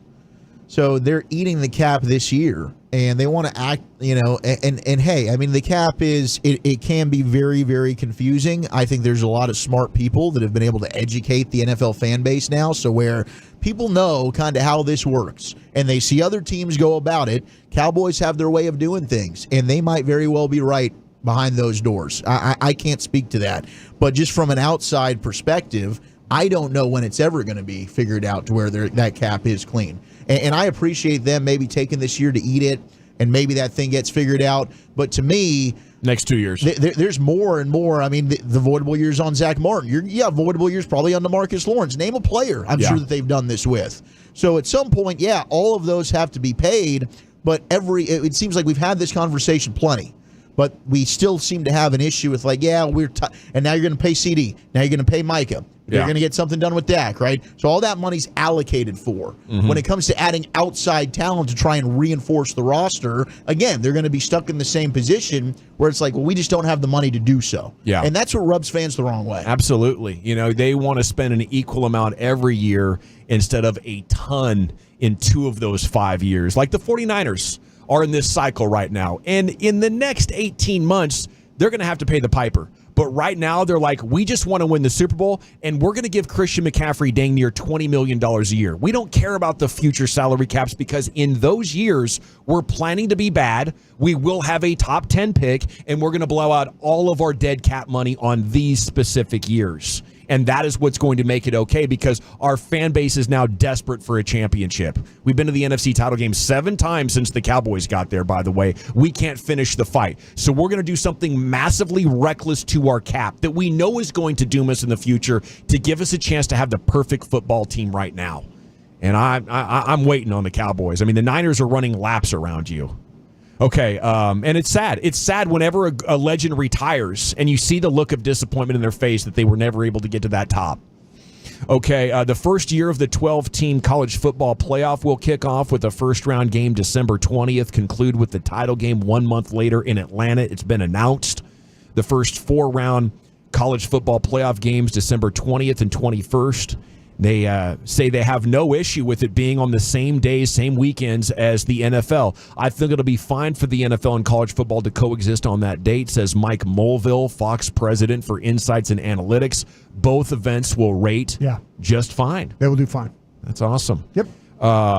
The 4 first-round games will be played on college campuses, will be announced December 8th. TNT has a pair of games through a sub-license with ESPN, so that'll be cool. It's just better than ever. You know, I think finally, all my life, we had the BCS, we had the old polls with the coaches and the AP, and then this playoff format. But now, I think we've really arrived at a time where fans are truly going to be satisfied that at least we allowed the champion to be determined on the field. It's great. Former college basketball standout and 7-year NBA veteran Chase Budinger is going to head to Paris next month to compete for the U.S. in their beach volleyball team in the 2024 Summer Olympics. Yeah. Is volleyball like the easiest? Is that the thing where, I mean, you have to be athletic, obviously, and jumping and being tall is great, but Chase Budinger's been out of the league for like 10 years. He's like, I'll pick up and be one of the best volleyball players in the world. Probably got the hops, the height, the length, and the athleticism. Sand is so much different, though. Oh, dude, you got to be conditioned. Sand is brutal on your feet, on your calves. Yeah, that's tough. That's a tough one. Well, it is amazing to be sitting here just 3 minutes from LA Live, but also just 26 hours from the tip-off of the NBA Finals. Crazy. Does this Celtics team seem like a champion to you? Can this Celtics team break through on the ultimate stage? Is there a reason with intangibles, leadership, basketball quality that has had them come up short up until now, Brian? Well, you told me that, 14 of the last 15 teams that have won 60-something games or, have won the championship. Yeah, 20 combined losses or less up to this point, getting to the finals. There's a reason. There's a reason for that, and we've seen some really good teams that have won a lot of games. I mean, with the Golden State fell apart in one time, winning a bunch of games. 73 wins, Yeah, they had a ton. And so, which was against Kyrie. It's quite possible, but I just kind of feel like the thing that's kind of, and I, trust me, I did pick Boston. I picked Boston 6, if you haven't heard. Unbelievable. But take that credential, Cuban. Yeah. The trail. The thing that I'm hopeful for is the Mavs on the road, because if this thing goes to 7, there's going to be 4 road games. Yeah. I think Dallas to win this is going to have to win 3 of those road games. I think they're going to have to win 3 of the 4 road games in Boston, and see what happens here. But I just, man, with Kyrie, with Luka, with what they did, these Mavs and Celtics games, the 2 they played, were before the configuration. I mean, I think the second game you had the additions with the trade, but those guys weren't playing. It was ramp up, and they weren't incorporated. With P.J. Washington in the lineup, this team I think is like 34-17 right now. So they've had since this trade, they've had some really nice success. They were the number 1 defensive team in the league for the last 20 games. And we remember what happened when Dallas played the Timberwolves early in the year and got smoked by the Timberwolves. Yeah. And now you see what happened in the playoffs with the way the Mavs. If the Mavs are going to win this thing, I think it's going to have to be winning on the road, and they're just going to have to outplay the stars of the Celtics. Can Boston win? Yes. But we have seen Tatum and Brown. These moments have been too big for them at times. The moment ain't going to be too big for Kyrie and Luka. Yeah. So the emphasis will be on how well do their stars play. Can they answer what I'm assuming Luka and Kyrie are going to provide for the Mavericks? Do you worry about a frustrated Luka if the way the game's called and he's not hitting shots, and then all of a sudden he's yelling at Scott Foster about he got hit on the wrist and if you win missed the game shot? one, that'll happen in game two. I know that's going to happen at least once, maybe twice in this series. Yeah, I mean, I guess no, I'm not worried about it because I kind of expect it. I think that's just Luka. It's inevitable. But the bottom line is the dude's still the best player on the floor. There's no question he's the best player, but he's one of the worst players when he gets distracted. Yeah, and that's what this moment is all about. What are you distracted by? I don't think he's going to be Can distracted. you keep from getting distracted? And will Tony Brothers and Scott Foster and all these other officials call the type of game that frustrates Luka, where he gets the ticky-tack foul, and now he's dealing with that all day? I think the cool thing there is you don't have to worry about your beta energy making you unfocused and out of the moment, like has probably happened to the Boston Celtics. When you talk about the true alphas, it's Kobe's and Jordans and Birds and Magics that are able to calm themselves and execute in moments like this. And as long as Luka can be the master of his own competitive domain, he'll be there. He'll be locked in and ready to lead this team to victory. It's time now to go into the Pimp Cup, where Lucius Alexander has LA Live. Man, I think there's a mosquito in the Pimp Cup. Oh, no. I'm getting toe up, man. These mosquitoes is wild out here. All right, let's get into LA Live right into the great Rick James, y'all. All right, you squares, it's time to smoke. Fire up this funk and let's have a toke. It'll make you dance to some of everything. Little Reese's Pieces. Take your gay money because you know you gay and stuff. Okay, thank you. He gonna go gay Talent. balloon because it got all the colors because it's gay. Okay. And I got Skittles because it got a rainbow on it. Okay. And I got the cookie cake. It says, be who you are for your pride. Thank you. Time I looked at myself in the mirror and I based myself based on what I read on the comments. I felt worthless. I felt ugly. I felt gay. I felt it's butt naked Wednesday. Happy Pride Month, y'all. It's LA Live for Wednesday, June 5th, 2024. It's a butt naked Wednesday here. Word to Miss Badu on a hump day, yeah. It's like that now. It's like that now. Better go get the hump about your back now. LA Live is sponsored by Kissable Dental and their no bill guarantee. Book online at kissabledental.com. Your kissable journey begins today. You know what the Mavs need to do? Dominate. Yes, with some strategy. Yep. Okay. Hook up a bunch of hot Dallas ladies with some tickets There close you go. to the court. Yeah. Distract those Tony Brothers. We know his weakness. we know Tony's weakness. Yeah, remember Tony want to know where the hoes at. Who's the hoes? Yeah, who's? Yeah. You want those girls jumping up and down, having a good time? Distract old Tony. That's what I'm talking about. Our winner right here of did I say G Bag of the Day? Yeah. G Bag of the Day. We do it every weekday on the Fan at 2:30. No, Hit me up if you see anything floating out there. Our winner right here is Chris Mad Dog Russo. His wife will be going out of town this weekend. Kiddos, too. So he's going to get high. Leaving Kennedy at 8:45. Bon voyage! The lovely wife, the sons, they're all out. You got it. So it is a happy weekend for yours truly. It's G squared. You know what G squared means?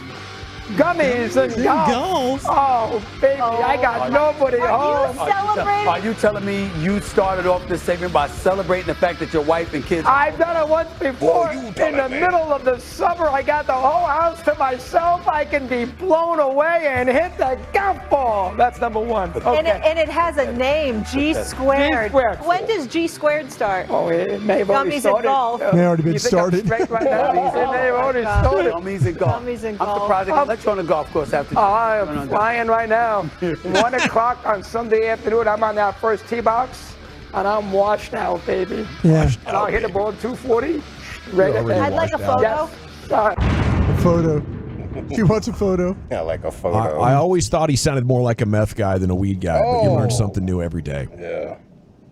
Hey, lying. He's covering it up. He does. He's got meth mouth, doesn't he? He's covering it up. I don't know. Does he? I'll fix your carburetor for. It might just be the $20. New York accent, but maybe he does. Meth addicts and crackheads are so resourceful. Yeah. They can do a lot of damn things. They really can, man. That old mechanic that had a little substance abuse problem. Yeah. Yeah, he can put that stuff together for you real cheap. Yes. And when you pay him, he's going to disappear for a while. Yeah. So if there was a problem, if he left something, you'll see him 2 weeks later after that. Yeah. Strung out. Warranties are redeemable 10 days after services. LA Live 105.3 The Fan. It is a butt naked Wednesday. Speaking of butt naked, have you guys seen the performer, the adult performer? Her name is Indica Flower. I don't think so. Have once, yes. Yeah, bro. I think I smelled her. Yeah. Yeah, she might be. She is one of them. She doesn't shave under her arms or anything like that. Oh, no. But when she is nice and cleaned up, man. Looking her up. She's from Louisiana, I think. Whoa, what? Yeah, there's a video of her. She's out like fishing and everything. I'm I like, think oh, she's what like rubbing dirt instead great of the girl. syrup, too. Yeah, what a fantastic girl. All right, question for the Tolos right here. Your DJ name is DJ plus your greatest fear. Your DJ name is DJ plus your greatest fear. I seen this about like 2017. It went viral, so I decided to do it with the Tolos today. Pause. You guys got any DJ names? Yeah, DJ Tight Spaces. DJ Tight Spaces. That's kind of fun. Or DJ Heights. DJ Heights was the number one answer on the board, Dawson. Yeah. DJ Heights, which is a good name, actually. It's kind of, you can market that. I want to go higher. DJ Heights in the building. DJ Fly? Because I hate flying. Okay, DJ Fly is cool. I thought you were going to go DJ Fly? Goose. Yeah, the goose. Yeah. Is it the actual flying, or is it sitting right next to a stranger in a tiny seat? It's the actual flying. Actual flying. Yeah. You do it so much, though. I know, and I'm terrified. Every time? Every time. I'd go DJ Snakes. I just can't stand them. DJ Snakes. You can run with that one. I hate DJ. DJ Jail. DJ Jail. All right, let me get into some of these real quick. DJ Prison. Good one, DJ Prison.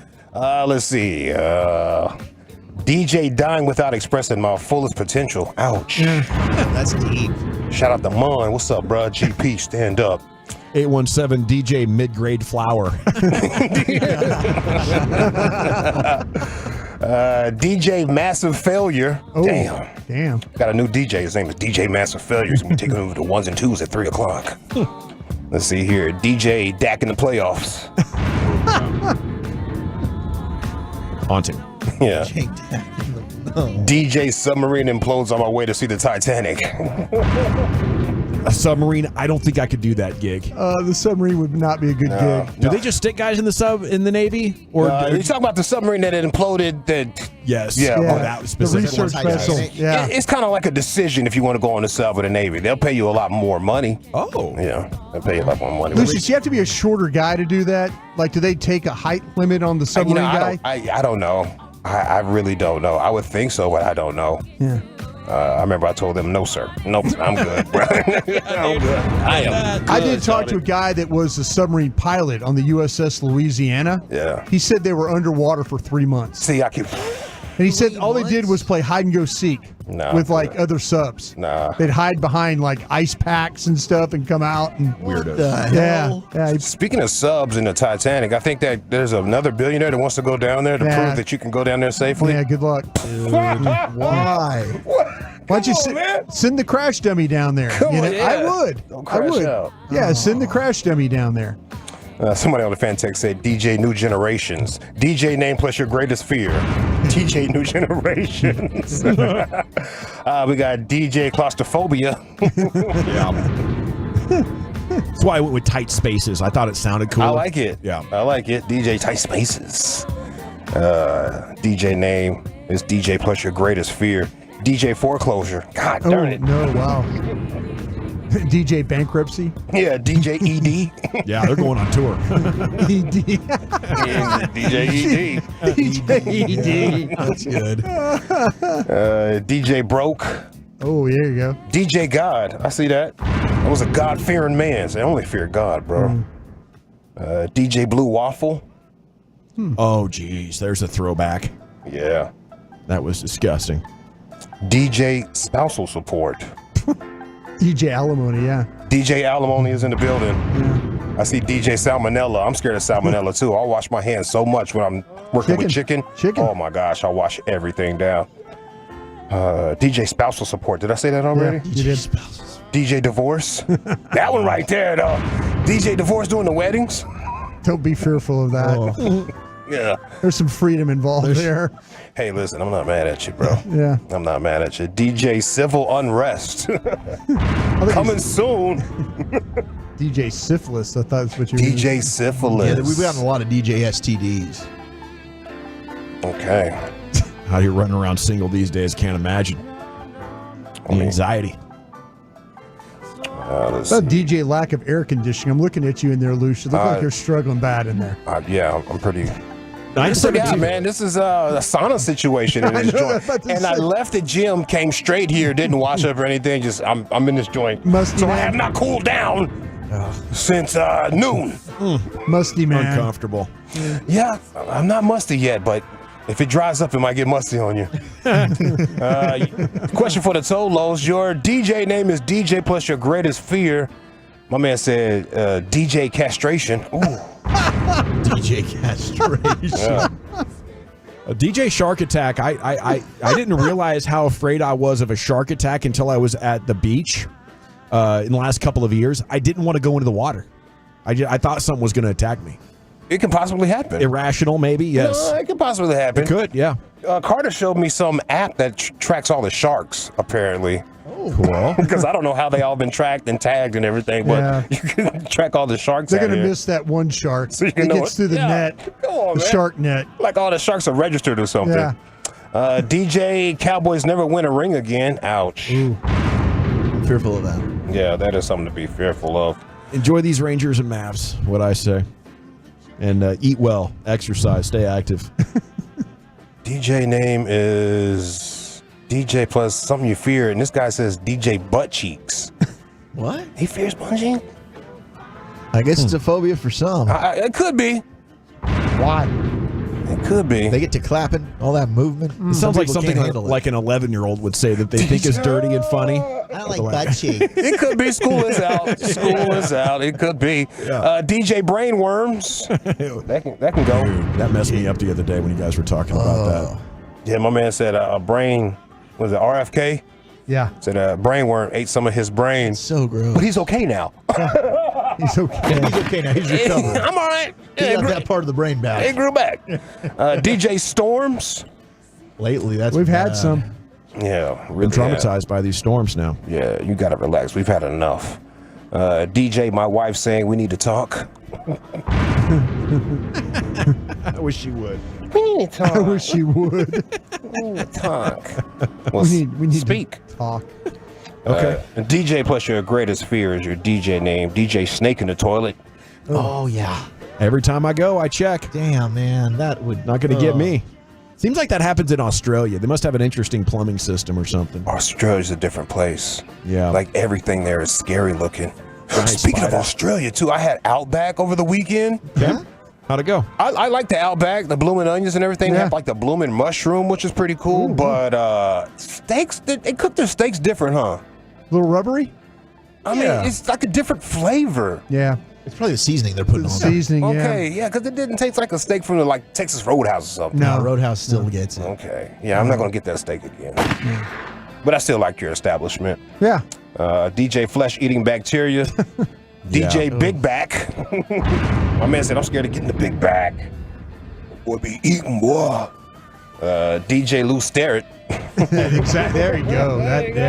That's me. Yeah. DJ TDCJ. Texas Department of Correctional Justice right there. DJ Orange Suit. Yeah. DJ Mike McCarthy lifetime contract. I'm feeling 469 DJ 737 Max. Oh, yes! I do not like seeing that on my boarding pass. Oh my God! Like now, I'm checking boarding passes like I built planes, like I built planes or something. Yeah. Let me see what we're flying here. What plane is this? How dare they try to put us on this damn thing? Where's the damn Airbus? Yeah, what are we doing? Where's the Airbus? Cheap bastards. DJ Spider laying eggs in my ear, which hatch into my brain and slowly kill me, but people don't notice right away and think I'm just really stupid or forgetful. Gosh, that's quite a sleeping fear. with earplugs. Yeah. Oh man. Hey, brothers. Yes, we were sir. talking about Fox News, the Fair and Balanced news game. Sean Hannity is on at 8 p.m., 9 Eastern. Right? Right. Gutfield, 9 p.m., 10 Eastern. Okay. What time is Laura Ingraham on? I think she's on before all that. Okay. I got to find out because I don't want to miss Magic. Her show is Magic, apparently. Listen to this damn clip right here. I was watching an episode of You where measles came up. Wait. When did I mention measles? I don't know. It was on You. Wait, what was on me? What are you talking about? Is Raymond even hearing what I'm saying? I never had the measles. Was on You. We never did a measles and vaccine episode. Is this a joke? I know. don't even know what you're talking about. It was on You. It was on You. I've never had measles. What are you talking about? This is stupid. It was an episode of a show, Laura. What's it called? You. What is he talking about? It's called You. I've never done a show on measles. I just completely give up. We gotta give up. I give up. Called You on Netflix. There's a show called Laura Ingraham on Netflix. What are you Never talking mind. about? I'm moving on to Adele. I can't explain this to you. Yeah, there's a show on Netflix called You series. Gold right there. Man, I gotta watch this show. That's what happens on Laura Ingraham's show. Yeah. Starts in 4 minutes, apparently, Lucius. Oh man. Get it on. Well, that's my time. I'm gonna catch some Laura Ingraham. I'll see you boys later. There he goes. Lord willing, the creek don't rise. Let's go, Mavs. LA Live with Lucius every And night. Rangers. 540 here in the G-Bag Nation. And that's a win for the Black family. We got Jared Sandler coming up next. Our Rangers insider will tell you what you need to know as they try to get a dub against the Tigers tonight, salvage one of the 3. That's coming up next. It's the G-Bag Nation here on The Fan. You want to know about Window Nation?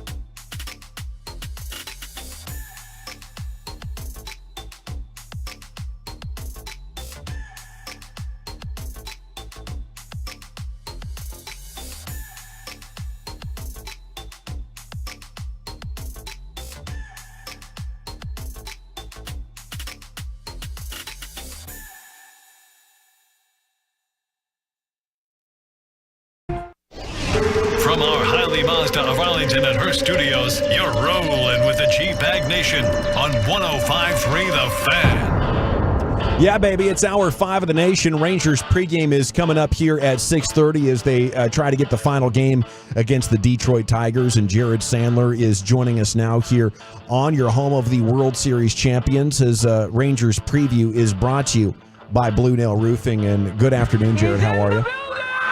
I gotta turn my mic on. What's up, guys? Hey, you tell us here, 2 games in a row, very little offense. Are they concerned at all, or just not their week so far? No, I mean, I think we're 60 games in, right? A little more than 60 games in, and I think that, I think there's definitely, it's fair to suggest there's level of concern, that this lineup, for whatever reason, just hasn't found its groove and hasn't clicked to the degree that people expected them to click, both from the fan base but also internally. And I think that there's confidence that the answers are all within the building. Some, it pertains to guys who are healthy, just stepping up their performance a bit, and then obviously, guys like Josh Young, and then eventually when Evan Carter's ready, when he comes back, they'll help, but. Those guys aren't coming back anytime soon, and you don't want to, look back or look ahead a month from now and just hope that things will get better when those guys are back, because a month from now, and that's the earliest, a lot can change if they don't start scoring some runs, because the irony is, as we've talked about, pitching's been really good, especially relative to the level of health that this rotation has had or maybe hasn't had. But it's now time for the lineup to get going, and someone, or it's never just one. They need a group of people to really step up and join Corey Seager and here of late Marcus Semien at the top of the order and getting the job done. If they don't start winning more, when you look at the deadline, could it take away from their willingness to be buyers in any way? And what would you be looking at this point? Obviously relievers, but is there any lineup moves you could make it as well? Yeah, I think you'd look at someone who could help you with, left-handed pitching. So, presumably a right-handed batter. I think you're always in the market, at least exploring guys who are under control for beyond just this year. When it comes to, really any player, if you feel like there might be a need, I think that obviously bullpen help for sure. But, I got asked this on the postgame last night, and it's a crazy thing. But yeah, I don't think you can just dismiss the possibility that this team decides that, all right, maybe we got some guys who are really good players on 1-year deals. Yeah. They're not going to do anything to compromise next year. Right. But maybe there is a scenario in which that's the case. I mean, heck, let's just say let's explore the possibility that the Rangers have a rough month of June and mid-July rolls around and they're 10 games back. At minimum, they have to at least have those phone calls, right? And it depends. It depends on, where they are in the division, where they are with the wild card. They're not going to be quick to take on the role of seller. So if they're 6 games back of a wild card spot, with maybe only 2 teams ahead of them, and the prospect of them either having just started to get healthier or, being on the verge of getting a lot healthier, I think that they probably would take a shot. But if it maybe doesn't look, that pretty, then maybe they would have to consider it. And the other thing, too, is we've seen some teams do this in recent years. They've kind of done both. Some teams have, maybe if there's a deal that was presented to them in the form of a seller, and they're like, gosh, we really like this prospect, or, whatever they get back, they've done that.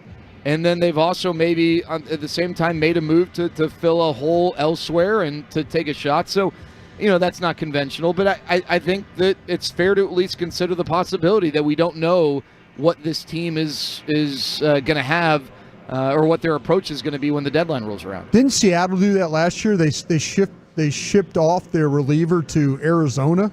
Yeah. They traded Sewell. Now, they traded him, and that was a bizarre move because – that was odd. Seattle operates in a very unique way, but they got major league players back.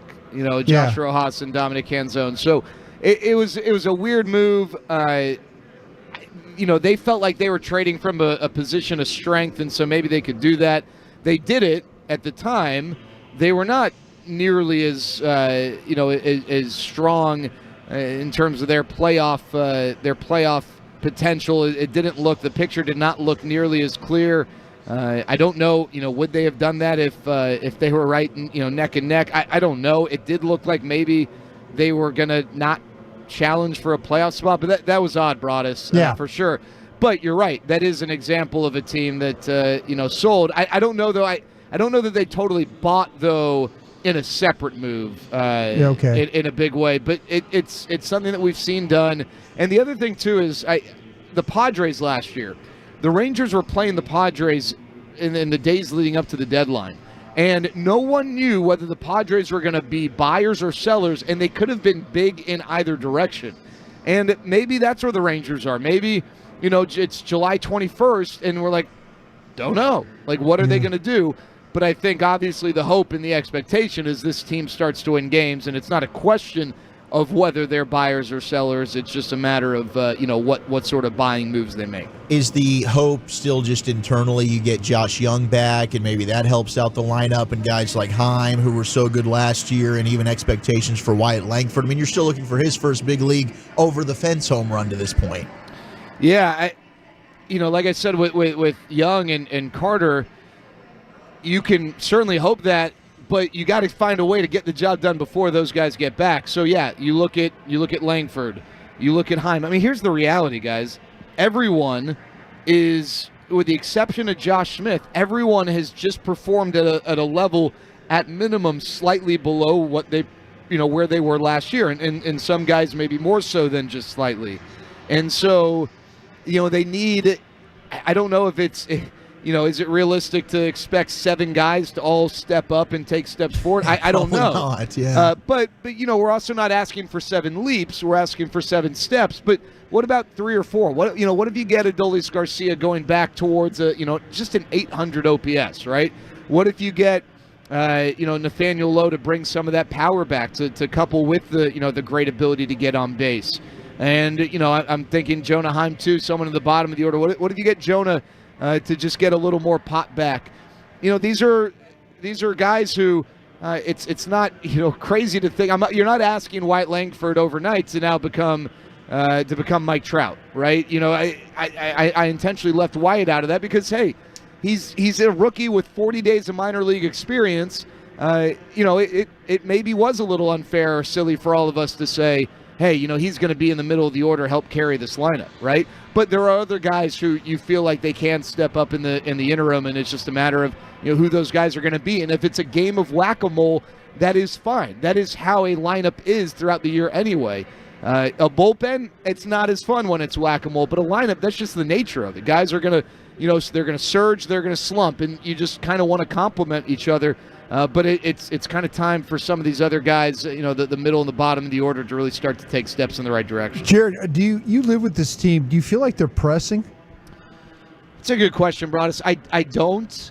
But and a part of that's it's the same guys and the same personality that the Rangers had in the second half last year when they really were struggling. Yeah. But I can't say that. About individuals like Wyatt Langford and Evan Carter, I think that I don't think it's the stage is too big for them at all. But with Evan, he obviously knew that he wasn't performing at a level he wanted, and was he trying a little bit too hard at times? I think that's natural. I don't know. I'm not saying that for sure. With Wyatt, same thing. I mean, this is probably the most Wyatt's ever struggled ever in his life, right? If you think about it. Are they trying a little bit too much? Are they maybe? I mean, that's so natural. It's very possible. But collectively as a group, I don't get that sense. But I think they're not oblivious to what's going on, and they're not oblivious to the fact that as a lineup specifically that they're not doing what they are expected to do and what they expect themselves to do. Jared Sandler with you here on your home of the champs, 105.3 The Fan. Pregame's coming up at 6:30. We're back with another segment. And I want to know how many wins it's going to take to get the West. Can we now count the Astros out next with Sands here, the G-Bag Nation of The Fan? Take 5 with Fuzzy's Taco Shop's new $5 Big Cali deal today. For just $5, try our new Cali-style steak taco, piled high with grilled steak and crispy, fuzzy dusted fries, paired with a large drink to wash it all down. It's more than a big deal. It's a huge deal. A huge taco, a huge drink, a huge relief on your wallet.